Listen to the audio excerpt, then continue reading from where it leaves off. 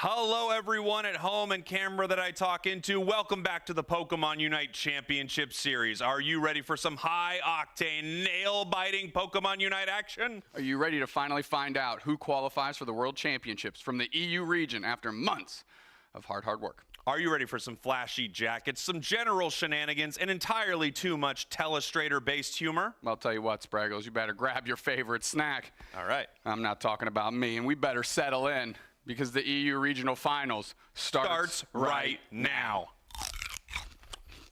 What is this? Celery. What? The scramble to score. If this goes in, that could make it happen. They somehow wiped them off the map. Can they get somebody's points in? That goes in. That goes in.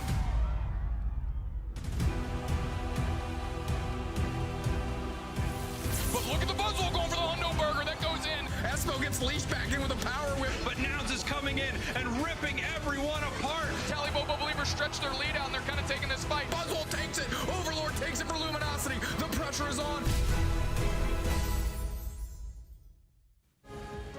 Hello and welcome to the Pokemon UNITE Regional Finals for the European region. My name is Zoinks and I'm joined here again today by Wonder Chef. All right, it's time. It's time to see who's going to qualify for Worlds. We got to see who qualified for NAIC yesterday, but this is where the biggest prize is. Exactly, this is where it all goes down. But if you're joining us for the first time today, we have a video to catch you up on how this format works. Hello trainers! Regional Finals and NAIC are around the corner, and the season is coming to a close. Let's see what remains for players and how they can still qualify for the World Championships in Yokohama, Japan, and claim a share of the $500,000 prize pool. As the season is coming to a close, the only chance left for teams to make it to the World Championships is through the Regional Finals or by scrounging up whatever CP remains to earn their invitation to Worlds. It seems all but certain as to who will make it, but nobody can be counted out just yet. Let's take a look at how the Regional Finals will go. The Regional Finals consist of grouped round-robin competition, with the top teams entering a double-elimination bracket. The winning team from each regional finals will represent their region at Worlds with a guaranteed slot. There's also a $50,000 prize pool per region at stake. So expect some of the fiercest matches to happen here as it's all on the line. With only the regional finals standing in the way of the teams making it to Yokohama, Japan, who will we see advance forward? Watch the regional finals and find out which teams are guaranteeing their spot at Worlds as we make it closer to the end of another epic season of Pokemon UNITE. That's right, this is the last stop on the road to Worlds for the European region. We are closing it out with an incredible top 8 bracket, but that's right, on the line is these World Championship slots. That's right, and of course this is the top 8 bracket, but previously they did play in a group stage, which we did get to see the example of earlier for Europe, but we get a chance to see now what the groups played out like yesterday, because we had honestly some really amazing matches overall. We had Talibobo Believers in Group A coming out 3-0, I think a little bit unsurprising to most of the people who've been following the UCS, and then Plush Keepers making out 2-1. I think it's a little bit more surprising. Absolutely, yeah, that's the big shock for me in Group A. Tilted Deviant going 0-3, a big surprise, but good news for Time to Shine, who's sitting at that 4th place spot in terms of championship points. Nouns Esports Team Peps also 3-0ing their group, and Time to Shine going 2-1. Random Fives also going 2-1 in their group at Group D. That's right. This is, there are a lot of huge stakes here. You can see that Group D, I feel like that must have been an extremely fun group to watch. That one looks like it was really close. There's some teams here that I think surprised people to make it, and some teams that for sure we expected to see. I think it's a good way to put it. Yeah, exactly. Old favorites and some new looks, but what are they playing for today? Let's take a look at the prize pool. $50,000 in total on the line. That's right. This is the most money that we've had so far this season. $20,000 $1,000 for first place, second with $10,000, and it just keeps moving down and down. Everybody who's made it here so far into this phase has made at least $1,500, but I know these competitors are going to be wanting to play for so much more. Exactly. One of those extra more things they're playing for is the championship points, which are also being allocated here at the regional finals. First place, of course, will automatically qualify for Japan, but after that, 2,000 championship points for second, and then descending as well. You want to be placing very highly in your region, and championship points are the way to do it. That's right, and we can actually see how the championship points have broken down throughout today, or not today, I'm sorry, before today, as I'm still trying to finish this celery here. The Taliboma Believers, of course, ahead by quite a bit. Nouns Esports and Team Peps, more like Team Pups, formerly known as Woof Woof. They are in the top 3 pretty solidly, but Time to Shine, I think, is the real big story. Yeah, I mean, in terms of World Championship Series, those top 3 teams are all locked in for guaranteed World Championship spots for the European region. If Time to Shine, if any of those first, second, or third teams win, Time to Shine will also be going to World Championships, which means that this tournament is all about crowning a regional champion for the European region, and then, of course, the 2 travel awards as well. Let's see what teams are competing as we take a look at our bracket for today. All right, let's start at the bottom. Team Peps, of course, like I mentioned, formerly Team Woof Woof, getting picked up by a sponsor for this very final event. Huge congratulations to them. They're taking on Plush Keepers. Above that, Nouns Esports taking on Random 5-Stack. Yeah, exactly. So many solid teams along the line. But the top of the side of the bracket will be Time to Shine versus Los Pipisteros, Tally Believers versus Giga Chad Retired. So many good matchups, but we're starting with one that I am very, very excited about. A first game that we are going to be covering on broadcast today is Tally Believers versus Giga Chad Retired. Right, and of course that name might be a little bit confusing to some people out there. There were actually 2 Giga Chad teams in the bracket. This is a little bit of an older one. We'll talk to about them once we get there. But Tally Believers, of course, if this is your first time that you have seen any of UCS, this is the ultimate team, I think you could say. Yeah. Almost in basically any of the regions that we've done, Tally Believers has just been the ultimate titan. We've had this conversation so many times around, are they the best team in the entire world? Well, now is the time to prove it, because very soon they are going to be competing on that stage. Giga Chad Retired, though, their opponents are also extremely strong. A lot of really good players. We're going to have to see how it shakes out as we jump into draft of game number 1. All right, let's get into it. First match of the day. This is a double elimination bracket, but you do not want to go down early. Taliboma Believers on the left and Giga Chad Retired on the right. Looks like that Lapras is already getting out of there. Super quick consensus. Yeah, it's going to be really interesting at how we watched North America all day yesterday, and now that we're pivoting over to the European region, we're going to have to see if there's any meta shakeups either direction. Lapras being banned immediately and Dodrio banned. Feel like the Dodrio ban, a really solid call-out from Taliboma Believers, understanding that not Dodo on the other side is just too extremely strong with that Pokemon. I know, what an amazing name for being able to use that Pokemon so well. But seeing the Slowbro pick first, that is, I think, an absolutely amazing choice. We've seen a lot of non-Lapras bans where Lapras gets picked first, but, I mean, this is really a defender meta. However, we are going to see the Zoroark and the Hoopa picked on the other side. Already starting off with some really strong, I think one could say, meta picks and bans overall in Europe. Oh, absolutely. But the Mew being picked so early, a big call out to Utah, who is one of the best players on that Pokemon in the entire globe. I think I can say that without reservation. I can't wait to watch it. Now, what kind of attacker are we going to be meeting them in path? It seems like Espeon might be the choice for Giga Chad Retired, a Pokemon that has definitely fallen off the wayside a little bit.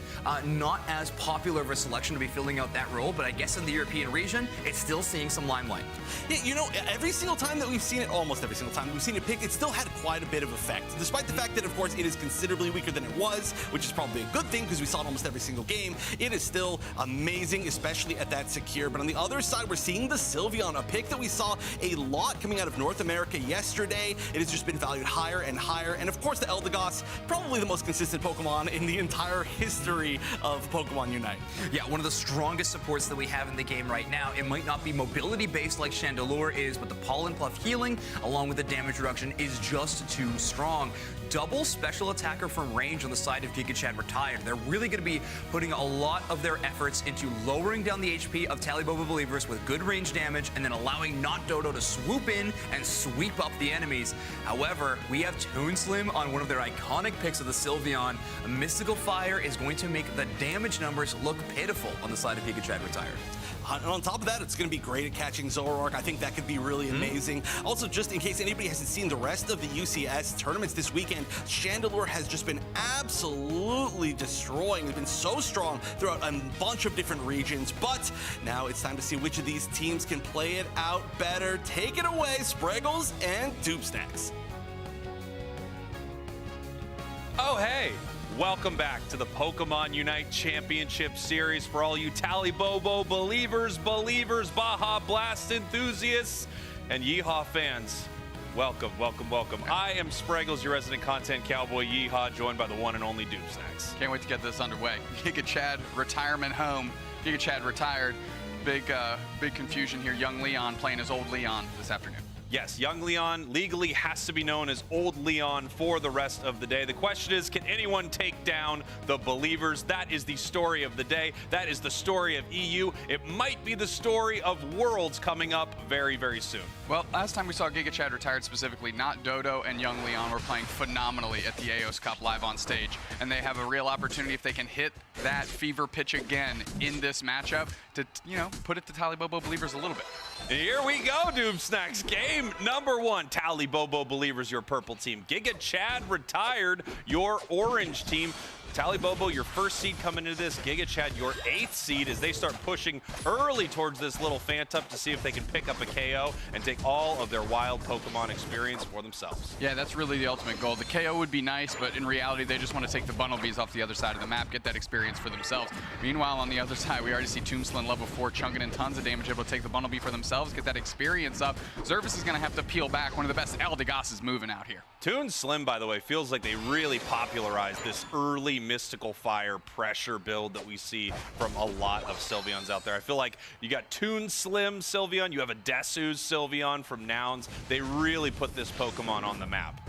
I couldn't agree more. You know, at the start of UCS Season 1, we were seeing a lot of Hyper Voice. But of course, Season 2, as things develop and change, and Toon Slim really helping hallmark this thing goes in. Now Dodo gets all into those birds, catches a nice reset from Nils, able to pop back through and get back into the action if they want to. But the thing that stands out to me, Spraggles, Litwick still on the side of Giga Chad retired. Yeah, and we also still have a little Phantump not able to evolve quite yet. However, old Leon right there picking up a nice secure on that experience. Is Not Dodo gonna have to head back through this hyperspace hole. Nils doing a good job of keeping Not Dodo obviously topped off on HP, but able to keep pushing and stay in the mix, which is a lot of pressure that this top path wouldn't really like to experience this early. Now, Espeon obviously has fallen a little out of favor recently, but you can see how powerful it still is in Path, as Not Dodo looking for a possible KO on Zervis, not able to make it happen, grabbing a berry and coming back to Path right here. I'm keeping an eye on Fanry. They need to get leveled up. That Chandelure is going to be critical to dealing damage. Coach Baba has to hit Trevenant as well, but we've got a little bit of a skirmish over the Swablu and Altaria in the middle, and Not Dodo's going to be able to catch a nice reset there. Klaus not able to close that distance. Question is, are they coming back? They actually are. I think Talibobo Believers did not expect they would be back, or they would have eaten a big wicked blow to the face right there, as they do get KO'd by the Eldegoss. They're moving forward here. Giga Chad Gaming is trying to keep this goal zone maintained. There's 4-on-2 here and tons of pressures on. Nils got the hyperspace hole, trying to pull some people through, but it's not looking like anybody's taking that highway today. Young Leon pours through just in time to get KO'd, because Utah's heating up. Not Dodo's trying to put the team on their back. They get one back the other way, maybe even two. Nope, Lambda gets credit for that. They're moving forward here. They can get another. Okay, Not Dodo. Okay, Not Dodo. I see you. I guess it is Dodo today. That was a good little pop moment. Yeah, incredible stuff right there. Giga Chad getting the best of that exchange, even though Talibobo really felt like they were sewing it up at the start right there. They were a higher level, however, so they gave up big experience over to Giga Chad. That's one of the advantages of fighting from your goal zone. You do get that little bit of shield, a little bit of HP boost, and it can help you bring parity. You might be behind on levels, but with that little buff there, you can really push the pressure on the other way. Here we have our first Reggie of the day. It is a Reggie Rock as Tally Bobo gets ready for this big secure. They have Urshifu with Wicked Blow, so they are really able to secure basically any objective around them. However, Espeon also an incredible secure tool with Psyshock and Psybeam. We're going to have to see what wins out here in this fight. Well, they're pushing through, and Klaus is getting KO. They're following up with another one. You see the not Dodo engage, got to the back line, actually got to Utah. However, forced out the Unite move. They're able to get into the smoke a little bit, and they got KO'd instantly. And now Tally Bobo Believers immediately got that experience back, got a bunch of points in. They're going to leave this goal zone standing, so Giga Chad Retirement Home can't get that experience to come back. Yeah, that's right, Dude Snacks. When you break a tier 1 goal zone, you give your opponents access to a ton of catch-up experience that spawns in the top or bottom path here. Tally Bobo doesn't want that to happen. They're way ahead on score already, and they want to keep their level advantage. Yeah, Tally Bobo's pivoting very well into this Regieleki. Gate it for free. Utah can't even challenge there. Fanry also forced to stay back. Falbo's going to look for an engage, but Tally Bobo Believers not really willing to play ball here. Going to have to move forward. Woodhammer actually hits in the Regieleki, and now Tally Bobo Believers have a huge opportunity for overcap here. It's sitting right at 2. We're going to see who goes in to get those points, but we have a decent opportunity to stretch this goal lead. Yeah, and here we go. We see that they have 40 in this top path. They can score it, but they can wait another 10 seconds. Just continue to drain the clock. That's longer and longer that Giga Chad will not have this experience in the top path. As you can see, as soon as it spawns, we have Zoroark moving up to the top path to clear it all out with Espeon. This is obviously something Giga Chad needs right now, but what they might need more than this is to score some points here. 186 to only 6 points on the side of Giga Chad. Yeah, huge 38-point overdunk to really stretch that lead out to how we see it right now. Hyperspace Highway is open. People are pivoting downstairs. Fabo has not really been able to lead the charge and get into the mix here, and that's been a disaster, quite frankly, for Giga Chad as Fanry and their backline is getting collapsed on. And here we can see 20 seconds until this bottom Reggie. Nice big solar beam onto the Trevenant as it is getting pushed back right here. Luckily, it has that hyperspace hole to bring it on home. But look at the levels on the side of Tally Bobo. They already have a level 12 Urshifu. Yeah, and Klaus is going to not let Giga Chad Retirement Home rest despite what their name says. Here we go. Nils is going to pull everybody through with the rings unbound. They're going to try and find an opportunity. They're starting to rip this Registeel. They're going to rely on the spacing, but the Mew Unite is out so they can get into the mix here. They're deep, not Dodo engages. They're going to try and rip this Registeel, and it is absolutely eviscerated. The Chandelier Unite comes out. Now we're pushing back the other way. Young Leon, old Leon, seals it up for the Retirement Home. Check their AARP card. Oh, that's a heck of a discount they just got. They're following it up, and they're going to just reel back, actually. After getting that done, they're going to just settle on their laurels here and say, okay, we got away with that. Let's play it a little closer to the chest. Yeah, beautiful plays there from Giga Chad. Still not able to score any points, but they were able to secure a big objective right there, and you saw it with that Espeon combo on top of Chandelure's Unite move right there. Really great stuff. There was a huge moment where Tally Bobo didn't have any vision of what was happening at that objective thanks to that Chandelure Unite move, and they took advantage of that. Without a doubt. Another Regieleki going to go to Tally Bobo Believers. I mean, Giga Chad can't even really contest here. However, they did bring a little bit of parity to the experience, so right now they just need to find opportunities and picks to maintain where they are right now. 3:30 on the clock, which means Giga Chad Retired is getting ready for dinner, and we have about a minute and a half until we have Rayquaza hitting the map.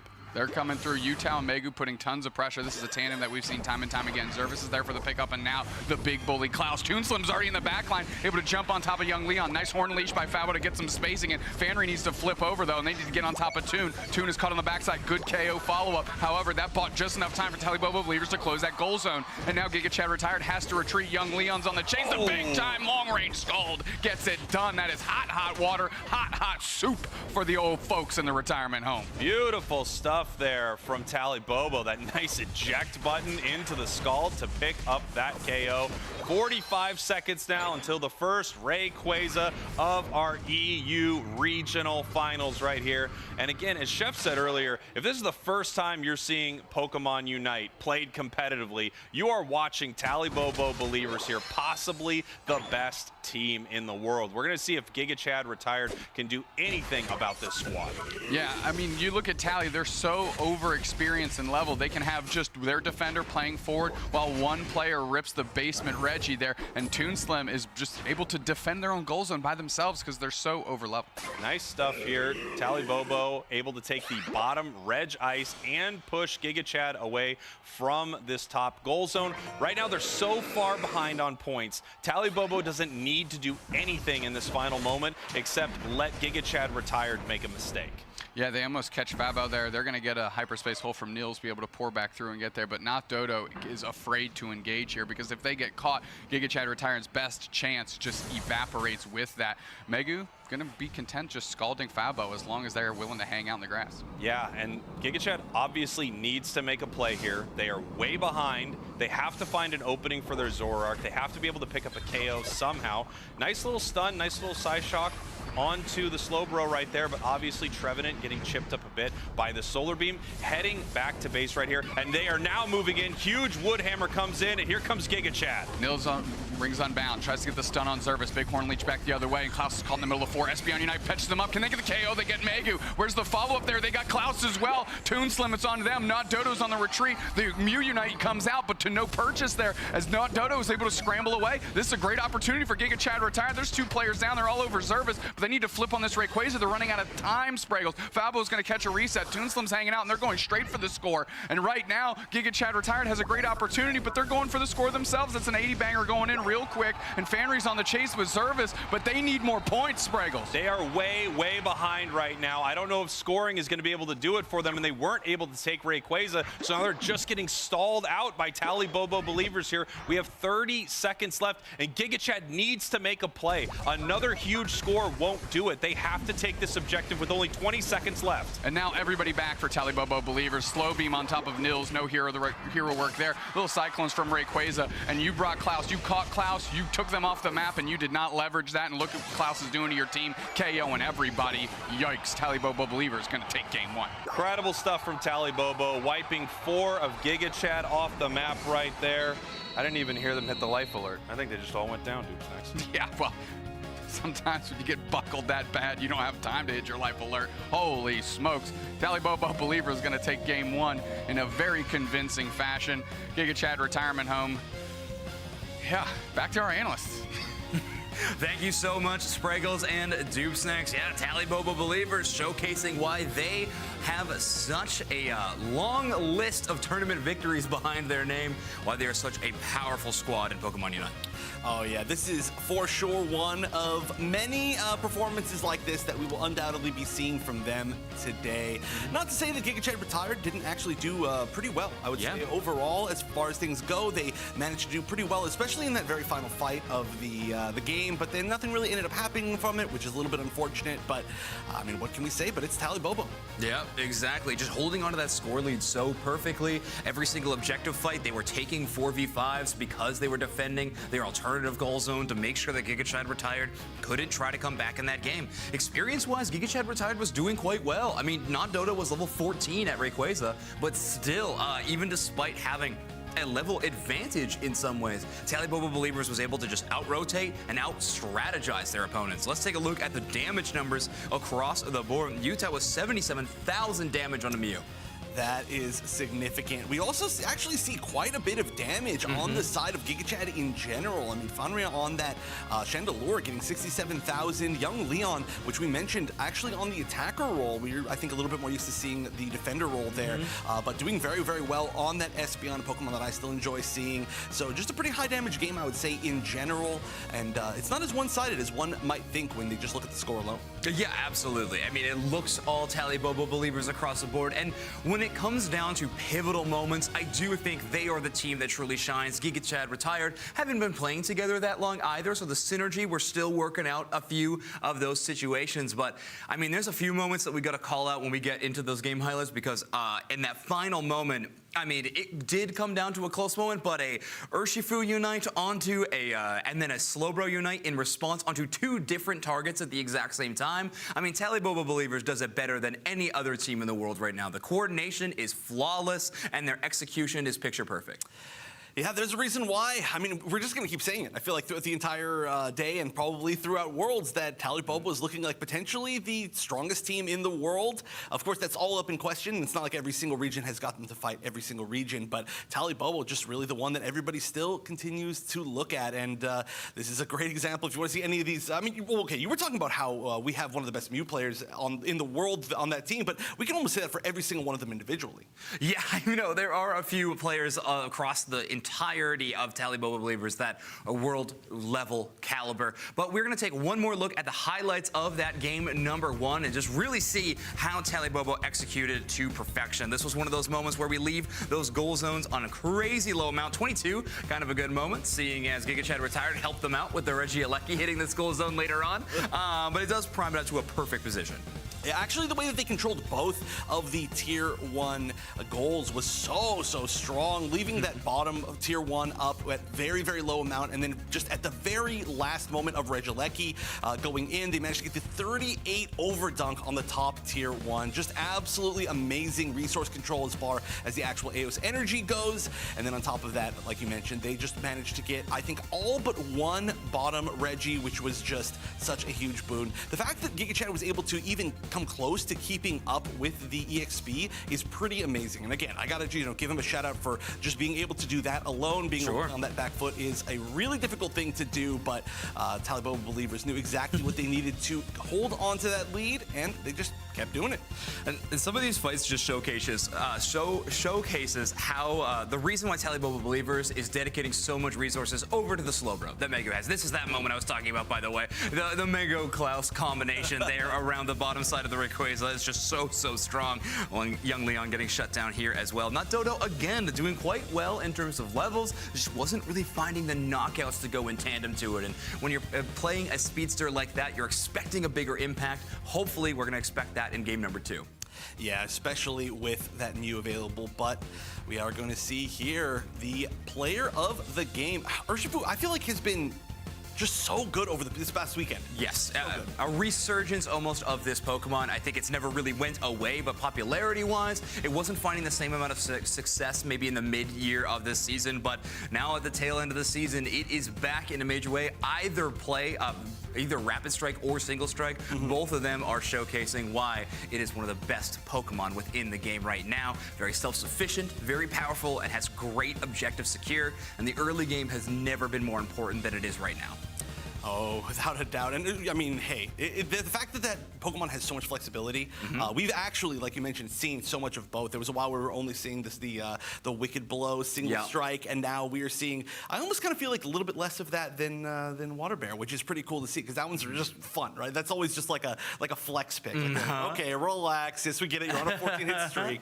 Yeah, exactly. It's a selection that you are dedicating a lot of play strategy to. Wicked Blow is going to play quite a bit differently than Rapid Strike will, but I also do think the undervalued thing here is the Eldegoss. If you have an Eldegoss on your team, the synergy with the Single Strike pick of Urshifu is so strong. Pollen Puff damage reduction, it works in tandem with Urshifu's already incredible damage reduction on the Wicked Blow, and when you're doing that, I mean, Urshifu is just unstoppable, literally, while trying to face down some of these objectives. So I really do think that is maybe a draft decision that is made even before you're in game and you hit that level 5. You should already be knowing what direction you're going to take your Urshifu build into. Right. We have seen that combo, that in fact, that particular combo several times yesterday, and it worked really well for North America, but we'll see if we can see any more of that today. Yeah, I mean, we're going to have Giga Chad retired going into their second draft, this time with the first pick. They're already going to be banning away the Zoroark on their side. Do not want to give that over to Tally Bobo believers. Klaus has showcased what an incredible phenom they are on that Pokemon. But going to grab the first pick, Lapras. That, of course, will give Slowbro over to Tally Bobo believers, which is Megu's comfort pick. But still, Lapras is such a strong pick right now. It is worth giving over that pick, I believe. Almost every single time. You mentioned this yesterday. You called that the Lapras first pick. That's pretty accurate. But I do like the fact that finally we're not seeing teams give up both the Lapras and the Slowbro at the same time. However, not Dodo gonna pick up the Dodrio. We obviously see now the Zoroark banned out. It was doing well, but like you mentioned, wasn't picking up quite as many KOs as maybe was necessary. So this might be a little bit more comfortable, as this is definitely a pick that we know Dodo for. Wow, interesting. A Talonflame Hover from Tally Bobo believers. A very spicy pick, but we're gonna hover and we're gonna immediately change over to the Buzzwole, one of my favorite picks and one of Klaus's best Pokemon as well. They have a very deep Pokemon pool, but I think they really shine on the Buzzwole. Although the Ninetales will probably be making its way into the path, one of the best features that Tally Bobo has is the ability for Toonslim and Utah to change roles at any point they want, depending on what Pokemon they select. They can switch between Central Area and Path at pretty much any given time, and it makes their draft way more open. Right. This is also potentially a spicy pick coming in here. Let's see. I mean, they're currently hovering over the Zeraora. I mean, I feel like that can't be it. That would be huge. I mean, regardless, though, if we do end up seeing this, I wonder if we're going to see the Scyther or the Scizor. I mean, we've seen both a decent amount now over the past weekend. I mean, not that much. It's still a pretty rare pick but in general, but I mean, we've seen them both once we actually see this Pokemon in general. Of course, it can kind of go that for the really two different routes depending on what you want. But I'm just trying to think about with this team, what do you think it's going to be? I honestly, I wouldn't be shocked if we did see the Scizor. However, we are running the attack weight and Razor Claw, so we have a critical hit style of build, and with the energy amplifier, it's not a lot of tanky items. I think I would expect something like Weakness Pulse if we're going to go Scizor. So my guess is going to be Scyther, but hey, if you want to just try to outlast a Lapras and a Venusaur, maybe you would go the Brawl style build. I'm not too sure. The two that get to talk about it though is Spraggles and Doom Snacks as they bring us into game number 2. Okay, so basically my idea is when they cut to us, we're gonna act like we're talking about the next bit we're gonna do and then be like surprised when we see the camera. Okay, that makes sense. Oh, hey, welcome back. Here we go. Tally Bobo Believers versus Giga Chad Retired. And we saw a very interesting pick inside there. A Scizor or Scyther from the side of Tally Bobo. Yeah, all that does and says to me is Giga Chad has an opportunity to win a game. Because we haven't seen that Pokemon look too great.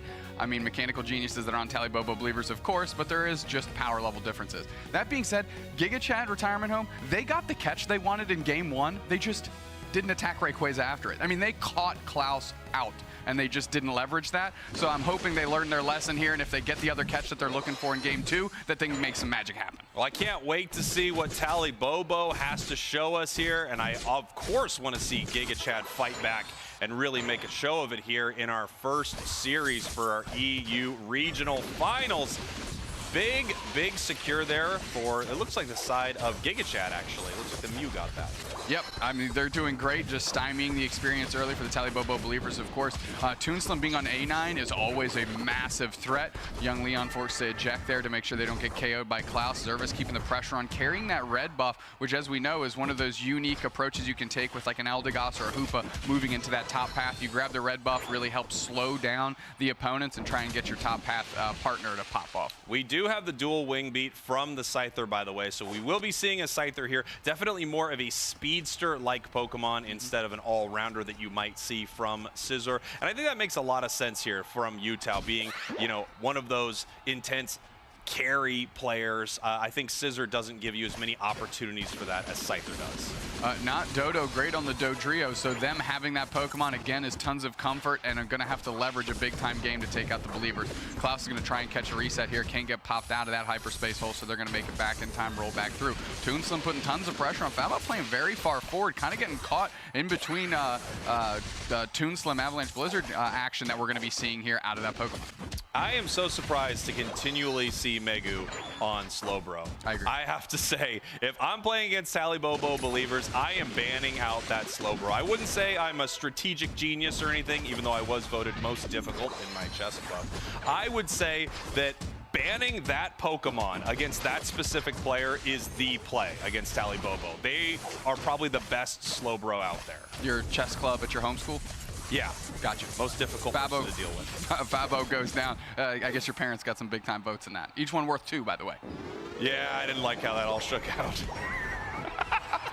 All right, points going in. Tally Bobo Believers up 58 to Goose Egg. Giga Chad Retirement Home, maybe having trouble with a little osteoporosis, can't get those legs moving, and over to the score zone to get some points in. It's really interesting because obviously we are seeing Tally Bobo, and they put on quite a show in every match that they're in. And you might think, oh, Giga Chad really doesn't, you know, compare to this team, but Tally Bobo can do this to just about any team they run into, and that is the big question for the EU region that only one team's been able to solve. Who can beat Tally Bobo? Absolutely, and this is a great opportunity for Giga Chad to kind of level up here, and they have an opportunity again, you know, that Scyther being in the mix. Yes, it's going to play the speedsters type role, but not Dodo's very good on the Dodrio. A couple catches on top of Utah, and I mean, that's a great way to slide the game into your direction. I got to ask you, Lapras, Slowbro, what do you think has more value? Because GigaChad obviously first picked this Lapras. It's a very powerful Pokemon. I still feel like I'm a Slowbro fan. I'm obviously a Slowbro fan. I think anybody that knows me will know that. But I think specifically Talibobo believers, they're a Slowbro fan, and you need to keep them off of that, to your point you made earlier. Ripping right through it. GigaChad gonna seal that up. A nice little play by the Mew to step up. Fanry looking good early. Utah tries to get to reset. They do. Eldegoss goes down, not a big deal. They're still holding down this goal zone, but somehow the siege is going on despite GigaChad Gaming having taken the basement Reggie. They're trying to stymie this push here, but Zervis catches their own reset here. Finally, they get a consolation prize in Toon, getting caught out a little bit on the A9, but that led the rest of Talibobo believers to get out of there. Talibobo able to make it out, but not able to get that first big secure. And actually, we had a pretty good fight from GigaChad right there. They are already scoring more points than they did through the majority of the last game, keeping it much more in line with Talibobo. So a very good start for them, and we saw Utah on this Scyther. It dove in with that Unite move, but it wasn't able to pick up that big first KO, and I think that's really important for Scyther. If it can get that first KO, it's like a domino effect. They can just continue KOing enemy Pokemon. Good little look here. Nils is playing a little bit of an aggressive Eldegoss here with the Cotton Spore going to be coming through, trying to pop up the opponents there and letting them be dove on top of. Between Klaus and Utah, just one quick little stun to let not Dodo get in there could be the key to success. Yeah, it's huge. Just being able to stop your opponents for a moment from using the move they wanted to use, comboing the way they wanted to combo. It can be a huge difference maker here. As we are heading to about the 5-minute mark, we have Reggie Alecki spawning here in the top path as we're still just fighting in this bottom path. Toon Slim level 10 already. Nils knows they're kind of being eyed down by Zervis and Klaus, and they're going to get jumped on, chomped up, and punched through. They're able to pivot back. That hyperspace hole is open. Nice little reset for Utah and Klaus. They roll back through. Not Dodo's there for the pickup. Vertinanger comes right back through on top of the hyperspace hole. Klaus forced to use their Unite move. Cotton Crash following suit. They pop through, and they keep Klaus from going back through, so Fabo gets credit for the KO there. A nice pickup for them. Utah's left all by their lonesome. Nice little bubble beam here. Can they get the pressure on? Close that goal zone out. They do. GigaChad squaring this thing up on the scoreboard. That's right, coming back to life here, GigaChad, as they are doing some work in the top path. No longer retired, apparently, as we can see Talibobo just able to get an easy secure here in this bottom path, unless that solar beam makes it a little too early from the side of GigaChad retired. I mean, tons of work going in here. Nice secure by Zervis in the face of the pressure that Fanry was putting on. Fabo playing a good front line this game. I really like what they've been able to do with the Bubble Beam Water Pulse combination and really facilitating some good engagements. Here we can see in the top path, we have the Buzzwole for Talibobo, just dealing with this Reggie Alecki that GigaChad sent their way. So we have a little bit of a fight here in the bottom path. We have a Unite move on Utah, the Scyther. So the question is, are they going to jump in? What are they going to target? I see that Eldegoss is looking pretty juicy. Yeah, the Zervis also has a Unite move, and they kind of want to expend that so they can get another one by the time that Rayquaza hits the map, but they're running out of time to do that maneuver. Yeah, it's it kind of coming down to the wire here. Obviously, Hoopa a little while back got a nice buff to its Unite move, so it has a bit better timing, but I was going to say they need to use it right about now, and here they go. Yeah, two players caught in the bubble beam. Megu's trying to score. Nobody's focusing on them. Fabao needs to pip and switch. Klaus getting a big-time KO on Leon. They're going to follow back up, and they use their Unite back the other way. KO Strike at 2. The goal zone's gone, and now the push is going to happen. Scyther getting a KO. Utah finally feeling the flow, taking out Fabao. 3 players down. Where's the follow-up, though? That's the big-time question mark. Not Dodo can't really engage. Megu stepping up to eat that boosted auto on behalf of Toon Slim, and Talibobo believers shatter another goal zone and take back the goal lead, or take back the score lead. They never lost it, but it was close before. Now it's a little bit less close. Nice play there from Talibobo. A couple of good KOs, breaking that bottom goal, and like you said, widening that score lead, which is very, very important heading into some of the end moments here of this battle. We see there is going to be another Reggie Alecki before Rayquaza spawns, as well as another bottom Reggie. We're going to see how these teams prioritize this. GigaChad being behind on score, they may want to prioritize Reggie Alecki, so hopefully they can get something up in this top path right here. Doobsnacks pointed out to me, we've got a level 14 Dodrio on the map. Yeah, one thing not Dodo does is they get their wild Pokemon, they get their experience in. Talibobo believe is going to rip this Regirock. We're going to try and get get some positioning as the Giga Chad retired above on the Reggie Alecki here, prioritizing that. And that's reasonable. Why contest when you don't have to? We've got 10 seconds till Rayquaza, and this game is pretty close, Fraggles. Incredibly close. We've got the Reggie Alecki walking here. Like I assumed, Giga Chad focusing on that top path objective, Tally Bobo focusing on that bottom path objective. We can see Megu using this Scald just to see if they can find where anyone from Giga Chad is in this tall grass. And right now, this match is so very, very close. Giga Chad's still behind, though, so they're going to be the ones that need to make some sort of play. They have an open goal zone in the bottom path, and they have Rayquaza. We're going to have to see how they want to push this fight. Well, one thing Giga Chad Retirement Home can't do is stall out as long as they did last time, because when it was the opportunity to flip the switch, they didn't have any time left in the game. And I know that they're not down by a lot, but Tally Bobo believers are incredibly good at maintaining their lead, so you actually have to pressure Tally Bobo into making a mistake. And this catch on Megu might have been it if they could have gotten some follow-up. But nope, clean little reset here, and back to that middle school dance mode that we like to talk about. And here we go. We've got Scyther, Buzzwole up in this top path, possibly looking for not Dodo, the Dodrio on the side of Giga Chad retired. But as you've said, the clock is draining down and no one seems to be making a move. A couple nice solar beams, and we're just going to be able to get a reset right here. The 1 minute mark, so now Giga Chad knows they are behind as Buzzwole picks up Dodrio. And they no follow-up, though. They're able to peel back, and that's the big thing. Not Dodo's level 14, but they're not in the mix here. Megu's playing far forward. They pick up a Pollen Puff. They're going to get chunked for a little bit of damage. Lapras Unite actually drags around to backdoor the team. They chip into 2. They get Zervis immediately. The follow-up for Young Leon. Let's see if they can get anything. Toon Slim's on top of them. Big time slow beam trying to come through. We're going to see if they can go follow-up. Cotton Crash is going to crash land after the eject button to try to close the gap on Klaus. They're going to follow it up. Oh, you forced out the Unite move, but get KO back on Klaus. This is the time. Not Dodo comes in and darts in, gets a KO. They're going to go scramble score. This is a great opportunity. KO streak for Not Dodo. They're the biggest player now. Level 15, 4 players after Tally Bobo. Just Toon Slim left. They eat an Electro Ball. They eat a Solar Beam. Welcome to the sun. How's that for some vitamin D? And Tally Bobo believers say GG's and cash this one in. Hey, you don't have to watch an afternoon full of Matlock to understand what the mystery was there, and that is they could not stop Not Dodo once they got into the mix. Incredible stuff right there. They drained the clock down, and then they found their moments after they picked up those 3 KOs. They knew they had their opportunity. I've got to hear what Zoinks and Wonder Chef have to think about this match, as Giga Chad has just tied this thing up. Gentlemen, take it away. Thank you so much. That's right. They may be hanging out at the retirement home, but you can't count them out yet. Giga Chad retired, tying this one up. That is huge. A huge first storyline for today. And again, you know, Giga Chad had a chance in the first game as well. It just didn't pan out for them. And they almost, I feel like, made the same kind of almost mistake this time around, but they decided to go and just barely score enough to pull ahead here. So it was amazing, amazing stuff. But I mean, we got to talk about that Not Dodo Dodrio. That was just everything. Exactly. And I mean, it even worked in their scoring macro decisions too, right? And the difference between game number 1 and 2 was the score deficit headed into that 8-minute mark. You can see here that is such a smaller margin than that game number 1, and Dodrio's scoring potential, because of how its passive splits it into 3 different scoring attempts, it makes it so much easier to get those in and bail. So great work. Let's take a look at what the numbers were. 70,000 damage from Fenrir's Mew. Very impressive. They popped off this game. I mean, their Chandelure looked great last game, but this Mew was exceptional.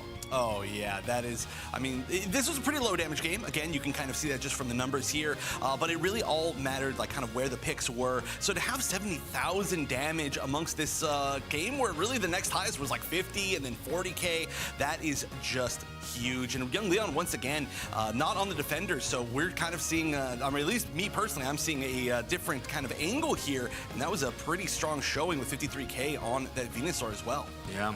Well, we want to break down that final team fight yet again, because it was wild, certainly. We had a lot of crazy action happening, and let's see here. I want you to focus in on the Lapras and where they go for this game, and watch when their Unite move actually starts out, because the entirety of Tally Bobo believers is on the right-hand side, except for Klaus's Buzzwole here, which gets a big engage, but the Solar Beam is enough to deter them to have to move over back to the other side. Now, finally, Lapras starts its Unite move and does a gigantic loop all the way over here to the other side. But because of how this corridor works, 2 targets are knocked up, and the perfect Solar Beam from Young Leon knocks down 2 of them. And that allows the rest of Giga Chad Retired to pounce on their enemies and charge in the other direction. Meanwhile, Not Dodo wins a 1v1 the other spot. Klaus tries to make a hero play, but the HP is just too much for them to work through, and from then on, it was just Not Dodo on the cleanup crew.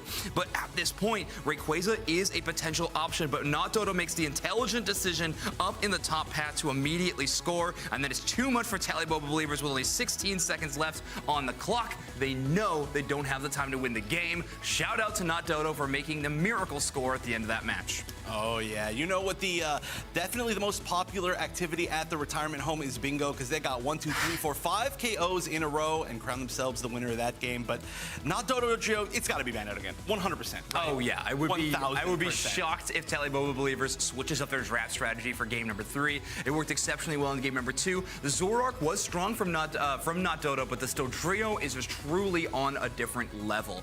I really do think we got to give props though to Fabal's Lapras as well. Maybe a runner-up to player of the game. I think that was a really, really solid choice. And honestly, into Scyther and Buzzwole, I feel like it's looking pretty okay. Lapras's passive is called Shell Armor. If it takes damage that will be more than 10% of its maximum HP, that damage will be reduced by 25%. So again, another damage reduction strategy, all comboing off great with Eldegoss's Pollen Puff. This support Pokemon has truly taken over the metagame, something fierce. I mean, yet again, an Eldegoss beats a Hoopa team, and I mean, Giga Chad Retired, putting them in pole position to knock Talibobo Believers down to the losers bracket. You got to beat Talibobo twice, though, in a best-of-3, and they don't tend to lose those too often. Yeah, there were certainly some really interesting, not only, well, I would just say draft decisions in general, right? Sure. We saw the two interesting picks, of course, that you just mentioned, the Scyther and the Buzzwole, which were very, very interesting, definitely targeted, but in the end, I'm not sure specifically if the Scyther got as much damage as maybe it could, and altogether, that team, I think, maybe needed to snowball a little bit more if it wanted to get its maximum effectiveness, but then also, again, just allowing the Dodrio for Not Dodo, it was just, it just allowed like two different things, you know, like we're not quite getting enough, they're just getting a little bit more than maybe they should, and like you mentioned, Talibobo, they're not a team that's going to be like, well, now what do we do? They're like, okay, let's just do what we did first game, because that was just a little bit better, I would say. Yeah, that's true. I'm glad you called out the damage numbers, though, because we all saw that graph at the end of the game. They were pitiful on the side of Talibobo Believers. We had barely any team making over 30,000. We have draft ready here in just a moment where we jump into it, and I'm excited to see what turns we take. I think we called out the Dodrio ban immediately. Now, this is Giga Chad Retired's second try, and they could be banning away the Slowbro, but that Lapras, again, is just so strong. I feel like you need to. I think the teams agree. Looks like we're about to get a double Lapras ban, and unless the Dodrio is picked away first, Giga Chad could sneak that in immediately, and I mean, a first pick Dodrio would probably be unlikely, as we are going to get Megu back that Slowbro. I mean, another great option, can do quite well in that particular matchup, but we'll see what Giga Chad is going to prioritize here. I have to imagine this is going to be a Dodrio and probably a Hoopa, right? Like, we go all in on that strategy, but currently the Zoroark and Mew being hovered, so grabbing that Zoroark away, again, they're just too worried about Klaus getting that Pokemon, and it's just it's too much of a threat. So instead, counterpick that one, and even taking away the Mew, because Nil's Mew was really, really good in that game too. Yeah, I feel like that's scary to try to steal that away just from Klaus. I mean, Klaus could also very easily just, I mean, you know, right now it looks like there's a chance that we're just going to see a Dodrio pick on the other side, or obviously played Urshifu earlier, so it's not like this is going to completely eliminate the options, and that Dodrio just did so well, but Talibobo Believers managing to steal it away, as we're going to see Giga Chad with their next two picks. Picking up the Eldegoss again. Hoopa potentially close to final pick. Very interesting, but the Trevenant, of course, always going to be strong. And the Hoopa falling to last pick is just an evidence of how Talibobo Believers is playing around being fine with either. You can see them grabbing their all-arounder and their speedster, knowing that the support they're going to be finding is going to be totally fine wherever it lands. Now, Giga Chad Retired did play the double beam composition last time around. We had Young Leon running the Giga Drain and Solar Beam for the Venusaur, and of course comboing that with the huge high damage potential of Nils was really, really solid. We might see that again, but no, the Chandelure being hovered. Very similar effect. Hey, Imprison into both Urshifu and Dodrio is incredible. Even Poltergeist, if you want to go that way. I think normally competitive teams are running that Imprison build, but it's so strong against Pokemon that have a lot of dash attacks. Usually when that's your getaway from danger tool, when you're stuck and imprisoned, you're truly stuck there. Yeah. I mean, honestly, like any Pokemon would be happy to have either of those options, and Chandelure gets them both. So we are going to see young Leon on the Chandelure finally playing a fire type, like the name would suggest. But we'll see how this plays out. I mean, I'm really excited for all the damage we're going to see on Giga Chad retired. Yeah, it's going to be a lot of damage numbers, a lot of exciting moments, and who better to take us through it than Spraggles and Doob Snacks? Over to you two. Woo, it is starting to heat up in here, Doob Snacks. I mean, that last match from Talibobo, it felt like they were flexing a little bit with that Scyther pick. We're going to have to see what they do when they're not trying to prove such a big point. Well, sure. What they did is draft maybe the best draft that I've seen this weekend. They got a ton of comfort picks, high octane picks. I mean, they have Urshifu, Dodrio, Slowbro, Gutter Pick Hoopa. I mean, this team is stacked up. Giga Chad Gaming on the other, or Giga Chad retirement home. Why are there so many Giga Chads? I've wanted the same thing. I think about that every night. I'm always talking to my wife right before I go to bed, and I wake her up and I go, why are there so many Giga Chads? It's almost as if one of them should be in a retirement home. Here we go, game 3, baby. Game 3, Talibobo Believers, Giga Chad retired. Why are there so many Giga Chads as we move in right here? You know, I have to say, you and I were talking about this draft as we were watching it.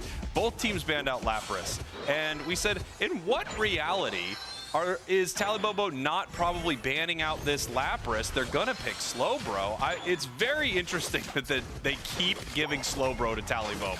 I agree. It's obviously Megu's most comfortable pick. They're a phenomenal defender player, but there is a clear difference between their Slowbro play and all their other defenders. Very high level play, no matter which Pokemon they have, but there is clearly one step higher on the Slowbro. Maybe we just don't know what their Lapras is all about. Maybe if we saw their Lapras, then we go, oh, actually, I understand what's happening right here. Not Dodo. Interesting pick here. They did not snag that Dodrio early, instead heading back to that Zoroark. Yeah. And that's a concern that you would have had to have less about if you banned out Slowbro. But now Dodrio into Slowbro is tough. I know they just ran it last time, but they have less tools to work with to kind of cover that difference. You can see Utah heading up into this top path with the Rapid Strike Urshifu. We're going to have to see if Utah can put up the kind of numbers we saw yesterday from North America. Some incredible Rapid Strike play right here as Not Dodo looking for their combo, finding it right there, but not able to pick up a KO. Yeah, but Utah's low and Not Dodo. Oh, great astonish there by Zervis, because Not Dodo was definitely looking for the follow-up on Utah. Yeah, and here we go. You can see they are looking to evolve to Trevin right here. Megu looking for the possible steal. They have to push it away with a light screen, solar beam, everything they can do to get it away from this Slowbro, who's been playing a lot of Scald today. Yeah, I mean, that's surprising for us out of Megu, because typically they're almost always on Surf for the spacing to allow different levels of engagement out of the rest of Talibobo Believers. But there's something that they saw that said, listen, this is going to have to be a Scald game for you. Let's make it happen. Klaus just poaching all of those Swablu. Fanry can't even make a play for them here as they're forced to peel back down, and Fabo still a Phantom. I got to say, though, Fanry with an amazing boosted into a Solar Beam there, almost taking them down in one big combo. However, it looks like Talibobo going to siege this goal zone. They kind of want Giga Chad to try and turn and fight here. Yeah, absolutely. Just cleverly enough, Fabo just using a couple branch pokes to get the spacing on Utah and be able to get back out, just trying to keep the scores from going in. That's literally all they were trying to do, is preserve that goal zone. But to your point, didn't overextend, so they didn't get KOs right before the Birds and, of course, the first basement Reggie. You know, something I love seeing out of EU already is their use of Espeon. I feel like every team in North America, for whatever reason, dropped this Pokemon, but I still think it has so much value, and we've seen it on both Talibobo and Giga Chad here. I couldn't agree more. I mean, it's still a great secure option. Yeah. And that just doesn't go away. I mean, the Psyshock is still a Psyshock, and now Toonslim is actually working through the Reggie. Toon really being incredibly proficient on all the different evolutions that we've seen them play so far, and I can't imagine Espeon's going to be any different. Oh, we're putting a dining room together. The retirement home has furniture, as it turns out. Young Leon trying to box up some players from Talibobo. Megu rules back through the portal. They're looking for an engage. Big time Scald, follow up by Fabo. They dart back through, and they get a huge KO on top of the Urshifu. Klaus is gone. Megu forced to reset. Giga Chad I might take this red ice, and it's old Leon getting it done. Nothing fossilized over here. They've got the furniture everywhere. They're slinging the fire everywhere, and now they're getting a KO streak of 2 everywhere. Giga Chad retirement home. Whoop. Looking fantastic right here. I just do have to point out, if your retirement home does not have furniture, that is a very bad sign. But you're right, they're playing the Poltergeist build. I absolutely love it. You can set up some amazing combos, and one thing you can really do with it is get rid of Pokemon with passives like Espeon right here. They'll walk into those borders around there and they lose their passive right away. That could be huge. I also like how they're using it to get spacing as well. So they're setting it down to hold back their goal zone, get their wild Pokemon as well. So good use of that from Giga Chad. Of course, Klaus, I said Klaus was the Urshifu earlier, Utah of course on that. But now they're working through this Regieleki, but now Dodo's looking there for an opportunity to jump, and they're going to be able to defend this goal zone again because of the Poltergeist. Yeah, we're going to have to see how this plays out. If Talibobo wants to make this push right here, they are on the defense of this goal zone as the big Psyshocks and Psybeams come in. And here comes Utah with the Unite move starting off this fight. Catching young Leon very, very quickly, putting them into the furniture, peeling back right on top of the berry. Great moves by Leon, and now they're caught out. Utah gets KO'd. Now Dodo's looking for another one. If they can catch Klaus too, Fanry boosted auto, Electro Ball on top of Klaus, and now Dodo's there for the pickup, follow-up. Klaus just makes it out. Zervis is wondering what just happened. They dart back through, boosted auto, chunks into them, and Giga Chad retirement home keeps surprising me, Spraggles. Giga Chad retirement home is not only surprising us with all of their plays, I think they're also surprising Talibobo because they are ahead somehow on the scoreline for the first time really in this entire series before Rayquaza. Incredible stuff right here. And you do have to remember, Talibobo would get knocked down to the losers bracket right now if Giga Chad takes this game. Absolutely banana lands action here to kick off our EU regional finals. Are you kidding me? Megu and Zervis is here. They're going to portal the whole team down. Young Leon's getting spaced out right on top of the slow beam. That's exactly the pickup you're looking for. Eldegoss Cotton Crash comes through, saves young Leon. Now they're caught in the Trevor Unite back the other way. Dodrio picks it up for Talibobo believers. They're going to be able to use this opportunity to push. Klaus doing that work for them. Utah with a great follow-up KO on Fanry, but now we have the Poltergeist out. Toonslim's caught inside the furniture. They're going to need to nab a reset. Zervis trying to dart through and buy some spacing here, but look at where the backside is. Utah's way deep. Klaus is way deep. They're trying to get the follow-up, but it's Zervis doing the hard work up front. Not Dodo. Has to use their Unite move just to stay standing, but is the follow-up going to be otherwhere? Klaus is coming through. Fanry gets Megu, and this goal zone still stands. Sprankles, let's go.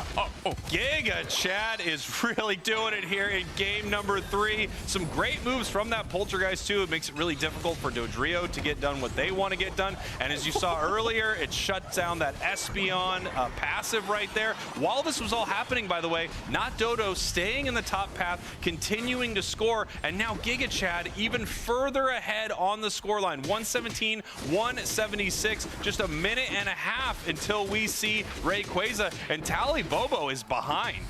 I mean, you have to give all the credit in the world back to young Leon, because the way they're moving, there ain't no way they're geriatric. Holy smokes. They are getting their HP ran down to the wire. Eject buttoning out, great pickups by Nils, and they can keep fighting clutch Poltergeists as well. I mean, young Leon is a standout star for me right now. And here we go, 4 members of Talibobo. They are sieging this goal zone. They want to get some points in before Rayquaza so that they are ahead, and it looks like Giga Chad is going to be the one to have to make a play right now, but they are getting pushed back from this goal zone right here. The Chandelure and the Mew doing a good job of sending them back home. As you can see in the top path, not Dodo in some trouble, having to use a Unite move, but does go down. Yeah, those Utah using their Unite move for the big time follow-up, and they're going to try and cut them off. They do get the KO, kind of the retaliatory KO, and this goal zone is still getting siege. Good little push by Fabao on the Horn Leech. Poltergeist comes out, forces Megu to retreat. I cannot believe this goal zone is still here. Yeah, incredible stuff. 4 members of Talibobo just sieging this goal zone. They're not able to take it. Registeel now being chipped up. They're going to try to secure it here before Rayquaza hits the map. We can see the Scald. They're trying to make sure the Trevenant doesn't get their big secure, obviously, by the Espeon. Espeon can really make those moments happen as we head into the final Rayquaza of this series. All tied up, Talibobo, Giga Chad, and Talibobo is behind. This is just crazy. I have no words for this. This is amazing. Giga Chad retirement home. Gonna have to get some spacing. They need to play smart. There are some good exterior goal zones for both teams available for some cheeky back caps if they decide to go that way. Megu playing far forward, trying to suss out Fabao, but look where Not Dodo is. They're protecting that goal zone from Klaus specifically. Yeah, and here you can see just setting up for this fight. Everyone's being very careful. The Dodrio, Klaus moving up for this score right here. We also see Utah watching this tier 1 in the bottom path, possibly moving around for a sneaky score of his own as 3 members of Giga Chad are watching this central area here.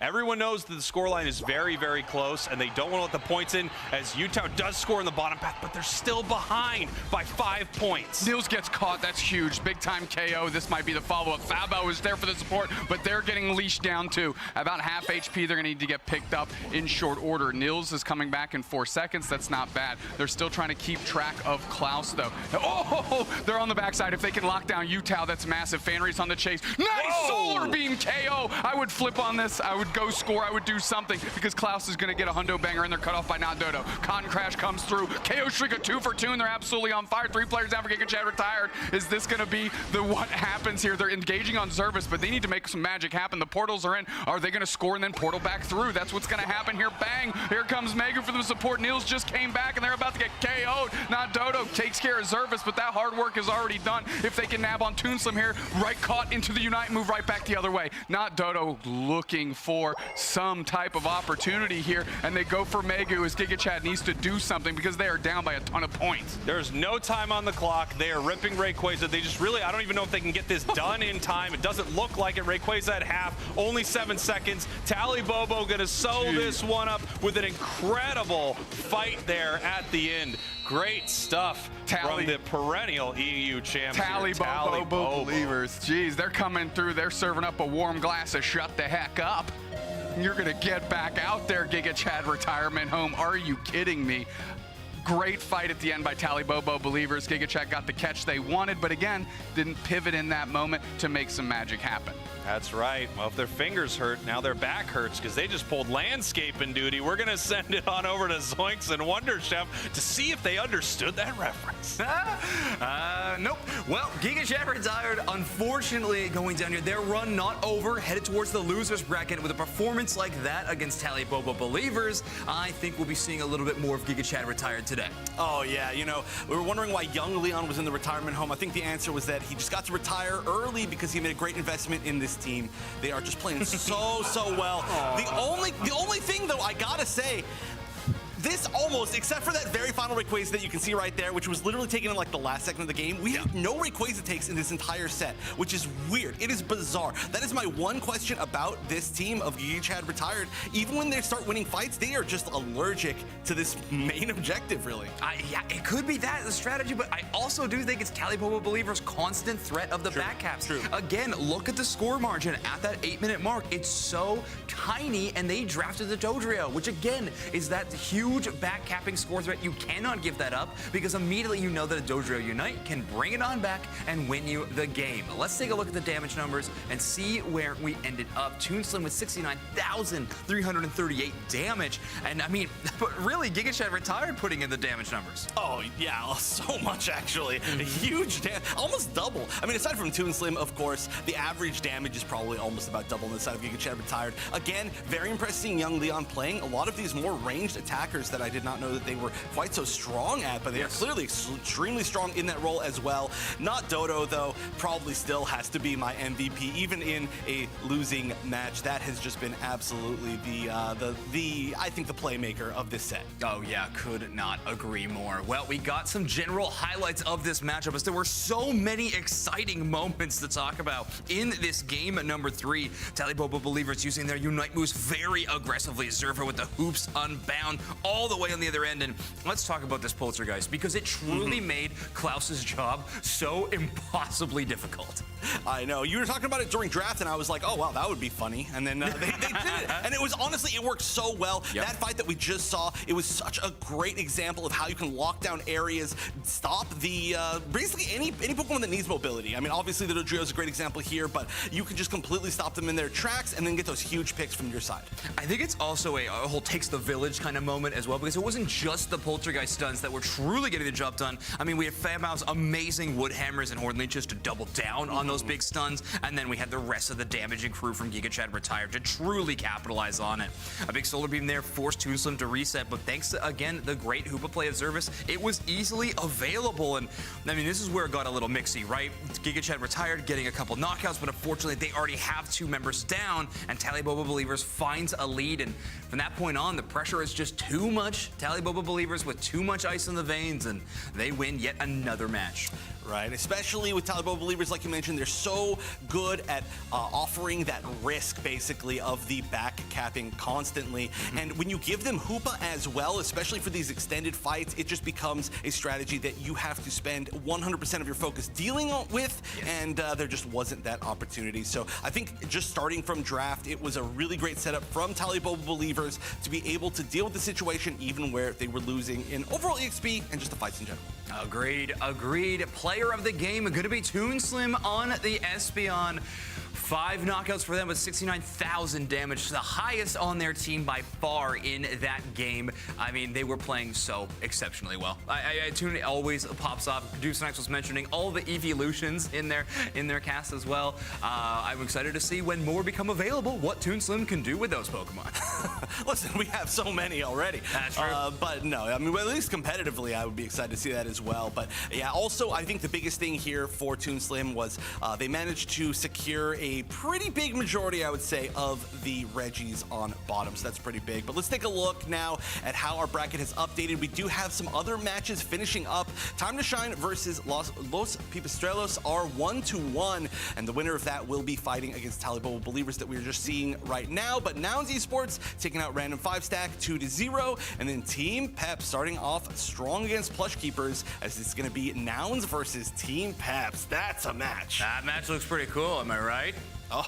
Yeah, I am right, because we're going to be watching that one very, very soon, but we're going to be watching it right after this break.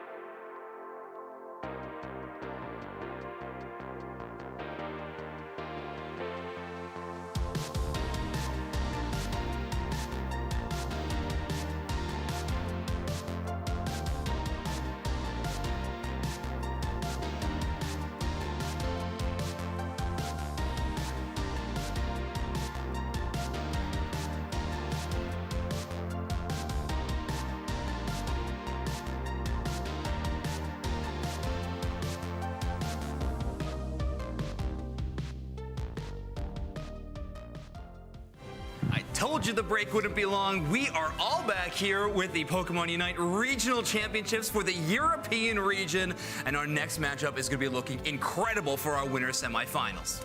It is. It's going to be Nouns versus Peps. You know, I feel like our casters are going to be really excited for this one. I really wonder what they're thinking about it, but we'll have to wait until we get to them to see it. But I know for sure I'm excited for this one. This is it's going to be gigantic. This is almost a top 3 match. In fact, it is probably, I think some would predict a top 3 match even going forward, but we're in like the second round of the tournament. This is a great kind of placement style game too, to see where Team Peps and Nouns are truly at in terms of caliber as we head into the later stages of the bracket, where at the end of the year, these teams have worked all season long to be the best squadrons that they can be. So let's take a look at these two teams and see how they're stacking up against each other, Nouns Esports and Team Peps. Oh, this is so. I mean, we can go through the history of these, right? Again, if anybody is maybe not familiar with these teams, these are 2 of the top-seeded teams, 2 of the 3. Of course, Talibo Believers that we just saw is number 1, but this is 2 and 3. Starting with Nouns Esports, our second place at Worlds previously, and this is been the kind of the storyline of them trying to get back to that spot that they were at in the previous season, and they are just so close. They've defeated Talibobo. It's just not quite been in their favor, but they are still a dominant force, standing above, I would say, most of the competition in this region. Yeah, we have a clear number 1 and 2 within the region, and Nouns so desperately wants to be called the number 1 again. It's been too long. Let's take a look at Team Peps, so the competition. You said it, formerly Team Wolf Wolf, Caligula, Marv, Potato, Human, and Ickless on this roster. Another extremely strong team, but they've just been so short of making it into that top 2. Like you mentioned, we've had a pretty considerably above the pack top 2. Peps has been right there, but again, congratulations to them. They just got picked up by a team, and we've seen before when somebody gets picked up by a team, that kind of gives them that big boost. So let's see how they do in their first set of today. Of course, they're pretty high up here already. What will the bands be? Still looking like Lapras from Nouns, but Peps trying to decide, maybe Hoopa. That makes a lot of sense. I don't think that Nouns actually plays a whole ton of Lapras, but I've also been hearing from the Scrimbucks kind of area that they actually are okay playing against it. Obviously not showcasing that here in our first game. We're going to be giving a ban towards it. Team Peps instead going to ban away Hoopa. Great call out. Get Geese off that Pokemon. They are too strong on the Hoopa. Just too strong. Oh, yeah. And you can definitely tell that Nouns probably doesn't play that much Lapras, because I think that they maybe know that they could have either taken a free Lapras as a first pick here, or potentially been able to pick up, for example, that Hoopa. But instead, they're going to be going with the Slowbro, an almost equally amazing pick on the other side. Looks like we're going to be picking up the Dodrio and the Eldegoss, combo that's been working pretty well the rest of the day even. Yeah, and the Blissey, maybe the first surprise pick that we are seeing added into our game today. We're going to have the Blissey for the side of Nouns Esports. Now, it might not be so clear cut who is going to be playing this Pokemon either. Geese does play the support for this roster normally, but they also got a mean Slowbro. We could see Brov playing the Blissey and seeing that swap up. Or any other strange, maybe potential mix. On the other side, though, we're going to see kind of a classic potential pathing partner, the Alolan Ninetales, which has been doing so well in every single region, and then the Snorlax, which we love to see, but a Desu picking the bird in the final pick there. Wow. And now, okay, so now I think we know who Brub's going to be playing. Sure, yeah, absolutely. Also, this reads to me like a Slowbro attacker. So we are going to be seeing a Slowbro attacker pick on the side of Nouns Esports, with the supporting staff for Nouns being Blissey and Mr. Mime. The final pick for Team Peps is going to need to be interesting, because you're going to need to take a Pokemon that can either outlast or do enough damage to break through the HP. It looks like we're going through the outlast strategy of a Goodra being selected by Team Peps. All right, so we got a pretty good number of surprise picks here. Yeah. Normally I'd say Mime is a surprise pick, of course, but that's just the Bruv classic. True. We got the Blissey, we've got the Bird, we've got the Goodra, we've got, I mean, Snorlax almost. I mean, we do see a good amount, but wow, what a draft already to start to set off. Yeah, Cali just throwing up their arms now at the other side. What are they going to be able to find with this Dodrio? They're going to be hunting after a lot of knockouts, but not a lot of easy options on the side of Nouns Esports. They got good defensive stats, they got great HP stats, and honestly, Nouns Esports with a very creative draft almost into this Dodrio. I'm excited to see this game into action, though. Let's send it over to Spriggles and Dubsnacks. That's right. Wow, what an exciting draft. I mean, I absolutely love these picks. I love this draft. I mean, that's what's fun about teams like Nouns Esports and Team Peps, Woof Woof. I mean, we saw it in the AOS Cup stage.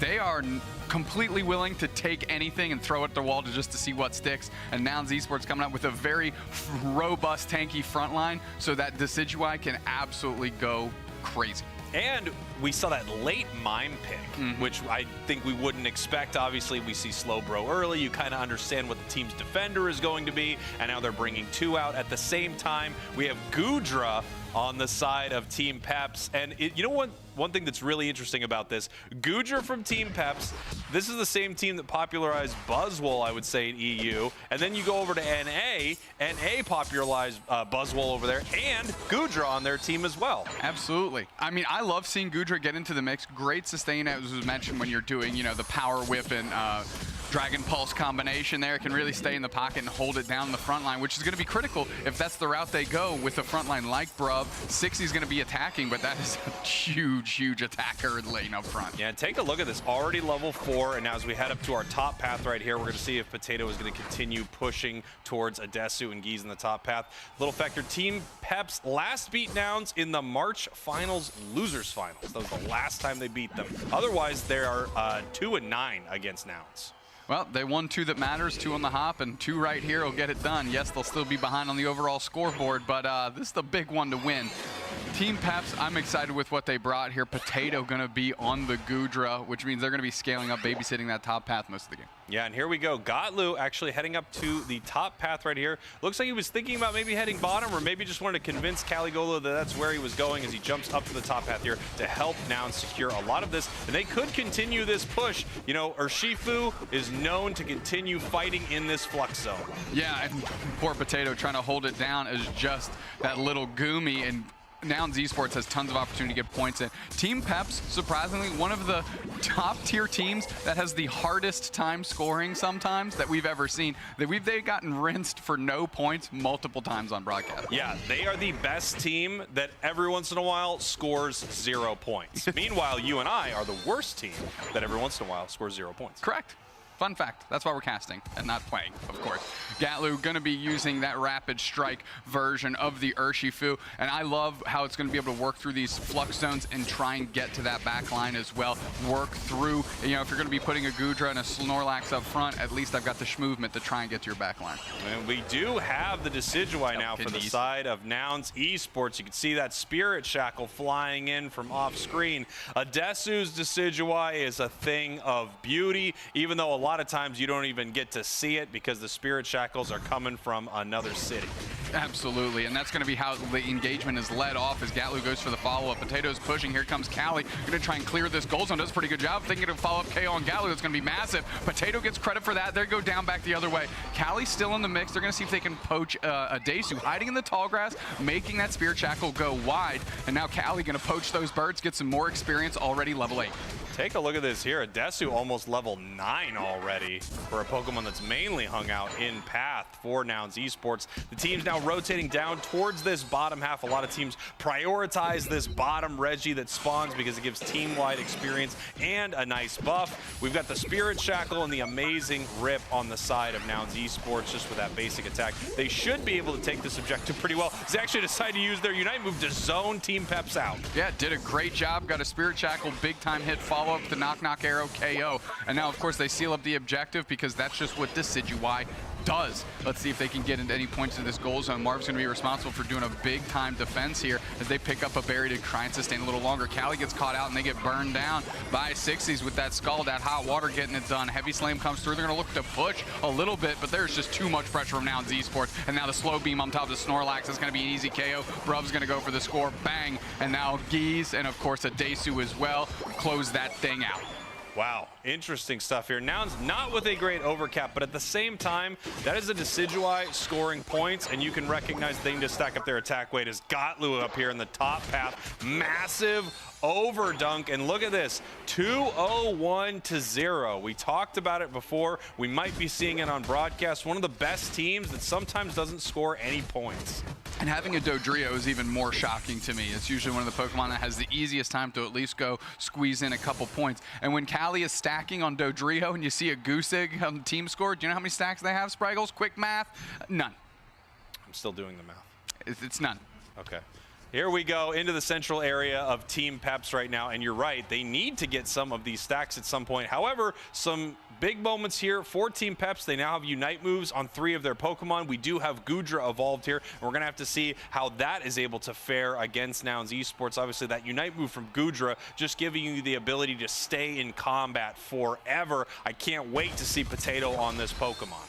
Well, we're going to have to see them get engagements here as they're still searching to level up. It looks like 2 of the goal zones for Team Peps has already been wiped off the map, and now Nouns Esports, because of that, can get very solid positional advantage on whichever objective they choose to pursue. Yeah, we're going to see what Nouns wants to do. They're actually sort of floating in the central area right here. It looks like Decidueye is mobilizing towards this bottom path as the Mr. Mime played by Bruv is moving forward towards Team Peps to zone them out. Nice big Spirit Shackle once again, and here we go. We're going to see if anything can happen with this big Unite move from Mime. Showtime comes out the Spirit Fingers, and because Cali couldn't jump over the wall, they get caught on it, and because of the Showtime and a stitched-in Spirit Shackle, they are KO'd immediately, and it's such a bad turn of events for Peps. They're forced to just completely abandon the bottom path. They abandon the bottom path. Nouns takes another objective. It looks like Gotlu and Potato were fighting in that central area, and it looks like Gotlu got the better of Potato right there. But 4 members of Team Peps are moving up towards this Regieleki, and they're looking to collapse onto Gotlu. Trying to poach Gotlu back the other way in another objective. Knock, knock, arrow, and there's so many players there. Caligogo's going to try to keep out Decidueye. As Decidueye is just laying in more damage, they get a KO on Caligola. Jeez. Another Spirit Shackle follow up, and that's a KO at 60s. And now we're moving through as Marv is trying to hold it down, but they get sorted out in very, very quick fashion as now all of Nouns Esports is escorting this Regieleki to the goal zone, and Cali hitting that jump pad cannot be good as they get slow beamed down. Eichel's Blizzard Avalanche Tandem, but that's not doing anything out here. They're able to put Potato off the other side. Another Showtime Spirit Fingers coming through. KO for Adesu as they just hit their A button. They sort that out. Another Spirit Shackle follow-up. Can they go from 2 to 3? That's the look we're going to try and make here. Finally, Nouns Esports lets Team Peps off the hook and retreats. Jeez, I mean, that first Spirit Shackle to start that engagement as Regieleki pushed hit every single member of Team Peps that was there. It was absolutely perfect. That's what we would expect out of Adesu. And here we go. Caligola putting in the points. They are not going to let that goose egg stand. They are going to get their stacks in the top path. Finally, and I'm sure that's what they're thinking too. They're able to get another set of points in as they're scalded immediately, and Cali's on the retreat. They're able to dodge the telekinesis with a little jump kick there, and Potato sealing up the birds. They need to keep scaling because they are behind on levels. Not by much, but a hair behind. You know, that combo from Slowbro is pretty interesting. You don't see a lot of players playing telekinesis. Scald is not as popular as Surf in a lot of these competitive games oftentimes because Surf just has so much more, you know, the knockups for the Surf Plus. But the combo together, Scald slows down the Dodrio, and then the telekinesis can really snap them right up. It's a pretty good setup to shut down the bird. Yeah, and as well as telekinesis, you can draw the player to you with a wall from Bruv that can contain them and keep them close. That's a good little pinch on top of Bruv. They looked like they had a good catch, but it's Eichel's that goes down in that exchange. Adesu, you monster, shooting from across the continent, getting a KO. Potato's caught. There's another wall by Bruv. They're trying to build this thing around Potato to isolate them. Marv is getting spaced out. Six is collapsing on Potato, and there's 2 players down. Excuse me, Eichel's just came off respawn. Heavy Slam comes through, and then they're pushed against the wall. Marv is trying to cage Gatlu, but of course, it's the Eldegoss that goes down there. Team Peps is getting absolutely destroyed here, and they need to make some magic happen. I'm looking at Cali because they are the Dodrio, and they've got an opportunity to be a big-time playmaker. And look at this right here. Rayquaza is at half right now. Nouns deciding to now turn out, pull back towards Team Peps, look for the KOs. Big Unite move from Alola Ninetales, but it doesn't matter. Snorlax getting slow beamed as Potato is just getting ripped apart here as well. Yeah, Gatlu using their Unite move, hitting up to 20, and then Mr. Mime Showtimes comes through, gets the collateral damage KOs on everybody else. Human, you are the weakest link. Get out of here. Slow, bro. 4 players down. They're going to take Rayquaza, and you know what that means, Spraggles. stuck at time. Yeah, big Hundo Burger is going to be reining in for the side of Nouns Esports, and this is like me and all my friends from high school because this is not close. 6:56, 7:34 to 18. I mean, come on. Yeah, Nouns Esports turning this thing into an absolute clinic, and I think the biggest highlight for me is where has this Decidueye been? Why aren't other teams picking this Pokemon up? It looks so good late in a draft. We see a Blissey sits on top of a Desu. Why not give them more KOs so they can get a bazillion damage this game? Well, infinite KOs, of course. Bruv is playing far forward, and Nyclis is just babysitting this home goal zone, but it's going to go. Oh my Come on, God. Bruv. A wall confusion. Have some mercy. Oh my goodness, dude.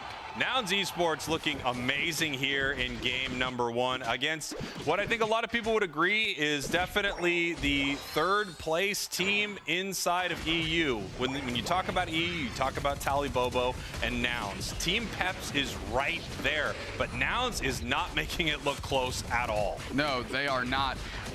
I'm taking a look. I mean, this Dodrio really didn't feel like the answer. Kylie couldn't really get going at any point in time in that matchup. I mean, Potato, who's usually a pop-off artist, didn't have a single ounce of impact in that game. And look at that, a 4-digit scoreline, beat them.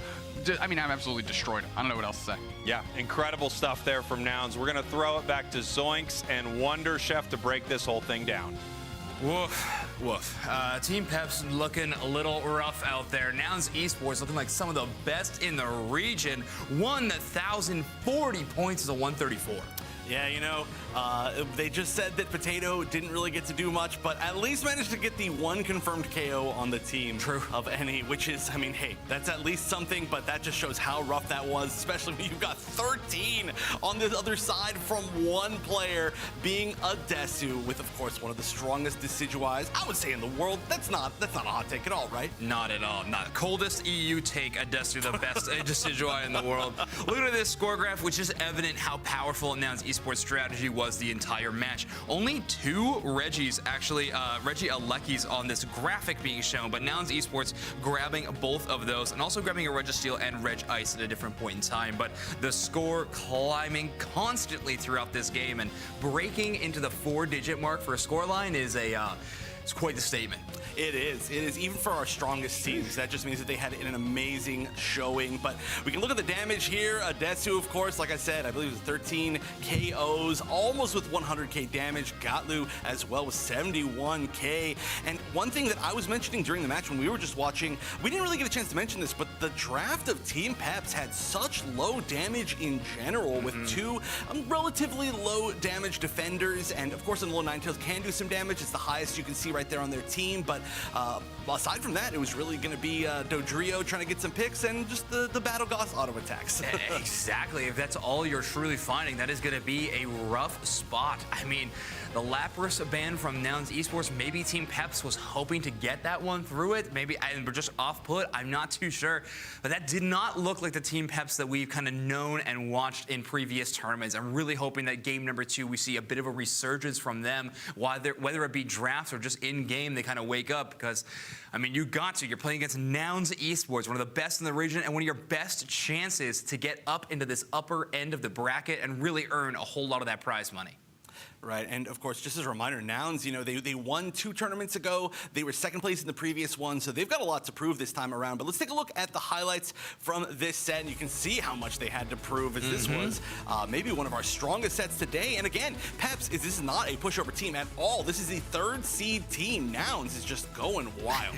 Yeah, I Desu with their iconic 360 no scope. Of course, no scope on his arrow, but, you know, trying to get a lot of knockouts. We were calling out this, but already at almost level 9 before that 7-minute mark after starting the game in path, which is just wild. And then Nouns Esports bottom path really having a ton of fun here. Attacker Slowbro and then Mr. Mime Defender in this bottom path was just such a hard one for Team Peps to play into. You see, analysis on Nouns matches where Bruv gets Mr. Mime are the easiest things ever because all I can do is just talk for like 45 minutes about how good all of these walls were. And that was so huge. I love it, especially against Dodrio, right? I mean, being able to physically block off those paths of entry that Dodrio literally needs to get the damage, or the escape that it really wants to get. There was just so much control with the Mr. Mime. Always a pleasure to watch. That's true. Now, one thing about Nouns Esports, actually, that I saw earlier today was Blaine tweeting about them. Their coach or analyst for Nouns Esports was saying that it's time to pull out the secret strat. Now, is the secret strat attacker slow, bro? Because if it is, it's paying off already. I really liked it. We actually got to see in this moment a Snorlax Unite move that is immediately caught out by a slow beam from Slowbro, just taking and waking that Snorlax up out of that power nap. What an incredible play. I mean, 60s has played so many big damage dealer Pokemon, tends to lean towards the speedsters, but they've played the defender role before, they've played the supporter role before. They're familiar. Right, but our player of the game is going to be Adesu on that Decidueye. Such a beast. I was mentioning this before, but I feel like every single time that we see Decidueye as a really intentional pick from these EU and NA teams, it just goes so well, especially when you have the specific players like, of course, Adesu, who are just so good with that Pokemon, and they just do not miss their shots. Yeah, 13 knockouts. And hey, we even saw a couple of knockouts happen with Shadow Sneak. They weren't even the Spirit Shackle actually finding the knockout. Just that little ghosty apparition finds the Pokemon and finds the knockout. So, I mean, Adesu using every part of the kit to utilize to full effect. Now, I mean, how do you start trying to counter a Decidueye? Team Peps needs to figure out a game plan against this gigantic range that this Pokemon provides. Wonder Chef, do you have any ideas at the top of your head that Team Peps could employ to try to fight back? They could ban Decidueye if they Okay. really I'm just kidding. No, honestly, again, I just think so much of the issue was like their draft and not having that damage. So they did, of course, have the ability to try and kind of dive, but especially with the, well, I was just saying with the Dodrio, but with the Mime there and just the rest of the protection, the Slowbro, even though it was an attacker, it's still going to be able to do some really great stuff against that Dodrio. So I just don't know if they have that many more options they can do to try and like kind of deal with it directly, right? I think it's going to be around crafting their team in just a different way where they're not going to be as vulnerable. Perfect. I'm so glad you said that because I'm of the exact same mind. I think what they really struggle with is, yes, Adesu's finding all these knockouts, they're getting all this damage, but it's also because they have no space given up. All these defenders are pushing them out preemptively, and Team Peps can't gain anything. I would love Team Peps to play a composition that helps them gain preemptive space and is actually able to get there before Adesu can even have a full effect, and instead these defenders are having a tough time working through the front line of Peps. Let's see how we go into game number 2, a Hoopa ban and a Slowbro ban from Nouns Esports. Well, no more attacker Slowbro, even though it was pretty sweet to see, but definitely understandable bans on both sides, and as expected, we are going to see that Lapras in that first pick slot. And this is just showcasing, again, Nouns Esports ready to play into the Lapras. They are comfortable. Maybe we'll finally find the secret sauce that can take down this exceptional defender Pokemon, one of the newest additions we have in the game. Urshifu from Gatlu, by the way. We didn't get to talk about it too much just because Adesu, again, just quite the superstar, was looking so amazing. But the Dodrio's also been drafted, and Gatlu's usually the Dodrio player, so we might have a new Urshifu player on the side of Nouns Esports. Ooh, okay, here we go. We got the Zoroark this time from Team Peps, along with that Eldegoss. I mean, you were just talking about the double damage reduction comp of Eldegoss with Lapras. That can be so hard to take down, but they already are starting with some damage. Not going to get the Dodrio this time, of course, but I like seeing the Zoroark. We'll see if that works out. The Blissey, though. Blissey and comboed with Trevenant. I mean, Bruv's Trevenant has truly looked so good this season, ever since kind of the midpoint on. They've really looked amazing, and taking Trevenant, I think, is a really good protection of Gatlu. You're not having to go up against it, but we have the Garchomp locked in for Team Peps. This is Potato's famous Garchomp. I can't wait to see it within the top path. I think Urshifu versus Garchomp is a really good matchup. Both really slow to the early game. You got to respect the Gibble. That bites quick. You can't worry about that one too much. Final selection for Nouns Esports is going to be the Delphox, which is a pretty big shock to me, honestly. It is a lot of squishy targets. I would have expected Nouns to go to one of their iconic double speedster picks here. Well, I mean, I guess I somewhat get it. Just to deal with the healing. It's not like there's a Hoopa available on the other side since they banned it out themselves. But overall, maybe they just want to make sure that there isn't one of those situations where the Garchomp just kind of stays up for an entire fight. They're probably going to, maybe they're going to try and focus it. I could see that potentially. Same thing, of course, with the Lapras that can self-sustain so well. But I guess they also just really wanted some special attack damage. There was really none on the team at all. I do think the double speedster could have worked as well. Maybe they were just a little bit scared that there was a little bit too much bulk on the side of Team Peps. True. Might be other options as well. Who knows? Team Peps versus Nouns Esports, game number 2 with Spraggles and Dupe Snacks. All right, we are back. Doob Snacks, can I offer you a game 2 between Team Peps and Nouns Esports in these trying times? I accept. Good. Everyone at home, can I offer you a game 2? You know what? They can't talk back to me. I feel like they can. Getting it anyways. But they want it. Oh, they want it bad. Oh, that's production. Stop doing this? Stop doing what? Oh, the bit. Nouns Esports, Team Peps. You know, I think the biggest surprise for me throughout this entire thing is seeing Blissey kind of come back into play here for Nouns. The most unsurprising thing to me is the fact that we're going straight into the game, I'm sure. Yeah, that wouldn't surprise me at all. Hey, here we are into the game. Team Peps, Nouns Esports. Team Peps, your purple team. Nouns Esports, your orange team. Obviously, as we've talked about a lot, it feels like on every broadcast, but especially today here at the regional finals, Nouns Esports is looking to reassert their dominance of their region and take home that big prize. They're going up against Team Peps, a very, very strong team that they actually handled extremely well in game 1. I am not sure why they didn't follow up with Bruv here, because I think they could have gotten a KO there. I want to see Team Peps really put the pressure on. There you go. The K opener on top is really good, getting out that Do duo immediately. Good credit to Team Peps early in this one. Maybe they can get a point. Ooh, and we see Potato up here in the top path on their Garchomp, one of the most exciting Garchomp players in the world, and definitely extremely proficient with this Pokemon. You can see in the bottom path, we almost have a level 5 for our Dodrio, which is a huge power spike. That's when they evolve and get their first move up at the top path here. Caligula is already ready for these birds. Adesu's going to try and backdoor them a little bit. They're engaging on top of Human. Human's level 3, but they are on top of Potato now. Cali able to dart through. Potato goes down. Human can't save them. They haven't evolved to Eldegoss, which means they don't have the Pollen Puff yet. So Nouns Esports getting a good KO back the other way and putting some decent pressure on the Swablu and Altaria. That was extremely close for the side of Nouns. Nice combo there from Peps, but yeah, not able to pick up that big KO here as we see Cali heading back into that central area. Down in our bottom path, it looks like they are skirmishing near their goals. Here comes a Desu in the top path. Human still level 3. They might be able to take advantage of this. Yeah, fortunately enough, Potato's doing good in covering their bases here to make sure that doesn't happen. Oh! Beast of an engage. Good KO by Potato.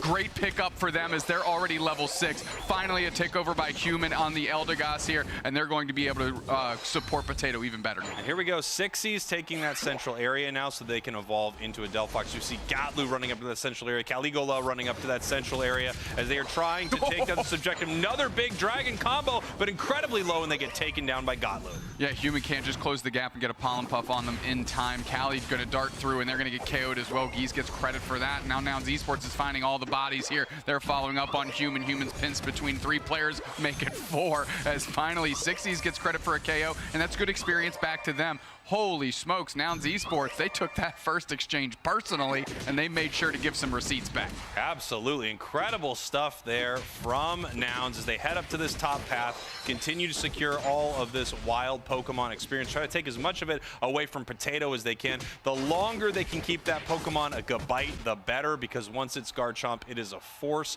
to be reckoned with. Down here in the bottom path, we actually don't have the teams really coalescing towards this objective just yet. 3 members of Team Peps, now 3 members with this Delphox of Nouns Esports. Great engage by Cali to try and get on top of Bruff. Fanciful Fireworks, so Bruff can sit in the middle of it, and they're getting KO'd immediately. Nice follow-up by Ikelis there. Regirock is being leashed back towards Team Peps. They might be able to rip it. Good engage by Gatlu as they're looking for another one here. Potato taking out Gatlu, taking out the Urshifu is big news for them as well. Team Peps looking pretty decent here in that bottom path exchange. Yeah, Team Peps looking great right there. Gatlu using that drill peck way too early to be able to get that secure. So really all it did is set up that objective for Team Peps to secure it. Regieleki getting very low, and Gatlu coming in with a perfect drill peck that time, securing Regieleki as the Garchomp picks up a big KO right into a Unite move. There you go. That's a double KO for Team Peps. Huge KO pickup, hits them level 9. They unleash the Unite move because they know how critical it is to get that follow-up KO on a Desu. So they essentially gave up a Regieleki for a KO streak of 2 and tons of experience on top of Potato. That is massive. Yeah, and oftentimes Regieleki has less value value than you would like, right? It just doesn't provide that much value if a team can defend it at goal. So right there, trading Reggie Alecki for a KO on the 2 highest level members of Nouns, that's huge. Absolutely, we're coming through a little, I believe that's a Cotton Spore action out of Human there, and that's great for the engagement. As we said, Potato caught the fanciful fireworks, big wood hammers as well. 60's gonna seal that up with a ton of damage, and yeah, maybe that Reggie Alecki didn't hit, but that goal zone's gone. 26-point overdunk. Beautiful stuff there from Nouns. They are doing some math as they set up a very strong overdunk in the top path. They are ahead right now. However, Team Peps was scoring on the tier 2 goal zone in the bottom path there for Nouns. This game is still incredibly close. It really is. Marv able to peel back after getting their point, and as Cali's looking for a pick, Gatlu kind of exposes themselves here to try and bait in Cali into this exchange, as we see that Adesu's coming up for the support. We can see Bruv hiding in this tall grass right here. They are able to see that Marv is down here. And this vision that they're providing to the team just lets them know who exactly is ready for this fight. Adesu wasn't ready for that one. Caught by 2 members of Team Peps. Massive Dragon Claw combo, which you see work very, very well on Garchomp. Yeah, Cali hopping over the wall there to deal the substantial damage as a follow-up. Really made sure Adesu could not get out of there. Bruv's the only one who's going to try and make some magic happen here for Nouns Esports. Woodhammer comes through. Ickless seals it. If Bruv can get out, that's big, but they get hit by the bubble beam, and we're rushing in as Potato. Tons of damage being shelled in. They don't need much more. How about a little chip shot? We're getting it done. Potato picking up a Pollen Puff, topped off on HP, and Potato's on the hunt. Potato is on the hunt, and they are picking up some massive KOs. You saw the eject button used to pick that one up. Nice Unite move. Godlu almost going down. As they're continuing this chase, they really want to skewer the bird right here. Can they take it down? And they do as they continue to crash on this goal. Unite move coming out from the Garchomp, and this fight's still going. A big Dragon Claw combo. They're following up here. That's a KO on top of Bruv. This map, KO streak at 2. Potato is on fire. Adesu on the follow-up. They got to close this one out to get the set. Cali Gola gets it, but I want to highlight Human's amazing Cotton Crash Unite move that topped off the whole team while sieging that goal zone and allow them to keep pushing deeper, and Potato and Cali to scrub out Nouns Esports. This is a different team, Peps, than game 1. I mean, they just look so good here in game number 2. Nouns Esports not at all as dominant as they were before, and it looks like we're going to leave this goal at 1. That was either intentional or just kind of great timing to be stopped there for Nouns Esports,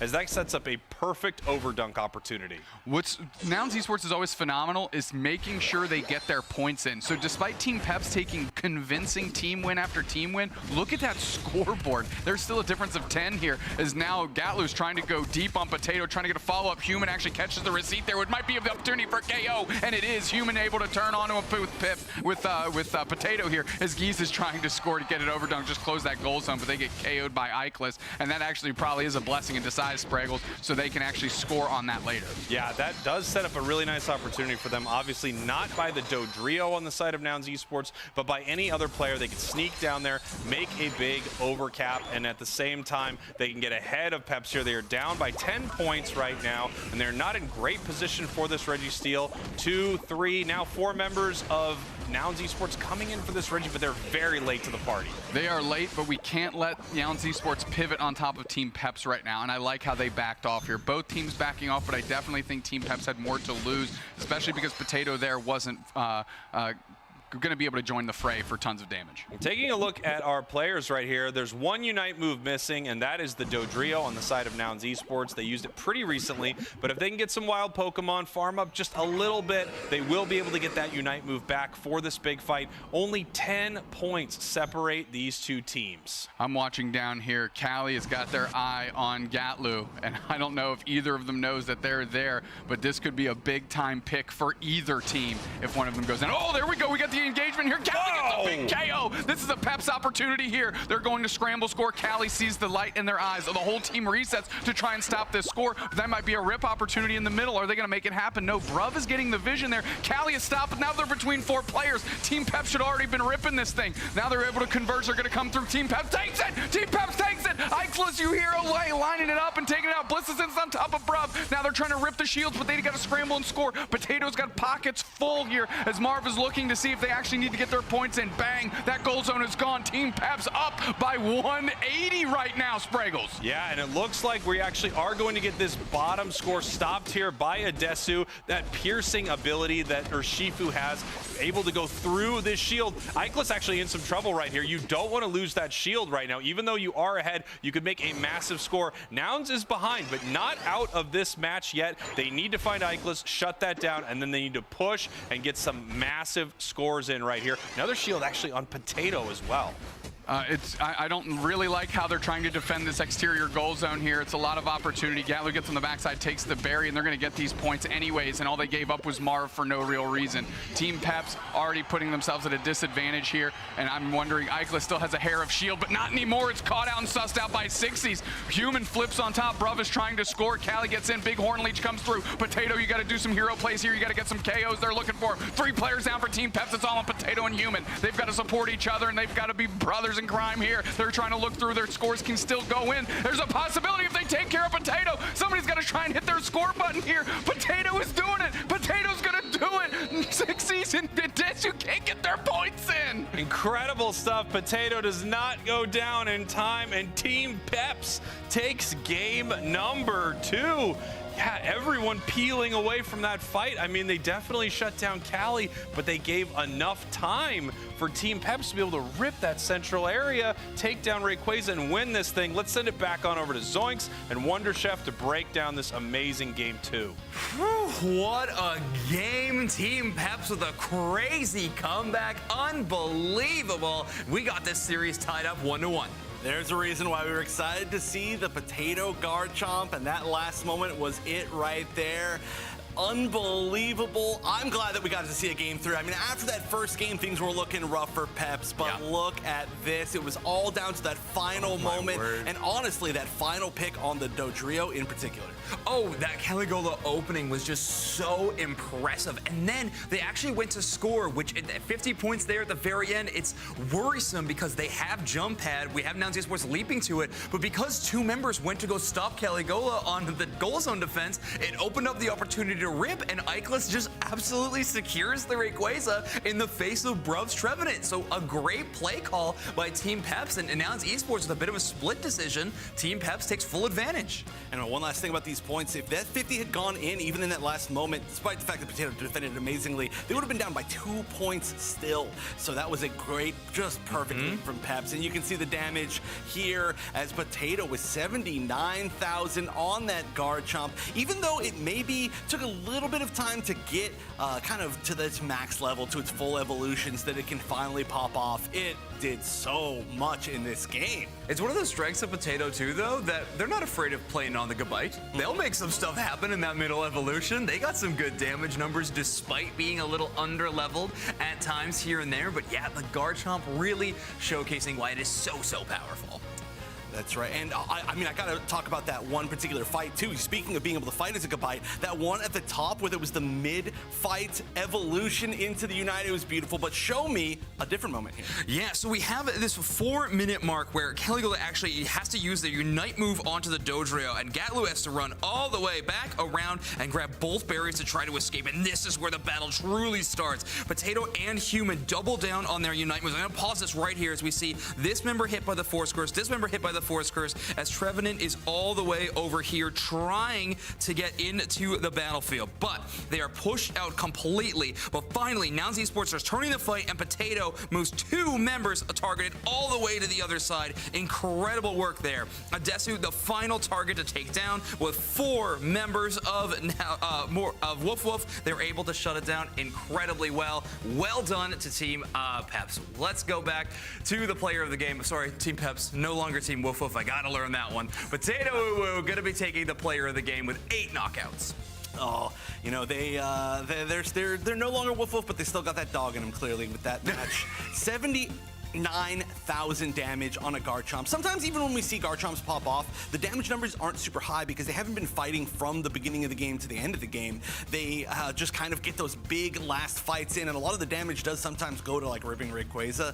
So, I mean, the fact that this damage was huge as far as even in that final fight, a lot of it I think was that final defense, and that final defense was huge. Exactly. Pulling multiple members away in multiple moments. The highlight reel we saw, and then of course in the final moments, dragging Dragon Rush, really showcasing why that big pull can be a very impactful part of the game. Potato, I mean, knows this Pokemon better than most, I will say. I really like the Rapid Fire Scarf Muscle Band. Focus Band, by the way, I think that Focus Band item, a lot of people will debate if it's necessary or not, in my opinion, and I believe in Potato's opinion, absolutely necessary. You gotta run that item. Yeah, I feel like you got to believe in Potato's opinion at this point. So, Yeah, true. So that means 3 games, right? 3 games in this set, despite the fact that it looked like Nouns was running away with it at the start. Yes. Peps turned everything around. I'm really glad for that because I was really excited for this set, and for a minute I was like, maybe I shouldn't have been so excited for this set, but now I can be excited again.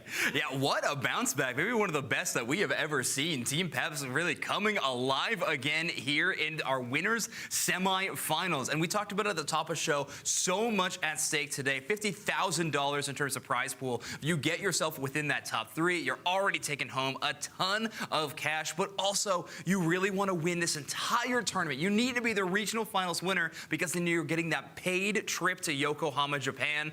And I mean, if you can take down Nouns Esports, I mean, you're already feeling like you can go all the way. And of course, the vice versa is true. Nouns also feeling if they can take down Team Peps, they got a good chance at being our regional champion.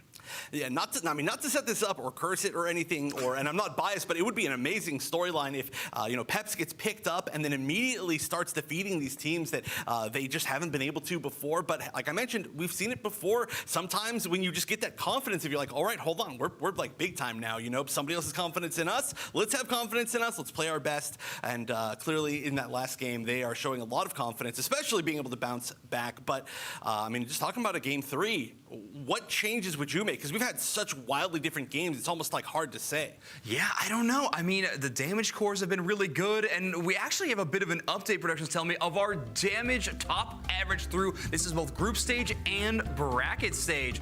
Gardevoir actually leading our list of top average damage in games. Oh, wow.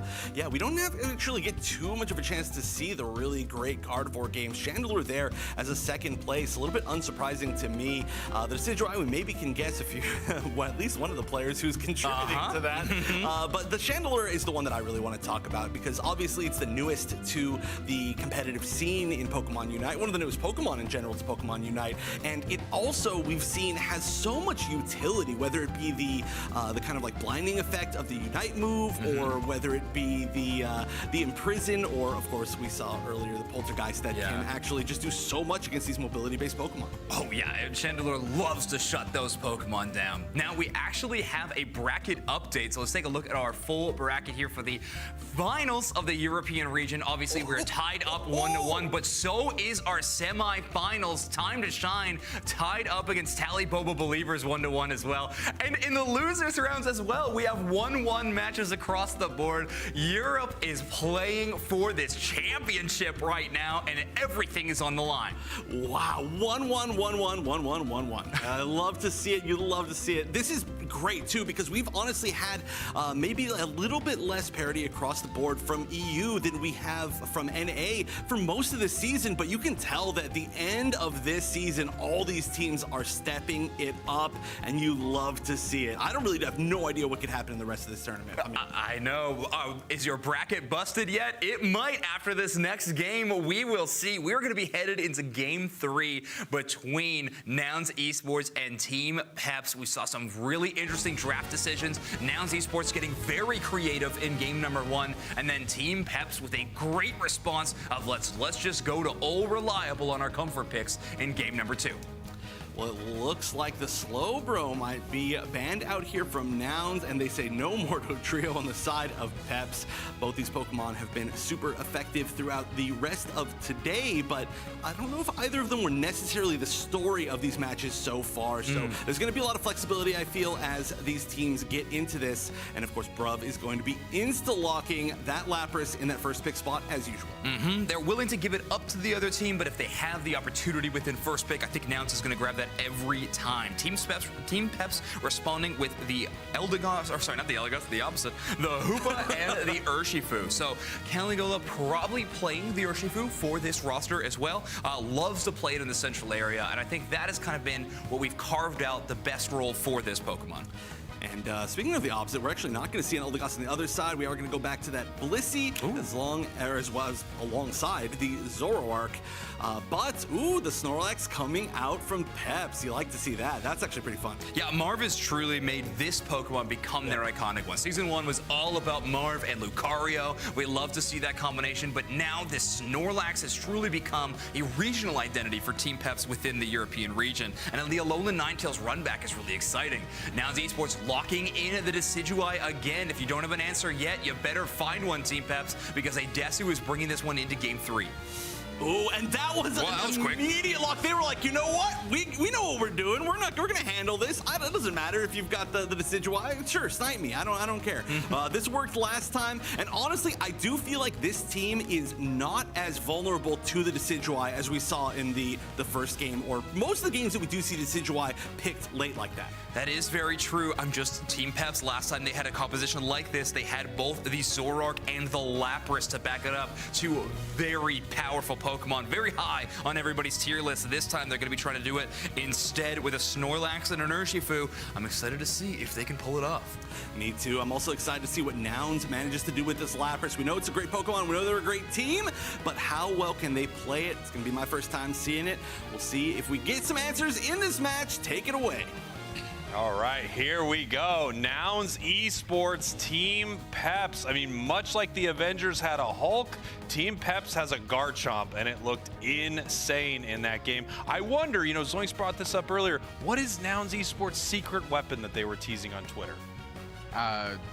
Maybe the Slowbro. Maybe it's just a Desu on Decidueye, and it's like one of those like hashtag best kept secrets, but really everybody kind of knows it, you know what I mean? But what I'm looking for in Team Peps, and anything, if AO's Cup taught us anything, is Caligula's Urshifu, if they go single strike, can secure any objective under the sun, and actually to the point where when they squared up their matchup against Talibobo at AO's Cup, Talibobo actually had to ban out Urshifu specifically to target out Cali's Urshifu. So Team Peps getting that and picking it first makes a lot of sense to me. Go with your comfort, go with your gut, make some magic happen, and keep pushing forward in this bracket. And they're going to try to right here. Nouns Esports, again, looking amazing there in game number 1. However, game 2, Team Peps really rallied back. We are in game 3 right now. The loser of this is not out of this tournament, but they are heading down to our losers bracket. And that's surprising for either of these teams, to be honest. They're both so good.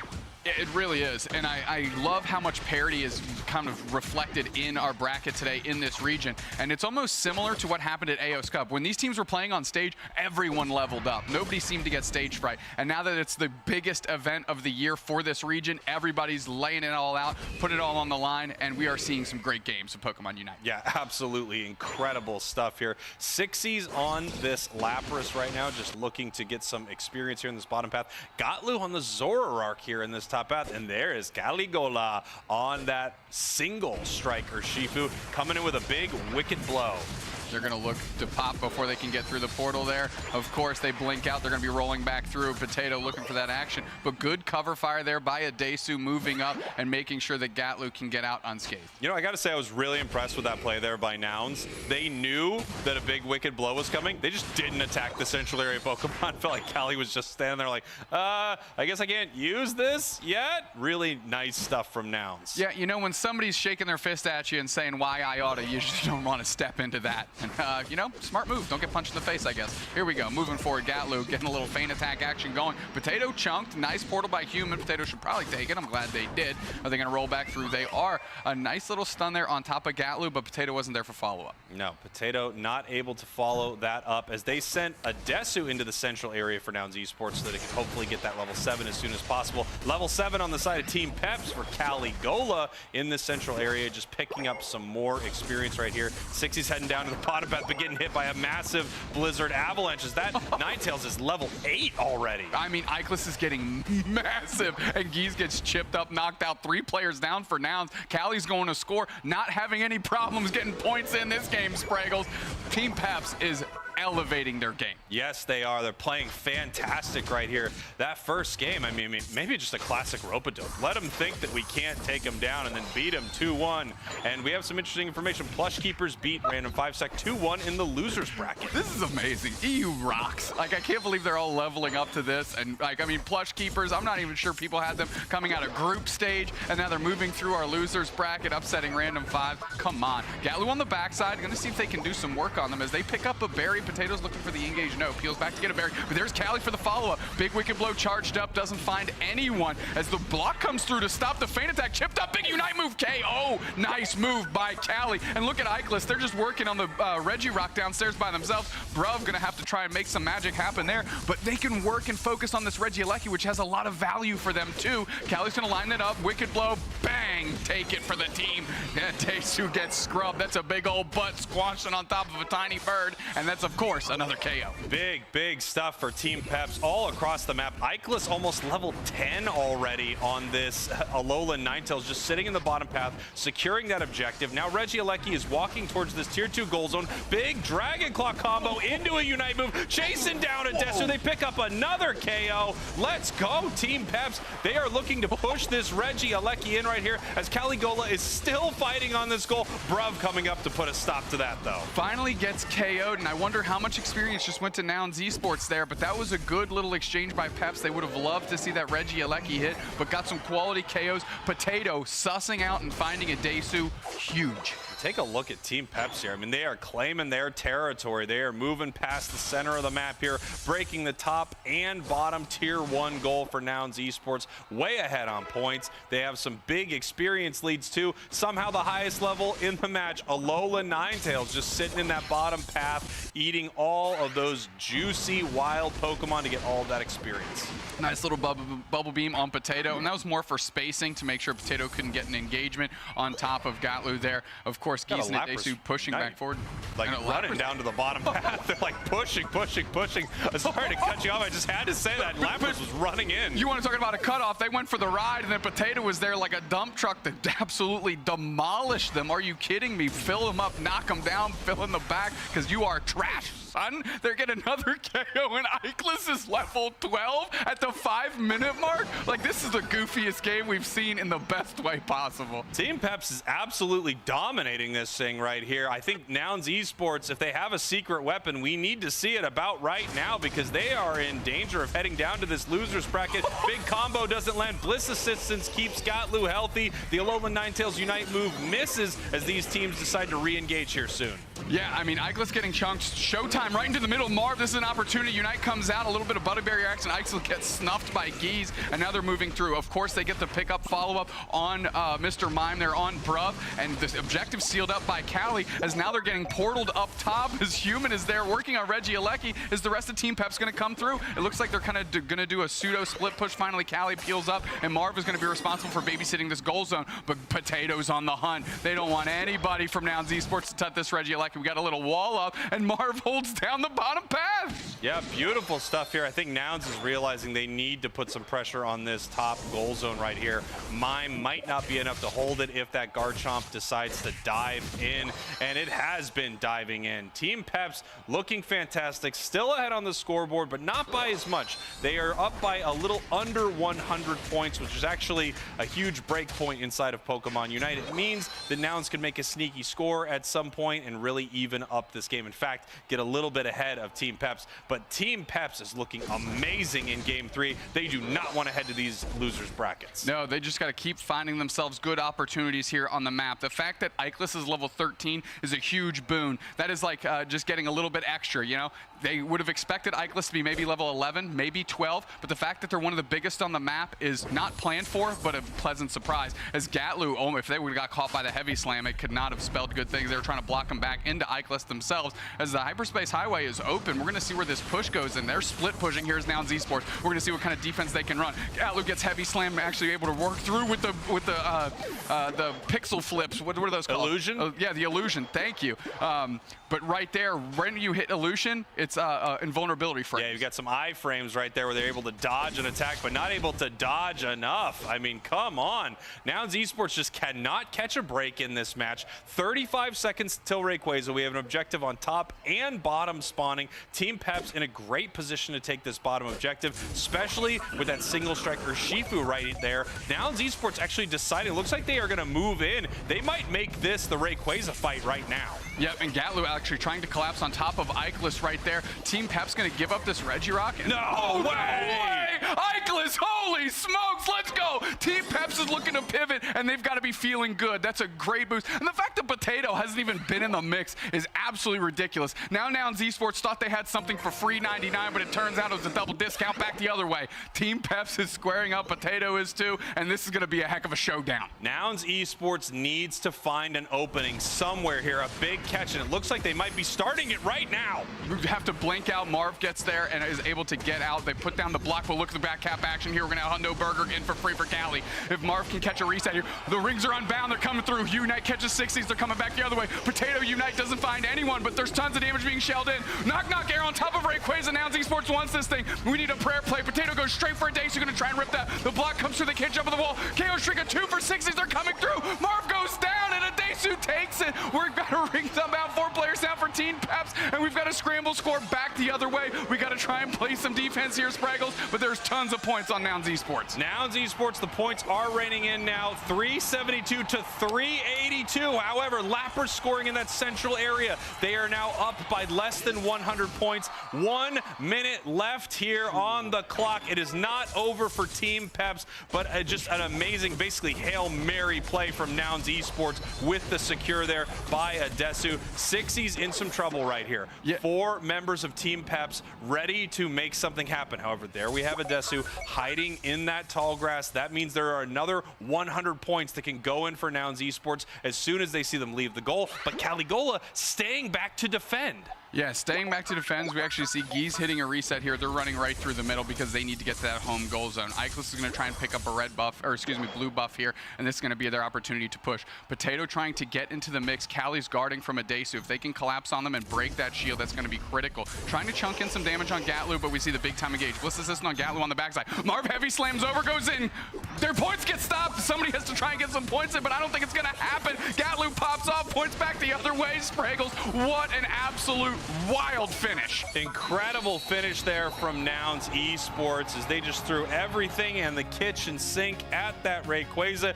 Even a Decidueye Unite move at Rayquaza looking like a solo queue game. I was very worried that that was going to be their attempt at a secure right there. Somehow the miracle arrow from Adesu able to take that down. I can't wait to see some of those moments from Zoinks and Wonder Chef. Gentlemen, take it away.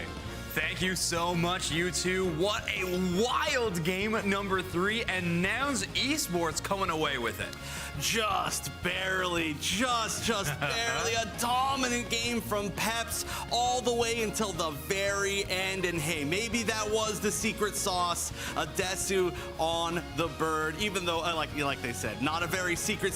It was what won them essentially both of their games. Look how close that was. Even with the Ray take, they just barely got ahead. There weren't enough points in the pockets of Team Peps, but what a huge steal at the end. But you can see the story of this game. Such dominance from Peps the entire way through. Extremely so. Objective after objective, holding a score lead up until the final moments, but you can't and you cannot ever count out Nouns Esports from any moment of this game. That's right. It just all came down to that one perfect Spirit Shackle. Let's see the damage, and I think it's gonna once again look like the opposite team won when we look at this damage. Potato once again with just a massive amount. That Garchomp worked out perfectly both times that it was picked. Didn't lead to the win, but it did work out perfectly for sure. That is true. A lot of draft love sent over towards the Decidueye, grabbing that one last pretty much every single time, and Adesu coming away with 53,000 damage in our matchup. Maybe not the 60,000, but we do want to look at that match again because there's a lot we have to go over. There is such strong plays all together. This was a gigantic fight where we saw Team Peps really take both sides of that goal zone. Eventually, though, Nouns did come back, and I think this is one of the fights where they did manage to get back a good amount of that comeback experience. Yeah, a lot of the questions I had about is what is Nouns' answer to this Garchomp? Do they have anything to deter it from just jumping into your backline and Unite moving all over your squishies? But it worked out really well whenever Bruv got in position and got some of those stuns. So one of those moments definitely earned them a little bit of space. But this bottom Registeel earned by Cali because of the space created by Marv with that great Snorlax Unite move. Oh, and then it all came down to this, of course, a big fight where even within this fight, it seemed like Peps was doing well. Look at this. They control the entire center space. They're doing their absolute best here, but it all comes down to who gets it in the end. Truly a flip for the end of this close set. And even with the flip, it ended up being pretty close. There were just so many points available to Nouns Esports. Yeah, I mean, even having the single strike Urshifu, but when they're knocked up into the air, they're not able to Wicked Blow that main objective of the Rayquaza, just missing that chance. That means that Team Peps is going to be headed to our losers bracket. So not quite out, but Nouns Esports headed on to our winners finals, and our player of the game is going to be Sixies with the Lapras. Lapras always going to have a huge impact when they are in the game. And honestly, I mean, it's very cool to see. It's been unlocking a lot of other Pokemon as well, just as every single time that we don't see it, I guess one could say. Yeah, that is true. Gets that first spot pretty much every single time. And Sixie's playing multiple defenders in this matchup, by the way. The Pokemon pool is very, very deep for this player, and being able to play Lapras and allow your other defender players like Bruv to be able to pick up some very interesting picks like the Mr. Mime really makes Nouns Esports drafting strategy very interesting, very dynamic.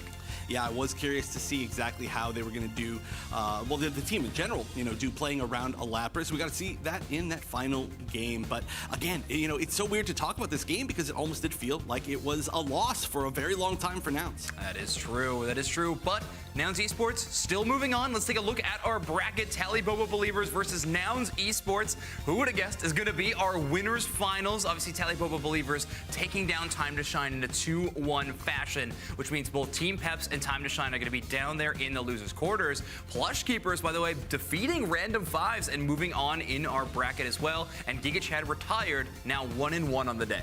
Right, and I think the biggest story here is, although we technically didn't quite see the upsets, some of the upsets that we thought we could potentially see, every one of these sets was extremely close, and I think that's setting us up for a situation where we could definitely see some upsets. Team Peps, Team Giga Chad, they have both, and of course Time to Shine, which we didn't even get a chance to see that match, they've all brought a lot of damage to these top teams that are expected to be winning these matches. Oh, exactly. The pressure has been put on constantly. No game is free, no game is easy. Everything is down to the wire, and that's what makes this game and this region so exciting. But we are not the only region competing this weekend. We have a lot of competition going around worldwide, and in the OC region, we had some crazy storylines. We did. Exo Clan, the first seed, you can see right here, this was a match in the grand finals. They were going up against Legends Reappear, one of the biggest underdogs of the entire, I would say, UCS,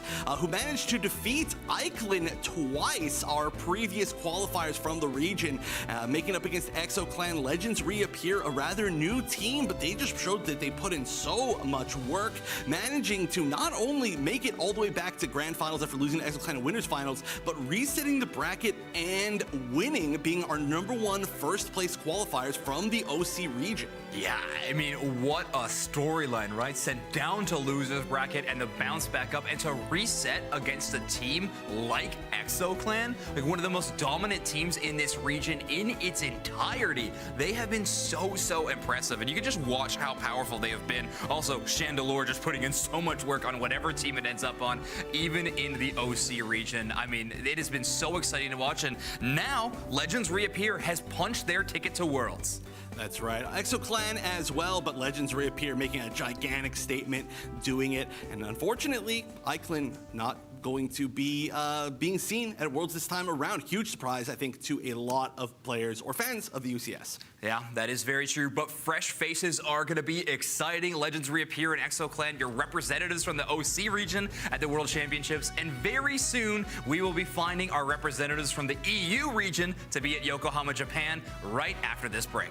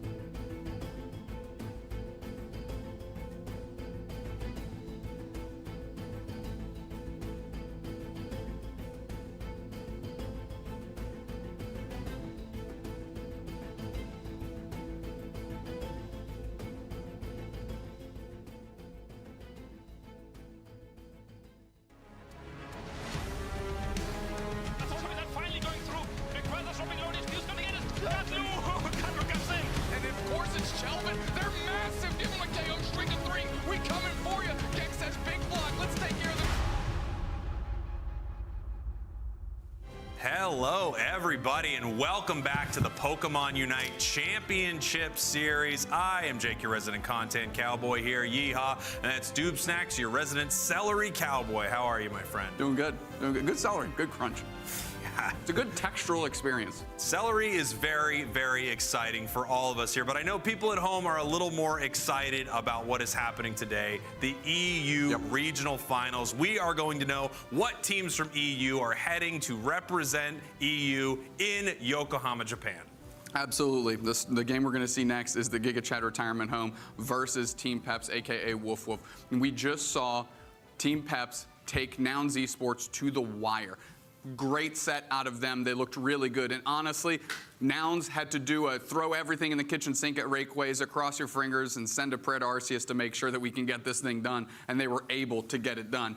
Team Peps can't get discouraged. They still have a good opportunity here in this event. I cannot wait to see this game. I am practicing my telestration now. As you can see, lots of circles. I will make sure I get that on broadcast. You know, for this caster, the most exciting thing is playing with this piece of technology, I have to be honest, but this game is going to be massive. Let's take a look at our brackets so far and see where our teams are at, where they have been, and where they are going. We just watched Nouns Esports take down Team Peps in a 2-1 series. Talibobo Believers also going 2-1 in both of their games earlier against Giga Chad Retired and Time to Shine. Now both of them have made it to our winners finals. Yeah, I think the story really here for me is how every team that isn't in the top two has leveled up and really putting the screws to all these top tier teams, even teams that they might be rated below in terms of our seeding, and everybody is fighting for the top prize. Look, if you win this thing, you're going to Worlds.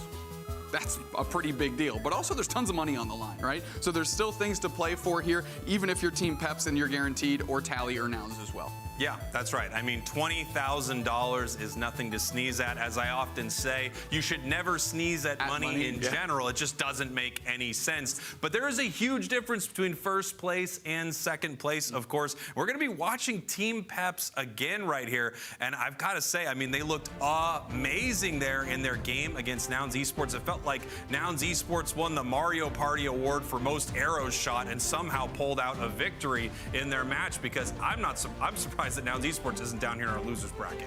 I agree with you. Team Peps looked amazing, and I know I'm not the official analyst out here, but I did have a pretty fat brain moment when I said, man, Team Peps better choose Urshifu first, because Callie is something else on that. They locked it in, and Callie was taking over that game. And, you know, a little bit of a small percentage chance from Nouns actually converts into a W here, but if I'm Team Peps, I'm looking to get that character into Callie's hands over and over and over again. Absolutely. And we saw Potato on the Garchomp, just such incredible stuff from their team. But of course, we watched Giga Chad Retired earlier, giving sort of the #1 team in EU, Talibobo Believers, a real run for their money in a few of those games. Actually forced them to concede after KOing the whole squad. So horrible look for Talibobo Believers there. Great look for Giga Chad Retirement Home, and especially Young Leon and Dodo, who are absolutely going banana lands out there. Young Leon Chandelure game 3 really turned into something else. Yeah, that was really incredible. And then, of course, not Dodo on that Dodrio. Almost the kind of player that you feel like you have to draft specifically against. Right. Make sure they don't get that Pokemon. The interesting thing is, as you start to see these top teams, there are so many players on these teams that have a Pokemon that is unbelievably good, and you can't steal them all away through the draft. Exactly. The best part about Team Peps's pick like that is it's Potato on Garchomp, and a team can't in good conscience ban a Garchomp like that. You know, we've kind of seen the outskirts of that in NA when YouTube targets down stocking Chandelure, but Chandelure is just a squiz better than Garchomp. Yeah. So you just can't ban it out. I would almost agree, but you know what? I'm team let's ban specific players' Pokemon. I'm team figure out who is the strongest link and try to make them the weakest link. I want you to decide that Potato can't have Garchomp. Ban it out right now. Take away Stalking Chandelure. Take away Spraggle's mustache. I mean, ban something out. Take away Spraggle's Telestrator. Hashtag. Don't you dare. Take away Spraggle's Telestrator. Don't you dare take it away from me as we head into our Game 1 draft. Team Peps, your purple team. Giga Chad Retired, your orange team. And we're going to have to see if we do have some targeted bans. We're taking a look here, and we see Lapras getting queued up on Giga Chad retirement home. Giga Chad retired here, and Dodrio back the other way, and that's a clear nod to not Dodo, as you had mentioned. I mean, they are something else on that Dodrio, so making sure that that's not part of the equation is going to be critical. And here we go. Yeah, the Dodrio and Lapras banned out. Obviously, Lapras is an amazing Pokemon, really, on anyone who picks it up, as Caligula gets this first pick. Is it Urshifu? Is it going to be the Zoroark? Let's see what they decide to go with, and they are taking the Slowbro for Marv. I like that a lot. The good opportunity here from Giga Chad retirement home to get some good Pokemon on their side of the map. Mew and Zoroark, not to be scoffed at, but what does that leave? Cali's Urshifu, and I would be looking to lock that in immediately. Yeah, I think they should be locking that in, as well as it looks like they're taking Hoopa right here. A very, very powerful choice, and there it is. Urshifu and Hoopa locked in for the side of Team Peps. Undersold player here that we didn't talk about too much is Ickless and that Alolan Ninetales. In game 2 and 3 came alive. Like you said, they were the highest level player for a good majority of that game. You rarely see an Alolan Ninetales, a bot lane attacker, be that high of a level, and I would be surprised if they don't lock it in. I mean, they're going all to the old hits here, the Team Peps favorites. Yeah, I mean, this is what you would hope to see if you saw Team Peps in concert. These are all their big songs. They've got the Garchomp, they've got the Alolan Ninetales, Caligula on that Urshifu. That is a stacked lineup for Team Peps, but Giga Chad retired. I mean, they've got some incredible Pokemon as well. Chandelure making its way into this game, and we saw how powerful that was a few matches ago.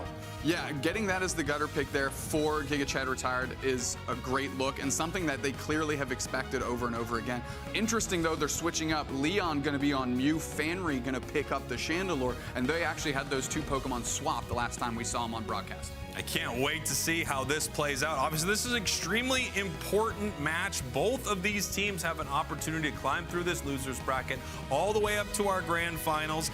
Giga Chad retired would need to do that to secure their spot at Worlds. Absolutely, and on top of that, I want money, lots and lots of money, and winning this game's gonna give me more of that. That's how the song goes, I'm pretty sure. I feel like you're singing that all the time. Let's send it on over to Zoinks and Wonder Chef as they're gonna cast this game. Thank you so much, you two. That's right, we are into the very exciting time of the tournament in which it is elimination rounds. We are into the loser's bracket. It is win or go home territory, and these are two extremely capable teams of Pokemon Unite. I mean, this is a scary, scary matchup. Yeah, I actually kind of feel bad that we stole this match away from those two, because this is the two most electric teams that we've seen for sure, right? I mean, both of these teams brought it to the limit against the literal best teams in the region, and these two are the ones who are very much, I think, ahead of the pack as far as pulling off an upset in the future. I love this draft. I feel like Peps in particular just got everything that they wanted. They got their comfort picks. They got exactly just their goal. Yeah, exactly. We were talking about, or the analysts were talking about how it is the classic picks for Team Peps. Maybe if we had the Snorlax in, it would be, but they just got a new drummer. That's all it is on tour. They re-brought the band back together, but Giga Chad retired, also bringing the band back together with a few notably powerful players. I feel like the matchup between Not Dodo and Caligula is going to be one of the most important ones of today. These speedsters with these very important central area picks are going to be pivotal to how this match ends up.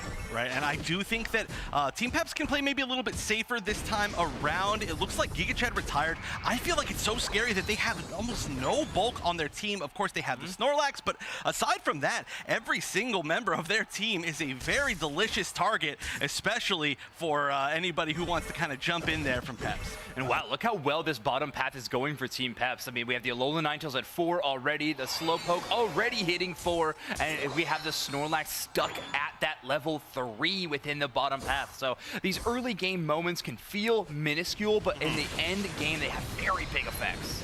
They do, and ooh, for a little bit more of a hit. I love that. That's one thing that people maybe don't do so much at the lower level, is use the transformation, the little disguise from Zoroark to get a few invincibility frames and maybe try to get out of there, or at least just confuse you. Exactly, not tricks, illusions. Yes, is how they're called. Zoroark going to escape back to its goal zone. A lot of stacks already going in for Not Dodo. Potato leveling up slowly, but at a level 9 evolution. Breakpoint, you're not expecting this Pokemon to truly hit those big numbers too soon. If you can get it by that 7-minute mark, it's amazing, but that doesn't happen too often. Oh my gosh, that fight went halfway through the path in just like 2 seconds. That was 2 pushes from 2 different Pokemon, and still nobody went down. That was a pretty scary situation. This is going to be the birds in the middle disappearing in under a second. Yeah, we just got to see the win rates there for both of these teams. A whole lot of wins in the column for Team Peps, over a 60% win rate for this squad. I mean, they are pretty clearly the top 3 in the Europe region, already holding down that spot for the World Championship Series after an incredible season, but you need to end well here at the regional finals, and you got to take down a team like Giga Chad Retired, who has been truly spicy, especially when their back's against the wall. It was a nice little dance there from the Chandelier. Yeah, just a little bit while we're watching, but so far it's been a pretty safe game from both sides. Not a whole lot to talk about. It's just been about they group up, they try to take the birds, and then they give the shots that they can, disengage. Exactly like we just saw. Thank you, teams, for showing off exactly what I'm saying. Exactly. It looks like there might be a little bit more aggression actually up in the top path right now. We see a few members of Team Peps all the way on that goal zone. It looks like they may be getting some scores in, as yeah, only Nils is there to try and stop that, but they got plenty in. A big level 7 breakpoint for Gabite as well. No, they have access to both their moves, but not Dodo looking to get some recompense as they come and find 2 knockouts early on. Burn damage slows down the Gabite so they can't run away as fast, and the Chandelure finds that final hit. Great shot from Niels. All right, we do see a pretty far forward Zoroark right there, and that means it's probably not going to be rotating down anytime soon. Not Dodo just going to be taking that top path, trying to get as much HP as possible, as this Regirock is going to fight with a 3v4 technically. Ikelos with great positioning, putting the Avalanche on the other side of the Regirock, but now it's moved back to the center of this pit. Urshifu finds it as we have Caligula securing that major objective, but Giga Chad Retired is not done. Young Leon lines up a great Solar Beam and finds 1-2 knockouts, as now Giga Chad Retired is moving towards the goal zone. They need to get on the scoreboard.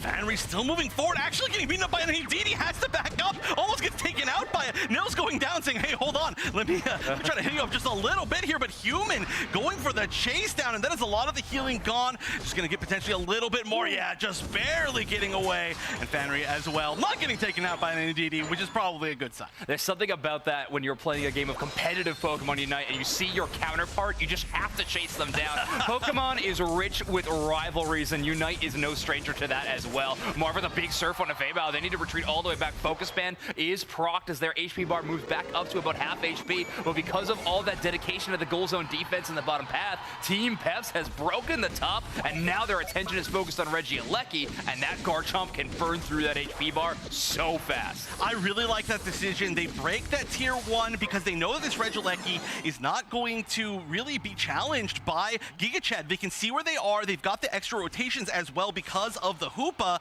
and now it's pushing into their second tier, giving them some space to potentially push down the first tier on the bottom path. Exactly. Now you can threaten 2 sides at once. Now they got the Regieleki working for your side. They've brought away for the goal zone. They are not going to have the shielding that forces out the Unite move. They roll over to try to get the knock-up, and the Imprison does not find it. The reset perfectly timed there by Potato and Human. They are going to make it away. However, this poor Marv is being shot down by everything as Fanry is able to find the knockout. Team Peps not able to get any scores. Giga Chad Retired using a lot of resources. They're not going to have them for this bottom Reggie fight, but still posting up a pretty solid defense. There was actually a little interesting kind of like deceptive move there from Peps where they were distracting again with that bottom push, but then they had 2 members up top trying to actually push in that Regieleki, get in that 40 that we do see, but here we go. The fight for the Registeel. The Hoopa Unbound is coming out. Oh, it looks like Marv is almost going down, but everybody's coming through. Everybody at full HP. Young Leon kind of in the midst of it. Not where you want to be. Even with that Unite going down immediately once it ends. And we've got Giga Chad on the back foot by a huge margin here. Looks like most of them are going to be able to get away, but they had to get out of there. Perfect way to play that by Giga Chad Retired as well. Young Leon uses the Mew Unite move, which actually covers up vision on top of the objective, so Team Peps can't see the HP bar, and things get a little interesting from there. But also, big shout out to Fabao and the Snorlax, who actually sees where the Hoops Unbound portal is, rushes all the way to the other side, and props the giant block right in front of it to stop any targets who are jumping out of that portal from thinking that they're safe. I think I accidentally just called a Snorlax Marv. That's just one of those things. Oh, yeah. I love that when there's a Pokemon that you end up calling somebody's name. But we got some positioning up top, waiting for that Regieleki from the side of Team Peps. The score is so close, 2 points from each other. So they really want to get in that extra as they are getting down to this close to 2-minute mark. Not going to be a challenge, and that is going to be, of course, an extremely fast burn with Potato up there, and they're going to be able to rotate down. Oh, maybe not quite. The Hyper Highway is down. I said that wrong completely again, as we're going to watch 3 members of Giga Chad try to defend up top, as we're going to have a little bit of a battle down bottom. Yeah, exactly. Again, another split push by Team Peps, right? They could dedicate only 1, 2, maybe even 3 members towards the Regieleki, but they were able to hold up a goal zone defense despite that, especially thanks to Human being able to drop a portal onto the goal zone whenever they need to pull back and jump to either side. And since they've defended great and actually have both goal zones still available, Team Peps' mobility is off the charts. They can jump from either side of the map at that 50-yard line, if you will, back and forth constantly. Being said, Giga Chad Retired has still put up a pretty good scoreline despite not breaking any goal zones, meaning that they are set up for really solid overdunks here in the late game if they want to catch up rapidly on score, but they need to be perfect because Team Peps' defense has been fantastic. Well, let's see if anybody's going to go for this bottom Reggie. There's only 10 seconds on it. I think both teams probably just trying to get some vision, make sure that nobody else is going to be challenging it. A little bit of mutual respect right there as everybody's going to get into position. We see a couple members of Giga Chad just trying to get their final power spikes or maybe some of those buffs back in the central area. And actually, we do see Potato very, very up top, not in a position to fight if this was to break out a little bit lower. However, we also see as well the Zoroark in that kind of similar positioning. We've seen a lot of 1v1s in that exact spot over today. Exactly, whether it's on the top side or the bottom side, wherever the goal zone they are trying to get into and score is, Caligula has sniffed out that back cap attempt. Great block is preventing any kind of Hoopa portal reset, and now Marv is caught out in a little bit of danger. Human is going to use the Unite move to bring Potato back from that back cap attempt, and they are turning onto Rayquaza, brought down to about half HP as Potato continues on the auto attacks. Not Dodo Unite moves into the middle and trying to get a bunch of damage onto it, but finally it is secured by the side of Team Peps. Too much burst damage sent towards the Rayquaza, and the Hoopa, while in the unbound form, having access to the hyperspace laser, they are able to secure the Rayquaza. Such an amazing secure tool, does so much damage, and especially the fact that you get that level of secure potentially on a support, that comes in clutch so many times. The lead is huge here by Team Peps. Everybody from Giga Chad kind of coming back. That was basically a full team wipe. They've got a lot of Aeos energy in their pockets, but I don't know if they have enough time to run back. I mean, if they can get some big scores in, they can definitely even this up. There's still 40 seconds left, but we see another 100 going in for Team Peps. That might be an insurmountable lead. Yeah, 519 to 95. It's not 500 plus, but it is tough scenes out here for Giga Chad Retired. Now Dodo actually just going to make some space by threatening a whole bunch of damage. One score goes in. That's a measly 30 for the side of Giga Chad Retired. We do have a big block going up by Fabao to create a bit of space, but they need to make it all the way to the second tier goal zone. That's 2 knockouts, but we're down to about 13 seconds left of the game, and Human has gotten another Unite move. Hyperspace Fury takes up almost the entire size of the goal zone in terms of damage. Good luck scoring when 1,000 fists come from another dimension to stop your attempts. Team Peps holds on and have a great game number 1 win. Extremely strong, just solid the entire way through. That was a close match, however, and I did expect to see that be relatively close, but they just held on to everything. I love to see it, and I want to know what our analysts think. Smart Spriggles, smart Dupe Snacks.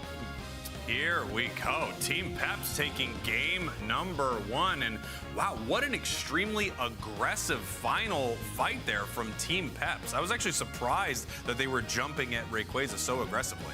Yeah, I think, in my opinion, why that happened, of course they had Human to bring everybody in with the Rings Unbound Unite move, right? Which is why you saw the Cali Potato split pushback cap attempt. They were able to pull through, but Potato got caught by not Dodo, and their HP was so low that I think at that point they're like, well, if we don't rip it, Giga Chad can, so let's put the pressure on ourselves. Here we go. Take a look at that score line. I mean, basically even throughout that entire match. 95 to 93. Giga Chad actually just slightly ahead. 2 points there until those big final moments. We have Rayquaza. The points start to rain in for Team Peps. Such a close game between these two teams. It really was.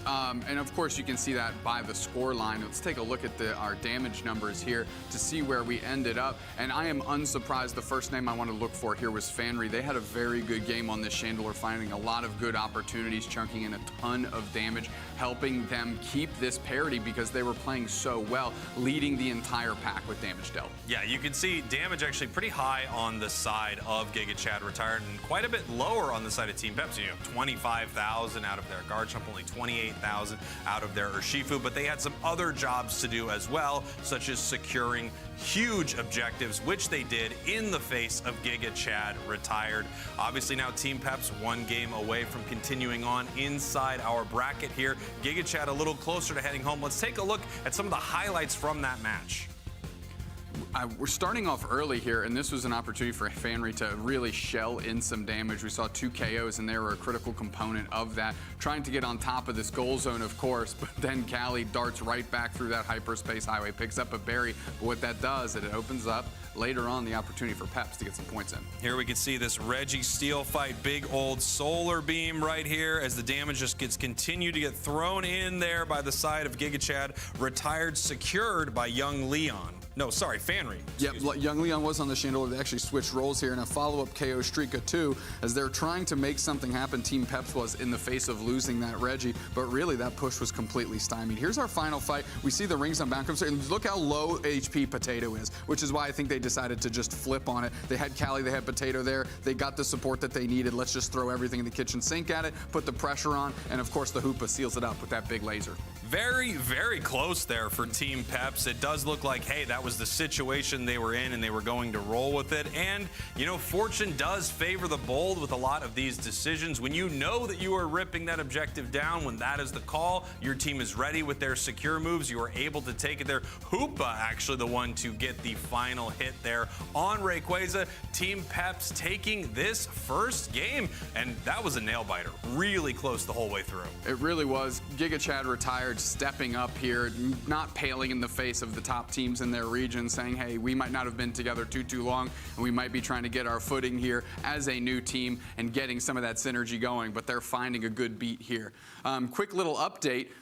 If Team Peps wins and Time to Shine wins, our EU region is locked up and we know our 4 teams, Tally, Nouns, Time to Shine, and Team Peps. However, Time to Shine right now is down 1 game to Plush Keepers. Plush Keepers up 1-0.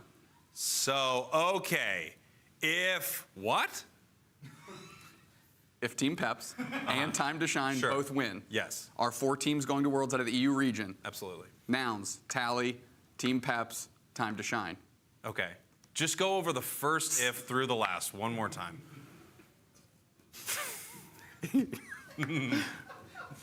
If Time to Shine and Team Peps win, obviously, our 4 teams going to Worlds for the EU region are locked. Tally, Nouns, Team Peps, Time to Shine. I don't know. However, I don't think we're going to get it. However, Time to Shine currently down a game against Plush Keepers. Okay, so it's very close still in the EU region. Obviously, the other big question at hand is who is going to take home that first place prize? Exactly. Who is going to be the big champion here in EU? Take down not only that first place CP, the lock-in spot for Worlds, but also the big prize pool of $20,000. Second place is $10,000, almost half of what first place gets. Exactly, and the Travel Award, of course, a big-time component of that, How'd we do that as well. Let's try and rein in old Spraggles here, and let's start talking about the matchup that's in front of us, since I just broke down our World's qualifying scenarios for 6.5 hours. So, yeah, let's do it. Team Peps. Giga Chad retirement home. What does Giga Chad need to do to step up? I mean, Potato didn't look particularly impressive that game, not like they did against Tally. Neither did Callie. They did secure some objectives, but the game to me was really Giga Chad stepping up. They looked great. I thought Giga Chad looked amazing in that game, and that's one of those tough moments where you think, well, okay, what more could they do? They were ahead. They were, fighting evenly with their opponents the entire time. It really could have gone either way. I guess they're going to have to be more aggressive in that final moment, knowing that Team Peps can start to take an objective right in front of them, knowing that they have that level of aggression. They're going to need to be able to turn and fight immediately. They might have just been caught off guard, and then all of a sudden Rayquaza was going down, and it was a little too late for Giga Chad retired. Even though they looked fantastic throughout that game, we see Zoroark, Dodrio banned out, a couple of speedsters not making it here into game number 2 as that first pick goes over to Lapras. Quick lock-in here, of course. Gonna pick up the Slowbro. Of course, get a comparable S-tier defender for themselves. Team Peps, for me, just looking to keep this pace, keep Giga Chad retirement home guessing, and not let them get too much momentum here. Because again, I think Giga Chad retired is hitting a fever pitch. I like this pick here from Giga Chad. Taking that Urshifu, I think it's just such a powerful Pokemon from Caligula. If they lock in a Gengar, I'm gonna lose my mind. There's no way they're bringing it out. Okay, all right. The old bait and switch there, but I like that. And the thing is not Dodo. If they want to switch up and grab Buzzwole, which is kind of where I think they might go, we've seen them play a lot of that. That might be a great spot.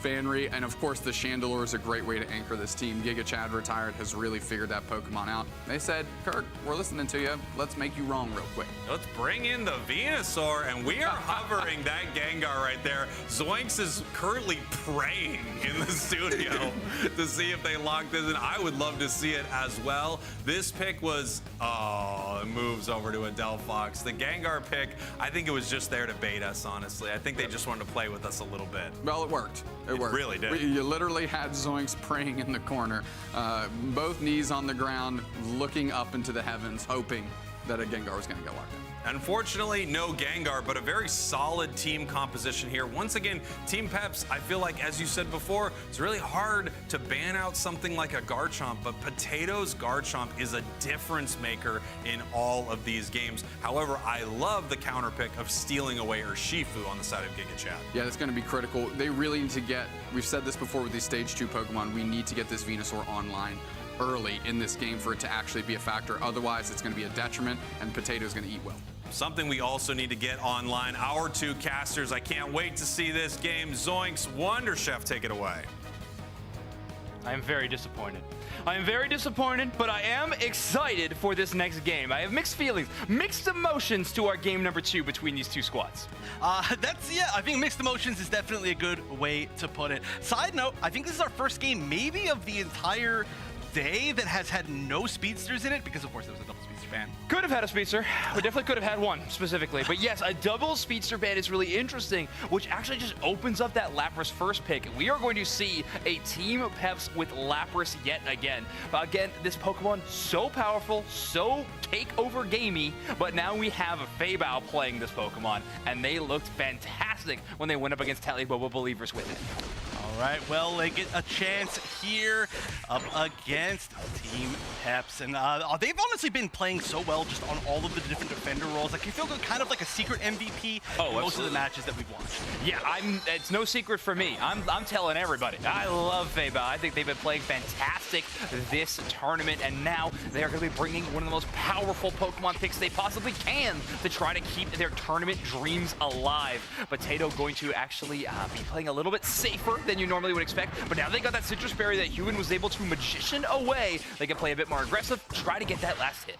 Another side note, with Fanry go on the Mew and then switch, give the Mew to Leon in the previous game, and then now go back to Mew, which is a wild set of switches. You love to see that level of flexibility, but it's just a weird thing to see. And obviously, the switch worked out really well. They both did really well in that previous game, but just something to point out. We're back to double beam comp as well, right? We have the Venusaur and we have the Mew. Yes, we could see the other moveset with the Venusaur build, but with, I don't know, I don't expect it, but I think the double beam has been very, very potent, especially when the Lapras can create infinite amounts of space. You want to have that range to be able to contest. And wow, that Bulldoze gets so much experience, ticks over to level 5, and now we got a good bite in the hands of Potato. All right, that's good. We've seen it take a little bit of time, a few different times so far, but I mean, if we see a really quick pop-off from that Potato Garchomp, that could be gigantic. Look at that, they're just kind of sitting there. They're playing the patient game. They both now know that they're there, and just playing the spacing game without actually anybody hitting anybody. Oh, take it all the way back to their side.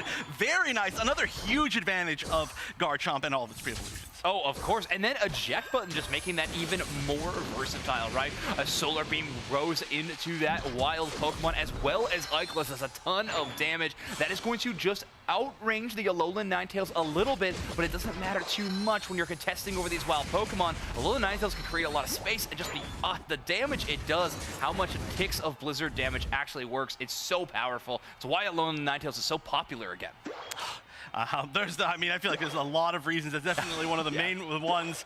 That Pokemon has just been putting in so much work. But again, I feel like I say this a lot of the time, but this is a pretty safe game. You know, a lot of respect from both sides. Every time they see somebody coming close, they're just going to back up. That was actually the chance, the first KO of the game, but Potato just barely making it out. Also, we got Sludge Bomb. No Giga Drain this time. Last time, Young Leon playing that Giga Drain Solar Beam. Now we are going over to the Sludge Bomb. If anybody doesn't know, the poison special effect in Pokemon Unite will lower your special defense and, of course, do ticks of damage. And when you're trying to capitalize with both a Solar Beam from you or from your Mew, you really will compound a ton of damage if they are poisoned. Also, one of the best sets of defensive options for trying to stop people from scoring on a goal. That poison is so obnoxious, incredibly obnoxious.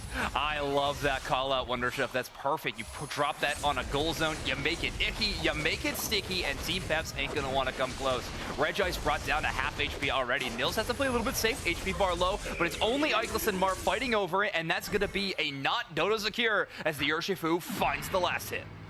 All right, a little bit of an easy win there, but again, it's just a lot of respect you can see from both sides. They both really realize, especially after that last game, how close it was leading up to the end, that both of them can run away with any sort of small little victory. This is going to be Team Peps Regieleki for the first one of this game. Not Dodo saying, never mind, all right, take it. I'm not going to risk that. Nils, though, is still going to be up there along with Feibao, who is just barely going to make it to those berries, but that is going to be the Regieleki going in. 40 from the Delphox. That's gigantic. It looks like it might even have a chance to escape.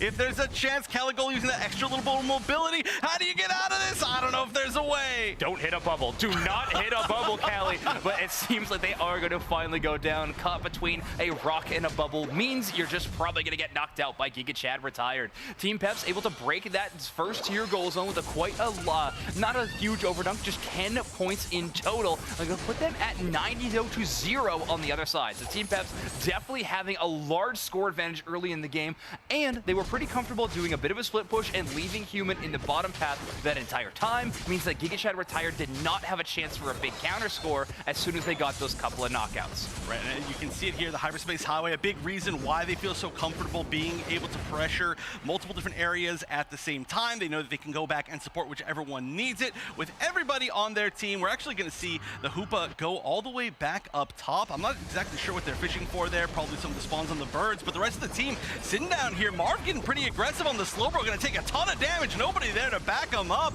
but it's going to be one pick. There's not going to be able to get much of a score off of this, just some really good positioning on this Regieleki. Or sorry, Reggie. Yeah, exactly. Such aggressive positioning from Team Peps early on in that. We had Alolan, Ninetales, and Hoopa so far forward, of course, along with Marv, but Marv eventually actually paying for that aggression, and Giga Chad retired, doubling down. Regirock already just being burned down to a sliver of hit points, and now completely evaporated as Young Leon finds that one with the Solar Beam. Looks like they want to push this one a bit farther. Ikelas gets poisoned, and then an Electro Ball finds its mark. A great Unite move from Nils is looking to support the entire squad as Finn really has to coaching back to their squadron and trying to help out Young Leon there a little bit more, but Potato has joined the team fight.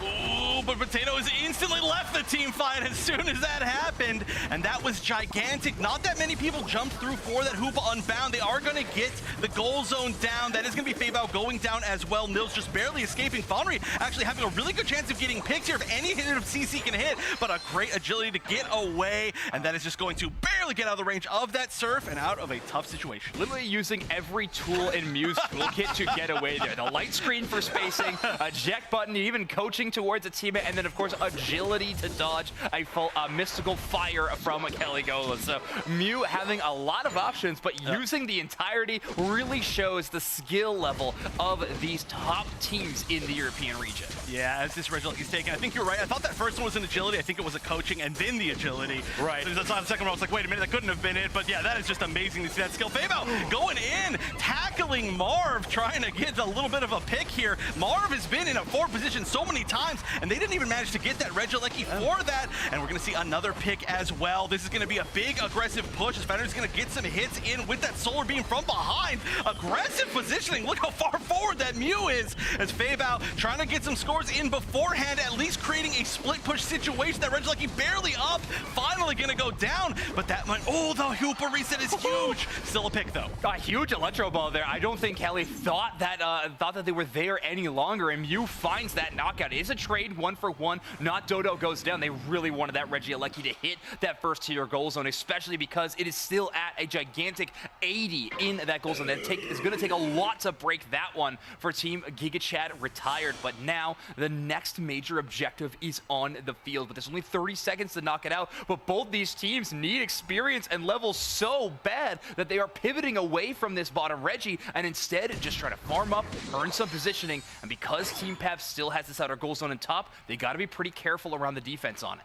Right, GigaChad up by just a bit of EXP. 2 players on level 13, and we just barely got our final last player to 11 on the side of Team Peps. That is going to be an advantage for GigaChad retired. They have a slight disadvantage as far as points, but that is pretty minuscule, I would say. Only about 50. That's going to be less than 1 pretty big score at this less than 2-minute mark. And look at this. Look at the harass that this team can pull off. Double beam do be doing things there. Oh, just a second too early from young Leon into that patch of tall grass as Marv just takes more and more damage. Amnesia able to shrug quite a bit of that off, but you can see on your mini-map Potato actually making a play into the top path to try to get some scores, but not Dodo being the deterrence there to try to defend this goal zone. Those all-arounders great at doing that split push and also defending these goal zones. Marv going back via the Hoopa like 3 times just from damage from solar beams. That one is going to hit a little more of a valuable target. Ikelis going down to less than half-life from 1 beam, and now we're starting to see GigaChad retired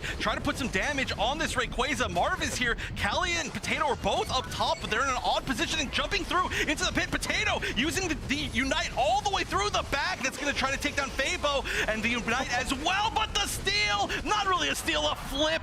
They get it on the side of GigaChad. Gigantic. A wicked blow comes through and gets the last hit secure. Surprisingly, Marv using the Slowbro Unite Moon, the slow beam onto young Leon's Venusaur, trapping them in place. No damage to capitalize on it. Young Leon just shrugs that one off, and not Dodo, completely unfettered, just stands in front of the Rayquaza, gets one punch, and they secure the Ray. GigaChad retired. It was down in game number 1, but they are certainly not out as they have a gigantic lead here in our game number 2. Right, not nearly as much time left as game 1 when we were in this exact situation as well. Only 20 seconds, nobody on the side of Peps. It looks like they are just going to chill out there, realizing that they wouldn't probably even make it to a major goal zone in time. So that's GigaChad tying things up. Today is all about these game 3s in Europe. This is the final tournament for the European region in Season 2. This is one of the most competitive looks that we have seen from EU in total this year, and we are seeing it game after game. What an incredible match. GigaChad retired, making that one so competitive at the end, and then not Dodo just being in the picture-perfect spot. You can't give this team Lapras. I've said it again. I'll say it more later. It's now time for our analysts to break that one down.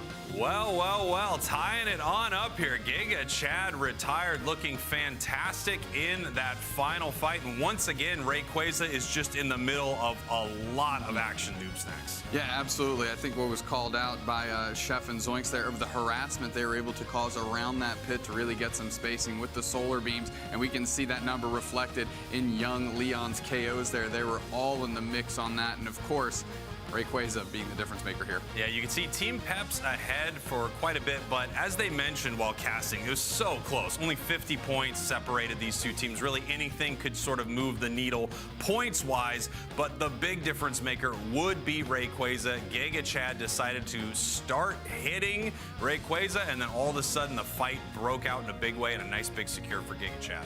Absolutely, and that's the role of not Dodo on that single strike Urshifu, is to make sure that they have that highest level level of secure there. Let's take a look at the damage numbers from this game 2 here as Giga Chad even this up. And again, unsurprisingly, the solar beams in tandem with the sludge bomb, as was pointed out, that lowers special defense there, comes through 70k, 73k, eclipsing really everyone else on the map. Yeah, it's really cool to see this strategy. A strategy, I don't know who has come up with it, but I've seen it popularized by TTV now in NA. You've got the 2 solar beams and the massive secure there from that Urshifu. We're going to take a look at a couple moments here from that match. Actually, just that last moment right here. I'm going to start us off so you can see it right here. I am able to write on this screen, just showing everyone at home that I would be able to write something like yeehaw if I could spell correctly. It's irrelevant if it's yeehoo. As we move into this final fight, you can see they're zoned out Team Peps up here, and they start to put a lot of damage onto Rayquaza here in the center. So everyone is starting to rip this apart. Big boosted here, and here comes Potato in for this fight.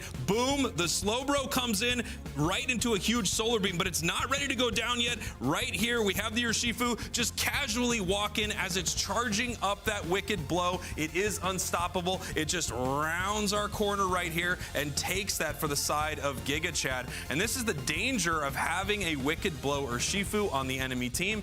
At any moment, they are able to take the objective and just end up scoring a whole bunch. As you can see, I am continuing to use this effectively. Well, while you're doodling or continuing to doodle here, I'll handle who our player of the game was, and that was Young Leon. 100 points, that's a clean hundo burger once they secured Rayquaza, of course, but those 6 KOs are really the number that I want to focus in on. They were shelling in big time damage from a distance and really making it easy for this team to operate. Yeah, it's just a really incredibly strong combo. If you can hit that Sludge Bomb, Solar Beam from you and Venusaur just into that lowered special defense, not to mention Slick Spoon, just continuing to make that more and more damage. And then the Unite move from Venusaur on top of that. You could just set up just some massive bursts of damage that the opponents get caught in some really surprising ways. Great stuff here as they even this thing up. I love this composition. I love how it looked. It also works particularly well, in my opinion, with the Lapras Bubble Beam,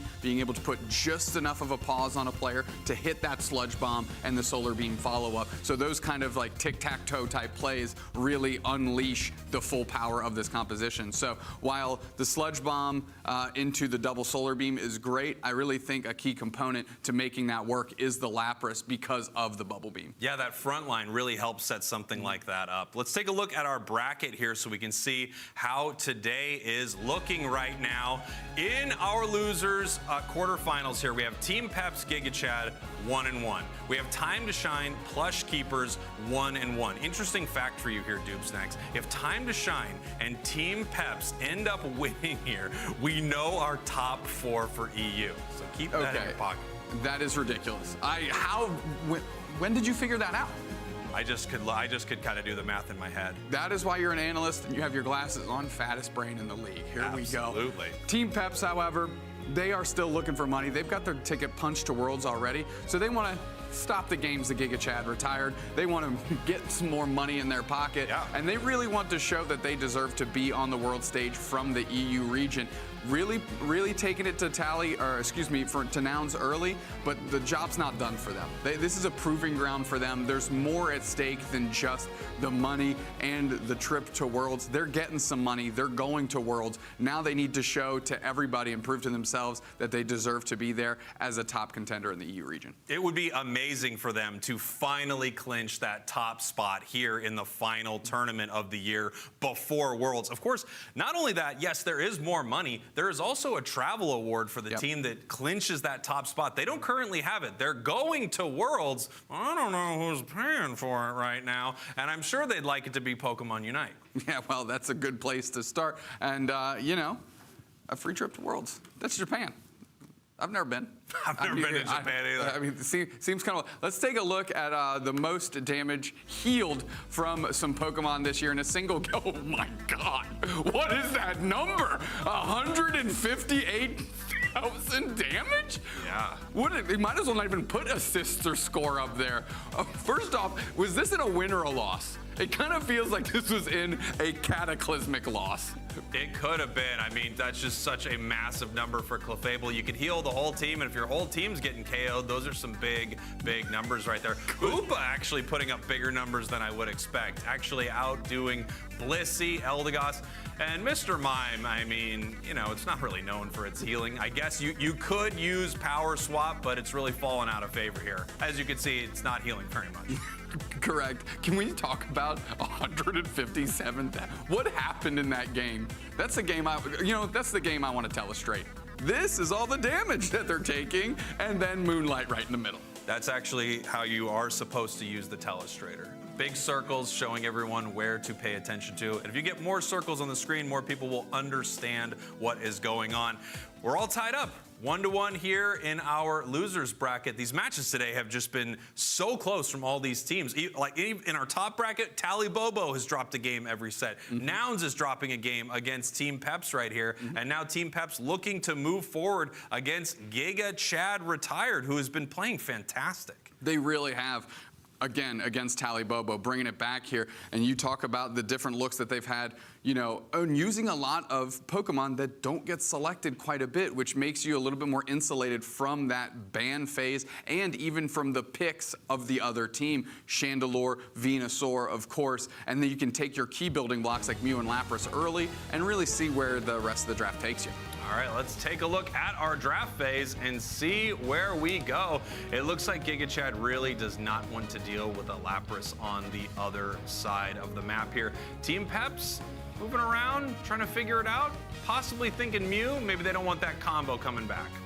Yeah, I mean, Giga Chad has thrown so many different looks at Team Peps right now that it's kind of throwing their draft into chaos. They're not exactly sure which direction they need to go in here.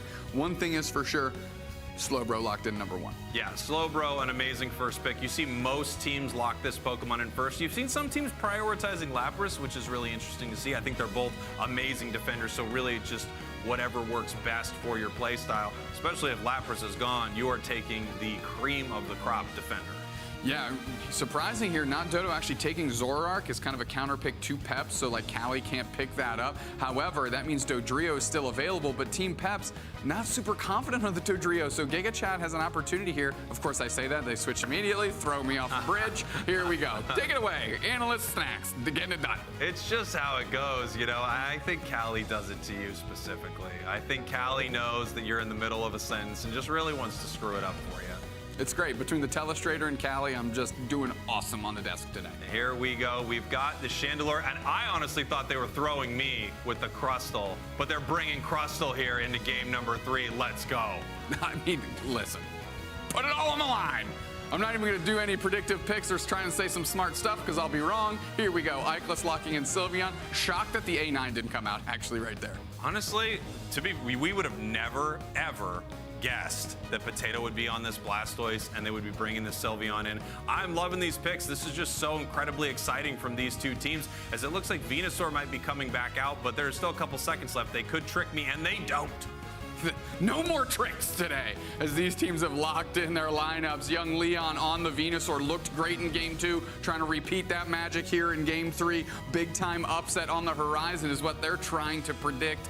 That's not what I'm going to predict here because I'll be wrong, so I won't say anything.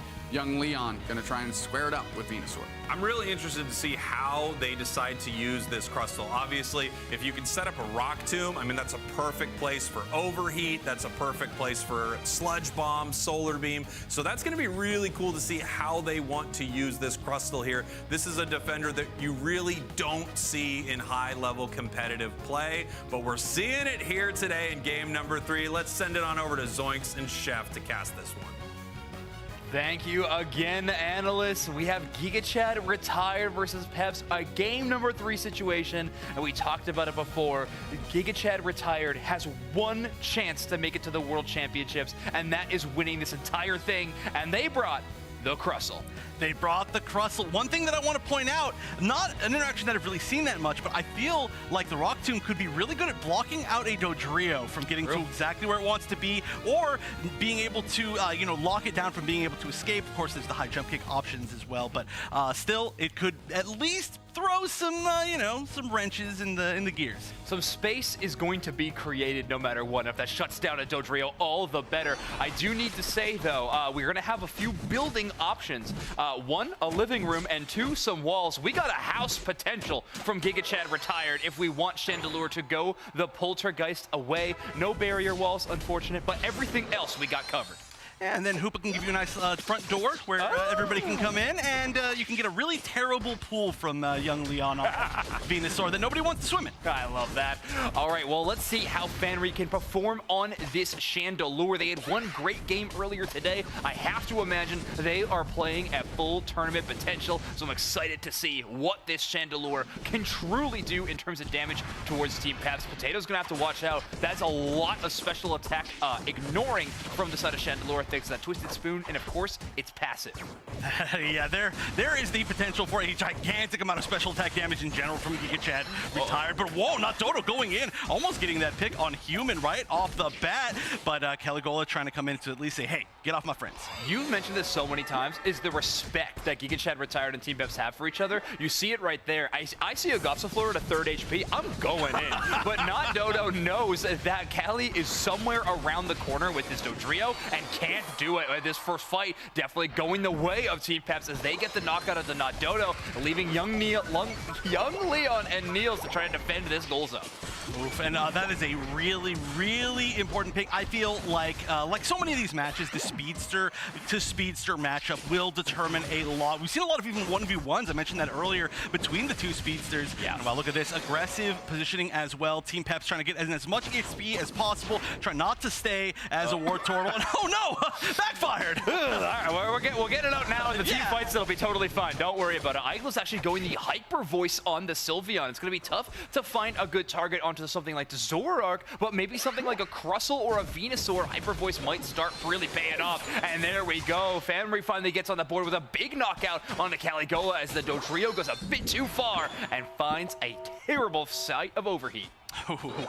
And we are just back to neutral once again. These early games, I'm actually surprised that we did see not Dodo go down. It was a little bit more forward positioning, and then of course getting griefed by your friend in the next time that you show up into a path. But aside from that, this is basically what we've been expecting to see from both these teams. They are just sitting in this neutral position. Now they're trying to catch not Dodo again, and I think that makes a lot of sense, right? If you can kind of just push this advantage on the same player over and over, they can become a weak link, not necessarily as a player, but just within that particular game. Retired, I think he's getting a little greedy with these attempts to catch the Dodrio, by the way. They're trying to just find them and immediately react with the Rock Tomb, which is a slow move and a tough call-out for Fabao to pull off. I really do think they need to bait a little bit. Send Niels forward, send Dodo forward, and allow for the big catch. But Marv's stuck in this Rock Tomb this time as X Scissor does a ton of damage. Of course, Amnesia helping that Snorlax, or that Slowbro ignore a lot of that one and just heal back up. You were right, though. Exactly like you said, the Hyper Voice is going to be a great target for, or I should say the other way around, the Crustle is going to be a great target for the Hyper Voice, and that it made them have to back up a little bit. There is a chance here. Oh, there we go. That's a great, oh, look, just barely in range. Barely. Locked them out of range. They did manage to get it regardless, but I mean, that's what I really want to see, is more so less than trying to catch people within your own situations. Wait, hold on a minute, Caligola. Oh, just almost getting out and just getting picked. That's big. That's big. They really needed that. But on the other side, we are going to see the Blastoise finally become a Blastoise right before this Regieleki fight. Our first true catch with the Rock Tomb onto the Dodrio. It might have not caught them in the semicircle, but it does certainly stun them enough. And not Dodo is going to secure the last hit on the Regieleki. And oh, a Blastoise? No, it's just not Dodo and Zoro. And there's going to be some defense here. Fanry is going to try and get just a few hits in, just trying to get a little bit of aggression, a little bit more damage, but it doesn't seem like there's going to be a chance to really push all that much in. Time to shine, coming back in the set off stream to advance, defeating Plush Keepers 2-1. So Time to Shine looking really good for their chances to qualify for Worlds. But we'll see more on that later. Oh yeah, we'll definitely be watching more games from Time to Shine in this bracket. But Fanry, the one to watch right now, which they almost bring down Marv just with simple overheat damage. Seriously, the Chandelure's numbers cannot be be understated. Nice dodge by Nils. A bit of ankle-breaking work with the Phantom Force. Caligola trying to turn this one around, but too much damage has been done. Nils needs to retreat. No chasing down the Dodrio today.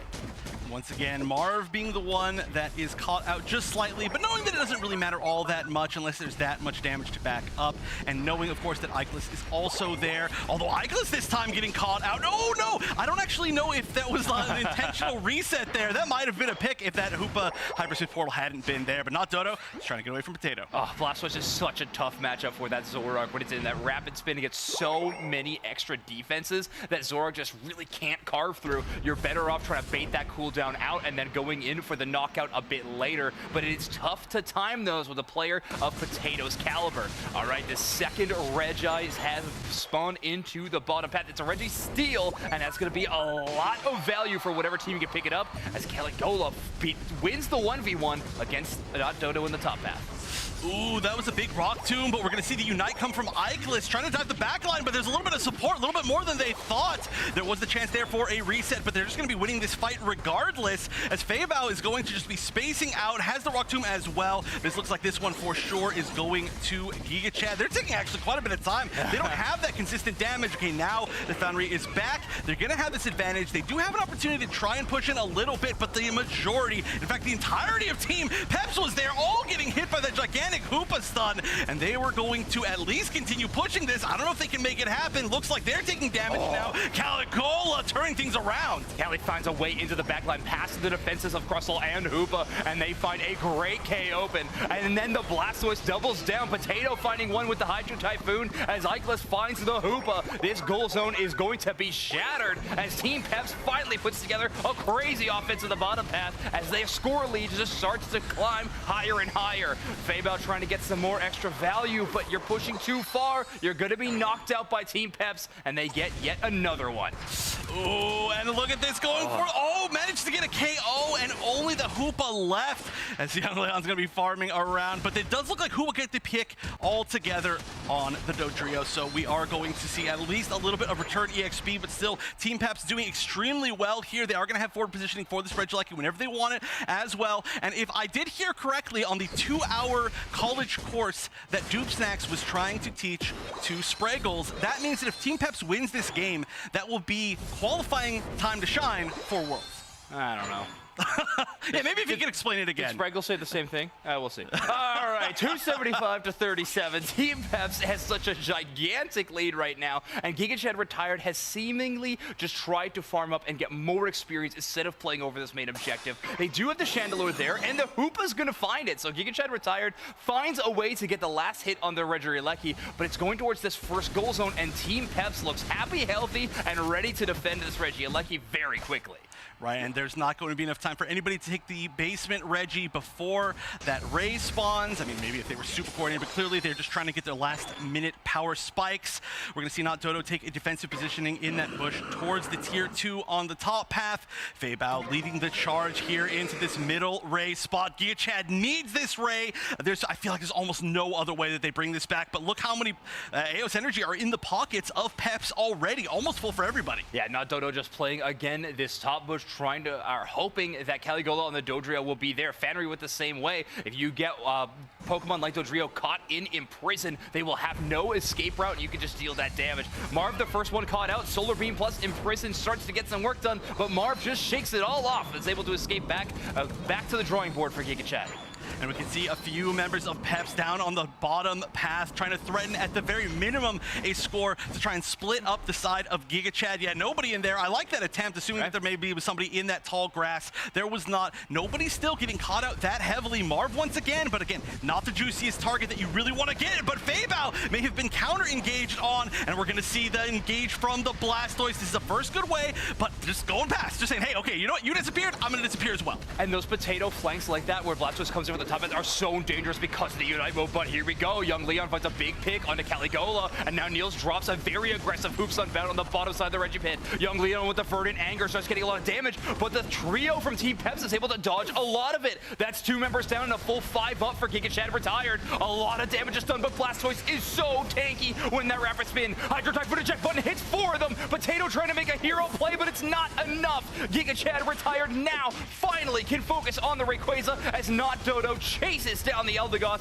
and finds that big knockout. Human is down. Caligula is back. The Dodrio ready to try to get the last hit, and they get it! No way! Team Peps keeps their tournament victory dreams alive as they secure the Rayquaza and charge towards the goal zone. Giga Chad Retired are down by such a huge amount of points, and with only 8 seconds left, Team Peps has secured a 2-1 victory.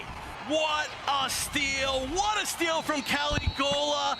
That is a tournament victory type moment, and that was the only thing that kept Team Peps still in this bracket. Amazing, amazing clutch at the end. Incredible fight from Giga Chad Retired. But hey, there was one person left to deal with, and they didn't quite get them. I want to know what the analysts think about that. What a moment.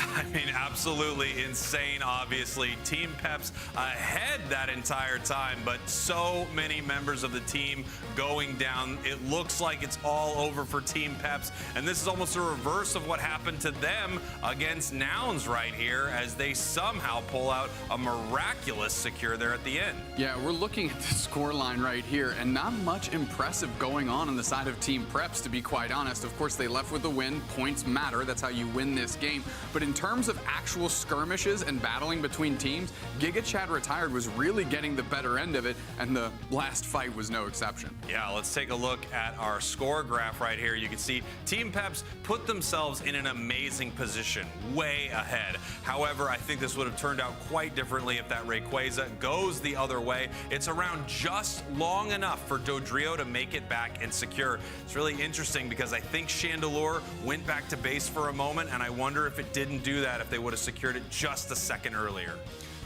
And literally that's the second that might have mattered here. Yeah. And that's what's so exciting about Pokemon Unite is all of these micro decisions you make within the game have compounding interest. And although that seems like the best thing to do in the moment, that actually could have ended up being the detriment here. Let's take a look at the damage numbers and the damage taken numbers, all that good stuff. Yeah, I mean, as you can see, pretty close across the board here. It looks like Giga Chad Retired outputting a little bit more in some of these fights, as you were mentioning earlier. Not super impressive KO numbers or anything from the side of Team Peps, but Team Peps was obviously focused on their bigger picture play, which was scoring throughout that match. Giga Chad Retired, a lot of damage, especially there at the end, but not that last little bit that counted. Yeah, let's take a look at that last fight here, the last minute, as we're going through. This is right when the fight kicks off here. And if you notice, down on the bottom half right in the mini-map right here, we actually see all of Giga Chad Gaming collapsing because who's there but Caligula, the Dodrio. And that's the opportunity for Giga Chad Gaming. They flip the script, they move back to the middle here. As we see the big Hooba Unbound comes out there pulling everybody through.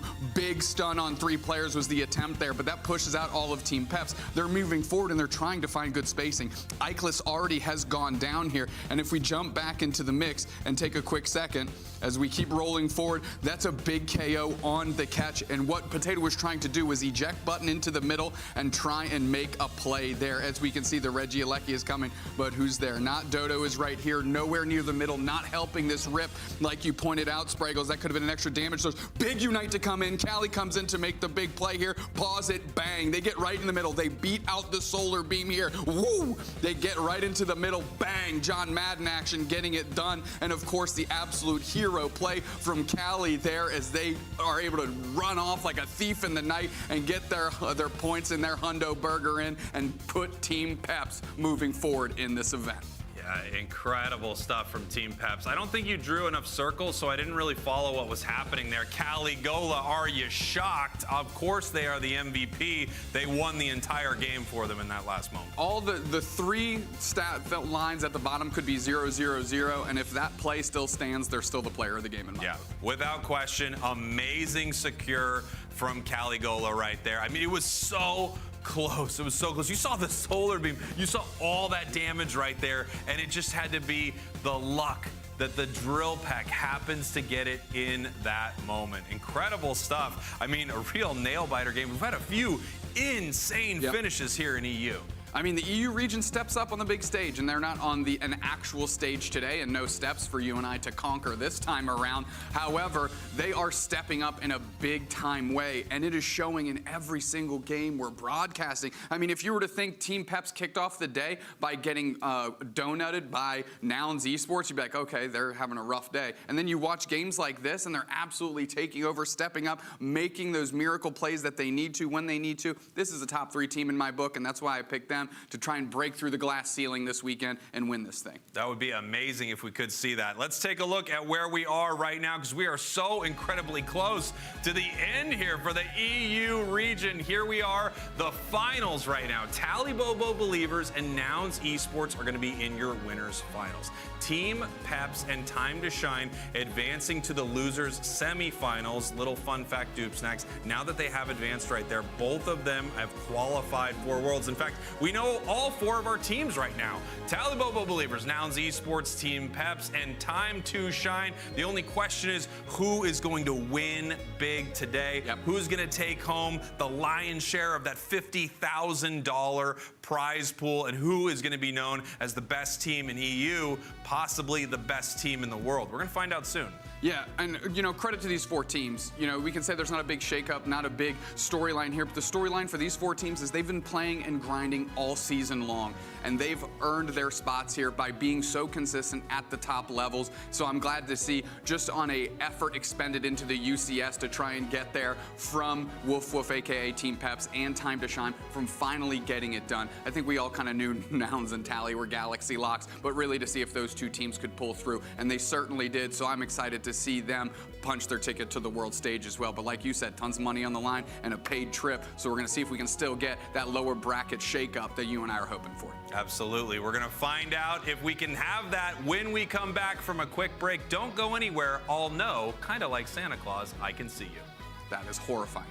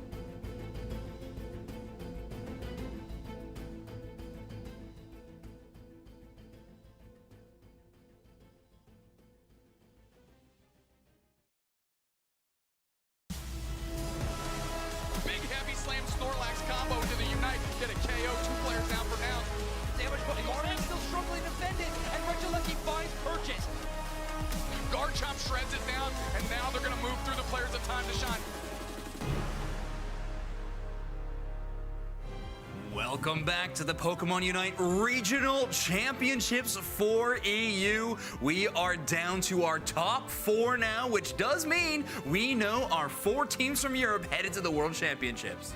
That's incredible. They've locked it in. I think these teams all deserve it with how they've played it out this season. Of course, that is going to be, just as a recap in case you weren't checking it out, Talibo Believers, that is going to be Nouns, that is going to be now Peps, formerly known as Woof Woof, and then Time to Shine, whose fate entirely depended on that previous match. So you know when that still happened, that pop-off from them must have been so loud. Exactly, but these teams are obviously playing for a whole lot more than just those World Championship slots. There is a $50,000 prize pool on the line as well, with of course that first place getting not only $20,000, which is a ton of money, but also getting that paid trip to Yokohama, Japan. Right, which is also a ton of money, I would say. But you can see here, of course, we are in our top 4. Top 4 gets, well, I guess 4th place in top 4 gets $4,000. But $4,000 to $20,000, that is a pretty big leap. So despite the fact that these teams are already qualified, so they do have half of essentially what they've been trying to earn through these regional finals, there is still a lot for them to fight for, especially, like you said, with that travel award. Exactly. And you know what's more expensive than money is going to be pride. And these teams want to truly be the best team in the entirety of the European region. It's been a long season with so many incredible tournaments, incredible moments, and of course, these teams have been improving constantly and getting better and better and competing against one another. And this is where it truly all comes together. Europe has had a clear-cut top 4, and now they get to compete against each other to figure out who is truly the best at the most important time of the year.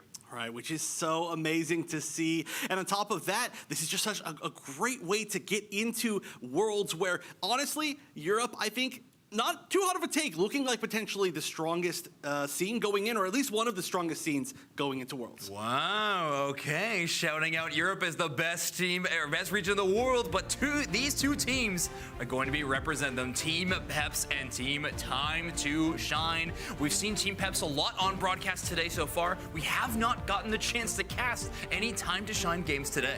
Right, and Time to Shine did have a really close match in the winners bracket, so we can tell for sure that they are playing extremely well, you know, up against the team that is in the current winners finals. Team Peps, of course, I feel like we've seen so much of them that we don't need to reintroduce how strong they're playing today as well. True, and Lundaroo, going to be the attacker player for Time to Shine, was playing with Team Peps for a short amount of time before that as well, so a bit of a revenge arc for Lundaroo here in our losers semifinals. Wow, the immediate ban going to the Mew, and I feel like that one has to be targeted. Lapras as well, so the opportunity for the first pick on the side of Team Peps, a little bit flexible. Yeah, exactly. We have the Slowbro locked in, and now Time to Shine has the chance to grab the Urshifu, which I imagine they'll be going towards, and I believe you want to get Wear on that Hoopa. Their support play at EUIC was incredible. I do not see why you would go anywhere else other than that Hoopa, but Zoroark, a pretty good in-tandem pick as well.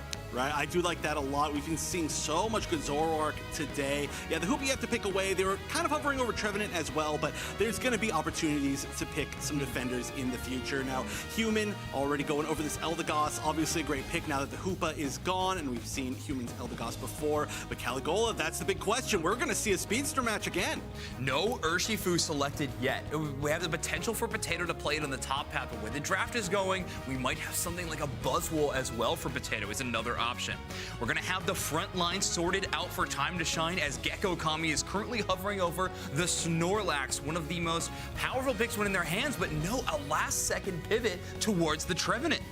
I mean, hey, Trevenant, you can never go wrong with Trevenant. Honestly, it's just always going to be a solid choice. But Potato hovering over that Garchomp, which we've seen do extremely well today. Basically every single time it was picked. And Ikelis, yeah, I would have been surprised if it hadn't gone to the Alolan Ninetales. Also, every single time they've been on it has gone extremely well. How nice is it to have a player like Potato who you can just comfortably give the last pick to every single time? Listen, we're drafting for 4. Potato will figure it out on 5. Now, Time to Shine getting Chelvin on that Glaceon, a very powerful Pokemon to see in the central area. It won pretty much every game that it was on broadcast yesterday in North America. Europe looking to make it the same. Yeah, I believe off the record, off broadcast, you were like, where are all the Glaceon picks? It's surprising that there's not many more, but I agree with that for sure, and I'm glad that we're going to see it. It is a pretty cool pick into, especially a lot of the picks that Team Peps has, and it's going to round out their team, I feel like, in a really strong way, but again, they're pretty low ball. Yeah, I was very kind about it as well when I was questioning it. I wasn't mad at the teams or anything like that. I want to make that super clear. There's a lot of great picks, to be fair. Very true, very true. Well, let's see these picks in action as Spraggles and Doob Snacks take us away. Yeah, I think that's Elm. Wow. And I Okay. think that's a TV. We know a lot about construction, and this would be a weird time not to talk about our upcoming YouTube show, Doob Snacks and Spraggles Build a Tiny House. It's a disaster. And Let's we talk use about Legos, this. which makes it a little easier, at least. Let's talk about this matchup. Team Peps, time to shine. This is a big moment for time to shine. This is their moment to stand out, if you will. Or their time to shine, I guess. Yep, here you go. That could Moment work to as well. shine, literally anything. I'm excited to watch the new ads. Obviously, Chelvin and Gek have been anchoring this team for a long, long time. Auk and Ware and Lundaru being added are all high-octane players that really proved their worth at the AOS Cup, found themselves on some different rosters, and now they're going to Worlds with this TTS squad. This is an exciting matchup here because both of these teams still have a lot to prove inside of this region. Whichever one moves forward has a chance to make it up to our grand finals, win this whole thing. And some fun picks here. As we saw earlier, we have the Glaceon on the side of Time to Shine, something we haven't seen a ton of in EU or even NA. But we've seen a couple teams pick it up, but it seems like it has a ton of value. Absolutely. Chelvin being on that as well is a great look for Time to Shine. That lets Auk switch onto the Zoroark. And of course, the fact that they're given Ware her amazing Hoopa to play with is something that they can be excited about. On the other side, Team Peps got a lot of their patented maneuvers here. Of course, Potato on Garchomp. Ikelis A9 has been looking great. And perennially wrong Doob Snacks about Caligula's Dodrio. Ikelis's A9, by the way, has been insane. Just such an incredible Alolan Ninetales. We saw the game where it was just eclipsing everyone in level right here, tricking even us, the broadcasters, thinking Alolan Ninetales hiding up in that bush. Oh no, that's Zoroark. You want to talk about Ikelis, level 6 already. I mean, this is, we kind of said before, is this like just them getting outscaled? But maybe it's actually part of the strategy. Big time KO pick up there. The K opener goes over to Chelvin, and a nice little follow-up on the Phantom for Ikelis because they are so big. Yeah, they're level 6, which means they have that huge power spike. You unlock Blizzard at that point. The Avalanche Blizzard combo is amazing right now, and they can just set up some incredible plays with it. Slowbro also already at level 5 here. Phantom still needs some experience. So does our little Liquid down in the bottom path. Yeah, Lundaru needs to get to Lampin in short order so they can actually start taking over the game. We know when Lundaru has the Pokemon that they want to play, they can do a great, great job. But, I mean, they selected Chandelure, not Litwick. Here we go. It looks like they are chasing Caligula. Can they get it? The combo so close. There's no HP there. Someone, write to Timmy. Tell him to KO that Pokemon right now. There's when you have no HP, you're supposed to get knocked out. Hold on, I'm making a call. Hi, Timmy. Yes. Yeah, it's about the Dodrio. Yeah, ridiculous. All right. Okay, well, where do we go from here? We go. I think we in just 25 seconds or so, we have objectives in the top and bottom path, and we're going to see how these teams want to get set up for it. Still 2 members on the top path here for both teams, but of course, Hoopa can bring Time to Shine down to that objective. All getting caught a little bit here. Nice little kick flip over the top for Potato and Callie as they get a KO there. Callie going to try and force some points through the hyperspace highway is open. Callie's on the retreat. Potato there to cut off. Gex seeing that and retreating. Finally, a Chandelure as Lundaru really elevated their evolutions here. Hit 5, then 7 in short order. Oh, we've got some furniture. You gotta love to see it. We can put some in our tiny house. That would be incredible. That thing is a disaster as Regirock is chipped up. It is at half right now. We're going to see who can get the big secure. Obviously, Glaceon has the chance, but no, it's the Wood Hammer from Time to Shine. Hey, we could use a hammer on our show, too. Yeah, definitely if we're building stuff, right? Gek has been just a hallmark of this Time to Shine team. Their defender play has been amazing and always something worth talking about, and no exception in that moment right there, using the Wood Hammer to secure the basement Reggie, despite having kind of been bubbled out there. Auk going to get chased chased down by Cali. They've got the human support in pocket. Where's going to give Auk the support they need, but that's kind of a leash. Chelvin was pulling up for an opportunity. Yeah, Chelvin not able to make something happen right there. They just weren't able to find their moment. Here comes Galigola trying to take some of this away. Lunder with the big poltergeist right there, and that is one of the reasons they are playing it for Dodrio right there. It sets up a very large zone that Dodrio really doesn't want to deal with. Anytime it hits those walls, it lowers its speed, which destroys its sprint gauge. Not only that, it can run into a chair, and as you know, chair is the star of the stream, so big moments here. Yeah, also a chair can go on our tiny house, and hopefully steps. That would be great. We love steps, dude. Time to shine back on their own goal zone. They've kind of got Cali caught out. They're going to get the chase down, and nice little KO by Ware using that hyperspace hole to close that distance. Now, Time to Shine is going to be able to pivot onto this Regieleki, but here comes Peps, and Ikelis is level 10, higher level than Potato even, as Potato is not able to snatch Gek back onto the backside of their team, coming through for the secure, and it's Gek again. Once again, the wood hammer secure. You can see that was all coordinated by the side of Time to Shine. They were throwing a ton of burst damage all at once, but again, the Trevenant secure with that wood hammer. Gek playing amazingly here today as Regieleki is continuing to push. It looks like once again another Dragon Claw trying to push out Potato in some trouble. Huge Unite move from Dodrio, but it is getting pushed back by none other than Trevenant. What a steal. That's a good post. They thought they had an opportunity. Trevenant comes through KO. Streaks of 2 have already gone down. We got 3 players down, and 2 of them go to Auk as they're keeping the chase on. Look at that spacing that they bought too. Gek's going to be able to play far forward and space that out. Ware already bringing through everybody with the portal. We got the Evangel style release on top of the Reg Ice. Meanwhile, they're able to split push here because nobody from Team Peps is there. Time to Shine is going to be able to take this Reg Ice for free, and Gek babysitting Auk up top does great work up there as well. Wow, amazing stuff from Time to Shine.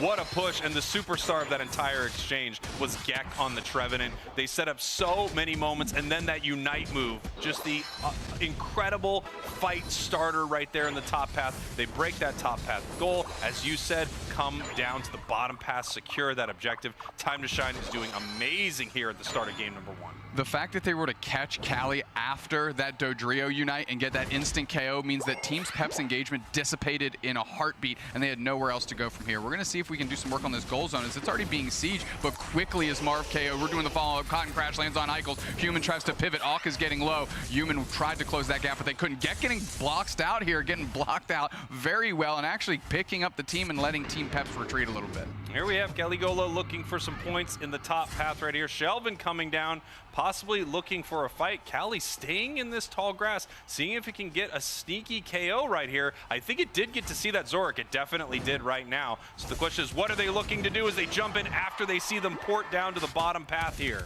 And what they did is they switched Auk's attention so they couldn't reset down with the rest of the team, and now they got a one-on-one if they can get. Poltergeist is out on top. Humans kind of caught in the middle. They caught so many ice shards there, of course, from the icy wind. They're moving forward here. Ware is leading the push, and it's just Marv trying to hold down this bottom goal zone. We've got good pressure here as Ware's going for the score. Surf comes through, hits both. Shelvin going to have to follow up and shell in some damage. Lunder's going to have to step back. Nice Poltergeist. Put 2 people in the dining room there as they're able to peel back and finally say, I'm not going to keep this push going. Just kidding.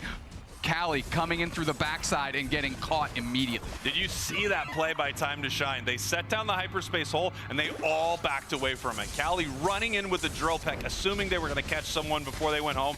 No one was there. They were all waiting for it. Massive play. Picks up a big KO right here, and it seems like Time to Shine just has some really incredible coordinated fights. They now take Regieleki, and they can either push with it or head down to the bottom path here for Reg Ice. Looks like Potato's going to be able to rip Regieleki here, but Time to Shine is jumping on top of Marv. Nice wood hammers coming out to stun them down, but they've got to follow up with Chelvin. There we go. Auk is so low. They're kind of getting caught out. Humans trying to follow up. Hyperspace hole comes. Is Auk going to catch the reset? They do. Another Poltergeist on top of the goal zone. Nice push by Gek to get Human freed up. They actually have to pollen puff themselves on their retreat, but Gek's able to flip the switch here and put their focus back on the team. Nice little Poltergeist go down to buy some spacing, forcing them to go after Gek and not Lunderu, who gets their points in, and it's already 2 minutes, Spriggles. Here we are. Rayquaza is here. Maybe if they could have waited waited just another 2 seconds right there, they could have had a bigger score in that bottom path, but still, time to shine is up as Team Peps is putting points into this top path goal. You can see Gek here getting some extremely aggressive positioning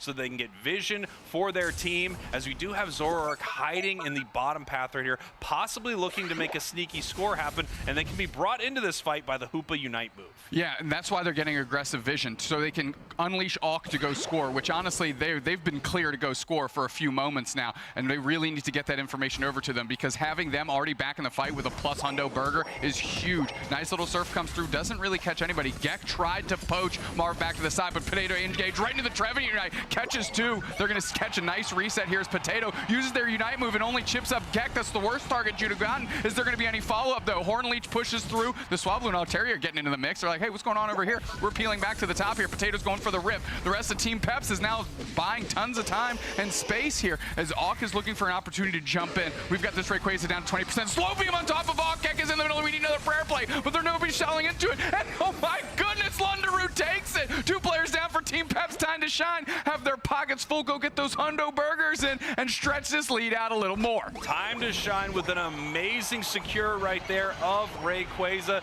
Once again, Team Peps not afraid to jump in and just start taking that Rayquaza in front of their enemies. Didn't work this time. It's time to shine at an amazing secure.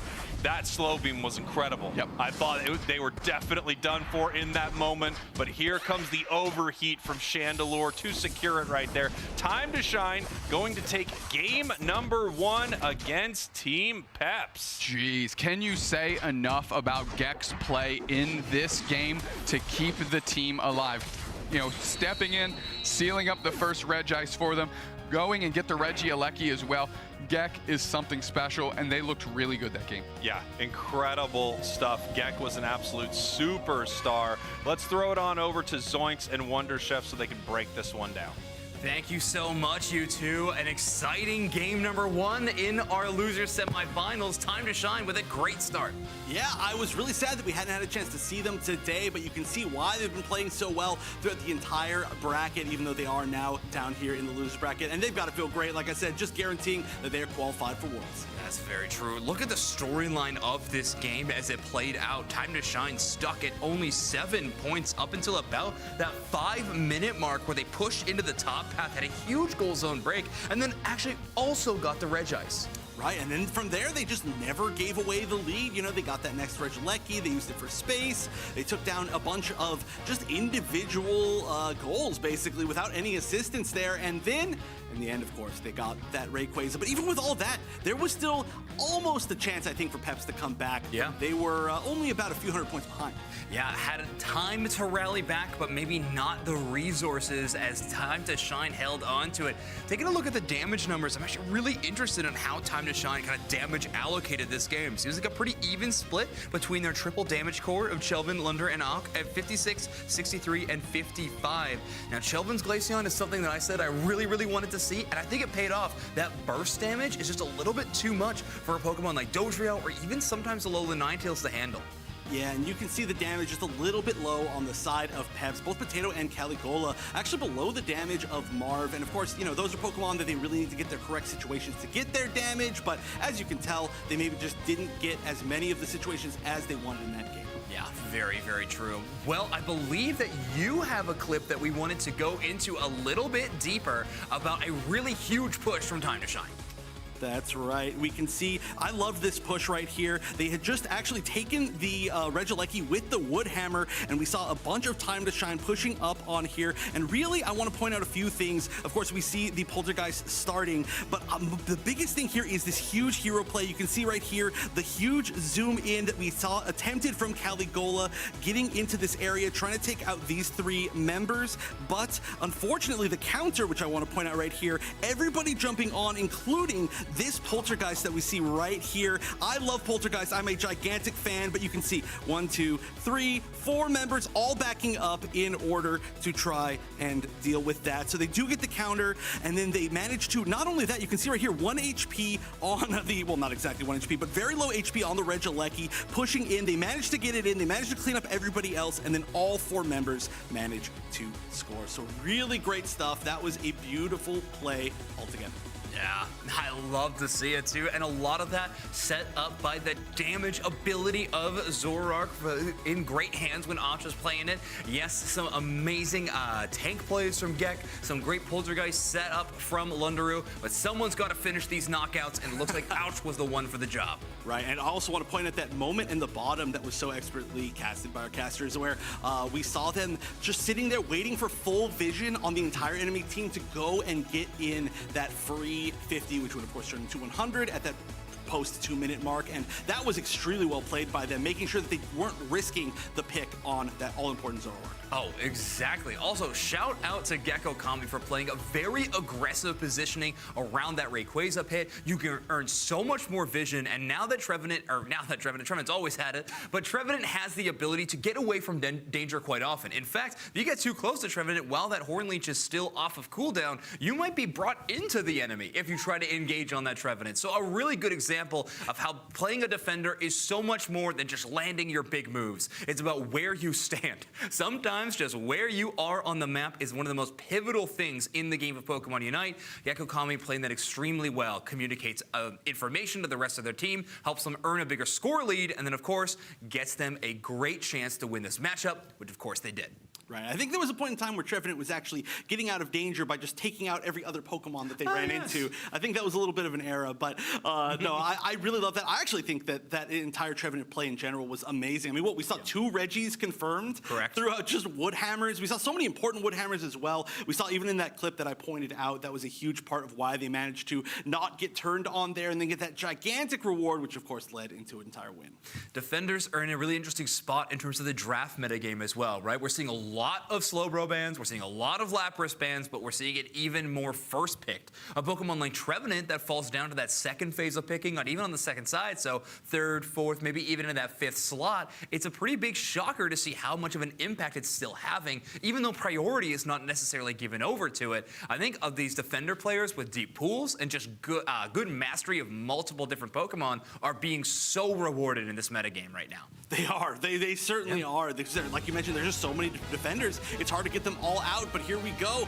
Going into game number 2 of Time to Shine versus Peps. Let's see if there are any defenders that do end up getting banned out. So far, it's looking like a speedster, and whoa, Eldegoss ban? Interesting. Okay, Team Peps taking away the Eldegoss, making sure that Ware is not allowed to play that support whatsoever. Are they forcing a first pick Hoopa? I mean, if they don't take Hoopa in this situation, it will be going over to Team Peps. Time to Shine might feel pressured about that and have to grab that one, but no, it looks like we're sticking to old reliable. Lapras is going to be selected. I mean, this is a really tough situation for Time to Shine, right? It is. Like, you really want that free first pick Lapras, but you also really want to not give away Hoopa. No way, are they gonna double? And would they do this? Would they actually take the double support? No. Oh, okay. Still though, taking the Hoopa was good. I would have loved to see that. Yeah, that's the energy I like to see in the Team Peps right there in the draft screen. Hover over the double support pick and still coming away with a Slowbro, right?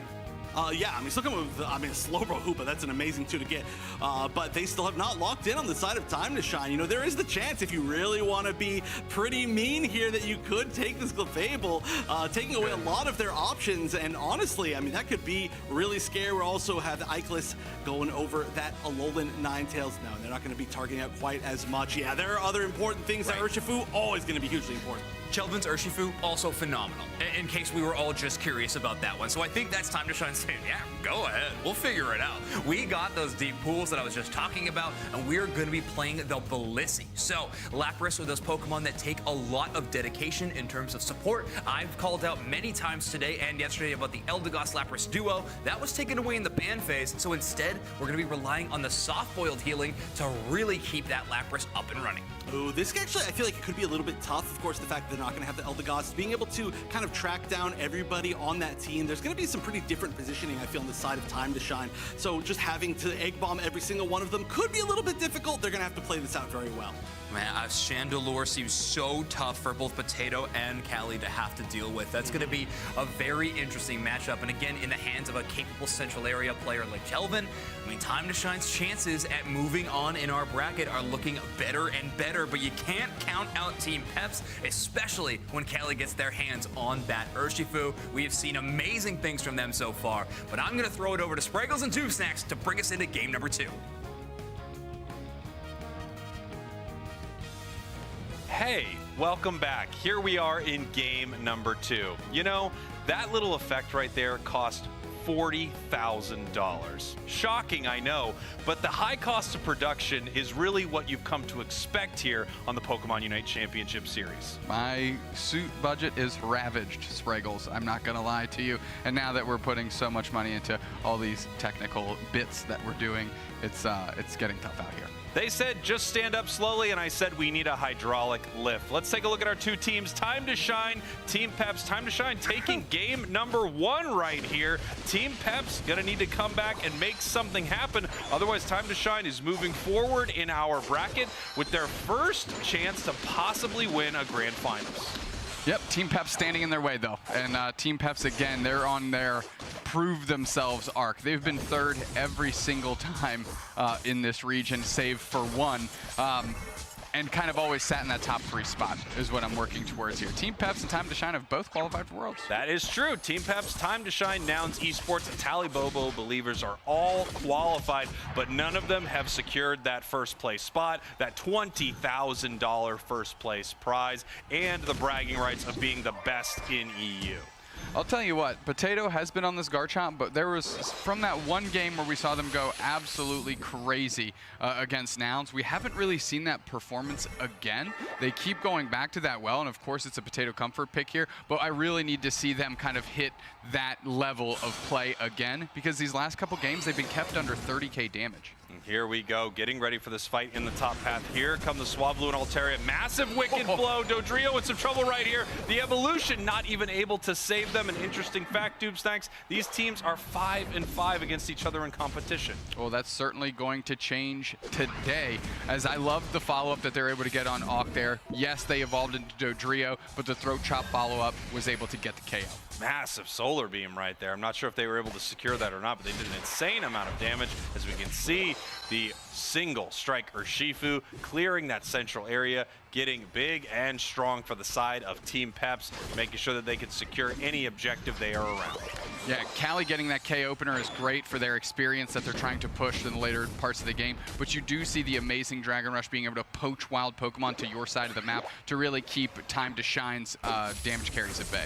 Here we go, Shelvin looking to do some damage here in this central area. We have the Imprison now on the side of Time to Shine, no longer running that Poltergeist, and I have to assume it's because they don't have to worry about that Dodrio. Yeah, and Imprison's going to be great on Callie. If you can hit Callie when they try and secure an objective, I mean, that's a literal game changer, right? You're stymieing their securability with just one move of your own. So Chelvin's going to have to really be dialed up and dialed in to make that magic happen. Now, obviously, Team Peps knows this, and their big strategy is going to be to snuff out that candle, do something to shut down this Pokemon before it is able to use that very, very powerful move.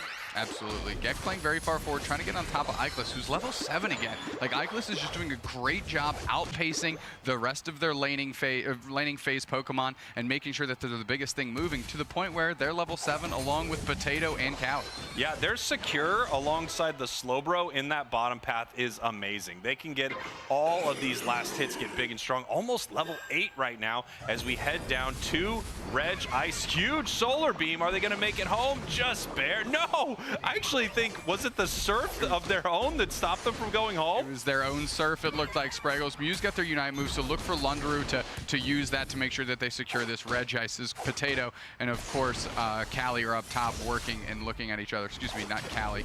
Are moving through there on that side of the map as Auk is working on Potato. But nobody's really interested in this Regice. They're just kind of bubbling each other out. Another reset here out of Marv is going to have to be taken, and finally looking to move in as Callie's ready to go. Nice engage on Gek, good spacing. Ware's coming through, Solar Beam comes through. Gek is going to push forward and try and get on top of Human and Ickless. Blinked out as Marv, but now the Reg Ice is at 50%. There's the Unite move out of Urshifu straight onto Lundaroo, and they get the big time KO. Now they have an opportunity on Reg Ice. They have the seal to take it here. If they can strike down this objective, they're going to follow up. Wicked Blow charged up. Wicked Blow comes through. Callie takes another objective for the team. Takes an objective, actually does go down there in that moment, and somehow Lapras makes it out of that exchange.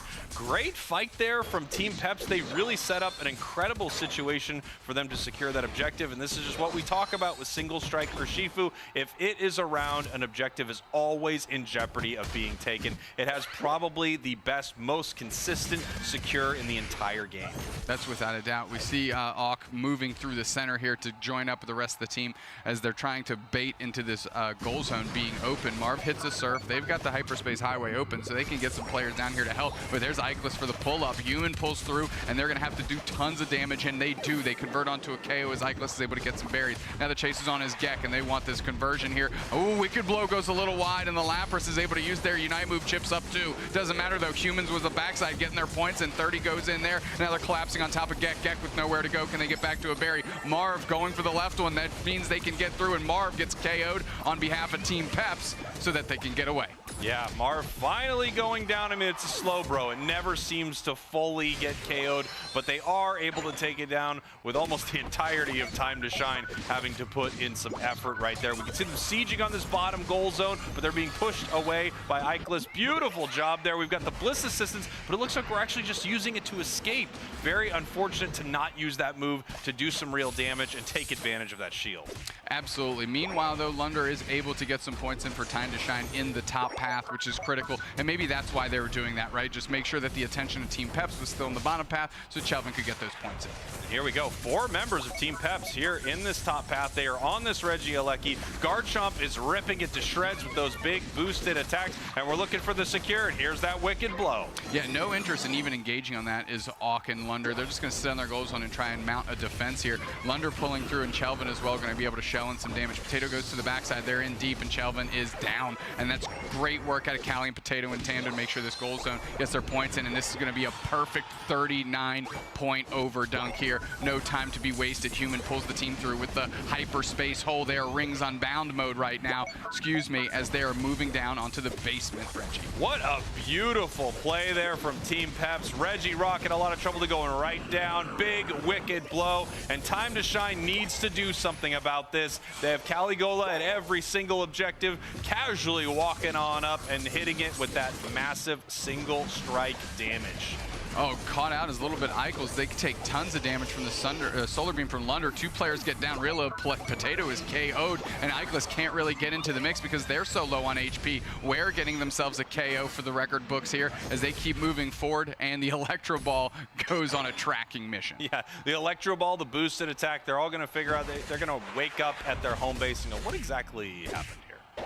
Without a doubt. We take a look, the scoreline is particularly close despite these exchanges we've been seeing. Yeah, 160, 149, 2 minutes, 50 seconds. We almost have Rayquaza on the map again. I feel like we felt just like this last match where there's just so much brawling, so much back and forth. The time is flying in this game. We almost have Rayquaza back, and if Team Peps is allowed to have this Urshifu anywhere near it, it is curtains for Time to Shine. Yep, it's going to be up to Chelvin specifically. We mentioned it on the Chandelure to be into Callie's face when they go for that engagement to try and time the Imprison with the Wicked Blow to make sure it gets nullified. And that is not an easy thing to do, Spraggles. And here we go. 2 minutes, 15 seconds. You can see everyone positioning around this Rayquaza pit, using the bubble beam to see if they can find members of Team Peps, as Gek is still searching this tall grass. Nice big solar beam onto Marv there, but of course it's a slow bro. It's very hard to really do any damage to a slow bro, and it's able to bring itself home. You see 2 members of Team Peps sneaking around in the top path, and as always, the question is, who starts this fight? Who makes this engagement happen? You can keep putting damage on slow bro, but it's just going to get sent back home every single time. Rayquaza just taking a little bit of damage from the overheat right there, and everyone playing this moment extremely patiently. They're just waiting for their catch. And now they know where Caligola is. Maybe a little caught out if they could do something about it. Yeah, now that they're on the backside, though, they know that Cali and Potato are coming from that direction. They're looking for an opportunity. Gek uses their Unite move. Just cruising around. I thought they had activated their Unite move there just to bubble beam, and of course the water pulse is what was going on there. Lunder does use their Unite move, trying to bait in. They're trying to get some players to go. Marv has to surf onto the hyperspace hole to reset Spraggles, and it looks like Potato's flipping on this thing because Time to Shine is sort of spaced out, and of course Auk isn't anywhere to be found. The Unite move comes out. They're going to try and jump on top of where Bliss assist is back into the middle. 2 players down though for Time to Shine as Peps is flipping on him. Iclus is looking for the follow-up. Big Gecko Kami picking up the Bliss assistance, and they're still fighting in the middle. Iclus goes down, 3 players down for Time to Shine. Peps has an opportunity here. KO Streak a 2 for Auk as they get into the mix, but it's now Peps still all over Rayquaza. They're going to try and make it happen. Lunder's got a miracle play here. Let's see if they can line up a Solar Beam or an Electro Ball. They're going to go for it, line it up. It's Daylight Dollar short. It's Marv getting it done. The team captain salute. Scramble score, duck it time. They are running these points in right now with only 28 seconds left on the clock. This should put Team Peps up 249. Are they able to get another score? They're trying to stop the Slowbro Rider. 349, 318. This is not over. They can still put some points in, but they have to run all the way across the map. I just don't know if there is enough time for them to make it there. They don't have a Dodrio Unite move. There just aren't enough points, and they're running in to put some more points on the board. Well, Cali, Team Peps taking this game. Go, Cali just making it just in time. Only kept 24 in pocket, which is great for them to get that quick, hard score. Able to use that throw chop to get over the wall, right into the goal pad, dodge around the players from Time to Shine, get those points in. Incredible stuff from Team Peps.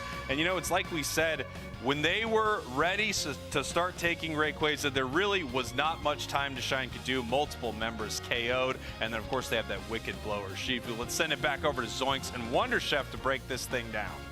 What a game number 2. We are tied up again today. Every single game going the distance, and we wouldn't have it any other way with these competitive teams like this. Yeah, just as a statistic, that is 9 games going to game 3 and 2 not going to game 3 in this bracket so far. That is actually kind of ridiculous. Europe is looking really, really good. But, I mean, hey, we got to talk about one thing, and that thing is objective secure.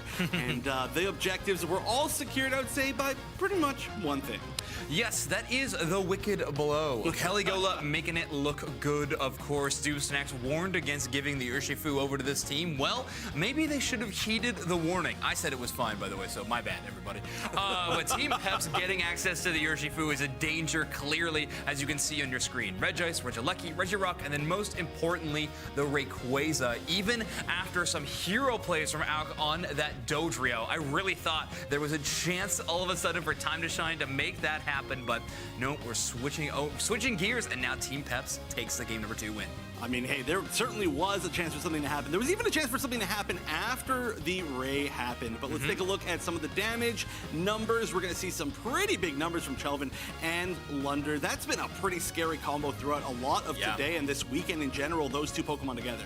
Exactly. Gecko Kami playing the Lapras this time around instead of the Trevenant, which they were previously, and maybe the Snorlax, which we've seen historically. And the Lapras putting up decent numbers, good damage taken, 61,000 with 20,000 HP recovery, but in the end, it didn't work out for Time to Shine. Let's see what happened in our highlights. Yeah, we actually saw just so many. I mean, thank you, highlight team, for showing off the immediate taking of an objective from Caligola. That has exactly been the name of so much of this game. That's why they were holding on to a pretty solid lead. I mean, the points were really close, but getting that many objectives just gives you so much space, gives you so much extra EXP, and that just leads to everything else.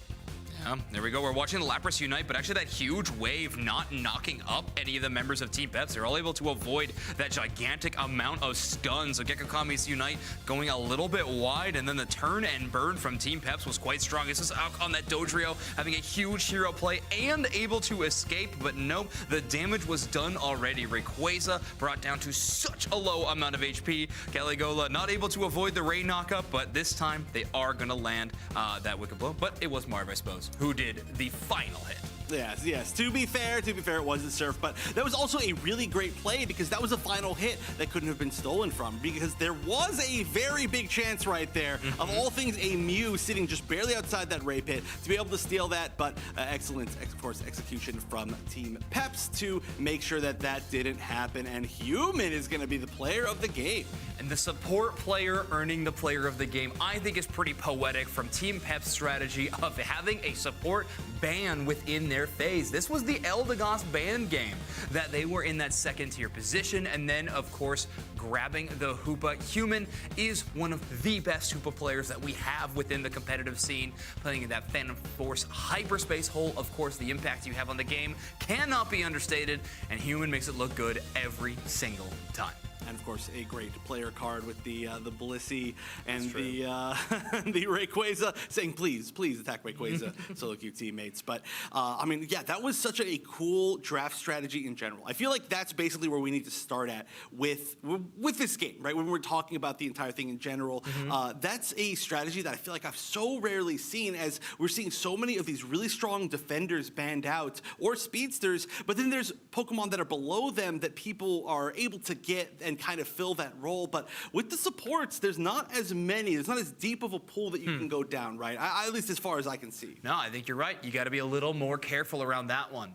Well, we do have an update from another region in the UNITE Championship Series, Latin America South of final standings. Team Peru having a absolutely incredible season, winning that first place spot. Team Peru going to be going to the World Championship Series along with Stamina Esports, who did qualify last year as well. So 10,460 championship points. I believe Peru only missed the first place spot in one monthly final of the entire season. Wow, well, I still think they need a special award for hitting the 5 digits in the championship points rankings. That is not an easy thing to do, let's just say, but certainly without a doubt a team that is going to have to be researched from every other region if you're dominating that hard. Exactly. You gotta study tape if you're gonna be at these World Championship Series. You haven't gotten the chance to play against these other teams at all yet. And finally, that chance is here in front of a few of these teams. The World Championship Series happening in August in Yokohama, Japan. And everybody that we're watching today in Europe right now are one of those representatives. And it is gonna be an amazing, amazing time. Obviously, if the competition is as good as it is right now, it is going to be fantastic, and I know it's going to be even better. Oh, yeah. I cannot wait to see just what happens with these teams, just basically like boot camping for the next month. Now that we know, actually, we essentially know almost every team that's qualified except for North American teams, which of course have NAIC coming up for that offline qualifier. But almost every other team now is really settled in for who's going to be going to Yokohama. So these teams now, they know who they can look at, they know where they need to look, and they know what they need to practice. And it's just going to be, everybody is just going to enter the cave of practice for Worlds and emerge as new teams. Yes, the calm before the storm is going to be very exciting, but we have one more storm to get through before that one, or a few more, but this next one is going to be the Game 3 between Team Peps and Time to Shine. My personal prediction to win this entire tournament was a bit of a hope on Time to Shine, and they still have a chance to do it. They are going to be trying to move on to the losers finals matchup after winning this semi, if they can beat Team Peps. Well, this has been a really close set. So without a doubt, Time to Shine can win this tournament. I mean, I believe they took Tally Bobo to Game 3 earlier, but let's take a look at the bans, where it's going to be the Lapras and the Hoopa. So the Hoopa, different support ban, but we're going the same direction. Yeah, exactly. Team Peps going to the reliable selection of getting Marv onto that Slowbro within their first pick. Of course, giving Time to Shine the opportunity to grab Urshifu here if they want it, but they have not been at all this tournament grabbing the Urshifu or banning it, which is really interesting. Instead, we're going to go with the Eldegoss and the Zoroark as their first picks. Right, so now we're going to have to see the situation of which support do you want to pick. It looks like the Blissey may be coming out. On the other side, I don't see anything yet. Well, there we go. The high value in the entire last game, so strong. And actually, wow, a very, very last second switch there to also pick up that Mew. Yeah, Caligula Urshifu gets it again. That might be a terrifying prospect for Time to Shine to have to deal with. What are they going to bring to the table to compete? Gekko Kami making a return to the Trevenant, which looked so fantastic in game number 1. 1, and the Chandelure locked in for the second time. We've now seen Lundaroo and Chelvin play it for the side of Time to Shine. A lot of priority given over to the newest attacker Pokemon. I think it makes a lot of sense. It's been doing so well in so many different regions, but Potato locking in the Garchomp once again, and Human will be deciding on that Blissey, which was, of course, a pick that we saw before when we had one of the two, I would say, main supports that we tend to see banned out. Blissey, good go-to third. All right, back to, I think, honestly, a repeat of game number 1's composition on the side of Time to Shine. Team Peps bringing a few new things to the table, but a Slowbro to start backing up Caligola and Potato is going to be a formidable threat. I think they have a great front line, and honestly, their back line is quite tanky. Mew, a lot more HP and defense than you would expect. Yeah, it can have that for sure. But I'm really glad that we're going to see Chelvin back on this Glaceon. That was such a valuable pick in that first game, like you were just talking about. It's really cool to see them just shift basically all the way back. Exactly, a bit of a repeat, but Team Peps bringing something new to the table. Well, it's all on the line here in game number 3. Spraggles and Dude Snacks, take us away. That is right. Zoinks, game number 3 is here. Obviously, these teams are fighting to get to that grand finals, and every space that they move up, the prize pool increases, the prestige increases, the time that they are on this broadcast increases. It's very, very important for these two teams as we head into this final game. They literally called me and said, being on broadcast is the greatest thing we could have ever asked for, being cast by Snacks and Spraggles. So, you're welcome. You're welcome. Why didn't they call? You're welcome. What can I say except you're welcome? Listen, I'm so happy that Callie has kind of thrown this Dodrio to the side and gone into the Urshifu. Obviously, Miracle plays with the Dodrio looked great, but their Urshifu is such a key core component to grabbing objectives and is just a key component of the equation to success that Team Peps have had. Yeah, I would be worried if I was Time to Shine not banning that Pokemon out. I think it is the most dangerous thing that Team Peps has going for them, and they have a lot of difficult things to deal with here. Obviously, we've got the Garchomp up in this top path that's done some real work, but if that Urshifu is around an objective, it goes the way of Team Peps. Absolutely. However, on the side of Time to Shine, they've got some real all-stars here, and of course, Gek back on Trevenant is going to be amazing. They themselves became the secure machine for that team in Game 1, and I can't deny that I hope they do some of that magic again. Here we have Ock walking to this bottom path, a level 5 Slowpoke. Or is it, Dude Snacks? It might not. It's a Zoroark illusion, like a kid's magician. Ah, like us. As here we go. We've got the bird spawning up here in this top path. Big Wicked Blow takes almost all of it right there, but it looks like the big one went over to the side of Time to Shine. Nice big KO in this bottom path. Mew goes down. The points start to rain in. They're looking to get this Litwick to evolve, and it does. Yeah, Time to Shine with great pressure early. Team Peps really having to give Potato support to get them online, which left an over pressurization there of players for Time to Shine able to push and get a quality KO. There we go, looking for possibly a moment right here, but this is getting pretty close, Rock. I don't think that they're going to be able to pick up a KO up here in this top path, as we see both our central area Pokemon just heading back to get experience. Everyone just looking for these yellow dots on the map, Doob Snacks, so that they can continue to get experience and evolve their Pokemon, get more and more powerful as this match goes on. Nice big overheat. Yeah, I'm looking at Time to Shine. Chelvin looks like they're rotating down. They're going to be looking to jump on a target here. I wouldn't even worry about the birds. I'd try to get Callie, and it looks like that's what we're going to do. Callie's at half HP. Can they get a follow-up there? Solo, and there you go. That's the KO between the burn effect of Lundaroo and the follow-up of Chelvin here, able to deal a ton of damage. They see their opportunity. They're all over Marv that got imprisoned by Lundaroo, of course. But now, get your points in. They need to scramble back. Gekko's going to try and get some space, but instead eats a Solar Beam. I thought Trees loved Sun, but instead that one's dealing mad damage. Well, a lot of trees don't take massive rays of sun to the face shot from a Pokemon. Not a lot of trees. Well, certainly at least one, and that's Gekko Kami. Back into the mix. Woodhammer's going to be coming out. Nope, just kidding. They are behind by a half a mile as Callie, another Wicked Blow, and another 4 Swablu taken. Can I say I love seeing Gek back on this Trevenant. I think their Trevenant is unbelievably good. It might not be their first choice, but I think it's an incredible choice for their team. As we get ready for Registeel here, Chelvin coming down, almost level 8, so it does not yet have its Unite move, as they actually are looking probably to KO a few few members of Team Peps before we start this thing and then just hand it over to Caligola? Well, all of the Icy Wind goes on top of Marv, who's getting shredded and eats. The Solar Beam was trying to cover up to get the protection there, but it didn't quite work out. Now Time to Shine has the Regicy positional advantage. Glaceon Unite comes out. Chelvin had the opportunity to go on the chase. Icy Wind on top of Ware, who is imprisoned, and they're getting followed up. Can they actually get the KO? No, doesn't matter. Solar Beam comes through. Icless, another high-profile play by Icless, the newest add to this team. And wow, what an add that has been, Spraggles. Icless on this bottom path attacker role has just been a superstar in all of these games.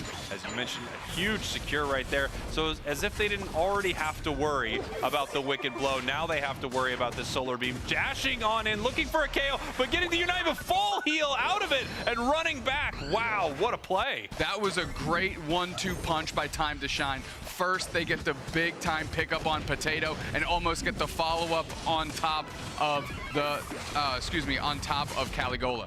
Wow, what a play here by Trevenant. Walking away with almost 0 HP as we come on in here to pick up a KO. Time to Shine looking fantastic, and here comes Caligola trying to stop this score right here. Big wood hammer, another combo, and Caligola goes down. Listen, you can give all the credit to Octa hitting their buttons there, but that is Gek horn leeching them off of that goal zone, enabling Octa to pop off and get that KO, and they got him 1-2. You don't step to Gek on this tree. And another thing I want to note about Gek's tree, they're the only one that hasn't had an abysmal early start to a game as Phantom for like 4 straight minutes that we've seen on broadcast all weekend. That is a great point here. We do see now this Regieleki pushing to this top path. Looks like they are just going to let it in right here. Nice big 40 points, and they could put another 40 in here in just a moment. Sometimes teams wait to put those points in, but it looks like they're just going to break right away. 2 to 171. Time to Shine way up here, and this is a must-win for both of these teams. Yeah, absolutely. We said it before. Pep's the best team that has the hardest time to score somehow. If they really get kept out of the early scores,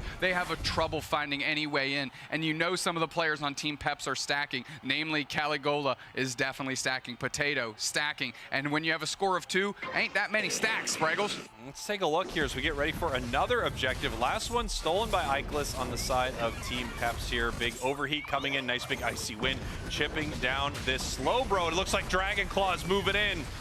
Glaceon Unite follow-up is going to have to be pushed all the way back because they want Chelvin. Chelvin wants Cali. They get Cali, but in the meantime, Team Peps able to take that Reggie, which was really what they were fighting for here. Everybody's peeling back. Time to Shine is looking for an opportunity, but instead, another Solar Beam comes through, knocks out the Chandelure, and now Team Peps feels like they can push back the other way. Bliss Citizens on top of Potato. They're way deep. They're sitting on top of Chelvin. They're going to try to convert that KO. They do. That's a huge KO. Now where's the next one on Chopping Block? The Shark looks for the engage here. They tried to Dragon Rush back Awk, but that's not going to happen. Not today. There's 5 players there, and they keep the pressure on. The fact that they get any KOs is a shock to me, Spraggles. Time to Shine, though, getting KO'd big, and that siege on that goal zone looks pretty good, squaring up this score just a little bit. Yeah, incredible stuff here from Team Peps. I mean, once again, Icless with the secure on this objective as Time to Shine is dealing with Caligola. Then right after that, a massive Solar Beam KO. I'm telling you, this player on this roll is fantastic, just crushing it for Team Peps. A phenomenal ad, whether it's Mew, whether it's A9.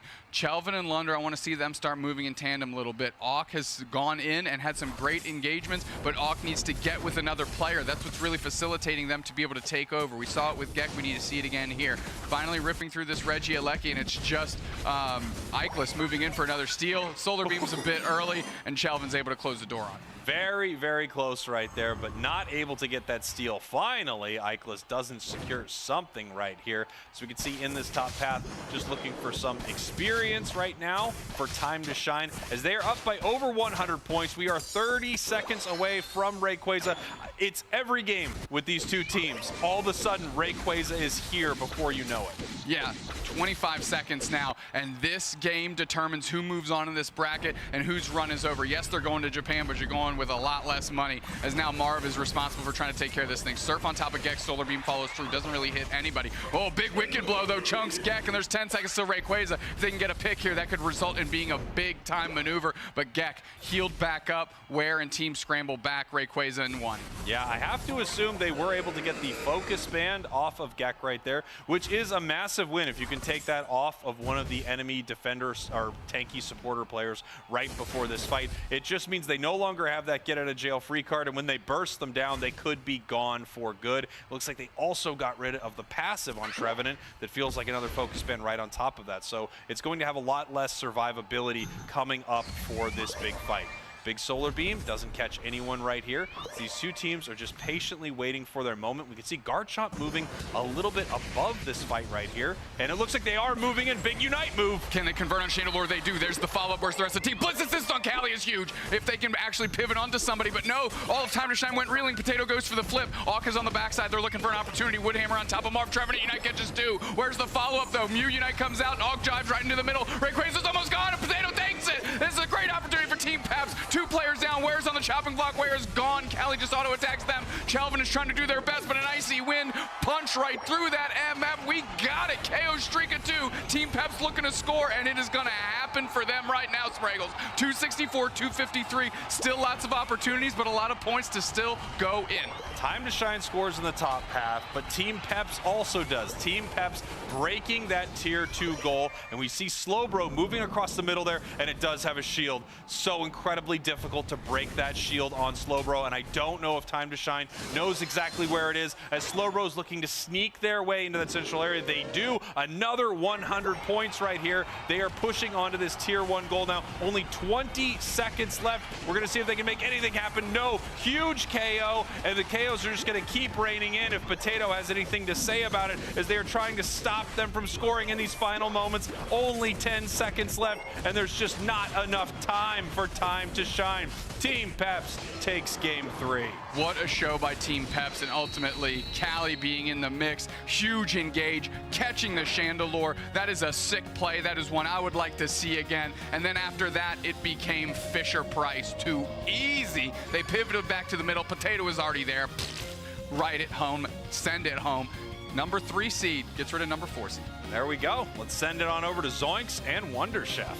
What a way to end that series. Every single second mattered. Every single ability mattered. What a wild finish. That was an amazing set in general. Now that we're at the end of it, I can say for sure that it's probably my favorite set that we've seen so far today. That felt like it was really either direction, even post-Ray, for every single match that we had in that set. This is what rivalry matches truly give us within this region. Team Peps and Time to Shine have been so close for so long. Team Peps taking the slight win over Time to Shine here. Look at this score graph, though. Time to Shine holding on to a really solid lead throughout this game, but 2 Registeals over to Team Peps. I mean, you cannot understate how powerful that late game experience advantage can be. Right, that was the big deal, right? Despite the fact that it was such a huge point lead, as you can see from this graph, from Time to Shine the entire time through, it came down to who was stronger in that final fight, and Team Peps was staying strong the entire way through. Exactly. Let's take a look at them damage numbers. Ikelis was 68,533, leading it for the side of Team Peps. And this is one thing we haven't talked about too much, is Potato's damage numbers. Because, or rather, we talk about the lack thereof quite often. I think we have to start rethinking how we value this Garchomp pick when it is on this team. Because the positional advantage and the huge damage to wild Pokemon is probably the more important thing that we see from Potato's Garchomp. But Wonder Chef, you got a clip that you want to break down. Let's take another look at that final team fight that defined this series. Right, of course, we've got to take a look at how this played out, and I think one of the big things that we need to look at is just even right here, this entire segment is where we were just locked in for Time to Shine, while over on the side and up, of course, at the top, we get to see so many members of the other team that were just able to lock everything out, and the fact that now we see so many members running this direction from Time to Shine meant that, look at this huge rotation back up, while you can even see on the mini-map over here, there's still plenty of people just all on the outside from Time to Shine, so Peps was able to burn it down exactly when they needed to. They managed to get, of course, so many picks at the end of that, and it was just a great realization that they had the space, they had the timing to burn it down in the middle of a pretty healthy team of Time to Shine. I honestly thought the Bliss assistance onto the Urshifu was a little, unset. I didn't think it was a great plan. There was nobody around for Cali to capitalize on it, but that was actually the point. Nobody was around because they were retreating all the way back to almost their home goal zone. So an incredible matchup here. Great play from Team Peps. Let's take a look at the player of the game from our game number 3. That's right, it is Caligola on the Urshifu. Kind of a player of the set, I think. Sure. I think that's a very not too difficult call. That was such amazing secure in general, and like you mentioned, even in this game in particular, the resources that you gain from being able to take all of those objectives is just so important. Especially, it gets more important the closer these games are, and between these two, I felt like if we went 10 games with them, they would go to I guess if we win 9 games, then they go to game 8, okay? You can't do it on an even number. Absolutely. That's what I mentioned at the start of this series. This is a rivalry matchup between these two teams. And now we have this team potentially going even farther in our bracket as they have now made it to a 3rd place finish minimum, as they are going to be waiting in the losers finals for the result of a very exciting winners finals, which will be upcoming. That's right, and so it does look like so far we're looking like our seeds are playing out pretty correctly, but Tally versus Nouns is one of the biggest stories over the past few months. Yeah, their match-up record against each other is so tight-knit, with Tally Bobo Believers just winning a few more of the important ones, but Nouns Esports did find a way to do it. Let's see if they can do it again right after this break.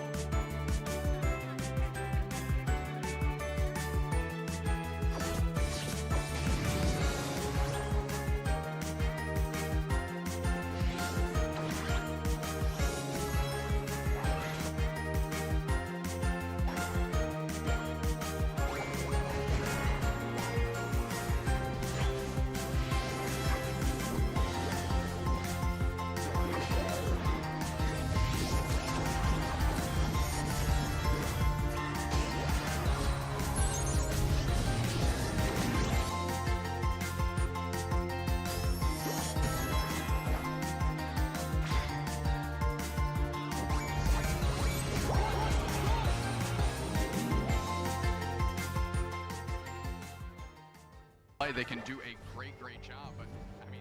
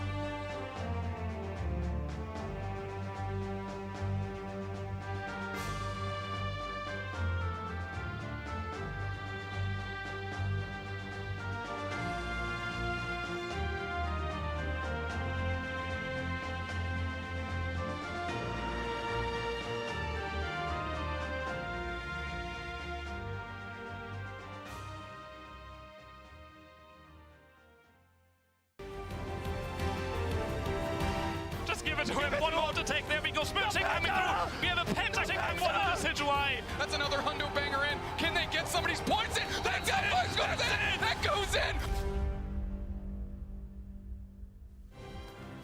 Winners finals at the biggest tournament that the European region has ever seen. That's right. Who else is going to be there than Nouns Esports and Tally Bobo Believers? The ultimate two, the top two through the entire season, and honestly, two teams that have formed an amazing rivalry, especially over the past few months. It's maybe my favorite rivalry in Unite Esports history. Year one, year two, every single one. These matches have been so exciting this year, all year long. We mentioned it a few times, their match record extremely close. However, Tally Bobo having the recent advantage here in the May finals. Oh yeah, but just barely. Of course, we can take a look at Tally Bobo Believers, the ultimate top dog in the European region this season for UCS. Zervis, Klaus, Utah, Megu, and Toon Slim. A dangerous squad here that everybody is looking to take down. You find a top team like Tally Bobo Believers when you find this Venn diagram of mechanical skill and flexibility. They can play any Pokemon anywhere. It's incredible, but the pool might go even deeper when we go over to Nouns Esports with some of the most creative drafts that we have seen in the entire globe, and they are putting Europe on the map right now. Oh yeah, they of course are returning to this season coming from second place, trying to, get out of now second place within their own region. That's a pretty interesting little storyline there. But Nouns, they have, like you mentioned, some of the most fun drafts. I think a lot of the tippity top teams, they tend to go to a little bit more meta picks, but Nouns, they are so creative. One of my easily favorite teams to watch, especially, a little bit biased when we get Bruv on that mine. Very true. Hey, that's no buzz. That's just a good shout out. I completely agree. Now, it's no secret that these teams are number 1 and number 2 within the region, and it's no secret to us, so clearly it's no secret to these teams either. They are competing against each other constantly and planning and trying to come up with a strategy to defeat the other squad. Nouns versus Tally Bobo is a storyline we love to tell in the broadcast, but I know it's one that both of these teams think about every single time they practice for Pokemon Unite. Oh, yeah, they basically have to sit down and they'd be like, okay, well, how do we deal with, let's say we're Tally Bobo, right? How do we deal with Nouns and then also everybody else? And then the same thing the other way around, right? Like, how do we deal with Tally Bobo and then also everybody else? But my favorite thing now is that we know that they're both qualified, guaranteed for Worlds in Yokohama, Japan. That means that now they are both going to have this giant pool of other opponents to fight when we've seen them both so dominant in their own region, and that just adds so much opportunity. Yeah, I can't wait to see that opportunity happen. But first, we're going to be looking at the draft. Now, we talked a lot about the creativity of both these teams. What are we expecting to see? We saw Nouns play a little bit of Slowbro Attacker already. We, of course, saw the famous Toon Slim Sylveon, which has such a huge impact. I think we're going to have a lot of fan favorites in this Winners Finals. Oh, yeah, and the thing is, it's really hard to honestly ban against either of these teams. There are, of course, some great bans. You can see right here, the Hoopa potentially come out from Tally Bobo Believers, and Nouns trying to get rid of that Slowbro off the bat. But the flexibility of both these teams are some of the highest that we have ever seen, so they're going to have some alternate picks very ready. Let's see what Megu's Lapras is like, because they're not getting the Slowbro, and I have to imagine is going to be the first pick. I know our casters are happy. They were desperately begging these teams to ban the Slowbro away from Megu, and now it's finally happened. They do get the Lapras, though, a dominant Pokemon right now. Oh yeah, that's actually very terrifying to think about, Megu playing that Lapras, but it looks like Desu is going to be immediately picking that Urshifu, which of course, if you watch that last set, we see how valuable that Pokemon can be. And then on the other side, we are going to get, not on the other side, the same side, we're going to get the Dodrio. All right, Gatlu's Dodrio is very, very phenomenal, and for a lot of reasons. They go between that Tri-Attack or Drill Peck build on the regular, but Tally Bobo Believers grabbing the Mew. Of course, Toon Slim and Utah, both incredible Mew players. They can swap it between their two squadrons, but Zervis grabbing the Eldegoss means that Nouns Esports was forced into a Blissey pick. Well, hey, the Blissey pick, we've actually seen the situation in the past few sets very well. And wow, a last pick. That is going to be now a Speedster versus Speedster match. But I'm actually surprised that it managed to be taken to a last pick. Yeah, exactly. Zorog following so low into the draft is a shock to me. But also another one is going to be Bruv on the Snorlax. So Snorlax is going to be going up against a Lapras within the path. Early game is a really interesting conversation between these two. Snorlax with better last hit secure, but Lapras also can just kind of ignore any early game attacking Pokemon. The damage, they are not worried about it whatsoever. Stacking, not too big of a problem, but Megu instead going over to the Focus Band, the Slick Spoon, and the Experience Share for their item loadout.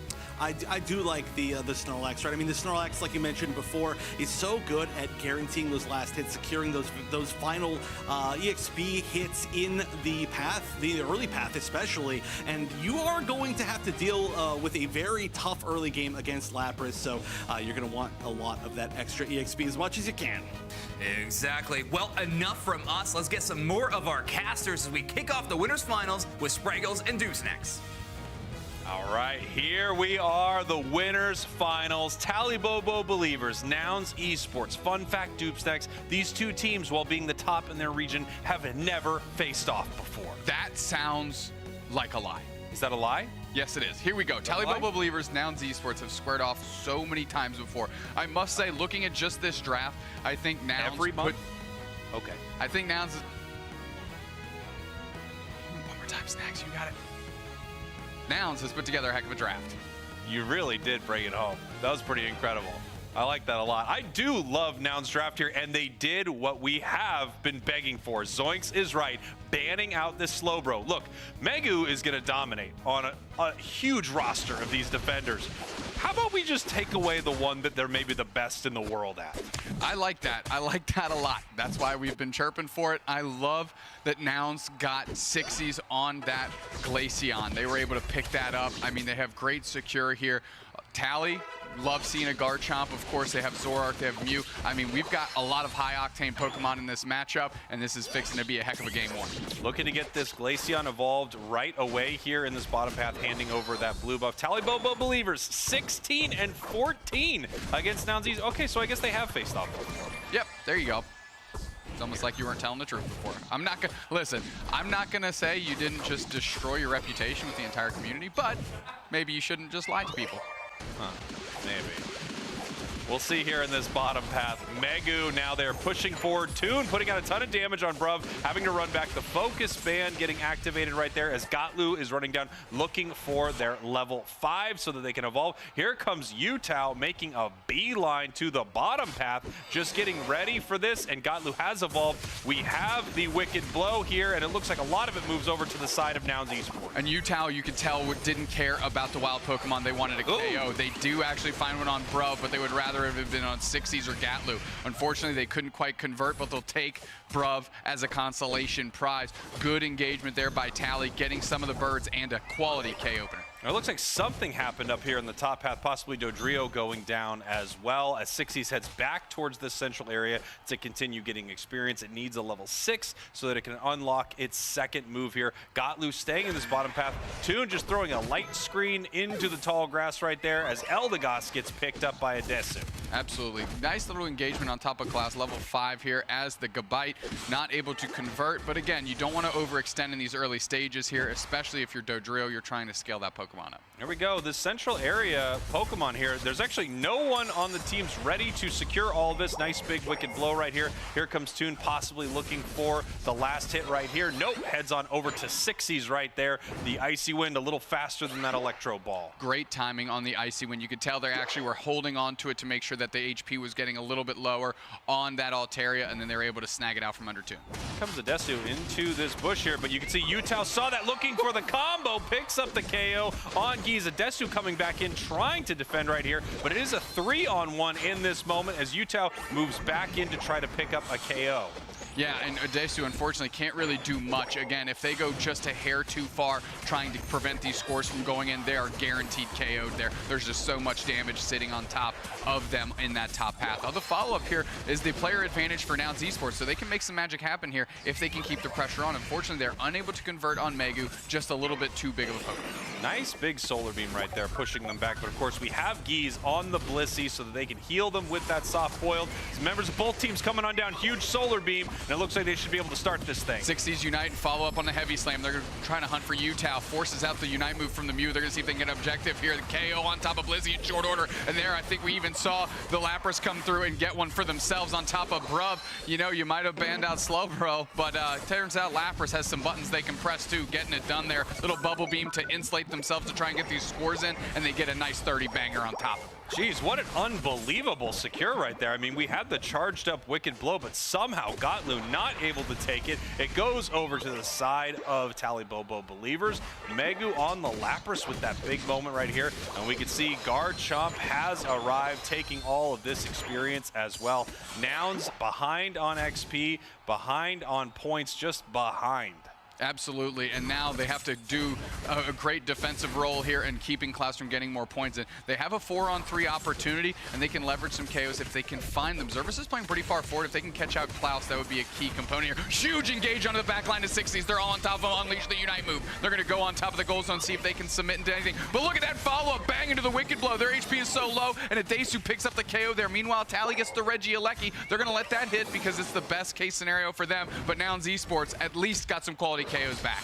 Couple quality KOs, but nice moves there by Potato. I mean, jumping into the entirety of Nouns Esports, forcing them to deal with that moment so Talibobo could secure that Regieleki. So far, things have not been going the way of Nouns Esports at the start of this match here. We're about halfway through game number 1. Talibobo up by over 100 points. Yeah, Klaus was able, really, the key component to allow them to get the Regieleki and break that goal zone ultimately. But I really like how Nouns was able to sustain, because if they go down there or are unable to get the KO on Klaus, I mean, things just get exponentially worse. As we have our next basement Regi about to populate here in 10 seconds, Nouns Esports is already making that rotation. Meanwhile, Megu's just sussing out who's where with the bubble beam. You know what? I think I accidentally called Klaus Potato, because that's how much Garchomp I've seen from Potato. I'm pretty sure I just did that as we get ready for this Regirock right here, where you can see Gotlu just spinning in a circle right now, just letting everyone know his controller works, as it looks like Talibobo Believers possibly starting this thing.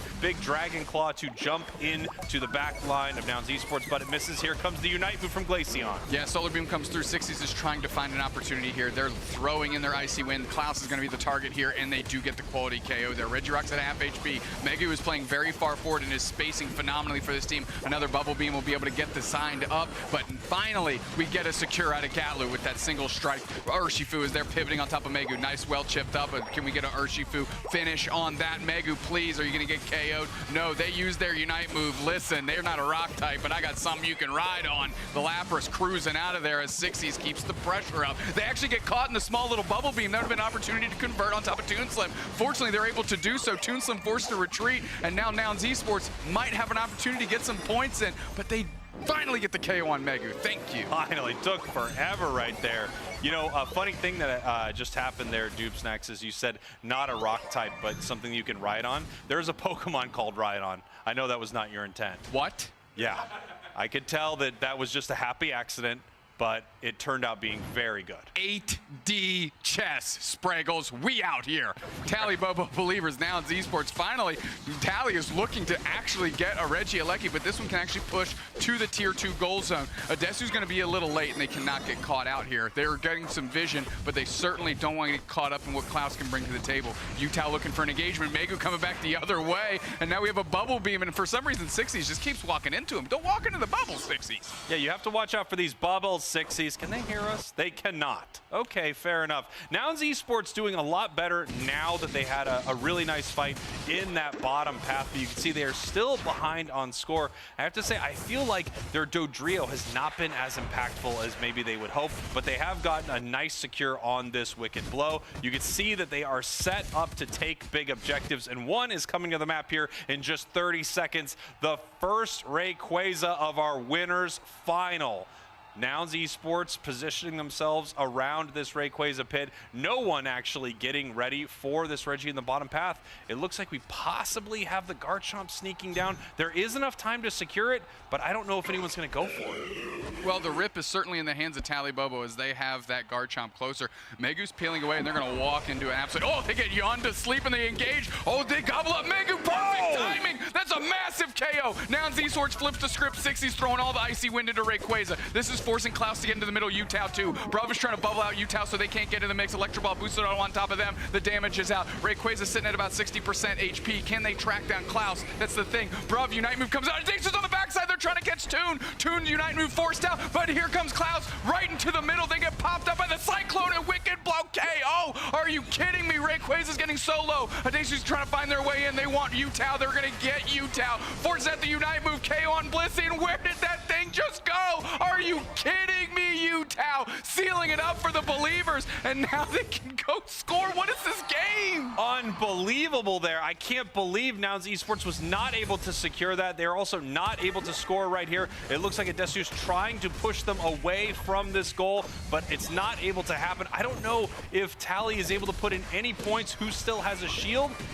I'm honestly not sure, as this match is still so close. This is ridiculous. Gatlu's peeling back, but you know, Nouns Esports has the Dodrio. That's their key to success here. This goal lead is small, but they have an opportunity to get points in the easy way. Gatlu's trying to hold it down. They're pushing. There's an engage by Klaus. They peeled 3 back. Service is chipping in. They're all pressing A as much as they can. No little Pottle and Puff. That's going to save Klaus here as they go for the Dragon Rush. Gatlu is still saying, how is this fight still going on? Credit to Klaus and wasting so much time as Zervis is just hanging out, waiting for the rest of the team to scramble away. Look at this scoreline, 179 to 151. Utah's babysitting. Gatlu looking for an opportunity. Lapras has the shield still, able to score in the bottom path. Sixties was able to stop the Mew, but not the Lapras. Nouns Esports needs to make something huge happen in the top path right now, as this shield is broken. They move forward. Utah trying to defend this goal against 3 members of Nouns Esports, but it looks like it's too little too late for Nouns, picking up another big KO. And there you have it. Tally Bobo Believers securing a miracle Rayquaza right there. Wow, can these games get any more down to the wire? It's just Hail Mary play after Hail Mary play after Hail Mary play. And I'll tell you what, maybe if Zoinks started praying to whomever they're praying to, they might have actually gotten a Gengar lock-in before, but instead everybody else's prayers are getting answered. That's right, and my prayers are getting answered because today I prayed to see Zoinks and Wonder Chef break down game number 1 of our winners finals. That's me descending from wherever I'm getting prayed to do the analysis of that game. What a start. Amazing last secure by Utah. What a hero play, and that's why they got the crown on their side of that player screen. We keep seeing it over and over from different teams and different sets, different games. It is all about the steal on the Rayquaza today. We're feeling a little bit more like season 1, I feel. But okay, regardless of that steal, you can see how many of the objectives ended up going to Tally Bobo Believers, and that's been their thing. They were in the lead. They just had that huge, gigantic pick in that final fight, but they did manage to pull it back with what a steal. I mean, but what an amazing score lead that Tally Bobo was able to hold in these first maybe 4 minutes in that mid game between the 2 and 6 moment. Look at how large that margin was that they were created to Reggie Alecki to help out with that play as well. Tally Bobo Believers finding a great way to have early game dominance despite having kind of these really high impact but, you know, resource dependent attackers like the Zoroark and the Garchomp. Of course, Speedster and all-arounder role, but just that damage core needing a whole lot of work to be done by the squadron. Yeah. All the attackers that aren't technically attackers, but they're definitely attackers. You know, that's just how it goes sometimes. We can take a look at some of the stats. Toon Slim, my goodness, 84,000 on the Mew. 60s as well with 73K on that Glaceon that I still feel is a little bit undervalued. But overall, I mean, this was just a brawl of a game, and neither side really, I mean, it was not a stomp by any means. They could have taken it.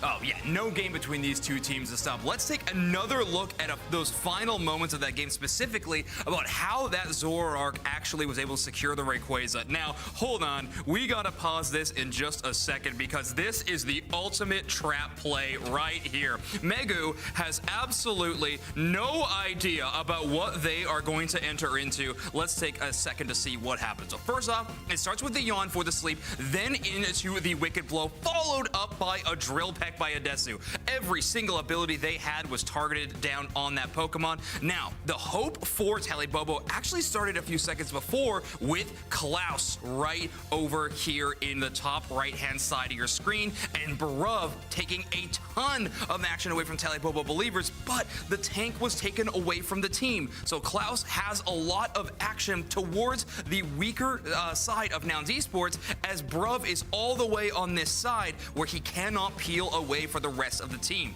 Let's watch Klaus get up into the action here on the Garchomp, as Gatlu was able to start paying attention to Rayquaza and service Unite moves all the way over to help support their all-arounder player.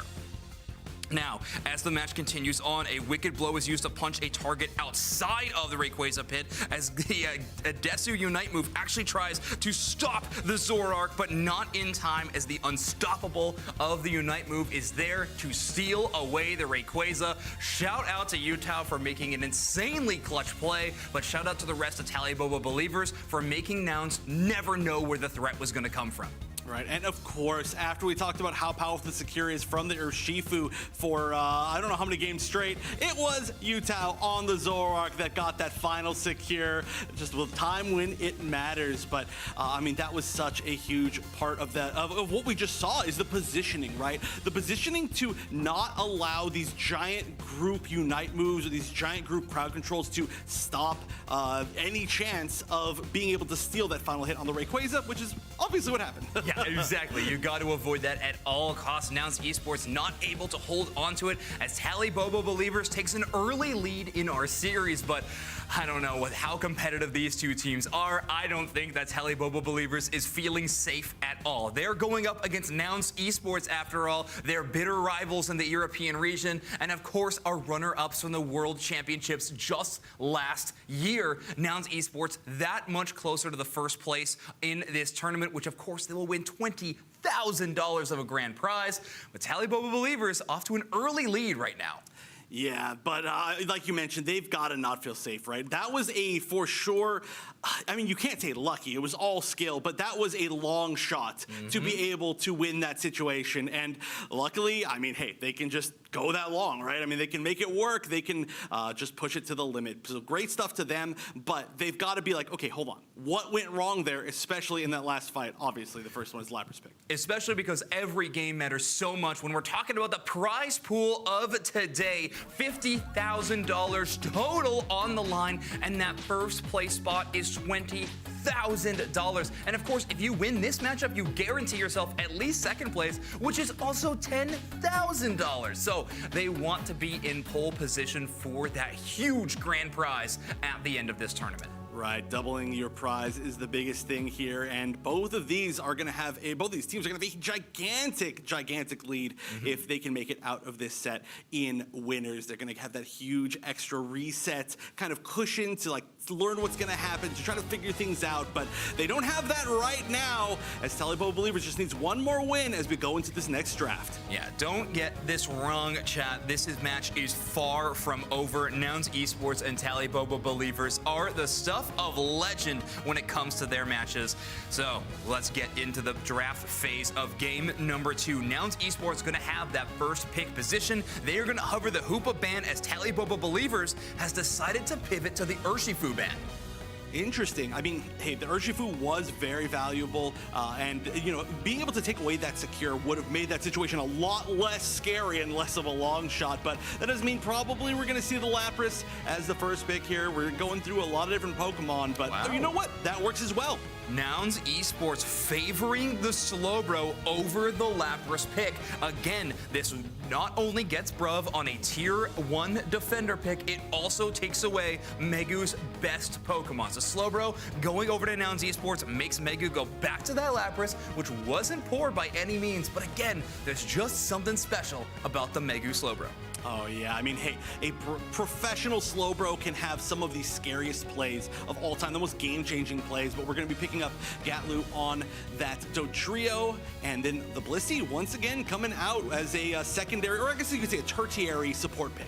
the Bliss assistance in these team fights has been extremely pivotal, not just for the support of healing and shielding that it gives, but of course, as Blissey moves across the map, it acts as a bowling ball, treating all the other Pokemon like pins as it sends them sky high as it charges through, and that ends up being quite impactful. We're going to see the Utah Zoroark, though, again, who just won the Player of the Game award in that game number 1. Can they do it in game number 2? I don't know if Nouns is going to let you get away with that 2 times in a row, and that's right! Dragapult. I love ghost types, obviously, as my name is Zoinks, and I get to see Dragapult live here in the Winners Finals. Well, I'm just a fan of Dragapult as a Pokemon in general. We have not seen this really ever come out in Europe or North America that I can remember. On the other side, Klaus will be going back to that Garchomp just to mention that final pick. But wow, the Dragapult, such a rare pick. What do you think is going for it in this particular pick? Well, that's a good question, because ADCs have been, honestly, just not showing up whatsoever in our metagame. Adesu playing maybe the only one that does appear in the Decidueye, but now that we've pivoted over to the Dragapult, I have to imagine this is to try to help against the Lapras. There's going to be a lot of damage that Lapras just has to deal with constantly, but it's little tick damage. Lapras is amazing at pushing off big bursts of damage, like something that the Espeon from Zigzags would be able to provide. It's going to reduce all of that, but with a ton of little ticks of damage from Dragon Nats, maybe that's the impact. Nouns Esports is looking for a game number 2 win, and Spraggles and Doomsnacks are looking to cast an amazing game. Wow, okay, that is a shocking draft, I have to say. We have not seen Dragapult in a position like this. In fact, none of those Pokemon similar to Dragapult, Cinderace, Greninja, it's very rare that you see a Pokemon like this brought into today's competitive environment. I wonder, is this the secret weapon? We're going to see it sometime. Or at least we need to guess at what it could be. I think everybody just saw that this card is blank because I'm goofy with my hands. That being said, I think what Zoinks pointed out is right. It's a great way, if you can dance around it, to just tech, tons of, and we might even see like a stored power Espeon to do the same type of scenario here to really chip through what Megu's going to be bringing to the table with this Lapras. We're going to have to see if this is the answer here in this next game, as Nouns Esports is 1 game away from the losers bracket. Now, obviously, Nouns is no stranger to this losers bracket. They're the kind of team that heads down there, they claw their way all the way back up to a grand finals and can win the whole thing as we head in here to game number 2. I want you to take a quick look at Dreepy's face right there, because that's what Spraggles and I looked like when they locked in this Dragapult. No questions asked. Bruv eating Electro Ball, Megu getting tons of good spacing, Toon about to take over to level 4, and everything is right on track for Taliboma.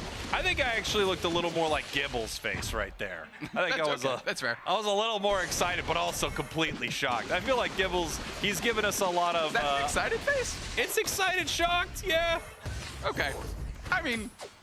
just another lie out of Spraggles community. Just let the record show. Here we go. Come on, don't count the lies. Right number of hats and a K opener, a big time for Gatlu. Gonna get Nouns Esports off to the right foot. Talibobo was doing everything, operating the way they should.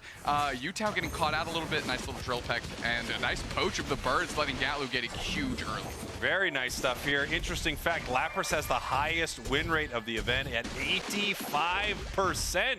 Big plays out of Lapras, as you can see here. Once again, we get that Psyshock Espeon, and I'd love to see it. I actually think this Pokemon is super undervalued still. I agree. Its securability, we saw how strong it was. Yes, it got nerfed a little bit, but they didn't make it do 0 damage. It still does exactly what it's tasked to do, and in the hands of a skilled player like Sixies, it can deliver the same result. Yeah, and here we go up to our top path right here. You can see Klaus looking to continue getting some experience right here. Hopefully soon they can become a Garchomp. Ah, the dream of the Combiner, to hopefully become a Garchomp. One day. Now, I know the reason Klaus locked this in is because they can hear us, and they heard that you called them Potato and said, I am my own person, and I will stand alone on my own Garchomp performance. So they locked that back in just to prove you wrong. Spraggles again, running through the community with just barbaric statements as Talibobo gets another KO and tons of points in. Absolutely, and I wish I could say what you said there was a lie, but it's not. It's 100% true that is what Klaus did. 10 seconds now until we have our birds spawning the top and bottom path. Utah getting pushed out from this goal zone a bit, but Talibobo Believers already putting points on the board, 72-0 right here as they get ready to secure these Swablu and Altaria. Maybe even secure a big KO, and they do. That was huge by Utah. They needed needed to get one back on a prime target, and they just got it there. Bruv is in the face of 3 players. Finally, Adesu's pulling up to see if they can give them a little support. Enough for Nate just Tally Bobo retreat. Actually, Megu feigns the retreat, stays up front in the front line to see exactly where everyone is. Meanwhile, up top, we've got our camera kind of yeeting across the map here as we're taking a look as they're contesting that Indeedee, and now finally working on the red ice. Utah is going for the shred here as Megu is actually forced to peel back. Adesu laying in tons of damage. Was that an ice beam that just slowed down Adesu? It could have been there. Let's see if we can see another play here from Megu. Obviously, that was an easy secure there for Tally Bobo. No one from Nouns really had any business trying to secure as they're actually pushing onto this tier 2 goal, looking for more points, while Gatlu uses a big Unite move into a drill peck here in the top path, trying to get some value somewhere on the map, and we'll see what they decide to score right here. Gatlu possibly, yes, putting in 40 right into possibly 5. No, they end up scoring with Blissey first. Meanwhile, big time Unite downstairs by the Zoroark. Utah able to get tons of space and get points in that tier 2 goal zone. Gatlu's looking for the follow-up on Klaus. Klaus evolves into Garchomp, and now Gatlu knows their time in this top path is going to be short if they don't get out of there. The timing of that drill peck into the Dragon Claw combo there could not be worse for Gatlu. Really unfortunate as it just gets completely caught in that moment. Utah coming back up here to pick up another KO, just on an absolute tear right now inside this match, picking up a KO everywhere he goes. Without a doubt. Nice little surf on top of Megu to try and secure that, and going to use Amnesia to top off their HP bar, but here comes Toon Slim. They can do tons of damage. Boosted auto comes through, big light screen, and then the solar beam through that boosts the damage of the solar beam. And this Tally Bobo Believers team is seeing or smelling some blood in the water, and they're going to go for it. Yeah, that is right. Tally Bobo Believers now up 91-35, but they are winning every fight, and they're way up on levels right here. Utah already level 12, as it looks like Klaus is just going to be able to rip this Blissey apart. It's trying to defend right here, and Utah says, yeah, I can just jump in and pick up this KO. That's what I've been doing all game. Nice 28-point overdunk there, but you can see how Tally Bobo are working in tandem, right? They had 2 players scoring while Klaus was buying space, and then they immediately switched roles so they could overdunk by 28. So good look and good teamwork by Tally Bobo as they're winning by over 150 points. Now we have Adesu has finally evolved here. He is now a Dragapult as Reg Ice is now off the map. Nouns Esports not even able to make it down for this fight. Let's see if Megu doesn't pick anybody up for the ride because they're actually trying to pinch on top of 60s, who gets caught in a bubble beam, but actually they're converting on top of, oh, wow, Klaus is actually getting stuffed out by Gatlu, and that actually forces Tally Bobo to have to retreat here. Toon Slim's leashing out the boosted auto, big Unite by 60s to make sure Megu can't escape, and that's another KO into the hands of Gatlu. Gatlu finally looks like something's happening here for Nouns Esports as they pick up a couple big KOs. They're looking for another, but look at the moves there by Utah. Jumping back in, picking up another KO. We have the Bliss assistance, but no, not able to get it. There we go. Finally, the drill peck catches Good him. night. These 2 players are moving so quickly around this map. There is no way that that is something that a normal player, I don't know, like me could do. These players are wild. Amazing little eject button right there to catch the 2 of them into a massive Unite move. Possibly going to pick up 2. Looking for the KO on Geese as well as Adesu is trying to put out enough damage to take them down. The Dragon Dance, no, not fully able to get them, so they don't have the reset here. And here comes a huge Unite move from Megu. Oh, wow. Man, holy, that bus came through and absolutely smoked him for a quick KO. Megu in service, the tank support gonna take that objective. Wow, incredible stuff here from Tally Bobo. They are looking fantastic this game, especially Utah, who is already level 14, might make it to 15 before our final fight here. I can't believe we're already at the 3-minute mark. These teams have been scrapping it out over and over and over again. It almost feels like at the start of the day, teams were a little bit more hesitant to engage. These 2 teams about that action. Yeah, I think these teams know that they are incredibly skilled at this game and just want to outplay their opponents at every opportunity right here. And here is a big opportunity for both of these teams. Megu coming down to this bottom path.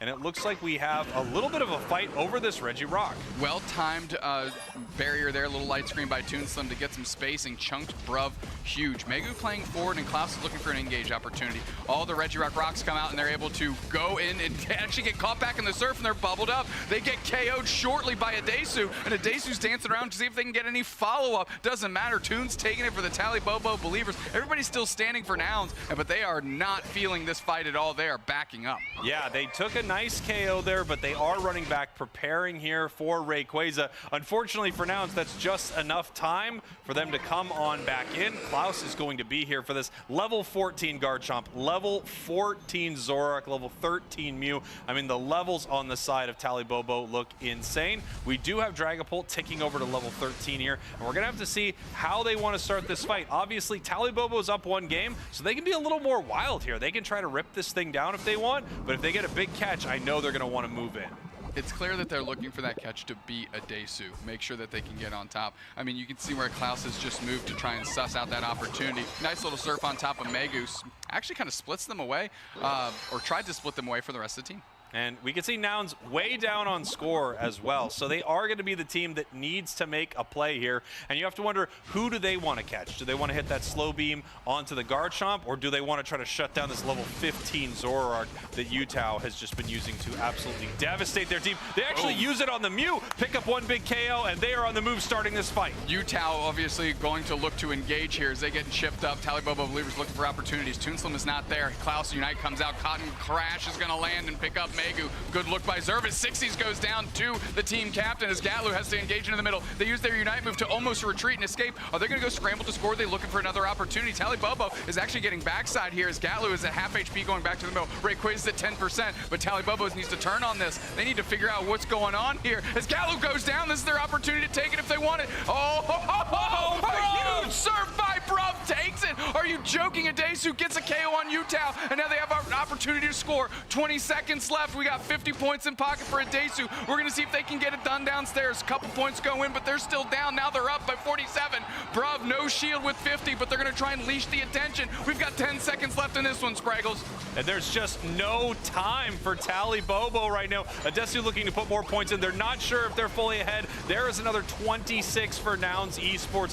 What a miracle secure. And I feel like that has just been the story of the day here in EU. Miracle secure after miracle secure over and over again in just these crazy final moments. Nouns Esports tying this thing up. We're going to send it over to Zoinks and Wonder Chef because wow, wow, wow. I gotta stop being surprised by these at some point. I really do, but every single time they seem to take my breath away. EU is wild, and these games are even better. I gotta stop watching the first 9 minutes of these matches because they are just lying to me. I'm just getting lied to constantly, every single time. I cannot believe how even these teams are that they are willing to play on these flips. Yeah, Utah with 10 KOs there you just saw was having an absolutely impeccable performance on the Tally Bobo believers, but not quite enough as Nouns Esports is able to secure the Rayquaza in an incredible way. I mean, look at this graph though. Tally Bobo believers coming away with 2 Regis, a Regirock, and a Regieleki in this matchup. Yeah, this one was probably one of the strongest leads that we've seen, I would say, from one of these teams. And then yet, of course, again, they did not end up winning that particular game. You can see this graph at the very end. It was everything. And I mean, hey, so much of it, always gotta say, was because they got that first huge pick with that slow beam. Absolutely, yeah. Bruv on that server had multiple hero moments in that team fight. Yeah. I mean, the call-out catch and then, of course, the Rayquaza secure both and I think are quite impressive. Adesu's Dragapult entered the battlefield for the first time that we've seen on broadcast and came away with a 59,000 damage, a pretty respectable one, but a KO streak of 2 at the end really put a bit of a highlight reel level play there for this Dragapult. Yeah, but you know, I was talking about how much of a lead we might have potentially had right here. Look at the damage on the side of Tally Bobo believers. Almost everybody around the 60K area except for one player. That is gigantic. A very, very terrifying team, but to pull it back in the end, Nouns so good. Yeah, but as Dubesnax likes to say, about that action would be the Tally Bobo believers. Along with Nouns, I mean, a lot of really exciting pushes from either side. Some early goal zone breaks with the intent, of course, of chasing down some big, big knockouts. And this is a huge story, I think, is this Megu Lapras just really never being able to be knocked out. Nouns Esports having a really tough time finding the answer, and that's why the bottom path goal zone for Talibobo Believers stood up so long. I mean, Megu just hangs out on the bottom path the entire time, and there was nothing Nouns could do about it. It's why Talibobo Believers went into this final fight having such a gigantic score lead. Right. I mean, that's the thing about Lapras. Not only is it so good at being aggressive in a single path, but it has some of the best defensive options, aside from the fact that, of course, you just can't take it down. It has, like, the multiple hitting moves just make it so difficult to even get in the tinier stacks that you really want if you are on the other side. But really, yeah, it all came down to this. The Lapras was so effective in the early game, but like you mentioned, it was Slowbro. Bruv, just one of the greatest players of all time in my eyes, and making 2 hero plays really in the end there. I mean, hey, sometimes surf's all you need. Sometimes you can't take your eyes off of this Slowbro. Talibobo Believers, you watched in that highlight reel, 2 players attacking a Desu's Dragapult in the bottom corner of your screen, while Bruv just simply waddles, I think would how I would describe Slowbro's walking patterns, up to the Rayquaza and hits it. So shout out a Desu player of the game for being the best distraction ever on Nouns Esports and taking all the attention from Talibobo Believers as they get a huge last secure. Dragapult, that's right, is your player of the game. Of course it is. Hey, hey, if there's one player that I would be really excited to watch play Dragapult, it was a Desu, so I was really excited for that, of course. And it did do quite a bit of damage without getting picked off, which was really cool to see. But hey, maybe that's the secret sauce. It's Defender Dragapult with Attacker Slowbro. There you go. What else do you need, right? You don't look at the Slowbro and say, yeah, sure, it'll take our Ray. But no, I'm just kidding. It's just Bruv in general. Really amazing stuff. And hey, 100% Dragapult win rate so far on broadcast. Facts. Better than Lapras. You heard it here first. Nerf it. We actually don't know if Dragapult was played off broadcast and lost, but we are going to believe it never was. So 100% win rate. A Desu, I think pretty famous for bringing in these Pokemon with 100% win rate. They are the only ones that pick them, but they win every time. And now, of course, our winners finals is tied up 1-1. We wouldn't have had it any other way, and it couldn't have been. Fate has decided that these teams will always go down to the last possible second. Whether it's a match score or a single 10-minute game of Pokemon Unite, it'll be down to the final moments to decide whether Talibobo Believers or Nouns Esports truly is going to win a match. Yeah, I had my statistic earlier as to like what percentage of the matches went to game 3, and we have not gone to a game 3 since then. So I think we're at like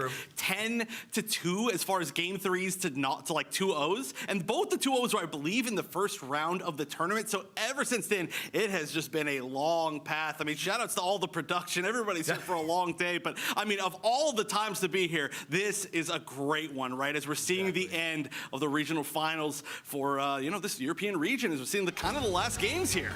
And think about it, if you don't count those 2 2-0s, it's 100% rate to go to a full best of 3 race. I think that's usually how the desk math works out. Talibobo Believers now in your first pick position yet again, currently hovering over the Hoopa ban, and Nouns Esports have got wise to Utah's tricks, and they are going to be banning away the Zoroark.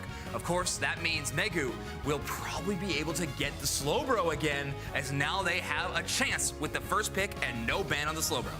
Yeah, this is going to be interesting, though, to see whether or not they value that Slowbro above the Lapras, which is going to be a free first pick as well. And, I mean, it definitely makes sense. Yeah, I was going to say, it kind of makes sense either way. That's a difficult decision. That Megu Slowbro, unbelievable. And also being able to obviously take away the Slowbro from Bruv that we just saw do so well. But that does mean we're going to see Lapras on the other side. The caliber of play in those late moments that an eject button slow beam is this. We got to come up with a cool name for that, by the way. I'm tired of saying eject button slow beam. But either way, the combination is so incredibly good that it's so worth that first draft pick. Now, Gatlu grabbing the Urshifu has all of a sudden taken one of the best secure tools in the entire game and put it in the hands of Nouns Esports. If this game is going to come down to more Ray last hit secures, then Nouns Esports have done a great job in the early part of this draft, securing a good strategy for just that.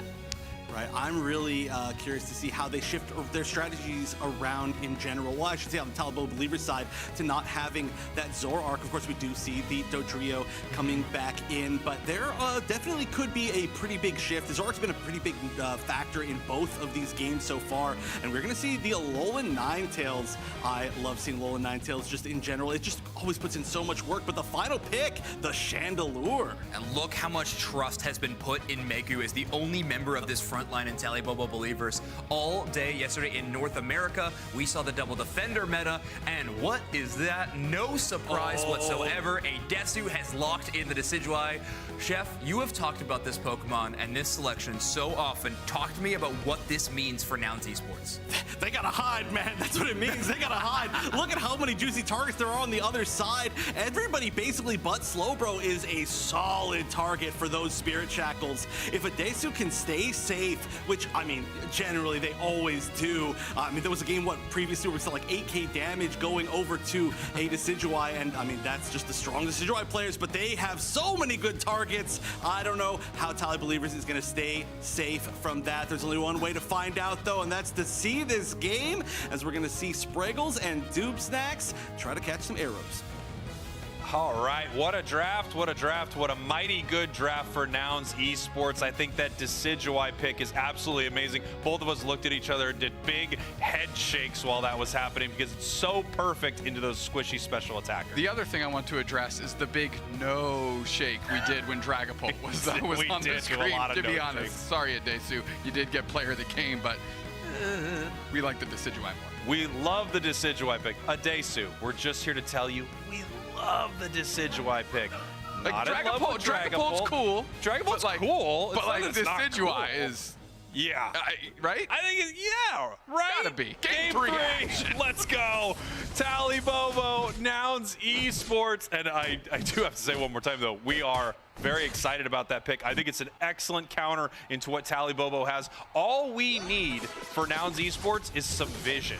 We just need someone to give Desu an idea of where they are, and he can land those arrows blindfolded. Yeah, I mean, and that's exactly what Brub's going to be trying to do here. And that's another value in Geese playing a pseudo-tank support like Blissey. Has a ton of HP, absolutely massive HP pool, can also play safely up front and help get vision. But Adesu's getting all the pressure put on them here by Toon, and I can't imagine Adesu's going to be long for this one. No, Adesu tried to make a real sneaky play there. I like it. He ran all the way around the bottom there so that he could try to score a couple points and also have the Indeedee at almost 0, so he could immediately take that score again, stack up the attack weight. Just did not work out as Gotlu has made their way into this bottom path. Here comes a big wicked blow with an eject button to make sure they hit Toon Slim, but Toon is able to make it out. Yeah, but now Gatlu's caught on the backside, and Klaus is right there to clean up the trash. Yes, the K opener may have gone to Tally Bobo, and they might get the second one here too, as the nice little surf rolls through from Megu. Gets a KO streak of 2, KO streak of 3 for the big boy. Come on, let's go. KO streak of 3 for Megu, and Megu Slowbro is just different. I mean, it's just incredible. Obviously, this is the reason we talked about banning it out. They had to do something about that Zoroark, though. Utah was an absolute menace on that inside of game number 2. It really does feel like when you're playing these top teams, there are only so many tools you can take away from them because they just have more in their toolbox. Yeah, 60's able to dodge a little bit out of Klaus. They missed that jump kick, so now they're going to try and get that Mystical Fire going, but guess who's poached instead? And that's Geese. That drill peg dragging players to the backside and to the opposite side of the map has just been pivotal and a great engagement tool for Klaus. And here we go. We're actually seeing Utah on this Chandelure. This is a Pokemon that they want to be known as the best Chandelure in the world. We did not see it shine that much last tournament, but hopefully they can become that top Chandelure here today as they're looking to send Nouns Esports to this losers bracket. Massive for whichever team wins this, Snacks, because they have secured themselves at least $10,000. Oh, Bruv chunked in a big way. That's a huge wicked blow on top of Megu. They're going to try and get the follow-up here. Toon Slim is there, but their actual Blizzard Avalanche combo goes wide. Klaus is able to clean up the trash there, and now the pressure is on as Bruv is on pretty low HP. They just had to peel back as Adesu is able to get to Decidueye, get a stack in, and get KO'd as well.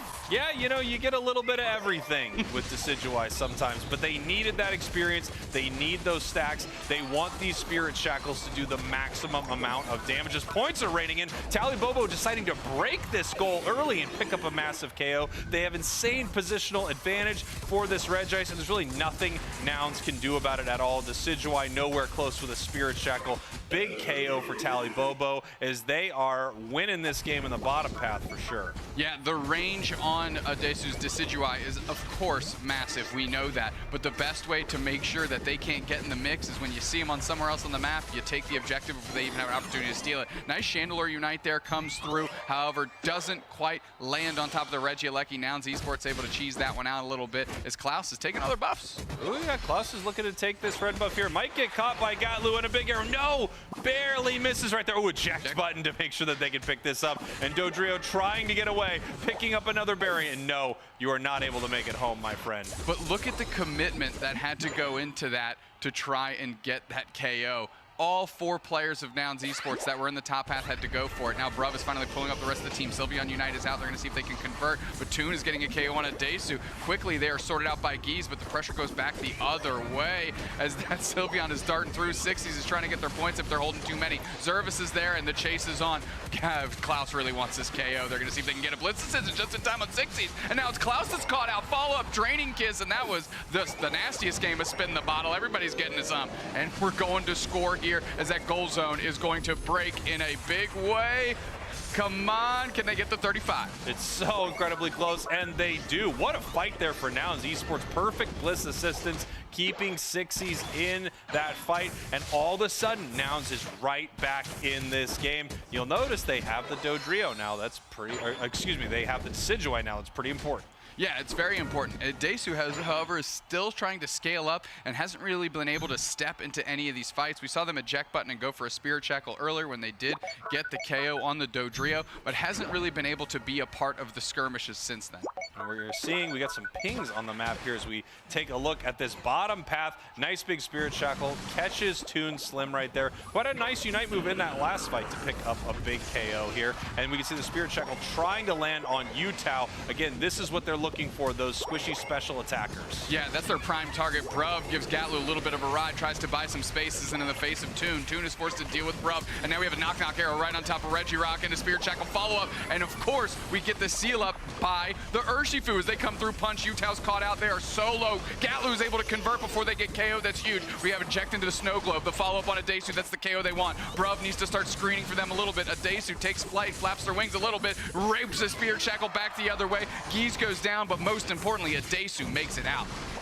Very nice stuff here for Nouns Esports with that big secure. Talibobo able to push back and get a couple of big KOs, but if they can line more objectives up like that on the side of Nouns Esports, they are going to be looking to win this thing. That combo between the Wicked Blow and the Spirit Shackle could easily secure them. A Rayquaza as Klaus comes in looking for a KO. Bliss Assistance moves right back the other way, and the Sylveon Unite move, and somehow it's Godlu who goes down with all that. Yeah, Klaus picking up. Of course, you would love that Bliss Assistance on top of them, but it didn't quite work out. Utah finally pulls up, gets a KO in short order. Mystical Fire, Sylveon with the Draining Kiss gets the Dodrio sorted out, and a big chip up there. Let's see if they can convert onto anything. Bruv comes in for the action, and they do take down Utah. That's a nice little KO for them, and now the stage is clean for them to take this Regieleki. Yeah, Regieleki going down to the side of Nouns Esports. You can see that moment there. Adesu had a Spirit Shackle charge, recognized it wasn't low enough, and then turned his attention towards Talibobo Believers. They pick up a big KO on this Chandelure. Ooh,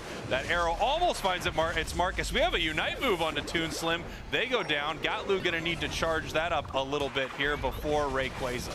Yeah, nice little surf comes through. They're charging up. Wicked Blow. They catch the slow beam there from Megu. That's a KO. So they most likely won't have that slow beam for the Rayquaza fight. That's something we're gonna have to keep track of here. Yeah, that's a very late slow beam. We're gonna have to see what their plan is for that. At under the 3-minute mark, it is pretty dangerous here, but they could have a way to charge this up. They could have some wild Pokemon that they feed over to Megu right here. 60's trying to make it home, but dealing with two very difficult Pokemon, Dodrio and Slowbro, and Geese not able to heal them enough on the way out. What I think is really important there is it almost feels like Nouns sensed that they weren't going to have their Snow Beam and would have to go back to try and farm that up. So instead, they kept grabbing Megu's attention. They're going to get this Regice here, but Megu is still going to be short of having this Unite move at Rayquaza. That's right. Unite moves on most of the Pokemon here inside this match. Gatlu still doesn't have it. 60 still doesn't have it. And Megu, the Slowbro, possibly the most impactful Unite move inside of Pokemon Unite, does not yet have a Unite move. The question is, does Nouns know this? And if they know this, do they want to engage with this information? This match is so incredibly close. 158, 143. It really can go either way very, very quickly here. Bruv using the bubble beam and actually going into their own bubbles to get the frontline vision, which, like you said, is going to be critical for Adesu to find their mark. Yeah, Adesu just hiding in this tall grass, seeing where they can actually start this fight from as Gatlu moves around the top path here. Still no Unite move for Megu, but I'm guessing by the time they actually do end up engaging, they will have it back. Yeah, we're looking to see where the opportunity is. Klaus able to take that buff out from under 60s, and that might be a difference maker here as we're still clamoring for an engagement. Yeah, we do have the Unite move now on Megu, so Nouns is going to need to make a play here. They're going to find out very soon how close this match is, and it is incredibly close. But Talibobo believers are ahead right now. And they have the Dodrio as well. Klaus is there that he could score, and 60s is already chunked. Nouns Esports chipping in a little bit, but look how low Bruv is on HP. Now they're kind of getting caught out, the overheat over the other side, and we have a deep engage. They get imprisoned. Can they get the follow-up? Unite move comes through. Snow Globe and the Chandelure Unite. Blitz assistance on top of the middle here. They're trying to convert, but tons of damage is getting rained in. No, Lapras didn't go down, but the follow-up is true. 3 players down for Nouns Esports. Talibobo wants some more. Are they going to flip? No, 60s is too busy scoring right now. Are they even going to worry about this Rayquaza? That's a big-time question here as Rayquaza's at 50%. 60s coming in. They use their Unite move. They're going to try and lose their Mystical Fire on top of the team here. Bruv is being babysat up top, but they have a way to get in there, and Dodrio seals it up. Klaus getting it done, getting a KO, and now going to go eat some burgers. Only 16 seconds left, but that is enough time here for Talibobo as the points begin to rain in. What a disastrous final fight there for Nouns Esports. Absolutely nothing went their way. Talibobo taking game 3, heading to your grand finals for the EU region. What a showdown. I mean, we're going to see exactly where these final scores landed. Of course, they scored a bunch in the end there. They're able to take over a 100-point lead. But look at Klaus. 9-5, 116 scored. Shoo! Well, you know what we need? We need Zoinks and Chef to break this thing down. Over to the desk. You got it. Klaus with 9 knockouts, 5 assists, and 116 points scored. What a performance from that top path player. Oh my gosh, and honestly, the damage and the picks there were in such important places, just running amok the entire game. For sure, a big reason why they were able to hold on to that lead for so long. Yeah, they were performing out of their mind. There were bliss assistances happening onto their targets, and they were still finding the knockouts. Did not care. Let's take a look at the score graph and how incredibly close this game was after around that 5-minute mark. After that point, the scoreline so neck and neck all the way down to those final moments, and I'm going to be completely honest, it really felt like Nouns Esports fumbled in those final moments, and Talibobo believers really picked up and found a great game win. Right, it did feel to me like Nouns was pulling everything back very, very well. We can see the damage here, and look how low this damage is from what we expect from Adesu. It took so much time to get online from that Decidueye. Although it was finally online, it didn't get to see its maximum usage, I think, in that final fight. Yeah, shout out to Toonslim with 68,000 damage. I know it's not the highest number on their side, but a few moments where that Blizzard Unite move out of the Alolan Ninetales was hitting multiple targets, big burst damage from the Alolan Ninetales, allowing Klaus and Utah to just clean up with their 2 power picks as well. Talibobo believers working together so well in tandem again. Let's take another look at that final game from our winners finals. That's right, and honestly, we get to start off by seeing the just absolute, I mean, you could say annoyance, but I mean, it's in such a strong way here from this Dodrio. It was just able to get so many picks. It did give away a few KOs on its own, trying to go in for those deep dive picks, but altogether, I mean, it prevented the, I want to say the main key points of Nouns from popping off. Exactly, and we saw that early goal zone break so early on in this matchup, something we don't see very often, especially when a Lapras in the bottom path. And this is that moment that I'm talking about. Urshifu all the way in the other central area for Talibobo believers. You will notice that it has a yellow pip above their icon. Still had the Unite move when they got knocked out. It's just a really unfortunate mistake that Gatlu was in position, didn't have the time thanks to all the stuns and uses out of Talibobo believers. And after that, it was just a bit of a domino effect as Talibobo believers take them down 1 by 1. No miracle play for Nouns Esports this time, as Talibobo believers are headed towards your grand finals. Very good stuff. You know, one little last thing I want to mention about that, I think that as we see, of course, the player of the game, this, was just an absolute dominant game of Dodrio. As we've seen quite a bit. Speedsters have been a really big reason as to why we are seeing like one-sided games today when there is a little bit of a lead. But I wanted to point out just a tiny bit how much I like the Mystical Fire Espeon pick. Sorry, I know it's on the screen. I just wanted to mention it. There were so many special attackers to target with that, and the only one who technically wasn't was the Dodrio, and it was a big reason why they did get any of these picks. Yeah, it's a powerful one. I like that pick as well. I think Tally Bobo Believers announced has some really interesting drafts. Well, we're going to take a look at our bracket now that that game has concluded, as we see Tally Bobo Believers within your grand finals, and now a rematch between Nouns Esports and Team Peps is on the horizon for our losers finals.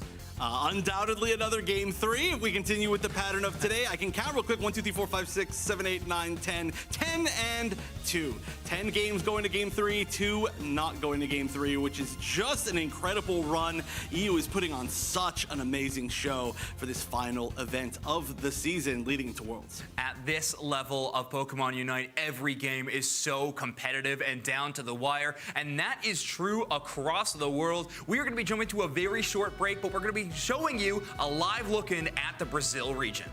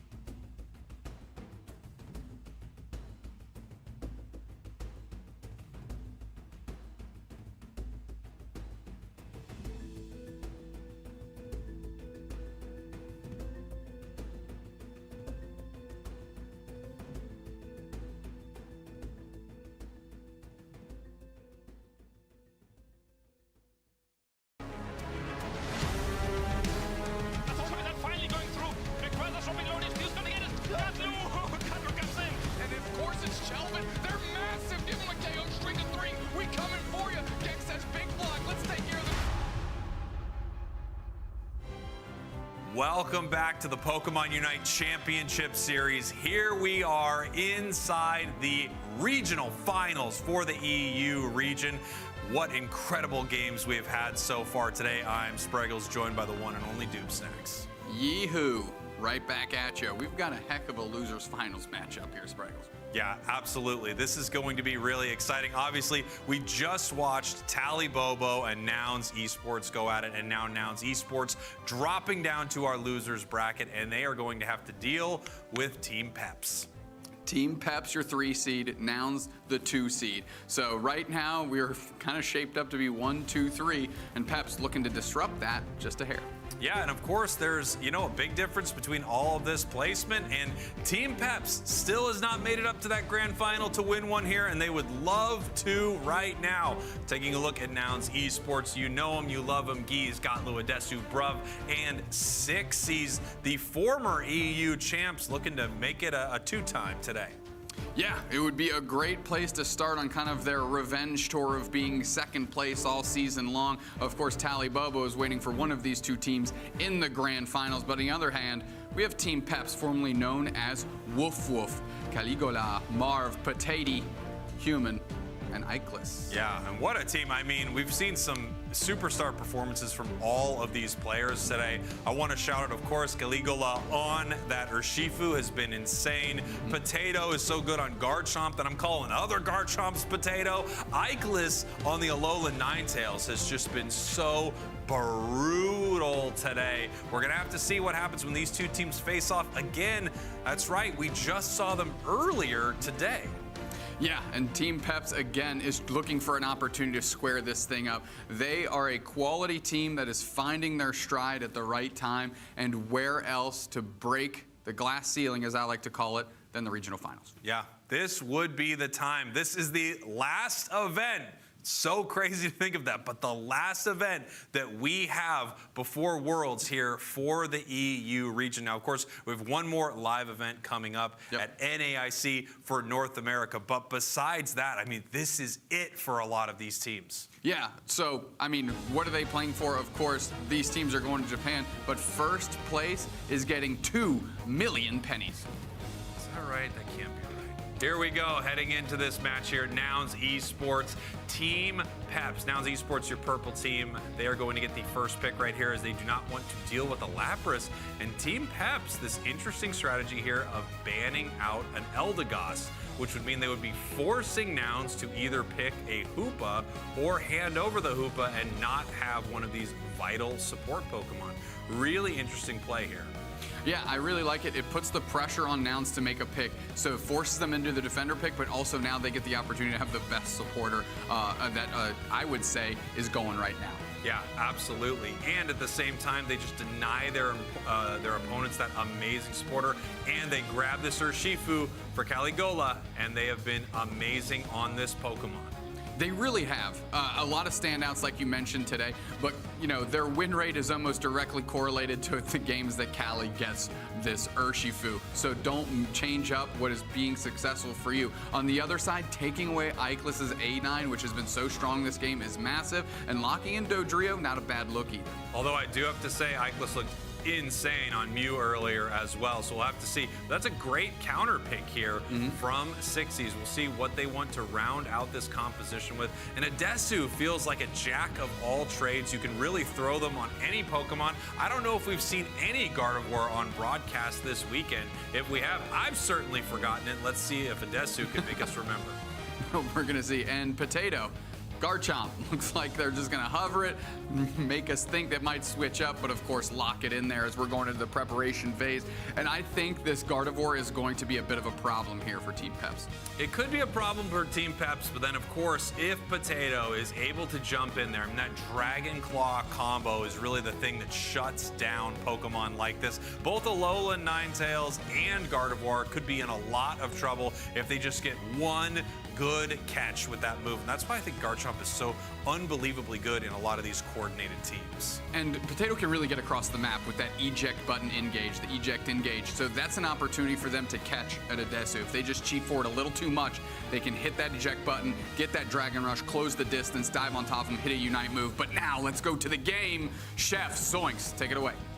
Thank you very much, you two. A very interesting draft, some new picks from Adesu and some classic picks from Potato. It feels like another El Clasico match here in our losers finals. I love that we're starting to see these teams really lock in what they're comfortable with. They're starting to kind of build their draft strategies as well over the course of the tournament even. Yeah. We're starting to see some adaptations. I'm really loving, once again, this Eldegoss ban, which is so strange, but I love what it's forcing people to do. Exactly. I think guaranteeing Human the Hoopa has been a fantastic choice so far.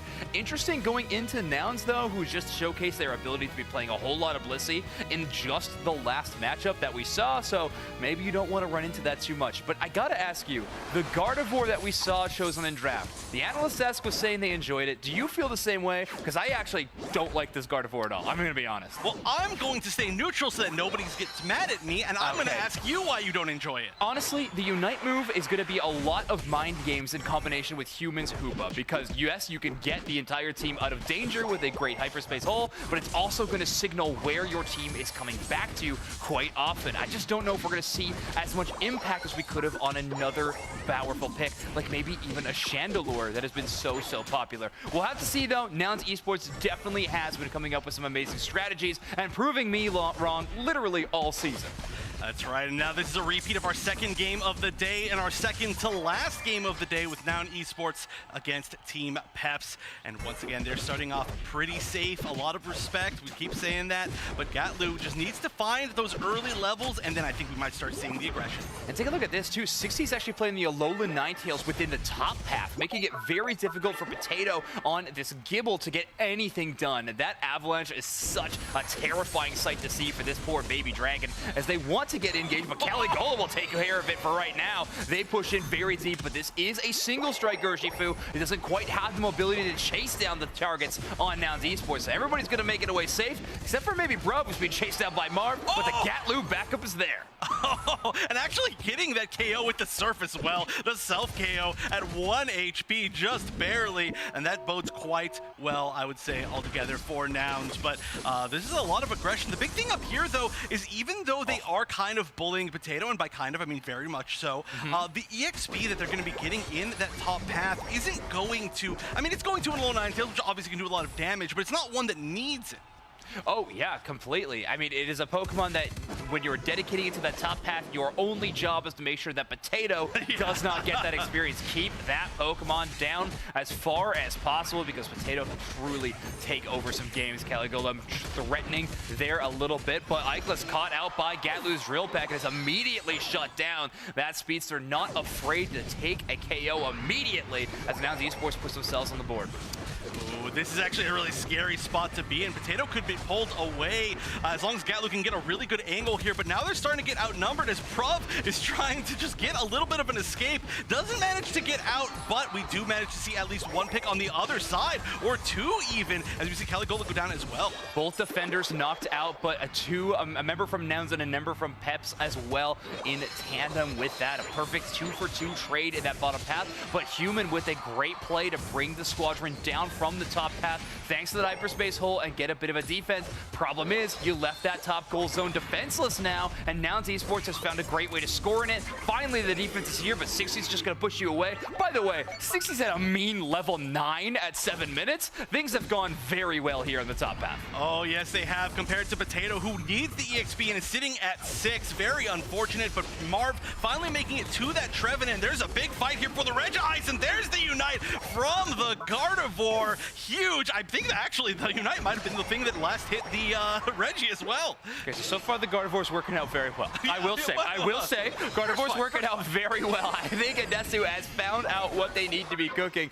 I really think, so one of the targets of Fairy Singularity is that it gets shut down by a lot of unstoppable targets. If Caligula wants to charge up Wicked Blow, they could just walk out of that Unite move. Problem is, Adesu's dropping that Unite move directly where Caligula wants to be in the first place. A very good big brain play from Adesu to shut down the even attempt at sealing away that main objective, and now Esports is having a gigantic lead in this matchup. Quinn. They are trying to build upon that lead. Marv is low, Gatlu is low as well. Marv trying to go in, but gets taken out, and that's 2 members down on the side of Peps, as Nouns does push in the Regieleki, manages to get some scores, and Potato will be the final loss here, as they're going to leave this second tier at, I think, about 11 points. Well, not for very long. I have to imagine Nouns Esports is going to break this goal zone. No benefit to leaving the second tier up whatsoever. May as well break that one open to open up some strategies for Gatlu's Dodrio in the late game of that home goal zone. Nouns Esports is making this look not even close. They want their revenge against Talibobo Believers at the grand finals, and what a way to start the race to do so. There is an over 2-level lead on the highest levels from Nouns to Peps. We just saw, I believe, finally, like a Garchomp turning into Garchomp, and just at that point, it looks like we're about to get to 12 very, very soon on the side of the Gardevoir, both the Gar Pokemon. Well, I said Gatlu was going to open up some plays in the end game for the enemy home goal zone, but why not start at the 5-minute mark? That's right, this match is half over, and Nouns Esports is scoring in the home base of Team Peps. Team Peps has to rally back in a major way right now, and their objective secure is one of the best parts of their draft. With only 2 seconds until the Spaceman Reggie, Nouns Esports has all the real estate. But let's see what this Gardevoir can do. It is playing a very scary spot right next to that Regirock. Ooh, the reset is big, but still Marv goes down. Potato coming back and just immediately getting targeted out, saying, wait a minute, oh, I do not want to be here. Oh, actually manages to get a pull back on the Dodrio instead, and that is a huge unite as well on Gatlu. People are trying to get everything they can. Everybody's low, picks on both sides. Human using the Hoopa portal, that is the unite, to try and lock this down, but nobody's even started attacking Reggie. Again, Human with an amazing play on the support, but it's just a, well, it gives Team Peps a chance still because of Nouns Esports' amazing start to that team fight, getting 2 huge knockouts, and that is the dark side of the Hoopa reset portals. They know exactly where you're going to show up and where and when, and so Adesu and 60 is just dropping a lot of great area of effect damaging moves right on top of those reset portals. Makes it so hard for Team Peps to even play around these resets. And we can see a pretty clean take, potentially on both of the Reggies here. We're going to see at least the Nouns taking the first one on Regieleki,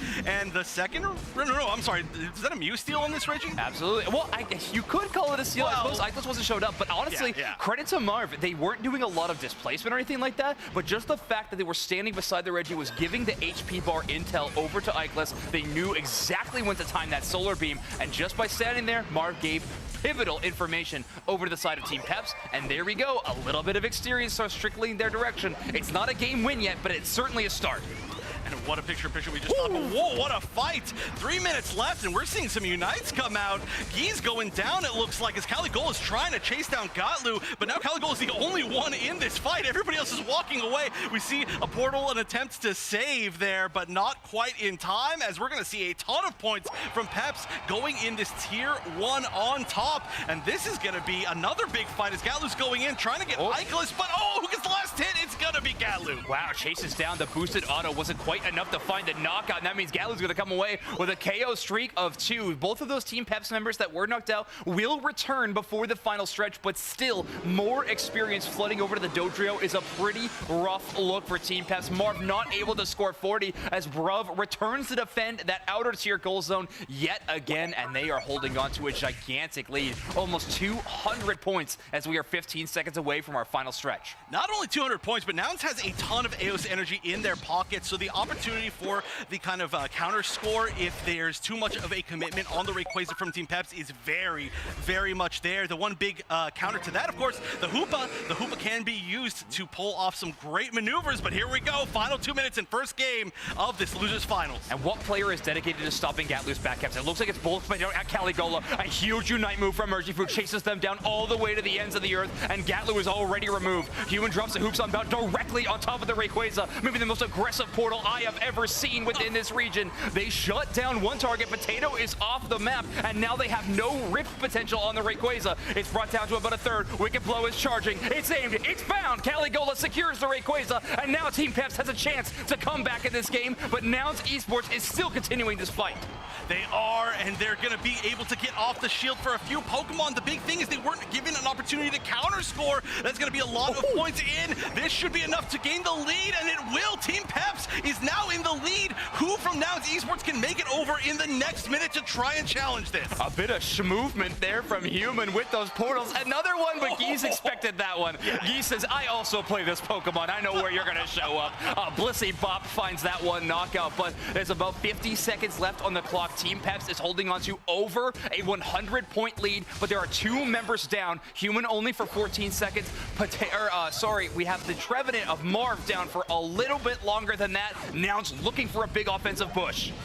Oh, and this is their opportunity. How safe will Team Peps play? Not safe at all. Potato just committing in. Caligola is here as well, but Iclus is going to be the one going in the back, diving all the way with that Unite to take down the Gardevoir. Galu's trying to go back as well, but Iclus is going to take them down both, and that is a great defense on this counter score. 20 seconds left. Team Peps still up by over 100 AOS energy. What a 1v1 play from Iclus. Just a Unite move directly towards that player and shut them down. Team Peps is going to hold on to this one. They drafted for Secure, and they were able to find it. Nouns Esports with so many resources put into shutting down the Garchomp, but it wasn't quite enough as the Urshifu is still in position, and Caligola puts Team Peps on the scoreboard.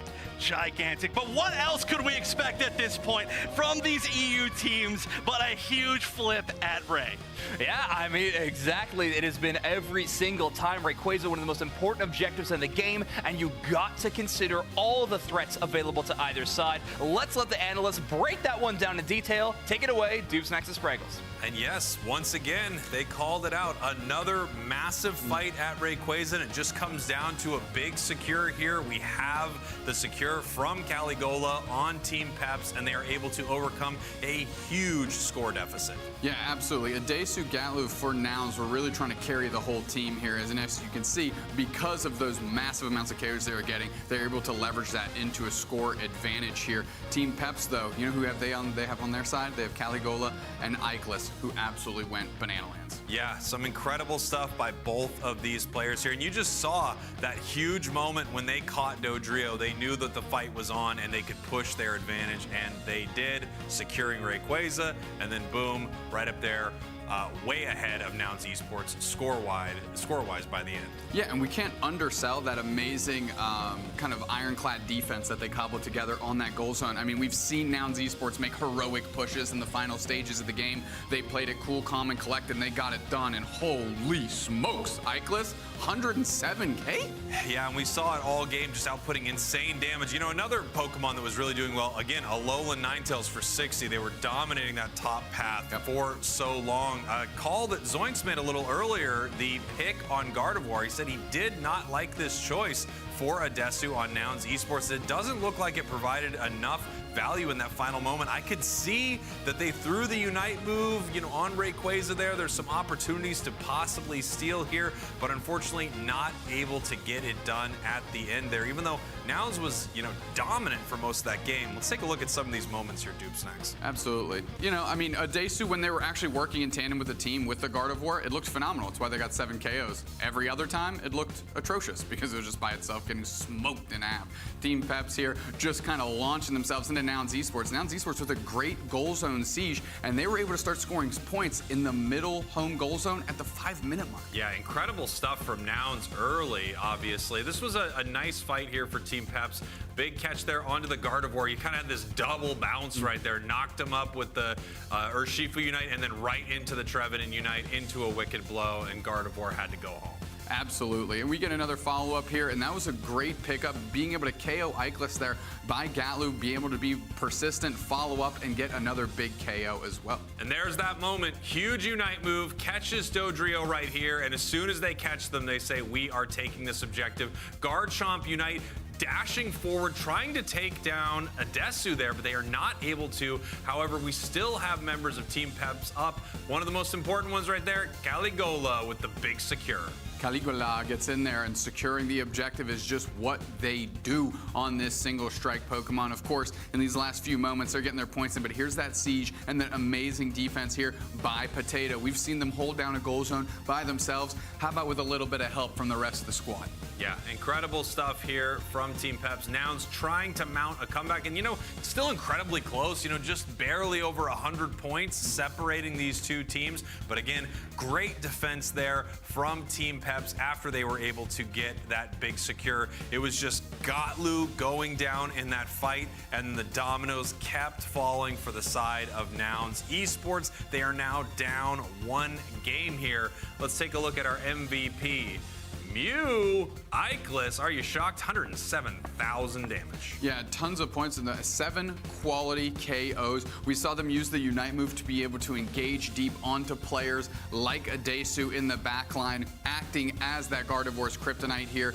Even though, you know, they got tons of work put in, obviously, on them, because as soon as they go on that back line, you know, they kind of had to sacrifice the body for the team. But of course, they were on a solo mission to take care of that back line attacker. Yeah, they were just doing so much work there. And you know, we've seen them on Alolan Ninetales. We've seen them dominate on Alolan Ninetales. But the few times they've picked up Mew, they have had amazing plays as well. Really one of the MVPs of this entire tournament, I would say. You know, that you've got this sort of 1-2 punch between Caligula and Ickless there. And it's been so exciting to watch. Nouns Esports now, as I said just a second ago, 1 game away from being sent home here, 3rd place for their regional finals. And that means that Team Peps can transcend here, break through the glass ceiling. Whoa. I'll say it again, break through the glass Jeez. ceiling.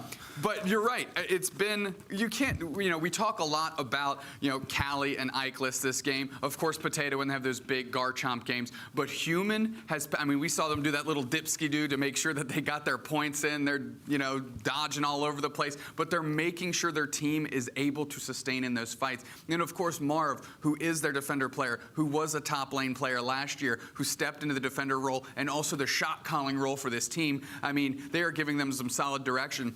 You can tell they're in control here because they've adjusted their play style from the first time we saw them today to right now. They are ripping Rayquaza. They are getting the catch that they're looking for and then making a decision. And the whole team is with it all at the same time. And that's why they're winning more now and why they fell just a bit shy earlier today. Can I show you how I would shot call if I was on Team Peps? Go for it. Caligula, secure it, please. Thank you. We won. If that's all you need. Caligula, secure. Yeah, whenever you're ready. We won. Well, that's the thing. Before they were saying, whenever you're ready. Now they're saying, just do it now, Callie. Go do it now. And that's the difference. And that's the difference. That's the big difference. That's that Marv difference we're talking about here. Ban phase going through. And where do you think these teams are going to go, Sparkles? Well, you know, a big issue that I think Nouns is running into is this Urshifu, right? So the question is, do they ban it away? Do they try to pick it away from Team Peps? I don't think they want to deal with it, as Hoopa is banned out, Dodrio is banned out, and now we have a first pick over to Team Peps. I wonder if they're gonna grab it. No, they decide to grab the Slowbro. This is gonna be interesting because this is an easy moment to steal that Pokemon now. Yeah, of course you can lock in Lapras. Brub already does so, and there's the Urshifu for Gatlu as well. So Team Pep's going to have to adjust a little bit here. In this game, we're going to see what direction they go in. Human on the Eldegoss has been something we've seen them go the well they've gone back to quite a few times. And now we have Caligula on that Zoroark, and that's going to be interesting. I feel like we've seen them play this Pokemon a few times, but obviously it has not had the impact as their Urshifu has, which just feels like it is set up to win games right here. Ickless possibly grabbing the Mew, and Potato, ooh, it's a different look, possibly on the Garchomp. Yeah, they hovered the Goodra that they played earlier today, and that game was not a Potato Garchomp game, I'll just say that. So I'm glad to see them go with that pick. Yeah. A bad draw? Instead of good draw. Yeah, it might have been a bad draw. It was a mediocre draw game. Here we go. Delphoc's going to be selected. Hearing that was here. the worst joke of the broadcast, apparently. I didn't know we were ranking them, guys. Wow, is that a third lie from Spraggles on broadcast? Right in a row, just rinsing them out here. Adesu locking in Delphox to kind of close this thing out. And that's a Pokemon that's looked a little rough on broadcast this weekend. Yeah, I honestly am not really a fan of Delphox in a lot of these competitive settings. I don't feel like it's the difference maker that it could be. For some reason, you know, when you're playing with these high-level players, they can more easily avoid this zone of influence around the fanciful fireworks. It just feels like they're not getting the kind of value out of Delphox you would expect. I've actually been enjoying, as crazy as it sounds, more Solar Beam Venusaur than I have Delphox in this tournament. I think the range is what is important in these types of stages here. But we're going to see how it shakes out over to Zoinks and Chef. Thank you very much, you two. We are now into game number 2 of our losers finals. Teams Peps having a fantastic game number 1, a big hero play at the end. Potato on that guard chomp took a long time to get into action in that game number 1. However, when they did, they charged into the backline. They took a Slowbro slow beam, they took a Bliss assistance, and a Gardevoir Unite move. All 3 of those resources were put towards taking down Potato, and Caligula said, yo, thanks, homie. I'll take the free hit onto Rayquaza, and they jump in. So I truly think that the drafting screen was looking fantastic for them. However, we have to look back at it again. Potato is going to be going up against 60's Alolan Ninetales in top path, and that looked rough for 5 minutes in game number 1. That was just such a difficult situation, and I mean, it was such a show of skill to be able to shut that down, but Peps 1 game away here from being able to make it back into Grant. All right, well, I was wrong. 60 is actually going to be playing into the bottom path with their Alolan Ninetales, not trying to shut them down. Instead, they're going to be throwing Fennekin up to go play against the Gibble and the start of this. So Idesu playing around that top path, allowing Gatlu on the Urshifu, but an early KO from Ikelas. They said their damage numbers looked good. They'd rather get the KO column in this game number 2.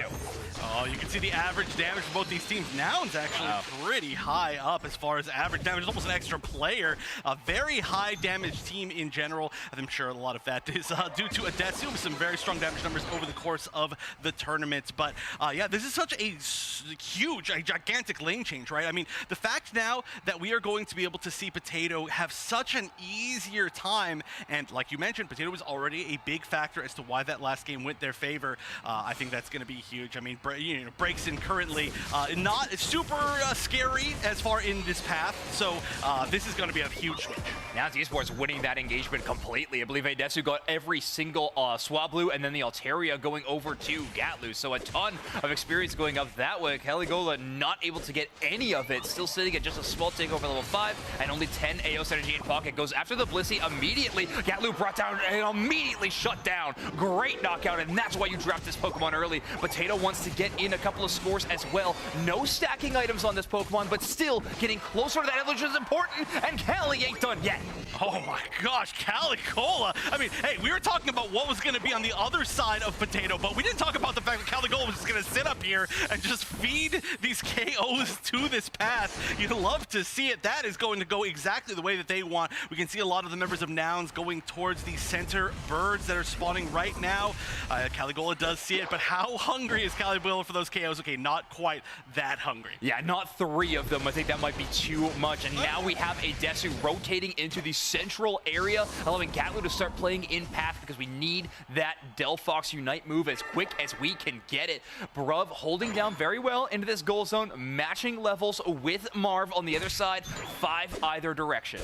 And one thing to mention, well, actually, hold on, let's look at exactly the way this goes. Again, that's so huge to be able to literally steal away a wild Pokemon, but Geese just almost going down. Gatlu as well, but everybody's backing up. They're prioritizing these birds over everything else. Caligula gonna get out without taking too much damage. Potato in a scary spot as well, though. Yeah, just getting out of there. They prioritize the safety and the extra EXP. Yeah, expect Idesu in a level or 2 to immediately drop a Unite move in some kind of engagement like that. That's gonna make it very, very hard for Potato to play aggressively, which they normally like to play. Now, Potato, a player in the European region that is touted for one of the best guard chomps, of course, but it's also one of the best players at playing with a level lead. Potato is known for getting big snowbally characters and walking all over you. One of the biggest criticisms is, though, is that Team Peps struggles when playing from behind. Well, the game plan to stay ahead early is definitely here as they get a first-tier goal zone break and a huge score lead, despite Nouns with a bit of a split push. Ooh, Marv getting caught out, trying to get out of there. Yeah, they're not even going to follow that up. They're saying, you know, we don't want to chase a slow bro. That is usually a futile effort. One thing I want to point out, though, was we were looking so much at the top path that early in the game, we didn't really talk about the fact that against Lapras Ninetales, which is one of the scariest, maybe the scariest lane I can possibly think of, the bottom path for Team Peps did extremely well and actually out-leveled them. I mean, I think a lot of that is down to that first KO. The Ikelas getting that first knockout is huge. It also just gains a a lot of extra space for the Mew to be playing, and now Nouns Esports is looking for a bit of revenge for that early dominance. Potato knocked sky high by Gatlu's Unite move. It is immediately knocked out as Nouns Esports starts to crash.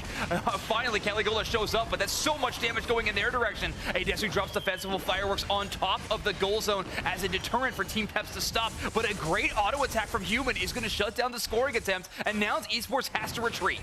Right, they did. Oh, wait, this is a return pick. There we go. Oh, that is huge. How did that even happen? Ikelis with a boosted auto attack one direction, Electro Ball the other way, and a KO streak. The KO streak of 3 for Ikelis. What a game. What a series from this player. The newest addition, but they are playing for their new team named Team Peps, and Ikelis, a match made in heaven. What a monster. Just destroying their lane, destroying every other path, everything that you could possibly want, and now we've got some really strange positioning. Ikelis very far forward, finally going to start backing up, trying to just get as much of the enemy EXP as you possibly can. Listen, the majority of teams draft Mew because it's a Pokemon you know will be consistent and strong, and you don't have to worry about it. When Team Peps drafts Mew, is because Ikelis is going to take over the game. So much early damage onto Bruv, and now they're bound by the slow beam. Marv with a great call out. Desu might have a little bit more space to work with now, but Marv not going to allow that to happen. Caligola there on the backside, but Desu gets a good early mystical fire in as Potato launches the Unite move, and Desu finds the last hit on the main objective. Oh, that is going to be a clean finish right there. Marv probably going down as well. We'll see if Human can escape. Not looking super likely. Nope. Almost every member, actually every single member of Team Peps going down within that fight. They just weren't all down at the exact same time. One person coming back up. That's going to free up some space as well to secure some of that EXP in the center area. And that just means that Peps has to run all the way back up and try to take this Regieleki instead. Nouns Esports with an amazing play around that objective. They really have a composition that pushes enemies away, whether that's with the damage or just the natural deterrence of the Bliss Assistance to knock enemies up. Potato has to be wary of the damage numbers that Nouns Esports can put out. They're not able to contest the Regieleki. Instead, they have to just hang out on this goal zone and try to put up some kind of defense, but Bruv bubble beams early, and now this goal zone is left just at 7. Gatlu with a pocket full of 50.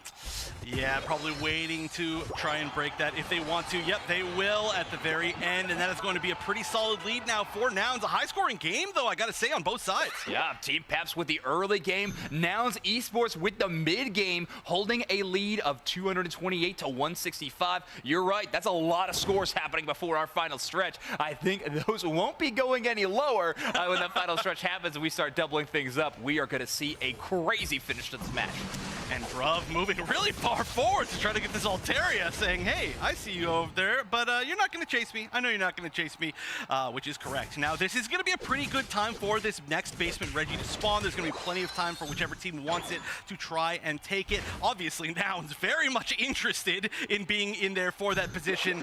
Peps potentially just trying to take all the EXP that they can, as they did lose a little bit of that big EXP lead that they had. Oh yeah, they are extremely under-leveled now, I would say. Potato only at level 11. That's a problem when Gatlu, Desu, and 60s are all that and above, 12 and 13 on either direction. Reggie's still the next person of attention, but Bruv is bubbled out so far. Bubble Beam able to slow down these enemies, but of course gain a vision, so Nouns Esports knows how much time they have to work with for this main objective. Finally, Gatlu is in position, but they need the rip damage before the secure of the Wicked Blow can finally come in. A Solar Beam attempt is made, but a little bit too early as Desu secures the Registeel, and the final attack damage, but special attack damage buff goes over to Nouns. All right, well, that entire time we saw a whole lot of just EXP farming from the side of Team Peps. They have caught up pretty well altogether. Just a slight lead from Nouns, and now they're going to be ready for this middle Ray fight. And Peps is behind by about 40 points, 41 points, so they're going to have to be the ones to make the move. There is a Tier 1 still available, though, on Nouns' side. This team fight, when it does happen, needs to be extremely quick if they want even a chance of knocking out the Rayquaza, because if Gatlu ever makes it back to that team fight, things could get terrifying around the secure game. Team Peps boasted all around the top of the Rayquaza pit as Nouns Esports are set up near the bottom with Gatlu defending that top tier goal zone. Finally, Rayquaza starts getting a little bit of damage on it as Potato is roaming, looking to see if they can find a back cap, but Gatlu spots them. Oh, this is a scary spot for Potato. You do not want to get caught out. Oh, no! That is exactly the opposite of what you want. They just spent so much time trying to get there, but maybe they're the one that's going to get the pick instead. No, Potato going down immediately. They're there are so many members of Nouns in this little choke point, but there's no chance to fight them. We're going to see Unite come down from the Delphox. The slow beam's coming up, but nobody to follow it up. And that is going to be 2, maybe almost 3 members of Peps down. Yeah, I mean, that's a terrible team fight. Nouns Esports with a great early lead. The Solar Beam from Mew will make Gatlu quite low, but the Blissey healing brings Gatlu back up the top so quickly. Great play by Gatlu to avoid those twisters from Rayquaza. Don't get knocked up. Make sure you are ready for the fight when it's about to pop off. Ikelis has no Unite move. They used that too early, and 60s gets a immediate knockout. Galigola playing around that top side, looking to see if they can sweep in and steal something from the side of Nouns Esports, but Nouns Esports are still the ones holding on to the lead. They are, and it looks like there's going to be a little bit of an abandon on the Ray in the center, but hold on, if there's one thing that can burn it down quickly, it's going to be Potato. Only 13 seconds left on the clock, though. There's an attempt to get some points in on the bottom tier 2, but it's not going to happen from Nouns. Can we get this Ray down in time? Is anybody even in position to score? It's going to have to be here. It was only 4 points. Not enough, I don't think. Yeah, I mean, Desu's the one to final hit the Rayquaza as well. Delphox secures it, but in the end, Rayquaza not actually as relevant this matchup. Nouns Esports tie this one up 1-1. Wow, as close as it could get. I actually didn't even see who last. I assumed that it was the side of Peps, but hey, that's just how it goes sometimes. But we'll see if the analysts this time were paying attention, because apparently I wasn't. We were not paying attention. No, of course we were. Incredible match there from Nouns Esports and Team Peps. Nouns Esports able to just really hold that central area. They had a moment, Doob Snacks, where it seemed like they were deciding to take down Rayquaza, and then all of a sudden they went, hey, wait a minute, actually we're ahead, aren't we? Yeah, we're ahead. Let's stop doing that. Yeah, stepping off the gas there and just peeling back and forcing the pressure on Peps to make a move is definitely a recipe for success in that particular situation. But wow, let's take a look at this scoreline to see exactly how this thing shook out, because it was a fairly close game. Team Peps was on top, and then all of a sudden Nouns Esports with a big time rally back. Yeah, it really felt like Team Peps had control of about half of this match, and you can see that from this scoreline. As soon as Nouns started to fight well, they got ahead, they stayed ahead, and that final fight was beautiful for them. Potato got caught in a really unfortunate situation, and from there, Nouns was just able to control the rest of this fight. Some small scoring right there at the end, but not enough to seal up that difference. Let's take a look at some of our damage and recovery numbers right here, and actually some big numbers on the side of Team Peps for, of course, Ikelis and Caligola, and a Desu on that Delphox, a Pokemon that I was not expecting a ton out of, but I actually think was a pretty big difference maker in that match. For sure, what's drawing my attention is Potato's abysmal 10k damage, not even able to eclipse Human on the Eldegoss.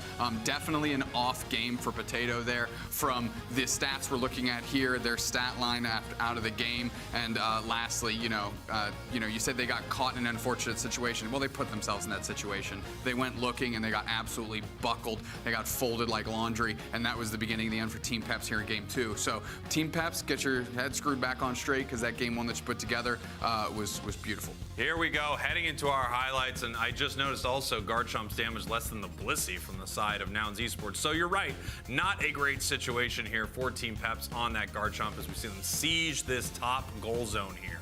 Yeah, and we're kind of in that before that halfway point, and this is where Ikelis just absolutely cracks off. Boosted auto one way, catch him back the other way, Electro Ball on top of the Delphox to clean them up. KO streak of 3 for Ikelis, and one of the few shining moments that Team Peps had in the back half of this game. Nice secure there from Adestu, that Mystical Fire flying in with that Unite move there for that Reggie, and you can see them trying to secure this as well. It looked like they were waiting that entire time actually to see if Ikelis would throw that Solar Beam, and here's the moment. Potato really has nowhere to go. He sees the Mystical Fire, gets caught by the Blizzard Avalanche right there. Gotlu jumps in. Here comes the Wicked Blow. Dragon Claw combo out, but there's really nothing that this Pokemon can do at this point. It does go down, and from there, they were just able to systematically KO and zone out members of Team Peps. Yeah, absolutely. Ikelis tries to do their best here, launching Solar Beams into that kind of bottleneck that Nouns Esports had found themselves in, but the damage had already been done. All the players for Team Peps that were relevant were down, and of course, we're trying to see Potato rip this Rayquaza to give the quick shield so we can get quick scores out of Team Peps, but it doesn't quite shake out that way. No, it just does not work out there. As we can see, our player of the game, Sixies on Alolan Ninetales,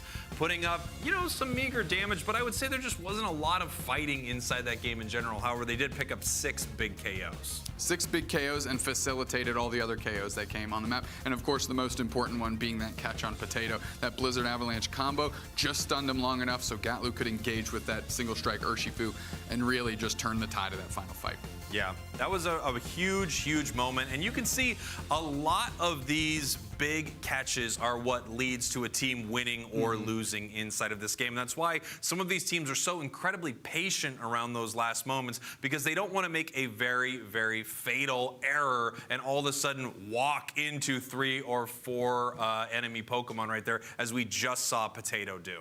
Absolutely. And now that we're tied up 1-1, these teams are playing to play up a rank into the grand finals. Let's take a quick look at the money on the line here in this event. I said it before, first place, 2 million pennies. What? That's so many. Oh, but it's just pennies. How does that work out? You know, you divide by 100, you get to $20,000. Spraggle's right on down the list, of course. So, you know, the winning between third place, second place here is $2 grand for the team. Of course, you want to keep bumping those numbers up, line your pockets a little bit, make the wallet feel a little thicker. Yeah, of course, as you can see, the big prize heading over to first place, double that of second place. So winning this, even though we have our teams locked in for Worlds in the EU region, and what a squad, by the way, from EU. EU is just looking so amazing this year. Obviously, they still want to secure that #1 spot.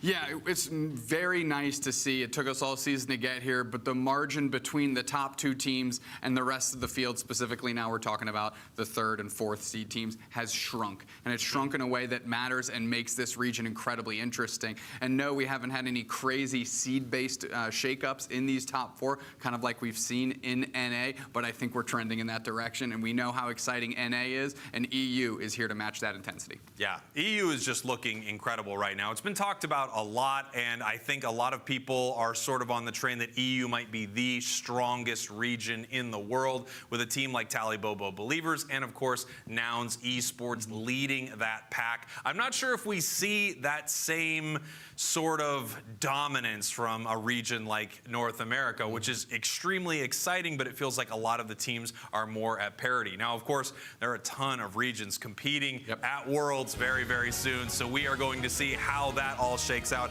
I cannot wait to see it, and I know these 2 teams can't wait to compete there, but first, one of them has to win and move on to our grand finals. Yep, we are in the losers finals right now. We are all squared up 1 game to 1 game. Team Peps is the 3rd seed, trying to knock down the 2nd seed and make a run for the first place finish here as we lock in the Eldegoss ban, of course, trying to force Nouns into the first Hoopa pick, and the Lapras, which is kind of become one of the most consistent bans we've seen today. Yeah, and you know, as we said earlier, it had one of the highest win rates of any Pokemon, if not the highest, I believe, of the entire region for this tournament.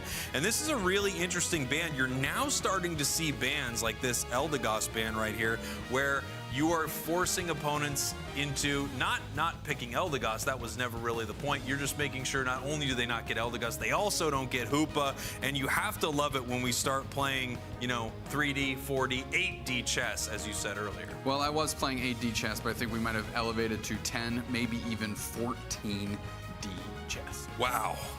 That is so many Ds. It's crazy how fast technology goes these days. Let's take a look here. Gatlu locking in the Dodrio. Geese once again on this Blissey, and we've seen Nouns Esports play a lot of Blissey today. Obviously, this is their new strategy to bring in this supporter. It's never banned out, so it's obviously an easy pick for Nouns Esports. I don't know if it's provided them the value they expected or not, but we are locking once again that Gardevoir in for Nouns Esports. We'll see how Zoinks feels about it soon. I want to bring your attention real quick to the fluffy tail Mr. Mime that we might be seeing here. I know Sixie's picked it, so it might switch up, but just something worth keeping track of.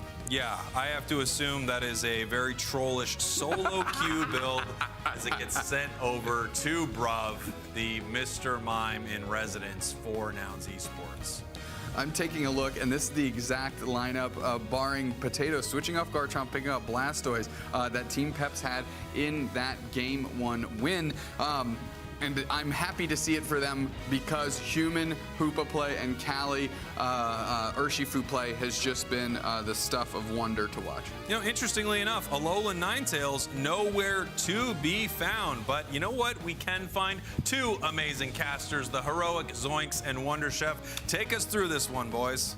Thank you very much, Analyst Desk. I love the little bit of gas we just received before heading into this game because it is such an exciting one and I cannot wait to do it. Game number 3, of course, we're always going to Game 3s here, but Nouns Esports and Team Peps, I mean, they've been delivering exciting matches. Right. Hey, you know, no fluffy tail Mr. Mime, but still pretty exciting. No, I'm just kidding. Incredible, incredible day so far. We're now, I'm going to keep giving the stats, 11-2 as far as Game 3s. And I feel like Peps in particular got every comfort pick that they wanted this time around. Yeah, absolutely. A bit of a last shakeup, though, in their draft selection, grabbing a Blastoise instead of the Garchomp. So something a little brand new, Potato cooking something brand new up. However, I mean, the Garchomp, like we said, hasn't had as much of an impact. I was saying the stats don't matter that much, but when you're only just barely over 10,000, it's definitely something you got to consider switching. Right, but I mean, of course, you know, I do think this is also a comfort pick somewhat for Potato. We've seen it played before, and if they really wanted the Garchomp, they could have had it. But I'm really excited to see, of course, this possibly attacking a Slowbro. Once again, this kind of switch with the Bruv that we've seen in previous matches of this day. Yeah, Mime, Slowbro, bottom path. What a tough one for Ikelis and Marv to have to play into. That's going to be a difficult chance for them. Being said, I feel great about this Gardevoir, by the way. Just love the Gardevoir pick. I know I said differently before, but maybe I'm switching sides. I'm not too sure, but honestly, it's a Desu playing this power pick. And a level 5 Gardevoir is truly one of the best power spikes in the game. Psyshock or Future Sight just does horrific damage when it drops those moves. A huge area of effect. When Caligula is trying to get into the action, they're going to be taking so much damage while launching this Wicked Blow. They have no ability to chase because of how good a Desu Psyshock is. And I gotta say, one interesting thing this time around, hold on a minute, let's actually take a look at this. Marv getting very low, and Galu on the horizon just to get that pick. Ikelis in a very scary situation. They might not be pushing too much. Yeah, Human coming down to defend as well. But I gotta say, on the side of Nouns Esports, there are so many Pokemon that can control where the other team is, right? We've got the push from the Dodrio. We've got the Egg Bomb potentially. Oh, looks like Potato might go down here. Nope, just barely getting away. Nice check button. We've got the Mine with the walls, and of course, just Slowbro could potentially have that. I don't know if we're going to see that this game, but I just feel like the control of space is so good, and that along with Gardevoir is very scary to me. Yeah, exactly. You can corner them into those big area effects. That is going to be huge. Now, a lot of that is going to be up to Bruv, though, because Gatlu's Dojo is playing the Tri-Attack build this time around. I think it's going to be a really good answer to someone like Caligula, who needs to escape now, but Marv cannot do it. Gatlu gets hit by an Electro Ball, but after getting a KO streak of 2, Ikelis not enough damage and not a good enough timing to really help out their friends as Gatlu picks up a 3rd. Ooh, and there we go, getting some scoring in. Human kind of getting put into a scary spot. Potato as well, but finally everybody running back to help this goal. Bruv is going to use that wall amazingly to secure that escape. And now we're going to start seeing some positioning here, not only for these birds, but for this bottom basement Reggie. It's very befitting in a match where it's win or go home. Nouns is going to be drafting Bruv onto the Mr. Mime. You got to give the power pick over to the comfortable spot. A Desu hits that level 8 evolution, no fairy singularity yet, but a pretty huge power spike for this Gardevoir pick, and just in time for the first rotation of Reggies. Bruv playing very far down on this Regirock area, trying to keep an eye on Ikelis and making sure that they can't have too much of an impact. And an amazing dodge there on the heavy slam, and then just pushing that Snorlax into the wall. That's going to make them have to go back. Marv is going to get a pretty good amount of healing, of course, from that berry. Caligula getting low as well, just barely getting out of there. They're not quite able to find all the picks that they wanted, as we're also going to see Dodrio go down, so a little bit tough here for Nouns. A really sick decision there by Cali as well. A Unite move from the Dodrio by Gatlu charges in, and an immediate return of utilizing the Urshifu Unite to knock up Dodrio and get the knockout while being at such low HP. A split-second decision by Team Peps might be the difference maker in this match, as Marv is holding out to try to defend against this Regirock, but they cannot outlast long enough as finally the secure comes through, and it will go to Team Peps, but this time thanks to Ichless. And he's looking like, yeah, they're probably going to go down, but a trade for an Urshifu might not be the best trade of all time. Ichless is going to get out of there, and while all that's happening, Regieleki going pretty much for free to Nouns. Yeah, Team Peps is going to be able to rally back and defend against it quite easily. A lot of that credit going over towards Humans Hoopa. However, Nouns Esports not done with the push on this goal zone either. Adesu's damage from range is too much to deal with, and now it's a bit of a two-pronged attack. Regieleki on the top, Adesu coming in from behind, and Gatlu trying to sweep up the knockouts. Ooh, the huge Unite just to try and stop as much as they can. Looks like Gatlu just maybe barely going down, maybe barely escaping all the way through, but a great solar beam. Amazing aim there from Ichless. He's going down as well, and that is going to be a huge defense. That is a situation that could have went so wrong for Team Peps, but again, a huge playmaking moment by Ichless. Gatlu being there was a big danger, but now they were able to escape. Has to use the Unite move because otherwise they're getting knocked out. Good consideration there, as now Potato wants to take this one a little bit further. A Jack buttons in with the Hydro Spin. Marv there to finish off the knockout, and Bruvis down. Adesu up next as Caligula finds a great one, and now this goal zone is going to be brought down very, very low. Only Geese left, but oh, that must have been, yeah, I was like going to say, they teleported somewhere. Must have been Unite from a Hoopa. Definitely down there on the bottom path to get them out of the danger. Obviously, there wasn't all that much danger, but just in case there was, it was a nice way to escape. Geese realizing exactly what was happening and actually scoring some points up in that Tier 1 for Team Peps. And now there are both of the Reggies spawning pretty soon. Let's see what the priorities go to. Of course, we're still at 4 minutes. I'm surprised there's not more people down at the bottom, Reggie. Yeah, not yet. It seems that scoring, it seems to be the name of the game for both of these squads, and the early game actually going really well in terms of Team Peps for their levels. Their points being scored, not as solid, but Potato is actually at 11.5 already at this 4-minute mark. So this Blastoise scaling very, very well in this late game, and Regieleki getting a lot of the attention. Huge Hydro Typhoon to knock up multiple targets. Gatlu, meanwhile, knocks out the Regirock as the Regieleki brought down very, very low. Just standing there, though, as the Urshifu is knocked out. Nouns Esports pivots and finds a big one as they also grab the Regieleki. Great hit from 60s. Wow, enough time for Adesu to rotate all the way back up, and now we are going to see Potato trying to get out of there. Not going to be an easy way to stop it, especially making it to that Tier 2, but this push is continuing. Regieleki to back them up. Marv getting some counter score at the same time at the Tier 1, but trying to get out of there as soon as possible. This is a huge counter push, especially with that Surf to try and get out of there. Ichless, though, is still trying to pick off 60s, who's almost definitely going down in this situation. Whoa, was that? I mean, it must have been intentional, maybe. It's got to be a Unite move to try to stop their teammate from going down, who was slow beamed by that one. You'll probably be able to earn that one back. I wouldn't be too worried if you were human. Maybe a split-second decision that they're actually very happy with. Potato at level 12 already on this Blastoise, but 60s on this attacker slowbro, we haven't gotten too many chances to talk about it, is actually rotating through the central area because they also use their Unite move in this moment, and we are 45 seconds away from the final stretch. They need this slow beam online. It is one of the most pivotal Unite moves in the entire game, and it's your only counter to Caligula. And this is the calm before the storm. You can see there's no real objectives that are going to be appearing before Rayquaza. Nobody's really far forward, maybe Bruv just slightly, but it looks like this is just going to be gather every single bit of EXP that we can before this final 2-minute mark. Nouns up by over 200 points, which is a gigantic lead as far as just those key amounts that you need to be able to make the comeback. So Peps forced to make the first move in this engagement, happening in about 5 seconds. These two teams in this region,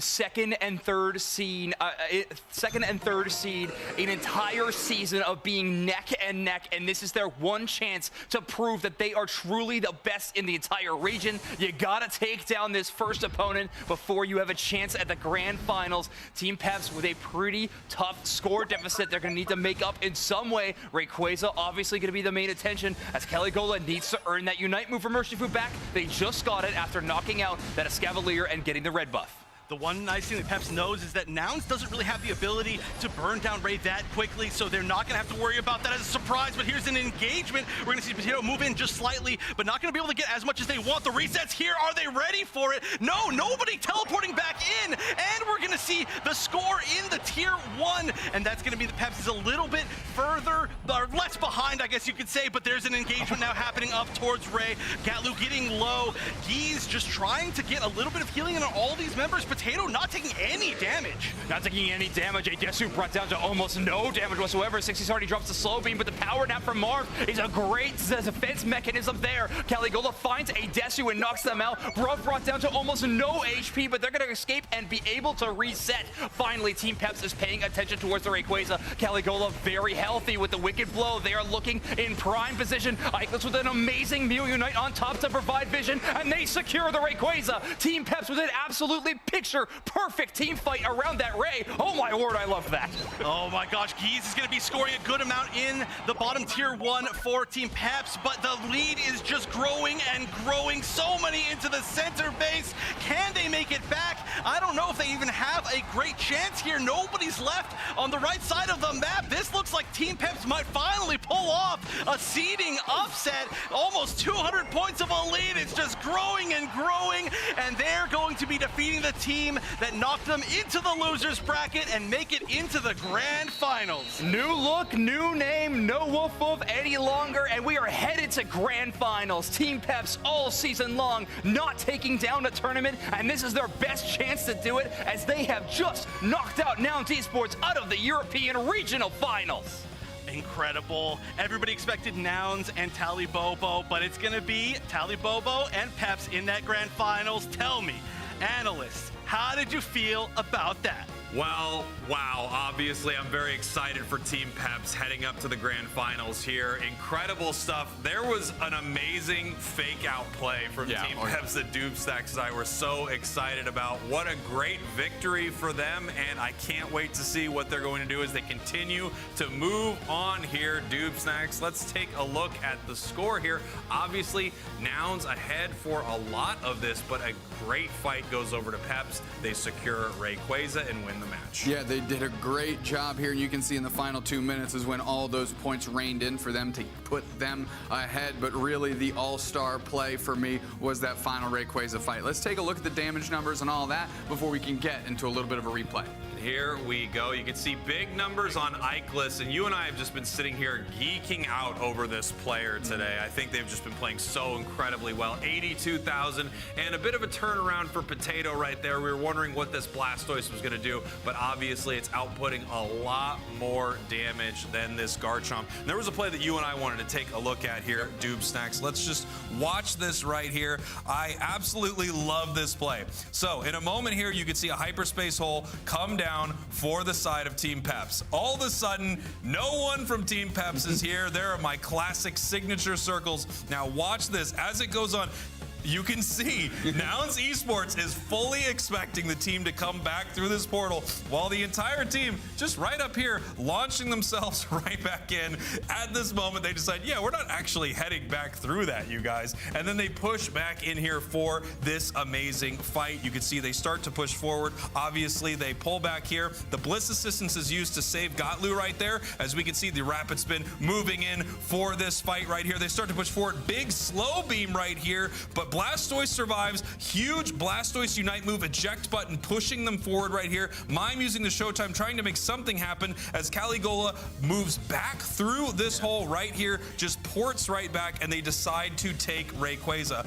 Obviously, they have this in the bag right now. It looks like it's going to be secured by Caligola, but none other than Ikelis, the Mew, with the massive secure in that final moment. Then they push out to go ahead and score here. You can just use the arrow to be like, go score here, go score there. Hi, everybody at home. Love you. Smiley face. What a big win for Peps. Yeah, I mean, you want to talk Ikelis. They used their Unite move. They came through, they moved through, and then Electro Ball secure in tandem with the the big punch to secure that up. But our player of the game is Potato. What a bounce back game. And that's exactly what you need to see out of a player like Potato, who has high impact. They didn't get frazzled. They stepped back up. They said, my bad, guys. Give me the Blastoise. Let me go to work. That's exactly what they did. Excuse me. 127 score that they put in. But really what we're looking at here is the damage dealt. That's 63K. Let's take a look at our bracket right here. You can kind of feel it, the chill in the air, because we're heading to our grand finals. Tally Bobo Believers,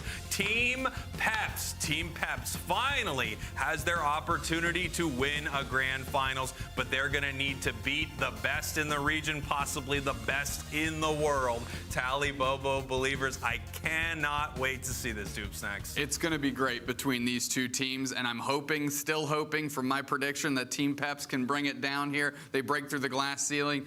All of that good stuff. But let's take a pause for the cause, because we've got grand finals on the horizon, and we need to do a little switch out. We'll catch you in a bit. Woo!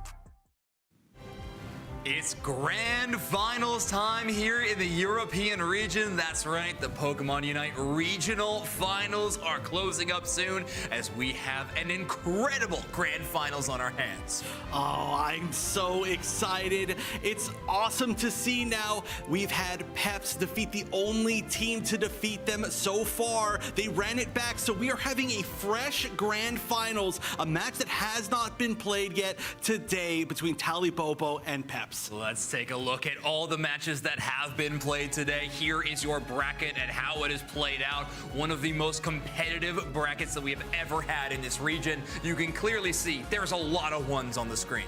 Yes, that is 8, 9, 10, 11 to 2. 11 of our matches out of the 13 matches played today have gone to Game 3. But I hope it doesn't go to Game 3 in Grand Finals, because that is a very different situation. Exactly.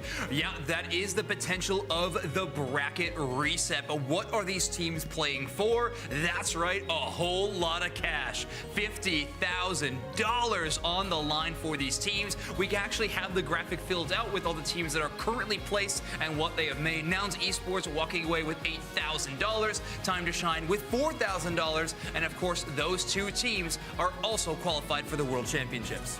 And that is huge, absolutely huge. I'm so glad that we get to see these teams that have done so well throughout the entire season make those spots, but they're also getting rewarded with so much money. However, this match alone is a difference of $10,000 to whoever can win in this Grand Finals. Yeah, that's where we're going. Where have we come from? Where are we going? Let's take a look at the calendar so far of our broadcast schedule. That's right, we are in June in our regional finals. We are closing that up. North America Regional Finals will finish at NAIC in just a few weeks. And then, of course, the World Championships in Japan, August 11th and 12th, where every single region will face off against one another. I can't believe it. We're down to the end of the season already. We have seen so many teams now qualify for the World Finals. The first time that Pokemon is having the World Championships in Japan. Unbelievable. And then, of course, Unite being there is just absolutely amazing. But there are only a few more teams left to qualify. That is, of course, going to be in NAIC. And these two teams that we're going to see in Grand Finals for this regional championship are definitely going. Oh, absolutely. I can't wait to see them face off for the first time today. You were mentioning that. This is a fresh look at this bracket, and it's going to be Tally Bobo Believers versus Team Peps. Both teams looking extremely solid in our bracket stage. And now that we're at Grand Finals, I'm excited to see this go to work. Tally Bobo Believers, you know them, you love them. There's their trainer cards. They're some of the best trainer cards. When you got matching trainer cards between some of your players, you know that it is a very synergetic team. But Tally Bobo Believers, of course, the Titans of the European region, waiting for someone to take them down. Nouns have been the only ones so far they know are no longer in this bracket. Their opponents are the story of today. Peps, formerly known as Woof Woof, getting picked up right before this tournament and now having the best results that they have had all season. And they are looking to not stop that run at second place. Team Peps has looked amazing, whether it's Potato in the top path on the Garchomp, Caligula's amazing secures, or even their draft strategy revolving around Human securing the Hoopa. A lot of exciting things out of this squadron, and I didn't even mention Ikelas on this crazy pop-off Mew or Alolan Ninetales we've seen so far. The tough thing is, they are going up against the toughest opponent that we probably could have found on the entire globe for them to be competing against. And we gave it an even harder of a task because of how the Grand Finals work. In case you were just tuning in for the first time to a broadcast, we are headed into a best of 5 matches for our Grand Finals. However, Tally Bobo Believers has the advantage of being on the winner's side. If Team Peps wins a best of 5 against Tally Bobo Believers, they will reset the bracket, being at the same win-loss as Tally Bobo Believers, and we will play yet another best of 5, and Team Peps will need to win that one as well to walk away with a Grand Finals victory. A tough path without a doubt. Pretty much one of the toughest paths you can possibly have when your opponent is Tally Bobo Believers. Considered by many to be potentially the best team in the world. Of course, there's no way to really tell until we get to Worlds, but just with the way that they've been looking, they are without a doubt up there. But Peps, they just have more momentum than I've seen for almost any team in this UCS season. They finally broken through as Noobsnax has kept saying the glass ceiling. They're in that top 2 spot. Exactly. I mean, they have made it there, and now we have made it into our first draft. Tally Bobo Believer is going to be in that first pick selection spot. Team Peps with an immediate ban away of the Zorark. Tally Bobo Believers with the Hoopa ban in response. This means that Team Peps will get their choice of support because Tally Bobo Believers will likely chase after either the Slowbro or the Lapras. That's right, it's the Slowbro. All right, so now the question is, what do we pick up? Is it going to be the Hoopa plus a Lapras, since that's still available? Are we going to see, I mean, we haven't even seen that opportunity yet, or, we're not even going to have them pick the Eldegoss. They're like, we cannot pass up Lapras and Urshifu together, which is, I think this is the first time that Peps has had that opportunity using this ban strategy. I actually think Peps gets Hoopa here as well. I don't think Tally Bobo Believers can realistically give Hoopa up with how powerful that combination is. Yeah, I mean, Hoopa, of course, banned, so the Blissey may be the pick here. Blissey does work pretty well. Toon Slim locking in on that Mew. We'll see if that happens. Ikelis, actually, who was really just wrecking house on that Mew before getting the Alolan Ninetales.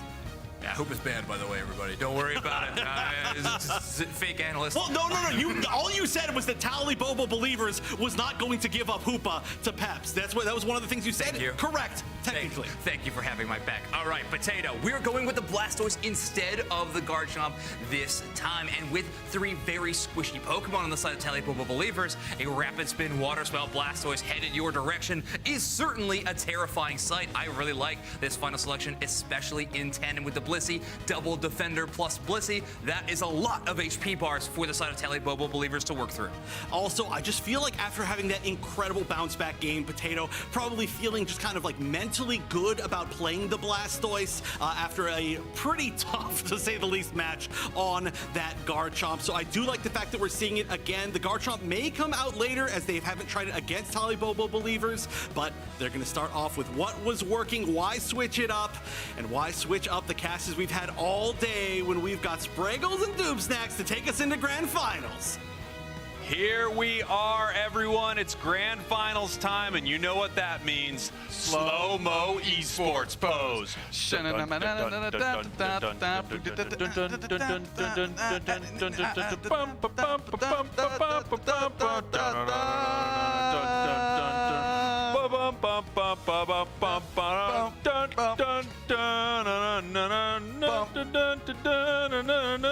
Pointing to the opponents. Well, obviously we assumed the match would start faster than that. It didn't quite work out for us there. Okay, Team Peps on the bounce. They got 2 best-of-5s looking ahead of them. They want to win. There it is.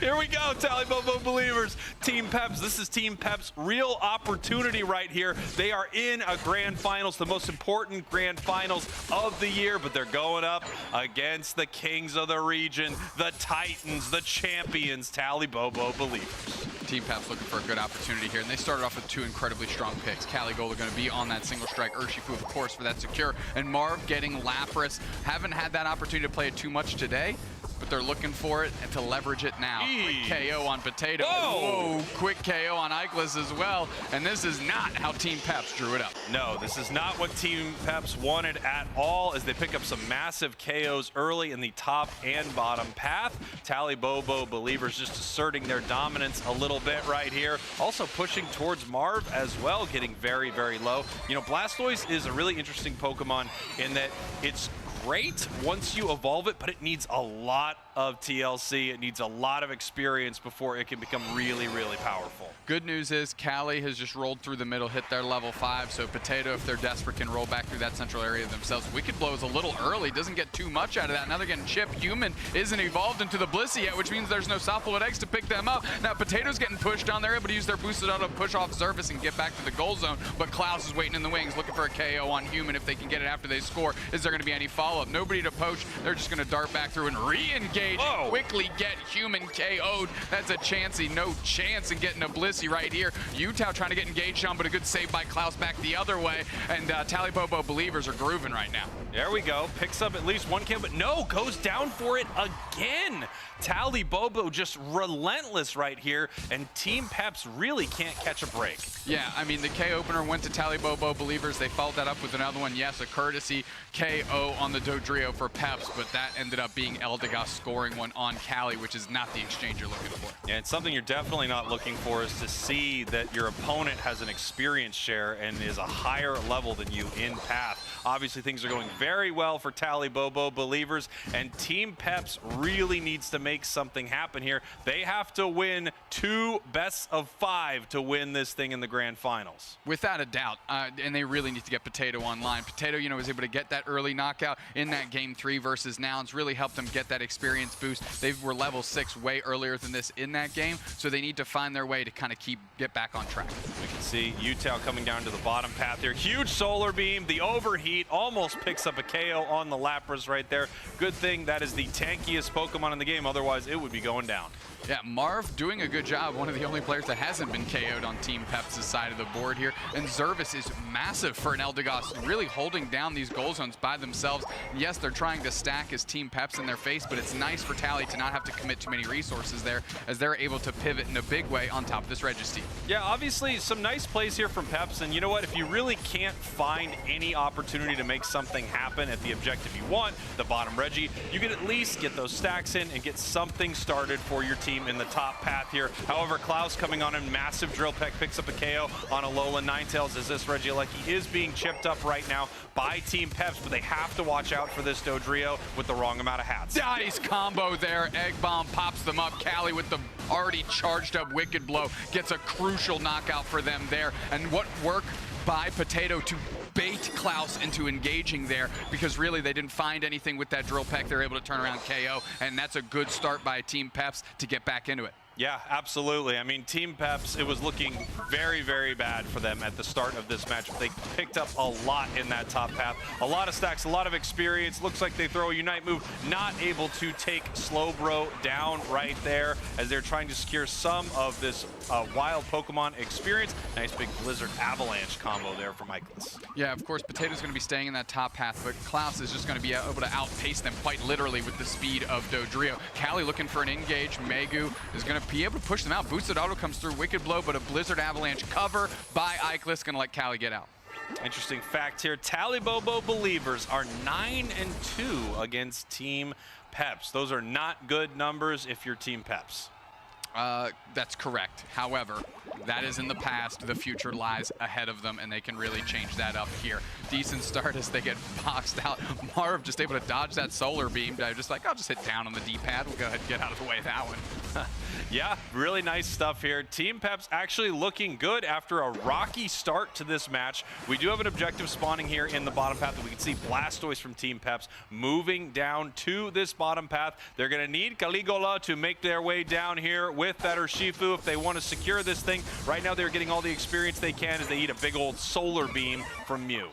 Absolutely. Marv getting some decent spacing. Because they are so tanky, they can play this far ahead. Somehow Megu didn't take that extra one step forward that they needed. Bubble Beam comes through, stuns up Megu, but that just opens up Toon Slim for an opportunity here. We got a Unite move, reposition with the eject button. Hydro Typhoon kicks up a couple, and we're going to be able to try and rain in some KOs. First one down is Megu as Team Peps is flipping on top of this objective. Here comes Klaus, though, tries to isolate Ikelis, picks up the Blitz Assistance. On the backside, we have Toon all the way in the shadows here as they try to get in. Registeel goes down to the Chandelure. Nice little look by Utah to get that done for the team, and now they just ace the entire squad, and that's the strength of the Tally Bobo believers. You give them an inch, they're going to take a mile and a goal zone to boot. Incredible stuff. They might even take a kilometer, I mean, depending, they are in the EU, right? So this is incredible stuff here from Tally Bobo. I have to assume what happened there was the Chandelure Unite obscured vision. They just did not know how low that objective was, so the Wicked Blow could not find its mark. Really, really amazing stuff from Tally Bobo there as they wipe the entire team. And you've got to be feeling, if, you know, Peps had some wind in their sails, that might have all been taken away.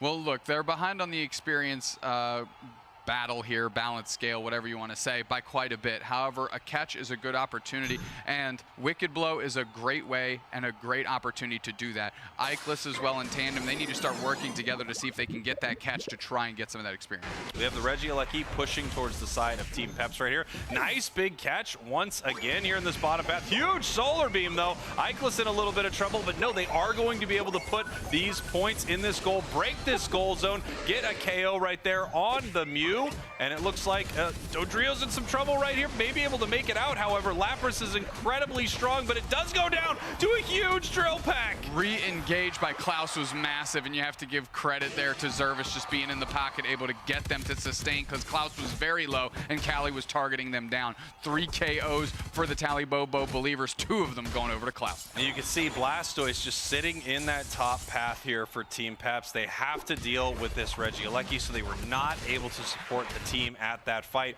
However, when they all get together, we could see some magic from the side of Team Peps. They've got some incredibly powerful Pokemon. Gee, level 15 already for Klaus. I mean, they are huge. Despite these team fights going all in the favor of Tally Bobo Believers, you have to look and see that Team Peps is keeping the scoreline at least close and giving themselves a chance. Give it a little silver lining here for Team Peps. They are ahead on score. And hey, if it's level 15, that means when you KO it, that KO timer will be huge. Let's see if they're able to get a KO onto that Dodrio somewhere inside this fight. Megu maybe possibly getting caught right here. Yeah, they're jumping on top of them. They're seeing if they can convert. Just Rapid Spin Water Spout going to chase Megu down, but that's going to force all of Team Peps to pivot. And Tally Bobo Believers are sitting on the bottom side of the map. Marv is already chunked, half HP. Klaus might be looking for an opportunity here. Good Blizzard Avalanche catch here. He didn't get the follow-up. No, forces the jump kick over the wall. Reposition. Blastoise Unite is going to try and get in there, but slow beamed on top. They can't convert, and now they're going in deep. Utah gets the first KO, and it's on top of Potato. Is there any follow-up here? 1 player down, and Team Peps is getting rattled. They have no HP. 2 KOs for Utah. Where's the next one coming from? Klaus is looking for it. Klaus is getting it. Oh, humans on the chase, and they are on the run too. Callie, however, is nowhere to be found as they're hiding in the bush, and Utah gets KO'd. Callie just made themselves known, though, and Megu knows exactly where they're at, and all they have to do is call it out for the rest of the team. Here we go. They are looking for this KO. Sends Mew up into the air. Are they able to do something here? No, Toon Slim does not go down. Secured by that level 15 Dodrio. Potato is back in this central area here. Tally Bobo now up on score, by the way, as we have Team Peps in a very, very bad position. No Unite moves. They have their Urshifu down, and they are running out of time. Out of time is literally the greatest commodity here for Tally Bobo Believers, and they want it to dwindle as quickly as possible. Rapid Spin Water Spout on the Aselgor that's been leashed out, and Klaus is just hunting down Marv, and I think this is just tough sledding for Team Peps. They're down by 84 points, but they are just not being able to take any of these fights as they're looking for an engaged Toon is trying to get a KO. Pollen Puff picks them up. They're going to be safe here as Potato literally works their way into the middle, and they're just going to press all their buttons and see if they can make some magic happen. But Spraggles, despite being children's magicians, I don't think there's enough magic on the planet to get Team Peps onto this one. Well, here we go. Big secure attempt by Team Peps right here. It is secured by Lapras. There's only 10 seconds, though. Dodrio already scoring on the side of Tally Bobo Believers, putting the points in. Team Peps is running, but I don't know if there's enough time. Blastoise scores. Do they score in the bottom path? We see a 60. Did they score as well? Oh, the Lapras points went in. That was 260 points. They were down by 84, only 100 back the other way. That might have worked. No? No shot! Whoa! No Team shot, Peps dude. able to win this thing. Come on! They are on their Hercules arc because they're looking to go the distance right here. Oh my goodness, Zoinks! Wonder Chef, take a look at this match. Yeah. Oh my God, I am at a loss for words. I mean, you literally started that entire segment off by, as children magicians, you don't have enough magic in the world to make that work for Peps. But you know who brought the magic is Peps themselves. I can't believe they made it back and won by 4 points. 3 scores all happen in tandem to make that magic occur. Let's look at this chart, just really playing from the back foot the entire time. Team Peps put in a corner. Tally Bobo Believers was winning that entire match. Team fight after team fight, Team Peps couldn't hold a candle to them. But Tally Bobo Believers, a tough spot. And again, Team Peps goes after the Rayquaza, and this time they only got it with 10 seconds, and they still made it work. If they had been like 1 second later in taking that Rayquaza down, it would not have worked. I couldn't believe it. I think most people had already also just kind of like sat back in their chairs. You know, I was definitely sat back in my chair. I was like, there's just no way they bring this back. And then all of a sudden it was like, wait a minute.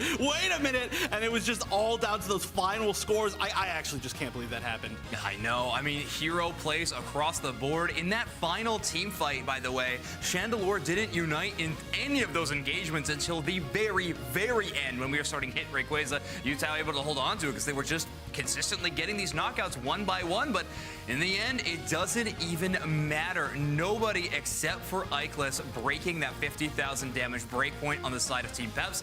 Tally Bobo Believers putting up great damage numbers in the top 3, but unfortunately, that number wasn't the one they needed the most.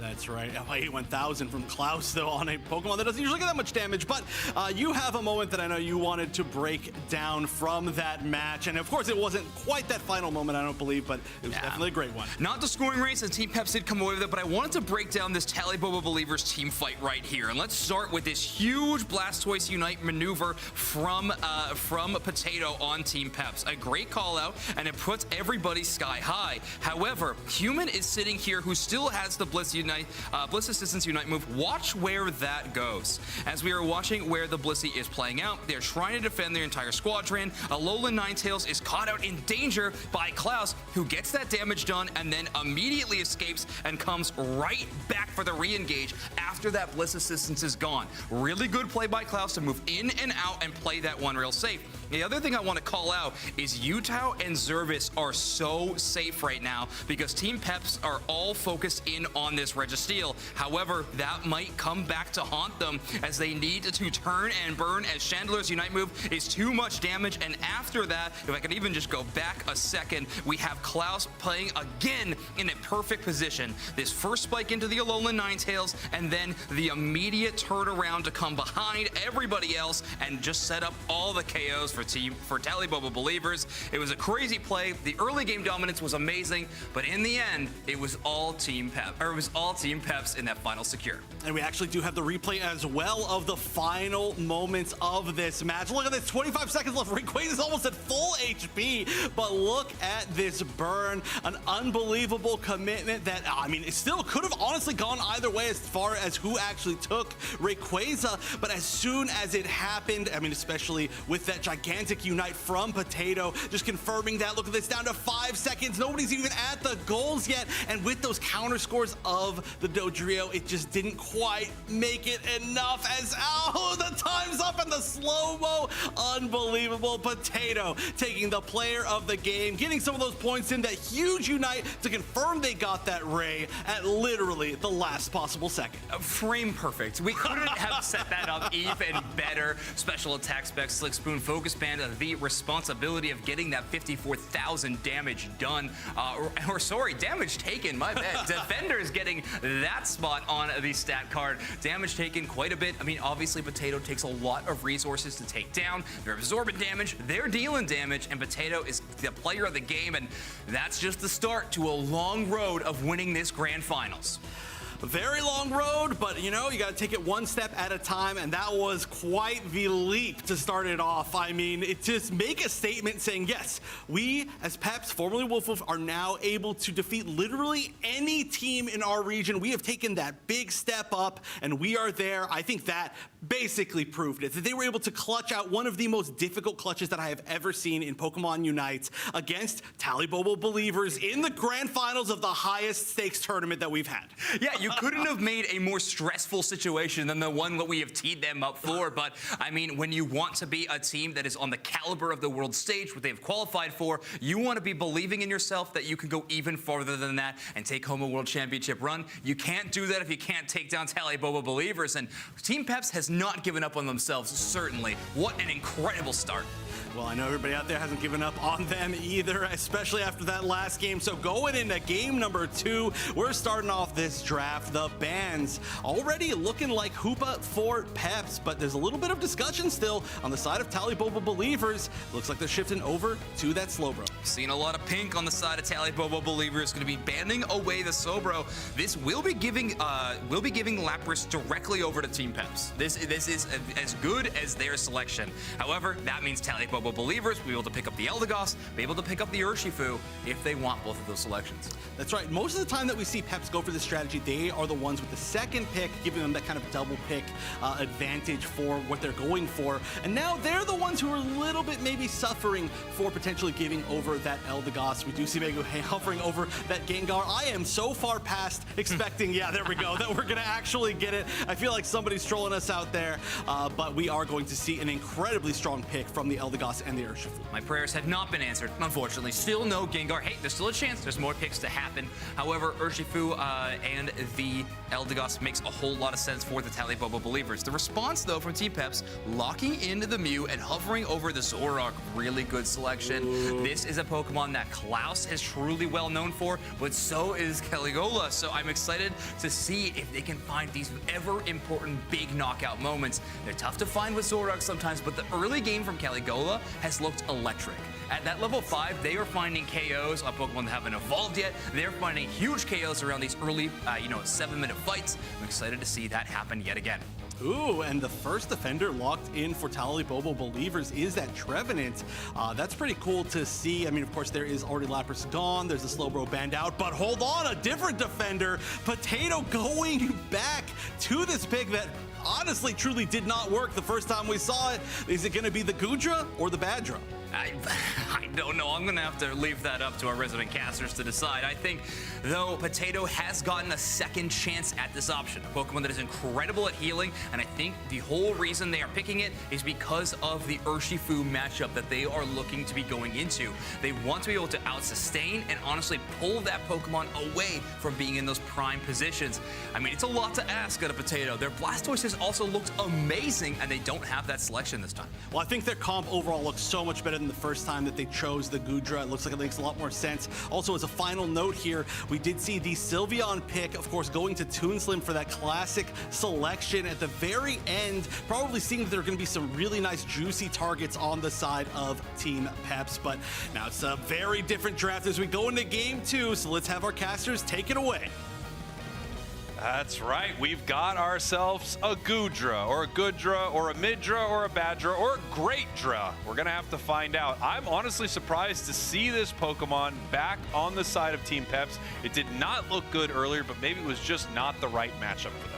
Well, apparently there is enough magic on the planet to make this team work. So Team Peps, all the belief needs to go back into them because they made that happen. I truly believe they couldn't eke out that game 1. They did. I didn't think this Goodra was going to be the right pick. They disagree. So I'm more than happy to be wrong here because I do like watching Goodra play.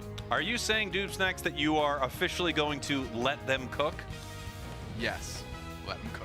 Wow, official let them cook from Doobsnacks as we head into game number 2. Team Peps, your purple team. Tally Bobo believers, your orange team. Team Peps has a long road ahead of them. If they want to win this grand finals, they've got to do a best of 5. Beat them and win another best of 5. Well, they started off the right way by getting that first initial win, and sometimes the first step is the hardest. Spraggles, that's a saying. Marv chunking in tons of damage on Megu, going to be able to peel back a little bit. Iglis's Mew has been incredibly impressive, and I'm looking for it to be a shine-out star here. It looks like they're moving forward, trying to bully Potato a little bit here, obviously. Goodra not amazing early. Toonslim already has that level 4. Big Hyper Voice pushing towards the side of Team Peps right here. Able to get that secure tick over to level 4 for Potato despite being in the face of a Sylveon and that Gossifleur there. Very impressive and a good start for them. Really tough sledding, but if they gotta weather this storm and get to that Goodra.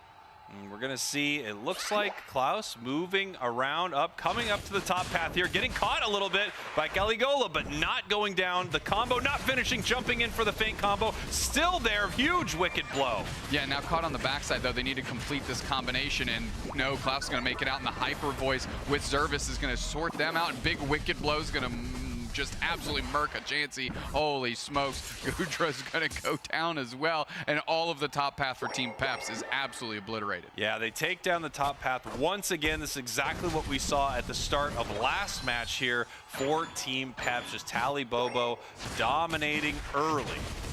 Dominating early indeed. 43 points in. Team Pep still looking at a goose egg here, and they weren't able to convert on a big collapse that Cali went for on Klaus. Another wild Pokemon sealed up for Klaus as they're trying to peel back. Zervis is going to be able to keep them well sustained with these pollen puffs, and really Team Peps can't even put pressure on. Yeah, take a look at that. Already level 7, jumping on in here possibly for another combo. Might have to just back out here as their health is getting a little low. Toonslim getting chipped a little bit by that Electro Ball. Zervis is chasing down Human. It does have that red buff, but it looks like they are just going to push them back and no one is going to get KO'd in this little skirmish. Yeah, Klaus peeled down to look for an opportunity here, but is now content in reeling back. And this bottom path going fairly well here for Tally. Already have Megu onto the Trevenant, and Utah level 6, keeping pace is exactly where you want them to be. But Eldegoss Zervis gets taken out very quickly. We're going to see if we can get a follow-up on Klaus here as Callie goes deep to pick up the berry, and they're going to go for a score. Hyper Voice comes through, but tons of damage getting rained in. Klaus actually misses with the Wicked Blow. This is a great opportunity. Sliggoo, Potato getting one for themselves here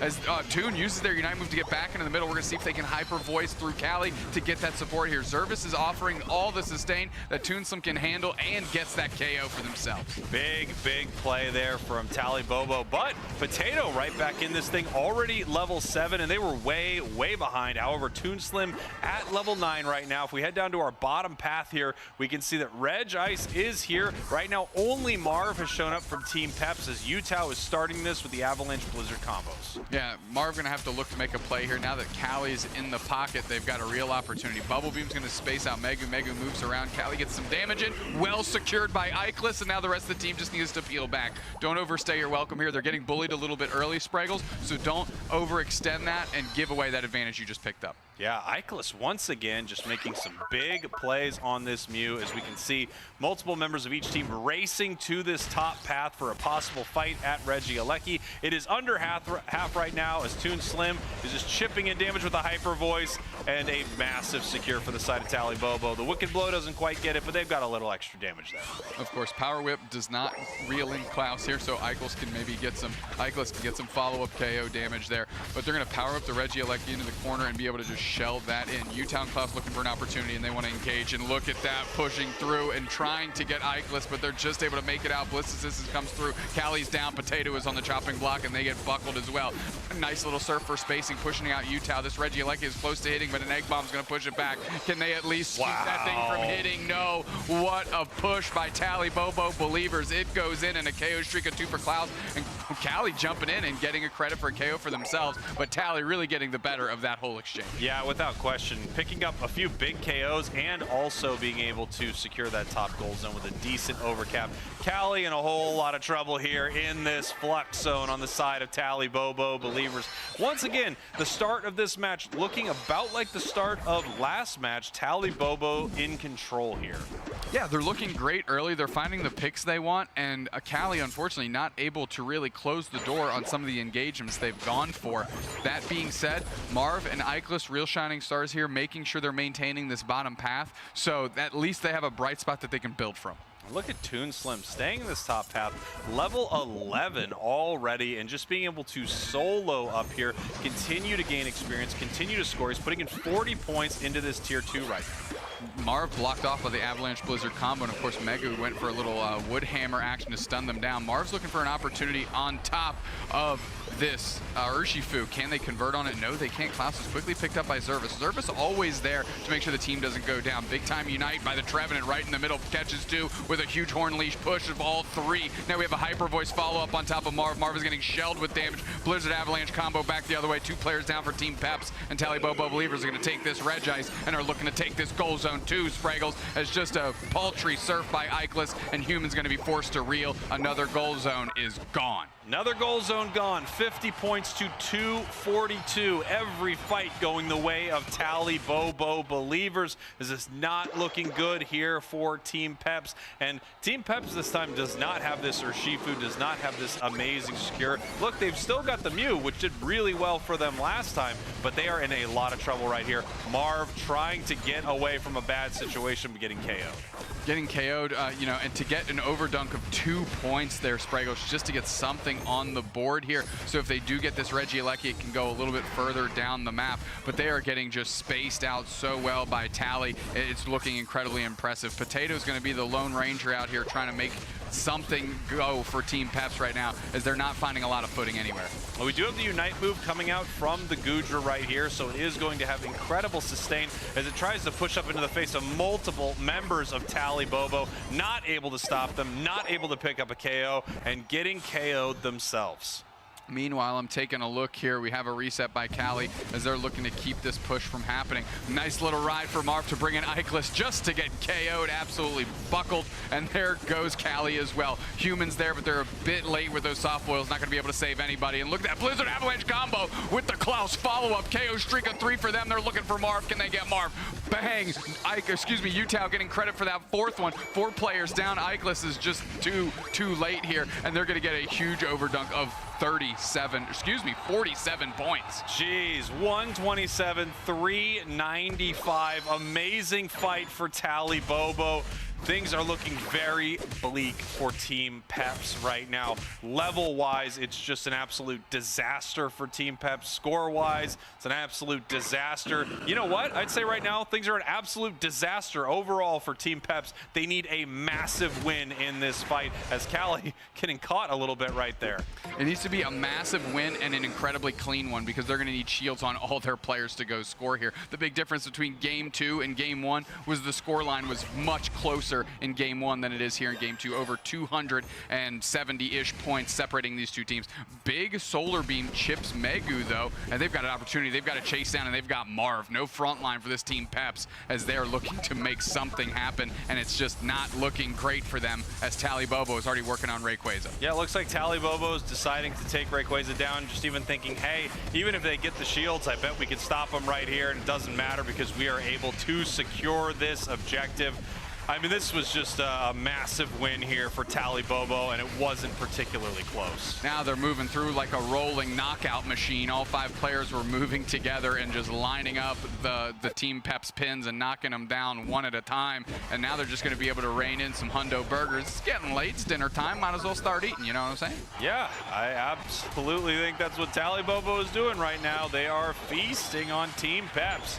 A really unfortunate game number 2 for them. Obviously, they need to beat them in a best of 5. Beat them again in a best of 5. It's really tough. Only one team's even been able to do it all season, and that was Nouns Esports. Megu still with their shield. They're going in just to get more points in here. Make sure that there's no doubt in anyone's mind the amount of points that they're putting in and the margin by which they're going to win. Toonslim very content sitting on this goal zone here as Cali picks up a Bliss Assistance, gets 30 points in, so the gap has now shrunk by 400. So got a little bit more work to do, and I don't think 20 seconds is enough to get it done. Crazier things have happened. No, of course, there's no way that this match can turn around right now. We are just watching these players have a little bit of fun if you're on Tally Bobo, and have a little bit of, oh boy, what are we going to do next match? If you're on the side of Team Peps, boy, oh boy, what a stomp from the EU champs here. I mean, Tally Bobo looking fantastic. I'm going to send it over to Zoinks and Wonder Chef here to break that match down. Gentlemen. Tally Bobo Believers is angry. I think is how I would describe it. They are back in a vengeance, tying up this first series of the grand finals 1-1 now. And that was in a major way. That was, you know, sometimes these 10-minute games feel like 10-minute hours, but that one felt like about 3 minutes long with how that was just going. It felt like we barely even got to see anything going on in that game. I was asking whether or not the Gudra was going to work. I don't even know. You can see this this graph right here. It tells the story. Yeah, I'm of the opinion that it did not. Tally Bobo Believers with a pretty fantastic score graph, though. Looking exceptional. Climbing. Let's take a look at the damage numbers. Potato putting up a pretty respectable 54,000 damage done, 96,000 damage taken. So I think Gudra did fill a role, almost 100,000 damage done. However, I think a lot of this credit has to go over to Toonslim. Sylveon, you can see it there, almost 100,000 damage on this attacker Pokemon. Hyper Voice is such a phenomenal selection into many targets on the side of Team Peps, specifically Gudra, Lapras, and the Blissey.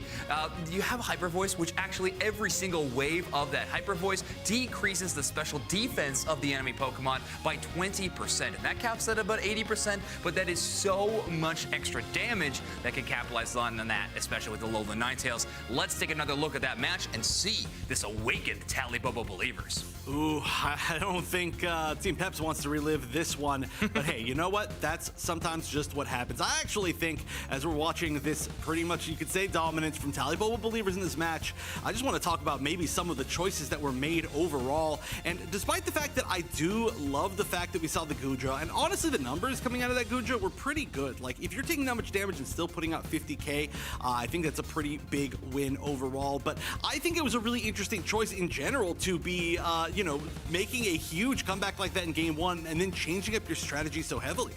Exactly. Yeah, you had a few options available to you that are kind of classic Team Peps picks at this point, but instead trying to deviate and throw Tally Bobo Believers off. And maybe it's just a call out to how strong Tally Bobo Believers is, not only in their gameplay, but also just their intimidation when you see them on the other side of the Sky Ruins. You feel like you have to do something new because the same old is not getting it done. That's right. Yeah. I mean, that is true that you cannot just keep running the same strategy against Tally Bobo Believers, showing how strong they are. They are one of the best teams at adapting in the world for sure, and they are not going to let you get away with the same things over and over, especially when you barely manage to squeak out that win. But, I mean, again, this was just a big example of what they can do. Toon Slim on that Sylveon, without a doubt, a player of the game. An amazing flex pick at the end to be able to counter what they saw out of the other draft. The Toon signal has been put into the sky above the Unite Regional Finals for European region, and well, Toon has showed up to save the day. 9 KOs, 98,000 damage. For a Sylveon, that is wild numbers. Like, seriously, a MVP level performance of the entire tournament, in my opinion, on that Pokemon. And we have to talk about another player as well on Tally Bobo Believers, and that is Megu. Megu not getting access to the Lapras, not getting access to the Slowbro, instead playing the Trevenant, which also, again, looked exceptional. I mean, we talk so much about get Megu off of the Slowbro. You got to do something about Megu's Slowbro. And Megu says, yeah, that is fine. I will play this Pokemon instead. And again, it looked amazing. Now, I'm not saying the strategy is unfounded. I think Megu is just maybe too good on that Slowbro. But the Trevenant is more than serviceable. And they're showing why they are confident in that within their draft phases. Draft for game number 3 upcoming very soon is going to be interesting. Again, a flip-flop of the sides, which means Team Peps might want to employ their strategy of the Eldegoss ban to earn themselves a Hoopa, but Tally Bobo Believers last time had the Hoopa ban to actually shut that down. Well, I think one interesting thing that I think we should talk about a little bit between these teams as we get in the second draft. I feel like it's really interesting that Klaus and Caligula play a lot of the same Pokemon in a lot of the same way, as far as just how they work with their team. And I feel like it really is based on who of them gets which Pokemon. And in fact, we're kind of getting rid of all the Pokemon that these players play. Thank you, teams. Yeah, they're explaining it perfectly for you. This is amazing. Urshifu for Tally Bobo Believers and a Zoroark ban from Team Peps. This means that we have both incredible supports available for selection. Of course, Lapras and Slowbro also available for selection. It seems like a lot of top-tier support and defenders are going to be within our match. What kind of speedster attackers are we going to see? I'm expecting a Dodrio, but which side does it end up on? All right, well, we do, in fact, see the Slowbro first picked. Is there a chance? Are we not going to see a Lapras in the first 2 picks? I mean, hey, listen, Lapras has been really strong. Okay, there it is. Potato going to be picking it up, and Human picking up that Hoopa. Very, very solid. Yeah, that Eldegoss probably going to be locked in at some point. And there we go. You got your question answered, at least partially, as we're going to see the Dodrio picked up by Klaus. All right, now let's see where the draft goes, because we got all the must picks out of the way. So where does Team Peps go from this point on? Ikelis has been getting this Mew every single time, and I don't think this is the time to change it up. If I'm Ikelis, we're going back to the Alolan Ninetales. Okay, very interesting. I think into Slowbro in the early game, this could be really solid. Snorlax, Alolan Ninetales, a very solid path early. Just kidding. Let's pick Mew instead, actually. Yeah. No, honestly, I think either one from Ikelis has been absolute. You mentioned an MVP of the tournament type performance. Ikelis has been MVP of the tournament for me, probably on both of them. Wow. But that is, of course, going to allow the Alolan Ninetales to potentially be picked up on the other side as Utah and Toon Slim are locking in their picks. Does look like the Alolan Ninetales is there, and Utah trying once again to be that best Chandelure. I like that. I honestly think it was Chandelure or Sylveon. One of those 2 options would have been the best selections there. Sylvia on a great tank shredder, and Lapras and Snorlax being selected by Team Peps means that it would be a solid option. Now, the final selection for Team Peps is going to be interesting. We are hovering the Talonflame, and we finally get it. I actually think this is a fantastic decision from Team Peps. We have not seen the Talonflame, which has been kind of a mainstay of Europe in the past couple of months, and it just vanished for this tournament. I am excited to see it. Alola Ninetales usually not selecting the mobility options of the Aurora Veil. They're not going to have a lot of good things to dodge with.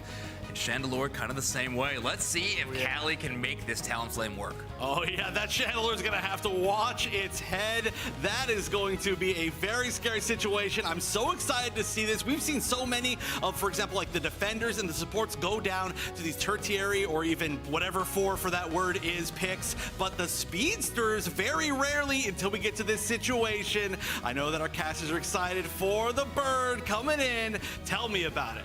I mean, absolutely, we're excited about Talonflame. I did not know what that final spot was going to be. I really kind of thought Gengar was coming out right there. Felt like Callie was sort of boxed in that moment, but instead, we see Talonflame, a really exciting choice. Of course, it is able to soar over the battlefield. It is invulnerable, and in that moment, it can also target some of these squishier special attack Pokemon, especially ones without a lot of mobility, like Chandelure, Alola Ninetales. Callie has had great moments on this Pokemon too. In the AOS Cup specifically, it really brought it back to prominence and kind of opened people's eyes to the quality type of plays you can make with that Pokemon. I was also expecting something maybe along the lines of Glaceon there too, but I think I'm going to agree with Zoinks. I think that Talonflame is a rockin' pick here, and I hope it pops off. Well, here we go. Game number 3, Talibobo Believers, Team Peps. Obviously, Team Peps coming from our losers bracket, and they've got a ways to go if they want to win this whole thing.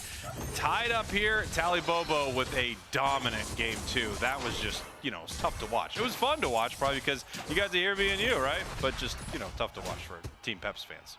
Yeah, again, Team Peps need to bounce back. They've been doing it all day, right? Having tough losses, you know, where they haven't scored any points or Potato had a huge off game or anything like that, but they've bounced back and showed that they are resilient and they are here to play and win. So I don't expect anything different here, and I really think that the Talonflame is going to be a key because it has so many good targets on the side of the Believers. You know, one thing I really do love about their draft is Potato on Lapras. This feels like a super strong choice for them. We're going to see how they're able to take advantage of this first fight. See Klaus running, grabbing these speed berries, heading up to our top path right here. Just doing a little spin, keeping that sprint gauge up, diving on in with a huge drill peck right here. Callie in a little bit of trouble, taking the portal home. Yeah, human perfect timing on that, right? Laying it down actually before it's going to be needed, knowing that Talonflame does take crops of damage when it does engage, so making sure that it always has a quick way out. And here we go. We can see Talonflame heading back to the central area. Litwick on the side of Talibobo heading to the central area so it can evolve, and it does. Human working through, actually picking up that Bunnelby, which is great. A nice Astonish stun on top of them. Potato leveling up, level 5, doesn't have to hit those evolutionary power spikes for themselves, which is good. Able to put some good pressure on top of Klaus, watching where they go to see if they can get a catch here. Not quite yet, as Zervis is there for the support. Dodrio obviously extremely mobile, but you know, this hyperspace hole with a Lapras is pretty incredible. Already so difficult to take this Pokemon down, and then it just gets to head on home. Big fly onto Toonslim. This is what we were talking about right here. Having to disengage, waiting for the cooldown to come back up, using this portal to heal right now, coming right back, and it can take to the air in just 1 second, and it does, but it misses Utao. It does miss Utao. Another hyperspace hole put, nice little dart through. Can it trail? Oh, nice surf pickup KO by Megu there. It would have been so nice, of course, if Callie could have gotten out of there. Meanwhile, they're at least making something happen. Marv going to get some points in and getting absolutely sandwiched between a wave and an iceberg there. Gets KO'd by a fire. Jeez, that felt pretty mean as we see Potato in this top path. That water pulse going to be trouble for Dodrio. It wants to come in with a drill peck right here, but its health might be too low as Talonflame not heading to the bottom path here for Team Peps. They sit to top. Yeah, and a good siege opportunity for Tally as they are putting good pressure on. We're just chipping in, making sure we're getting good spacing from Peps. I'm trying to keep a good eye on what's going on upstairs. And it looks like they're just trying to corral the Dodrio a little bit as Zervis is willing to leash this Regice towards them. Marv steps up because they're a tank. The Regice goes and trends in their direction, gets itself a little reset here, and Tally's looking to rip this thing. Yeah, Tally heading down here. 4 members of Tally Bobo in this bottom path, looking to get a secure. Eichel's just waiting for this right here. Obviously, we have the solar beam. Tally Bobo believers know about it, and they are able to take this secure. Very close, though. Eichel's just a little late and wasn't able to get the range that they needed to make a move here, but now we're sieging this goal zone, but Cali is looking for a backside attack. They take to the skies, they crash land, they chip into Toon. We've got the invisibility from you with the follow-up, but Utah's flipping the script on them, burning them down, and we're eating chicken. If you're going to be on fire, I'll burn it down too. They're flipping the script here and moving, trying to catch the reset. Eichel can't get out. Human couldn't save them. Now it's just Marvin Human on this goal zone trying to make something happen, picking up a berry, but I mean, there are 4 players here, excuse me, 4 players from Tally Bobo sieging this thing. Yeah, Team Peps just getting pushed around here in the bottom path. Big score there from Utah, securing the objective, picking up some massive KOs. Human barely getting out of this situation as they're now moving through the central area. Good heads up play by Marv right there, recognizing that they were coming in to take their wild Pokemon and able to take that buff away from Utah. Cali going to take a buff for themselves on the opposite side of the map. They just got to make sure they can retreat, but no. Toon Slim was able to kind of stun them down. Cali, though, ever maneuverability, going to move through, going to dart through, and they can take to the skies to maybe escape.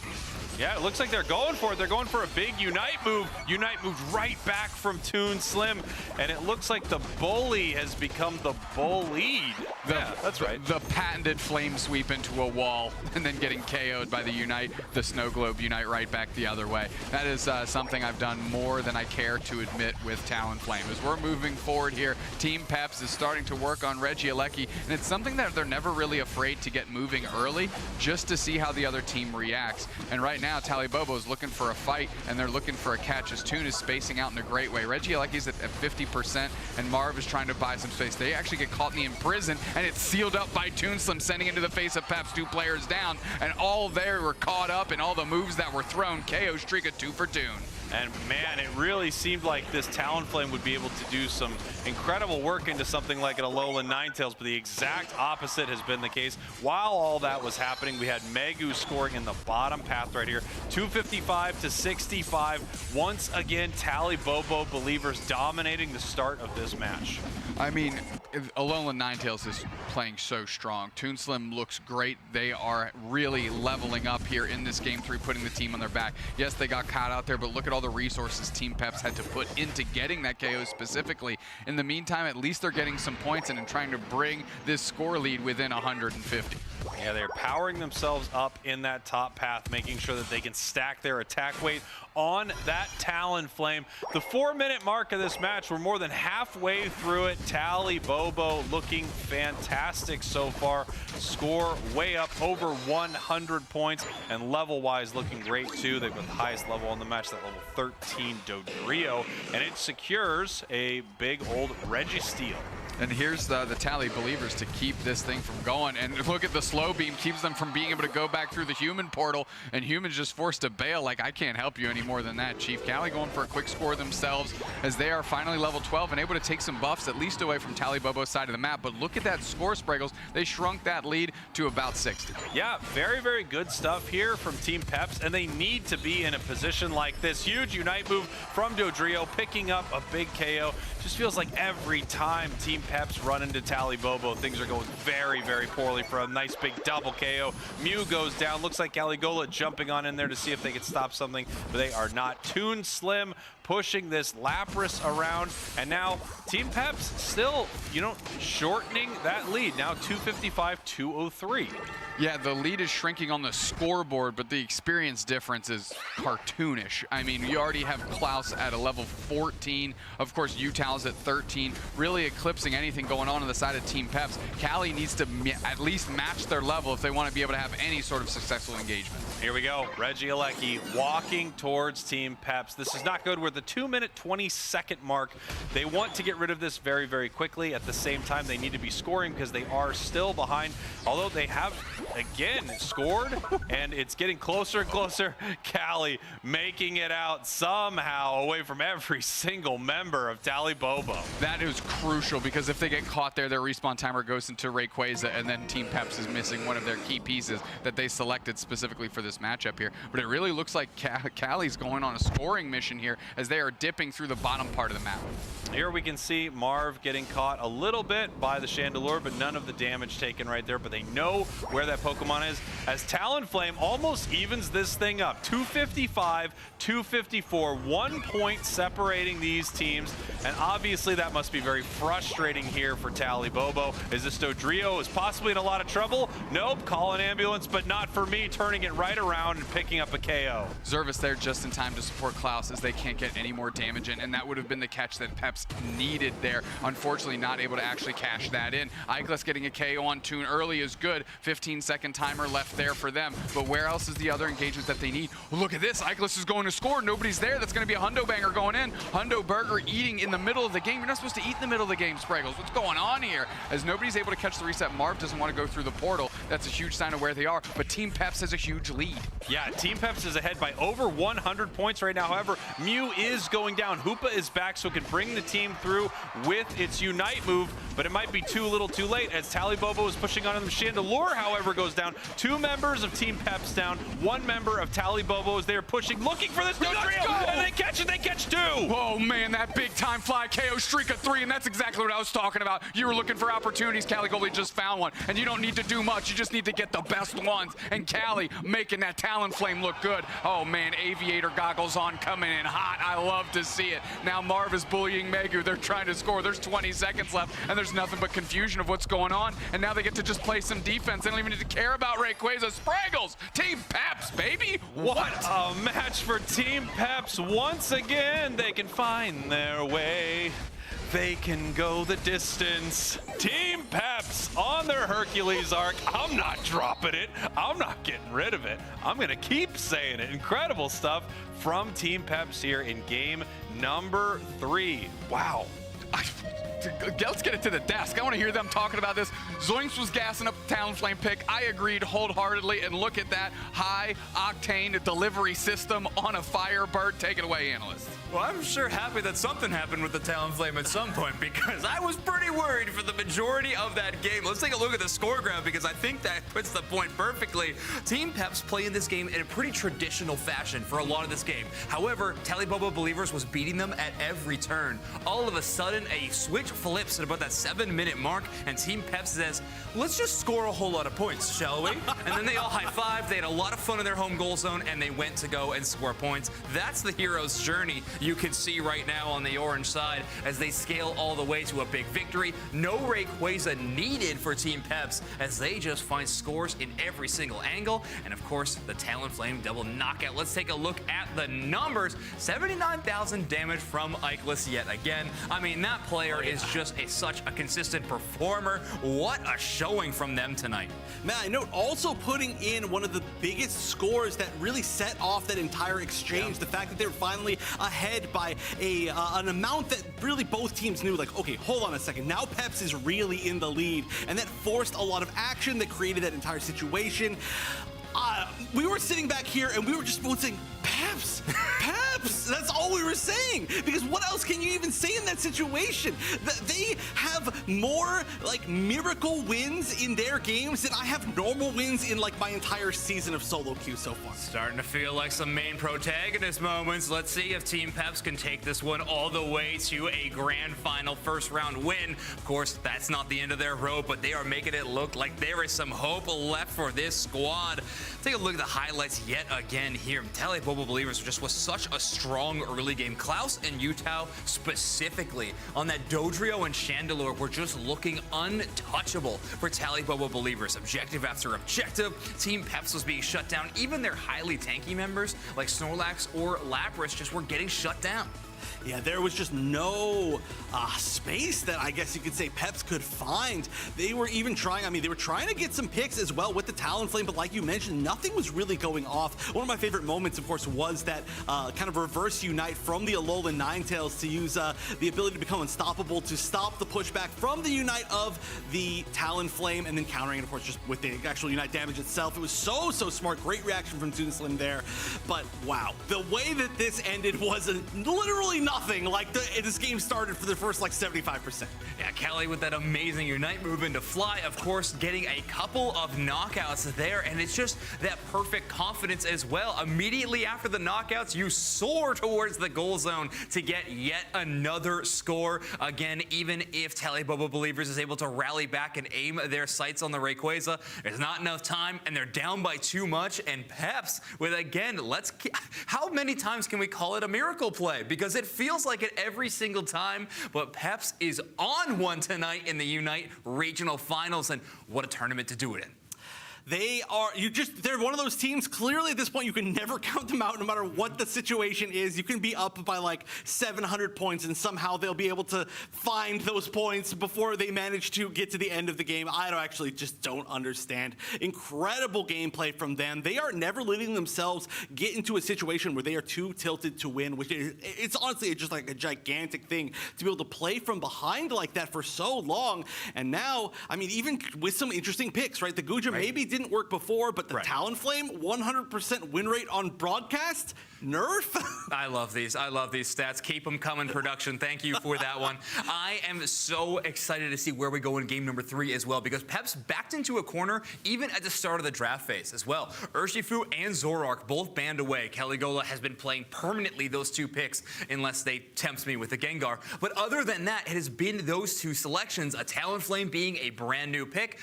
6 minutes of the game, it was barely there, but those final few moments, it truly started to sing or fly, whichever you would prefer. I really do think that Peps is having a good tournament, but honestly, based off of a lot of these performances, is it draft phase that's making it happen? Is it their macro phase? I don't know. Peps has some kind of secret sauce that is making them still alive in this tournament bracket. Magic. I think it's been established. It's magic. What else could it possibly be? I don't know. I'm blown away. I'm honestly just blown away. Well, we're going to have to continue to be doing so because the Team Peps needs to win yet another game if they want to reset this bracket. Already hovering a ban of the Zoroark is Team Peps, and Talibobo Believers, a little bit of a split decision on their side. Oh, but Pip's actually making the quick switch over as soon as you said that. Looks like the Hoopa may be disappearing this time, and we might get a very different ban strategy from both sides as we're barely switching in time to get that guaranteed Slowbro ban. So a very, very different draft is going to happen than the last game as those speedsters are all in play. All right, Team Peps, whatever. Let's see what Talibobo Believers is going to pick for their next two picks, as I have to imagine Lapras is going to be locked in just a couple of moments.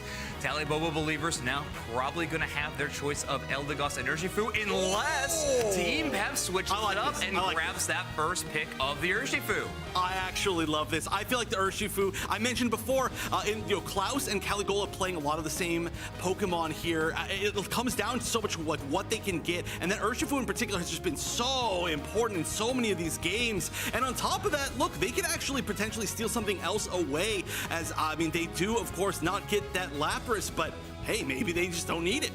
Call me the contrarian in this room. A lot of cheering for this Urshifu. I would have liked Lapras. Caligula Zoroark has also looked amazing. I would rather them just kind of fall back on maybe the one tier lower pick, but at least they still got the Ikelis and a Blissey. It could be the first time or maybe second time we have seen human on Blissey in this tournament so far.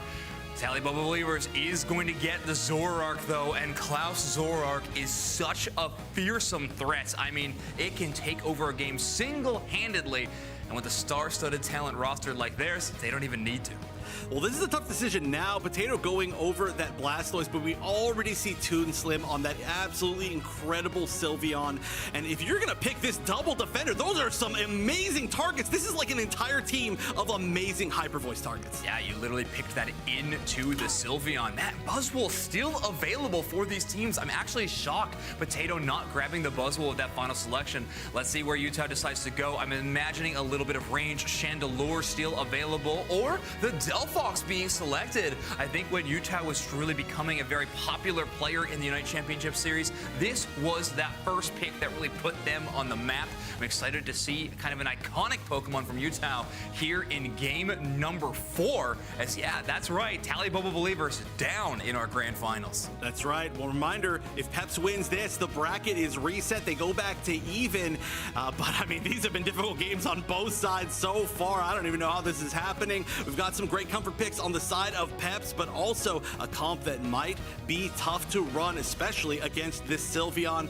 There's really only one way to find out, but the Lapras as well is going to be a gigantic change as we go into game 4 here and send it over to our casters to see if we get the reset or a game 5. Hey, how you doing? Pretty good. This is really exciting, obviously. Yes. Both of us were very pumped about this Urshifu pick, but of course there were a lot of Pokemon that you can grab in this moment. We've just seen Caligula go crazy on this Pokemon today. The Secure has been amazing, and that's been a lot of Team Pep's strategy. Yeah, I love the first pick. I think they started off their draft like strong out of the blocks. But they got to the first hurdle and they just absolutely tripped over it. I mean, choosing Snorlax and Blastoise into a Hyper Voice Sylveon, like you picked into that. I don't think those are two particularly strong picks. I would like to be wrong again about Team Peps, of course, but I think there was some other opportunities they could have had there. I've got to assume we're looking for the Snorlax to kind of give you a little bit of displacement, obviously, and then Blastoise to give you a little bit of rip with that rapid spin so that you can get the Secures there from Caligula. But we're going to have to see what they can do here heading into game number 4. Team Pep's up right now. If they win, they reset this bracket. Yeah, they're up 2-1 Tally Bobo. They don't want this to keep going, right? There's no way. However, Tally Bobo, with the time they did win in a bracket reset against Nouns earlier this season, they said, look, we knew we had 2 best ofs to work through our options here, and we knew all we need to do is win one of them, so let's not get too frazzled. So I can't imagine that the ice-veined Tally Bobo believers are feeling too frazzled right now. Yeah, I don't think they're going to worry too much if they do get a bracket reset right here. But of course, anyone just wants to shut this thing down, take your first place winnings, take your title as the best in the EU, and head home. As we can see Klaus heading up to this top path right here with their Zoroark. Big combo coming in, but they just get absolutely demolished right there. It looks like they are almost going down. Can't believe they make it out, and somehow they turn it right around. No way. Tally Bobo. Absolutely ridiculous here as they get a KO streak of 2. So now Klaus is even bigger. Zervis getting one for themselves. Double-O-Nation wins their regional finals to advance to Worlds. Congratulations to Mazo and the crew at Double-O-Nation. That'll be very exciting to see them at Worlds for sure. Right now, we are seeing which one of these 2 teams that are definitely going to Worlds is going to win this thing for the EU region. Megu in a little bit of trouble here. They are jumping on in, and they do pick up that KO. Crucial KO there just to get that follow-up, make sure that they get that confidence built a little bit. And even though it went over to Mew there, that's fine. If you just want to get that nice little pickup for Potato, too. Now Toonslim's on the retreat here as they're getting bullied a little bit at half HP, and Callie's able to take everything in the middle. So Team Peps not getting too jarred by that first push and finding their way back into it. Well, you know, I just want to point out the importance of some of these comeback mechanics on the side of Team Peps. That was a level 4 Squirtle. It picks up a KO on a higher level enemy, and boom, instantly we have a level 6 Wartortle on the field. That is massive for Team Peps. So you have to watch out. When you're ahead, of course, you want to dance around and KO everybody right on their goal zone, but you can give up so much if you push too far. That's without a doubt. Now we're coming through, and with a squaring up 3-on-3 here, 4-on-3 in the bottom path as Team Peps just tries to get some Swablu and Altaria, and they play back to their side. We're going to see Klaus go to the middle, pick up some buffs here, while who else but Potato and Toon are squaring off in the top path. Potato and Toon going at it in the top path. I think it's going to be pretty hard for Potato up there as a Wartortle, but we will have to see. Nice stuff here from Klaus, pushing Marv out of this fight as Regice is being started by Tally Bobo. Nice Unite move here by Ikelis to go in. They're going to try and line up a Surf. No, Zervis actually takes it out from underneath of Ikelis. They're going to peel back a little bit. Callie's a little bit late to make an impact here, so what do? You just reset, step back. Here, Worlds qualifier. True qualifies for the second spot to Worlds by championship points in Brazil. Congratulations to True as well. Two teams that have really been on the top of that region all season long here. Cali looking for a wicked blow. They pick up a soft-boiled egg. They do tons of damage. And now, oh, the illusion resets and they can't land the KO. And now Klaus can keep moving a little bit. Humans just sending as many mitts into the face of Klaus as possible, but they use their Unite move to get a little bit of shields and retreat. No way. Klaus is back right here. In what world? In what world? Missing the combo! Oh, Cali with a heck of a follow-up. They go straight from the KO streak of 3 to the Talon Flame and said, I'll do it on my Urshifu too. Let's go. And their health bar was non-existent, Sprangles. Wow, really impressive stuff like that. The Bliss assistance coming out here onto Caligula. And I mean, I gotta say, that's a moment I was just talking about. If you really push your advantage, you could get in some trouble. And Klaus got in some trouble, gave up a massive KO over to the side of Team Peps. What a great look there by Cali. And of course, that Bliss assistance to make sure Human doesn't get KO'd. But what it allowed it to do was also for Cali to get more points in and get their HP score up a little bit, their HP bar up. Then they sacrificed themselves so Hugh could get out. This Regieleki is getting shredded here. Klaus sealing it up for the team, and now it's walking toward Team's Pep. Yeah, nice feint combo, able to secure that for the side of Tally Bobo. And we're going to see how much they want to fight right here and put some points in this top path goal as they are using their Unite moves, pushing them around. Eldegoss up into the sky, seeing if they can get something done. Big Unite move coming right back the other way from Potato. And they are continuing this defense. Zervis in a lot of trouble right here. Zervis, no, somehow making it out. They might not be able to secure this. Never mind. Big boosted from Ickless. Yeah, the big boosted follows up, and what that allowed is everybody else to peel back towards the goal zone here. Toon is going to try and hold this down, but they're just going to take 2 quick chops to the face and get KO'd. What's a legendary Pokemon to Caligula's Urshifu? Nothing. There we go. Utah in this bottom path, just continuing to get experience. We haven't seen Utah in a minute right here. They have just been gathering as much experience from wild Pokemon as they can, so they are strong for these next big fights. Another objective goes right on over to Tally Bobo Believers, but for the first time in a long time, they're behind on score. Yeah, and these KOs keep raining in for Caligula. They're getting absolutely massive. Yes, they are level 12. They're the highest level on the map, but everybody else on Team Peps is lagging behind a little bit. Tally needs to stop feeding into this team while they can get this Snorlax and Blissey back online. Ickless goes down here, level 11 for them as they're trying to keep pace, but I'm glad to see Potato also sitting at 11. Yeah, we can see Potato up here in this top path, just watching this goal here as Toon Slim tries to push towards it right here. Big Unite move from the Lappers. They are moving in. They want to take down Marv right here and take this goal. We have the Slowbro Unite move, but they are standing in that Delphox with the Bliss assistance to keep them healthy and continue the fight. Here comes Ickless with their Unite move. They're going to look for an opportunity. Big time block, pushing forward after the Bliss assistance picks them up. Klaus is solo. Human and Marv are actually going crazy here. Yes, Human just went down, but that's not the target they want. They're going to follow up KO up on Utah here as they're going to keep it going. Lapras Megu is full HP, and that's really where the key to success here is going to be for Tally Bobo Believers on this siege if they're going to make it happen. Cali not afraid to go back in, or they're looking for an opportunity. Wicked Blow is charged up. They hit it right into Megu, but they're so low that Eldegoss is able to get that KO. Yeah, and this is really tough here, obviously. This could be a massive overdunk if they're able to get the points in for Klaus. Somehow Klaus once again living on a prayer. Just a sliver right there and having to run away from a huge solar beam. Jeez. Meanwhile, up top, we've got a little bit of action, and it's, of course, Potato and that Sylveon moving through. Potato gets the better of the exchange on Toon. A nice push to isolate Zervis. Let's see if they can get the follow-up KO here. Meanwhile, Megu and Klaus are just getting all the experience in the middle, and I think that's a sacrifice that Zervis is willing to make. Holy smokes, they're going to make it out. Megu is playing great on this Lapras in this true tank defender role, protecting the team. And look at this here. We're at the 2-minute 30-second mark. It has been non-stop back and forth fighting between these two teams. We've got a level 14 on the side of Tally Bobo Believers. That is that Zoroark that's just been absolutely unbelievable here. I just can't believe how many situations they've been able to get out of with almost 0 HP. I know, it's incredibly impressive here. However, Klaus has hit level 14, taking back that level lead. Cali cannot get caught out here because he is truly what Team Peps needs in this final fight. Megu getting some good spacing, though, as that Regieleki is still trying to be dealt with by Toon.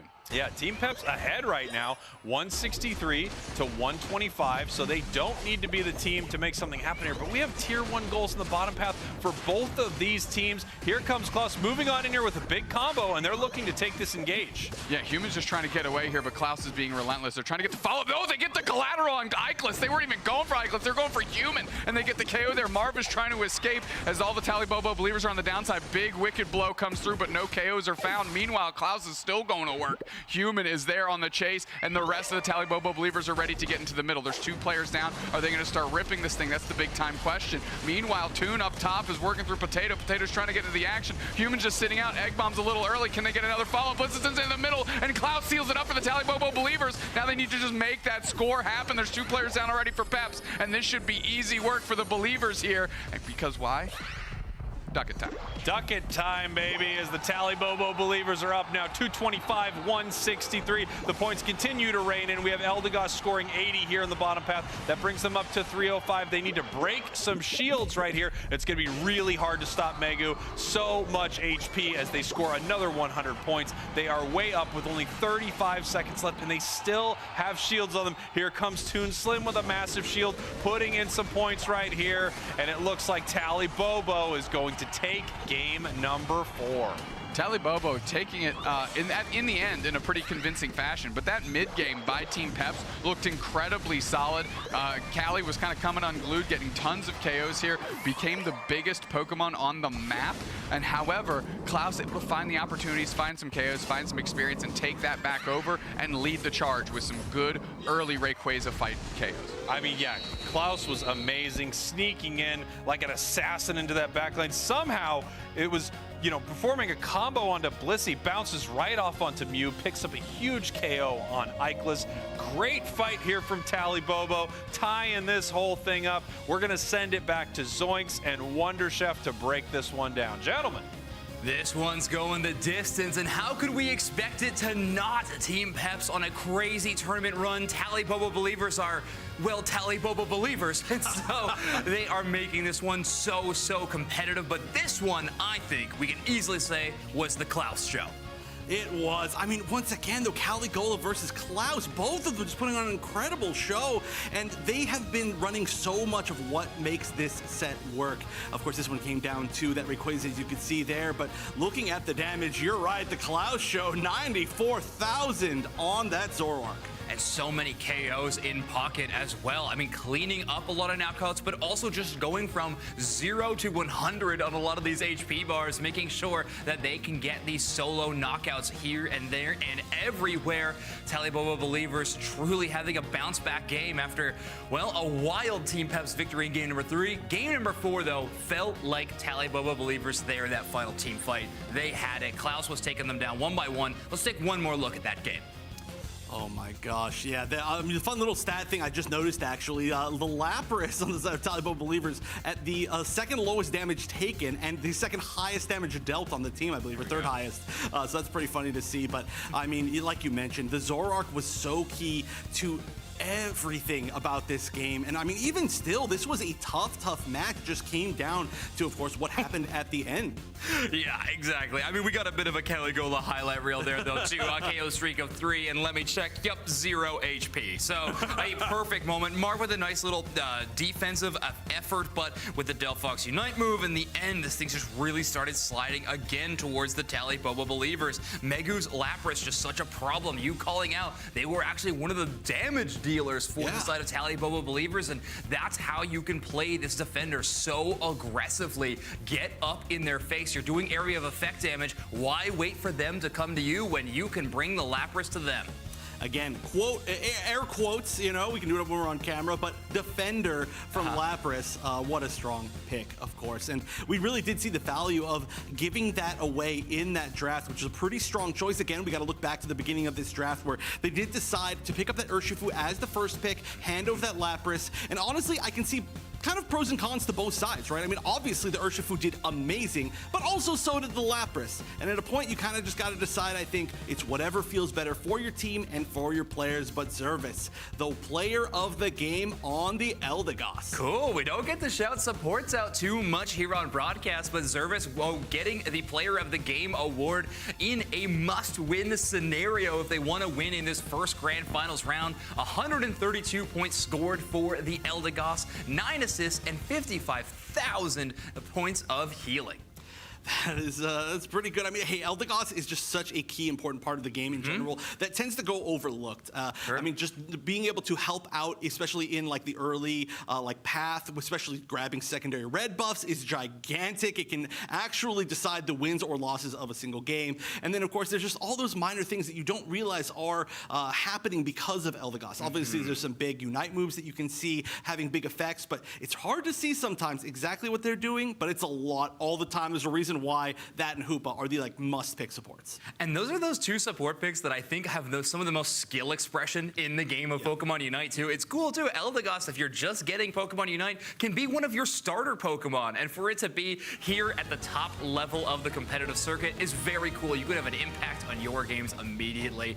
Talibobo Believers in that first pick position here in our game number 5 of our grand finals. Team Peps with a chance to reset. Talibobo Believers wanting to hold on to the victory. Repeat bans. Repeat bans going after those specific players once again. But again, Talibobo Believers, if they win this, they are your champions. If Peps win this, we are in for an even longer road. But I think Peps has already proven themselves regardless of what happens. And once again, Talibobo Believers putting that ultimate value on that Megu Slowbro. Yeah, especially after a very good performance on Lapras just a game ago. But we're going to send the Lapras over to Team Peps. Last time we saw it on their roster, it was played by Potato within that top path. Now, Spraggles really enjoyed it. I think it's a good setup for their roster and how they like to play the macro of the game. They're totally fine leaving Potato up there as long as Potato feels comfortable to level up and scale and then eventually show up to make a big splash on the competition.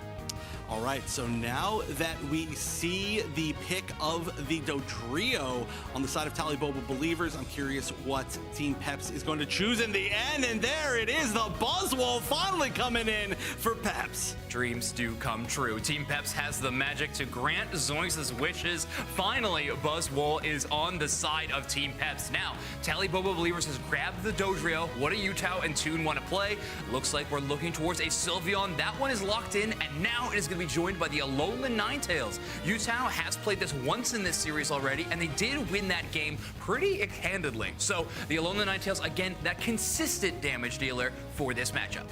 That is a pretty, I mean, you can never really go wrong with that, but last pick, we're going back. We've got a Buzzwole and Talonflame comp in Game 5 of Grand Finals of the highest stakes European tournament to date. This is incredible. Peps has no fear as a team. No, absolutely not. And why would you? You have pushed one of the best team in the entire world to the brink right now in this first stage of the Grand Finals. This is a win and get a chance to double your money, by the way. $10,000 to second, $20,000 to first. I mean, Team Peps is putting it all on the line for this gigantic match ahead of them. The Talonflame looked a little rocky at the start, looked amazing at the end. Let's see how Team Peps can do it. Spraggles and Doob Snacks, bring us into Game 5.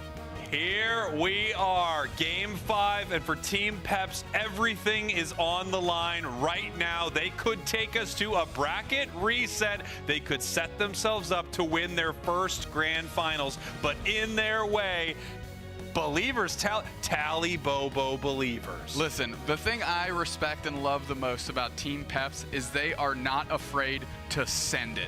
We've seen it at the AOS Cup when they had Talibobo Believers tied 1-1. They locked in the Gengar. Did it look great? Meh, that's arguable, but at least they're willing to go there. And this is another game back against the wall. They have the opportunity again to reset this Grand Finals bracket, and they say, you know what? Talonflame. You know what? Buzzwole. Let's go. Let's get it done. And here we go. Team Peps trying to take down the Titans, Talibobo Believers. If Tally wins this, they are our regional finals champion, taking home the big prize, $20,000. If Team Peps wins this, we get a bracket reset. We're doing this whole thing over again, and they've got to beat them once more. Marv playing far forward, Ikelis in their pocket as usual. Human's going to try and play the game of their career here and really help Potato take over. This is going to be awesome. I love this for a Game 5. Fun fact, some bugs are fuzzy. Weird. Some bugs are pretty fuzzy, that's right. Interesting fact, the winner of the regional finals will receive $20,000. You know, I'd like to consider myself the winner of the regional finals. Yeah, you know, put our name on that list. I think that's how that works. As Marv is put it up to a vote. What does the chat think? Yo, wow. They already voted to give you a raise while dumpstering the rest of us, so maybe you can spread the love a little bit. Klaus coming through, making sure nobody rips back through the portal. Team Peps looking pretty decent in the early part of the game. They're a little bit behind on levels, but I'm surprised that this Gossifleur is still standing as is. Service is not caught in that mode too often. You know, one pick I really like from the side of Talibobo was the Alolan Ninetales. I think originally they were hovering that Espeon, but they giving each other a little, hey, I see you, you see me, yeah, I see you. So my plan is to take this. Yeah, my plan's actually to take this too, so we're just gonna have to see kind of who gets it right here, maybe do a little dancing, and then, okay, I gotta run. Pretty fun, okay? I know it's an important moment here, but it's also some great sportsmanship between these two amazing teams for the EU region, who are both going to Worlds. Yeah, you have to give credit to the communication there. Callie called for Human to come down. Obviously, great spacing tools with that Astonish out of the Hoopa. The ability to not only secure objectives, but stun the opposing team. Human catches their own portal, is able to get out of dodge here. Potato, on the other hand, is the one that's going to be responsible for guarding this goal zone, and they get KO'd for the KO. Very, very close right there. Almost getting the KO on Toon. Caligula looking pretty good. Level 7, they have unlocked Fly as Utah moves down to the bottom path right here. Obviously, Fly, such a huge counter to so many things your opponents can dish out at you because you literally fly above the battlefield. You are invulnerable, and then you can land on them with one of the biggest pops of damage in the game. Yeah, here we go. We got Potato going for the starting position and a dart through Callie, and you want it to look good. There's a KO. There's a couple of them, in fact, and that's what I was going to say. Potato's the starting pitcher. Callie's the closer for this team. That's a 1-2 punch that they're going to be looking to execute all time or for all day long. Klaus getting land on. Can we boost through? Just barely making it out, getting baited into the Hyper Boys, and Mike get KO'd back the other way. The chase is on. Nice little bop by Human to make sure that Callie makes it out, and Team Peps is playing very crisp. And now Talonflame actually going through that hyperspace hole. They can come right back up here and start this fight once again. But no, getting caught by a massive drill back, coming right down, picking up a KO, having to unite to survive, but actually coming back and KOing the other way. Team Peps is here to win this thing. Let's go, Callie Talonflame. Do you believe? I certainly do now. Regirock's at half HP, but guess who's hanging in the wings? It's Ikelis. They've got their Unite move, which means they can move in with it, and they can try and secure it for the team. So is Potato to cause some static. It's Ikelis again. Team Peps wants this in a bad way. Can we get a reset for Potato? Oh, of course they make it through. Team Peps, Spraggles. Oh, come on. Game 5. Grand Finals. Let's go. This is incredible right now from Team Peps as they are dominating the start of this match and making it look easy somehow against Talibobo believers. But obviously, Talibobo just needs one. Team Peps needs a ton. We can only deal with the match right in front of us, and right now Team Pep is looking great. They really are. They're all putting it out on the line, doing their roles well. Stepping in front of that Blizzard Avalanche combo was Marv, so Ikelis doesn't get hit, and then Ikelis just lands a solar beam. I mean, you can't hide from the sun if you're standing outside, Spraggles. Everybody getting that sunlight, and we're coming through. They almost call him sun-kissed. Know what I'm saying? Ikelis locking it all up. I love this team. I know. This is a blast. It's so much fun watching this, especially when you can tell that this team is really flowing right now. They are in it. Everything they are trying to do is working out for them. They're using the eject buttons. They're diving in for these big KOs. It's so exciting to see. Right now, Caligula making their way into the central area of Talibobo, being chased by the whole team, coming right down. Unite move, a Talonflame classic Unite move into the wall that you did not try to land into. Oh, I'm able to dodge there a little bit and get out of dodge. Quite literally, Klaus is on the backside. We're gonna have to take to the skies and see if we can find anybody. And Callie's just down to put some damage in as they do get chipped in. Finally, Klaus getting a KO. Train coming through. Let's take a ride. Klaus catching that wave, and we're gonna see if we can follow that up.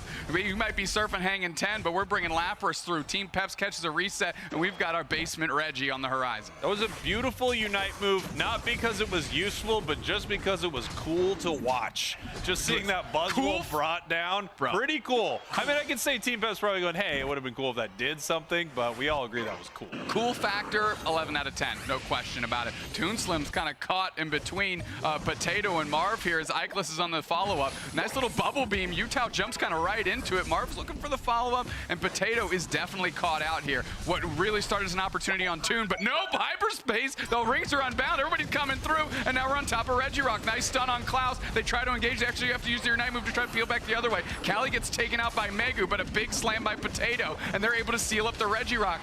KO streak of 2 for Megu. Yes, they're getting the KOs, but not on the players that you'd like to be getting them to keep scaling up. Human and Ikelis are going to try to have to hold this gold pad down. It seems like Team Peps is playing out of their minds right now. Just every crazy play you could think of seems to work out for Team Peps, as somehow they're beating Talibobo Believers and making it look good here in game number 5. Game 5 of our grand finals. Team Peps looking to bracket reset against Talibobo Believers, the EU best team, #1 seed team. And I'll tell you what, like you just said, they're making it look pretty easy here in game 5. Yeah, it looks like we're sneaking in for a possible score here. Toon watching this top goal up in the bush here, so I don't think this is going to work out. But then again, Toon could have to move here in just a moment. It looks like they are moving away from that top path. Oh, Callie just hoping that that drill peck did not hit. And then, that's my favorite fly of all time. He literally did that to stay in the bush when he landed, assume that they would leave, and now they get the points in. What are you talking? Let's come on. How many? That's like the never-ending scarf that's getting pulled out of this team's sleeves. They never run out of tricks. I love it. Team Peps, baby! Does he know? I'll tell you what, I shouldn't have gotten that full-length back tattoo that said woof woof. A little awkward for me. Yeah, it's unfortunate now, but you know, it still looks good, you know? I guess. More like oof, oof. Here we go. Big surf coming through. Ikelis looking for an opportunity, and they're going to need one. 2 minutes, 30 seconds. Rayquaza's on the horizon, but they almost got caught out there. Marv going to have to get this reset. Ooh, interesting move here. Both of them going back through that portal, but Ikelis getting caught in a big way as Talibobo Believers has had enough of these shenanigans. They are pushing onto this goal zone, looking to get some points on the board because they are way behind, almost down by 100. Picking them up right now, flying with a huge slam. They go down to the Hoopa. I'm trying to check this respawn timer. This means Toon is going to be late for Rayquaza, as Callie looks like they're going to be pivoting a little bit. However, you still have Klaus in the mix. We've got Rayquaza on the map. And here we go. Dodrio coming down into this fight here. We can see that Team Peps is up, and at this point they are waiting enough time so that they are back. Toon Slim is back in the top path watching this goal. They're actually watching all of these goals right now because they are ahead. They don't need to make the play happen here, but they've been making plays all game. I kind of feel like I want them to press this. Yeah, they've really been on a different level in this game specifically. Ikelis has both buffs here for themselves. Tons of damage in on Megu. Klaus tries to get the engage on Marv, but Marv blinks out. In the top left of your screen, Toon is babysitting Callie, who tried to give for a cheeky score, and now the chase is on there. Potato looking for an opportunity. Nobody's looking to engage. Klaus, it might get Ikelis, but no, do they blink out? No, they do not. Don't. That's a huge KO. Yeah, massive KO there from the Dodrio, and now Talibobo is looking to take the advantage. They are up in score right now, 186, a double KO, but no, Toon goes down to Caligula as they are possibly moving back towards the center. No, they are not. Of course, that tier 2 is not open, so they have to run back to the top path if they want to score right here. Yeah, I don't know if they know that they're down yet. They should have gotten the signal that they were. We're taking a look. It's about a 54-point difference between these two teams. Team Peps needs to make some magic happen. Callie darts back and gets back into the mix. I'm looking at Unite moves, and there's a bunch of them on the side of Team Peps. But that's a slow beam on top of Potato to lock them up. Marv is in the middle. We're going to see if we can do anything here. They try to push back. Klaus is getting solo. Can they convert on a KO? Callie tries to engage, but can't. Now the rings are unbound. We're pulling the team through. This is going to be the Rayquaza that's going to make this thing happen for Peps. They're looking for an opportunity, but Human's taking a ton of damage. There's going to be 2 players down here in short order if they can follow up on Human here. But look at Callie. They're going for a cheeky score. Human solo on HP, and there's another score's going back on the backside. They need to pick up Toon Toon Slim. Ikelis is trying to KO Toon, but who's going to get their points in? They get the KO on Cali. They don't get their points in, Spraggles. If they don't get their points in, that means Tally Bobo Believers might have taken this thing. They did score in the last minute there. I did not see points go in for Team Peps. It's riding all on this final score. Who is going to take this? If Team Peps wins, they reset. If Tally Bobo Believers does, no! Tally Bobo wins this thing. They are your grand finals champion here for the EU region. Incredible stuff. I mean, incredible stuff is an understatement, Spraggles. What a game and what a grand finals out of Peps, pushing Tally Bobo Believers to this Game 5. Truly an amazing watch. Yeah, pushing them all the way to the limit right here. We can go ahead and take a look at this score screen right now. I mean, what a battle. What an absolute brawl for this final match. So incredible right here. You can see the KOs looking pretty good on the side of Tally Bobo as Dodrio's really putting in some work there. Yeah, of course. We're taking a look here at the score line. It looks good. It looks good.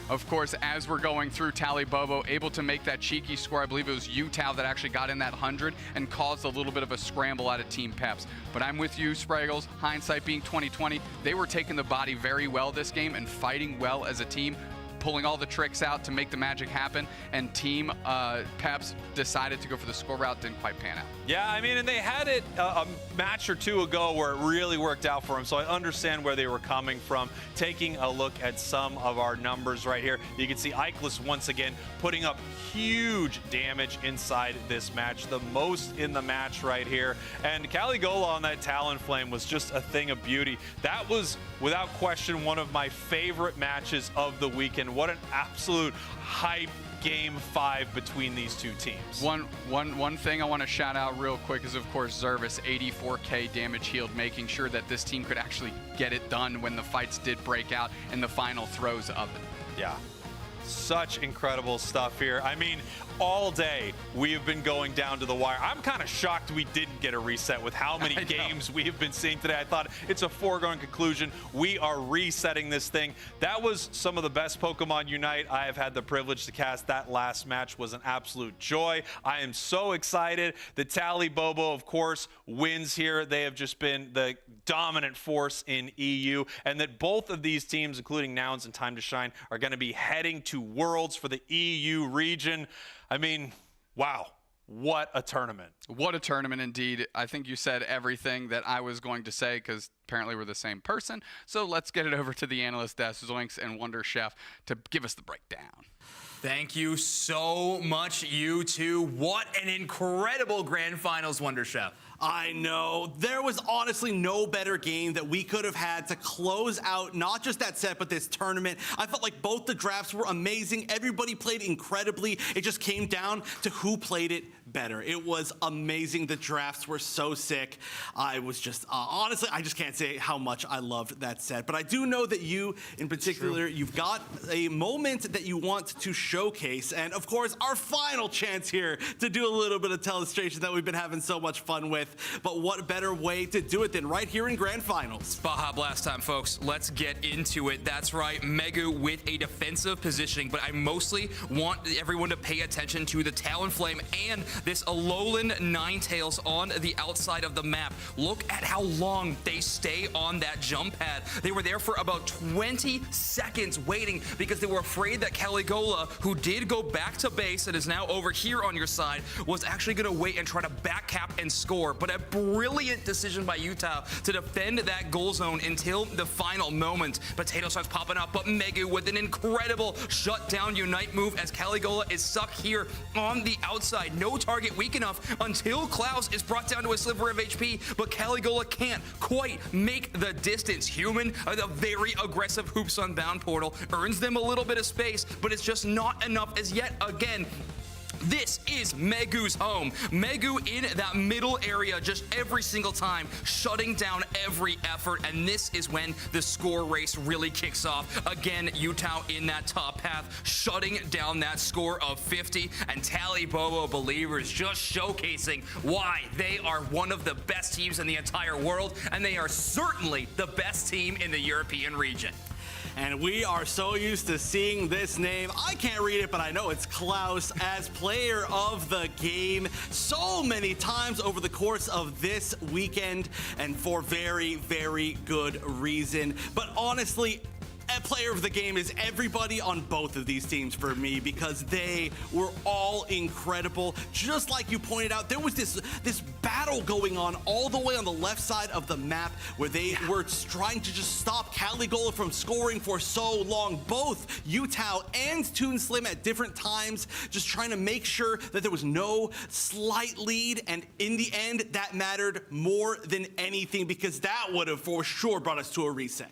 And that's why they're a world caliber team, because of their adaptation. That happened last set, and of course the macro decisions to counter it immediately after in a tense situation, and couldn't get more tense. Game 5 in the grand finals, and they just came away with a $20,000 prize pool. We actually have an interview with the team captain of Tally Bobo Believers. We have an interview with Zervis, so let's take a look at that.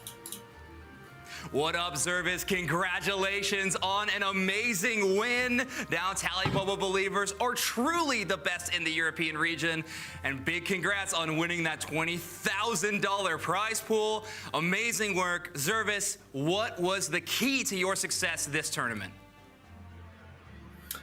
I'm not really sure how we should call it. I guess we just tried our best to prepare. Okay. Nothing too special, but I think we had some issues with trusting in some picks or some playstyles, and I think today we just tried to trust each other mostly, and we overcame some hurdles, and yeah, it's pretty good. All right, well, I mean, it was great to see you all pull it together and just prove your dominance over the region. But my big question for you is, now we can officially say, of course, you are going to Worlds. You are qualified for Worlds. Now, I have to ask, you know, as a team that everybody's looking to go so far in this Worlds bracket, are there any other regions that you've been looking at yet, in particular, as far as just trying to learn all these other regions, or have you just been focused so far on where we're at in these regional finals? I guess we have our scouts in some of the other regions, especially NA, but also we know what South America plays and so on. We're gonna have a proper look at Asia a bit more in the future. But yeah, other than that, mostly Europe.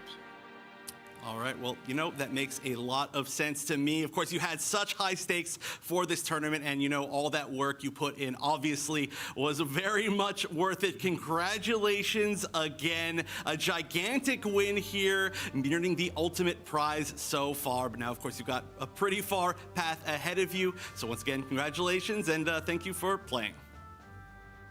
Thank you so much. Well, good to hear from the team captain of potentially the best team in the world. I mean, they have proved it again and again, but they're gonna get the one chance to actually prove that statement true in just a few months. In August, the World Championships in Yokohama, Japan will be happening, but they proved it today that they deserve to be there. Let's take a look at the bracket for what went down today. Oh my gosh, you know, we didn't make it go to game 3 in the grand finals. We instead went to game 5, so we went the limit almost the entire day. This has got to be one of the longest time-wise brackets that we have had in the UCS. What a marathon, not only for us, but for these players. Huge shout-outs to all of them for being so solid for so long. What a tough path, but again, Tally Bobo Believers taking it over Team Peps in that grand finals. Just barely took it over Nouns, who just barely took it over Time to Shine. It's just gonna keep going. Exactly. Let's take a look at what these teams won, by the way. $50,000 prize pool. Tally Bobo Believers going on with 20 racks, and Team Peps with 10K as well. Oh yeah, lots of money. Again, I'm so glad to see these teams all rewarded for all their hard work. And of course, every single team, gotta mention it one last time, just getting top 8 was a huge achievement, and they got a great prize as well. Yeah, and let's take a look at the storyline of this entire region as we see the final CP standings for Season 2, the end culmination. Tally Bobo Believers breaking into that 10,000 championship point mark. Nouns Esports are going to be ending with the second second place for championship points, 8,391. And there you go. Team Peps and Time to Shine filling out the top 4. Tilted at 5. GigaChad Gaming close behind at 6. And Zephyr and Sentient rounding out our 7th and 8th. What a season from this European region. Incredible. I'm so sad to see some of those teams down below this 4th place go, because they put on amazing shows, not just today, but the rest of the season, some of them as well. But looking at what we had today, I am so excited to see these top 4 play in Worlds. Time to Shine and Peps specifically. Obviously, we knew Talibobo, Believers, and Nouns were absolute monsters to look at, but Peps and Time to Shine in particular, I think today they stepped it up in a way that they had not before, looking to be extremely world-class threats going into the World Championship. They're gonna have to keep doing it too, as there will be 31 teams total at the World Championships, and 16 of them we have on the screen right now. We can see Latin America South, Peru, and Stamina Esports. We just saw the EU teams. We talked about the OC teams earlier on in bracket, but India also having their 2 representatives right there on screen. APAC West having 3 representatives, as well as APAC East. Oh, this is amazing. I can't believe we're this close to the end of the season. We're starting to see all of these teams, and these are names you are going to want to remember, because this is not going to be the last time you see them as we send them into Worlds. What an end to the 2nd season of the UNITE Championship Series for so many regions. North America not quite finished up yet, but Europe ended on probably the best way we probably could have asked for. A gauntlet of a tournament, an amazing grand finals. Wonder Chef, what did you think of the day? Honestly, unbelievable, just unbelievable. I've got nothing else that I can say. I am just more excited than I've ever been for Worlds, and I was already kind of peaking out on my excitement for Worlds. Yeah, well, I'm right there with you, but to all of you, thank you so much for watching the European Regionals broadcast here for the UNITE Championship Series. We had so much fun, and congratulations again to Talibobo Believers, Nouns Esports, Team Peps, and Time to Shine, who are all headed to Worlds, and we are going to love it there, where they will compete with teams from across the globe for a piece of the $500,000 prize pool, the trophy, the title of the 2023 UCS champion. EU might have their teams locked, but NA will be competing June 30th and July 1st at NAIC to decide who's going to Japan, and you do not want to miss it. Thank you for watching, and we'll see you at NAIC.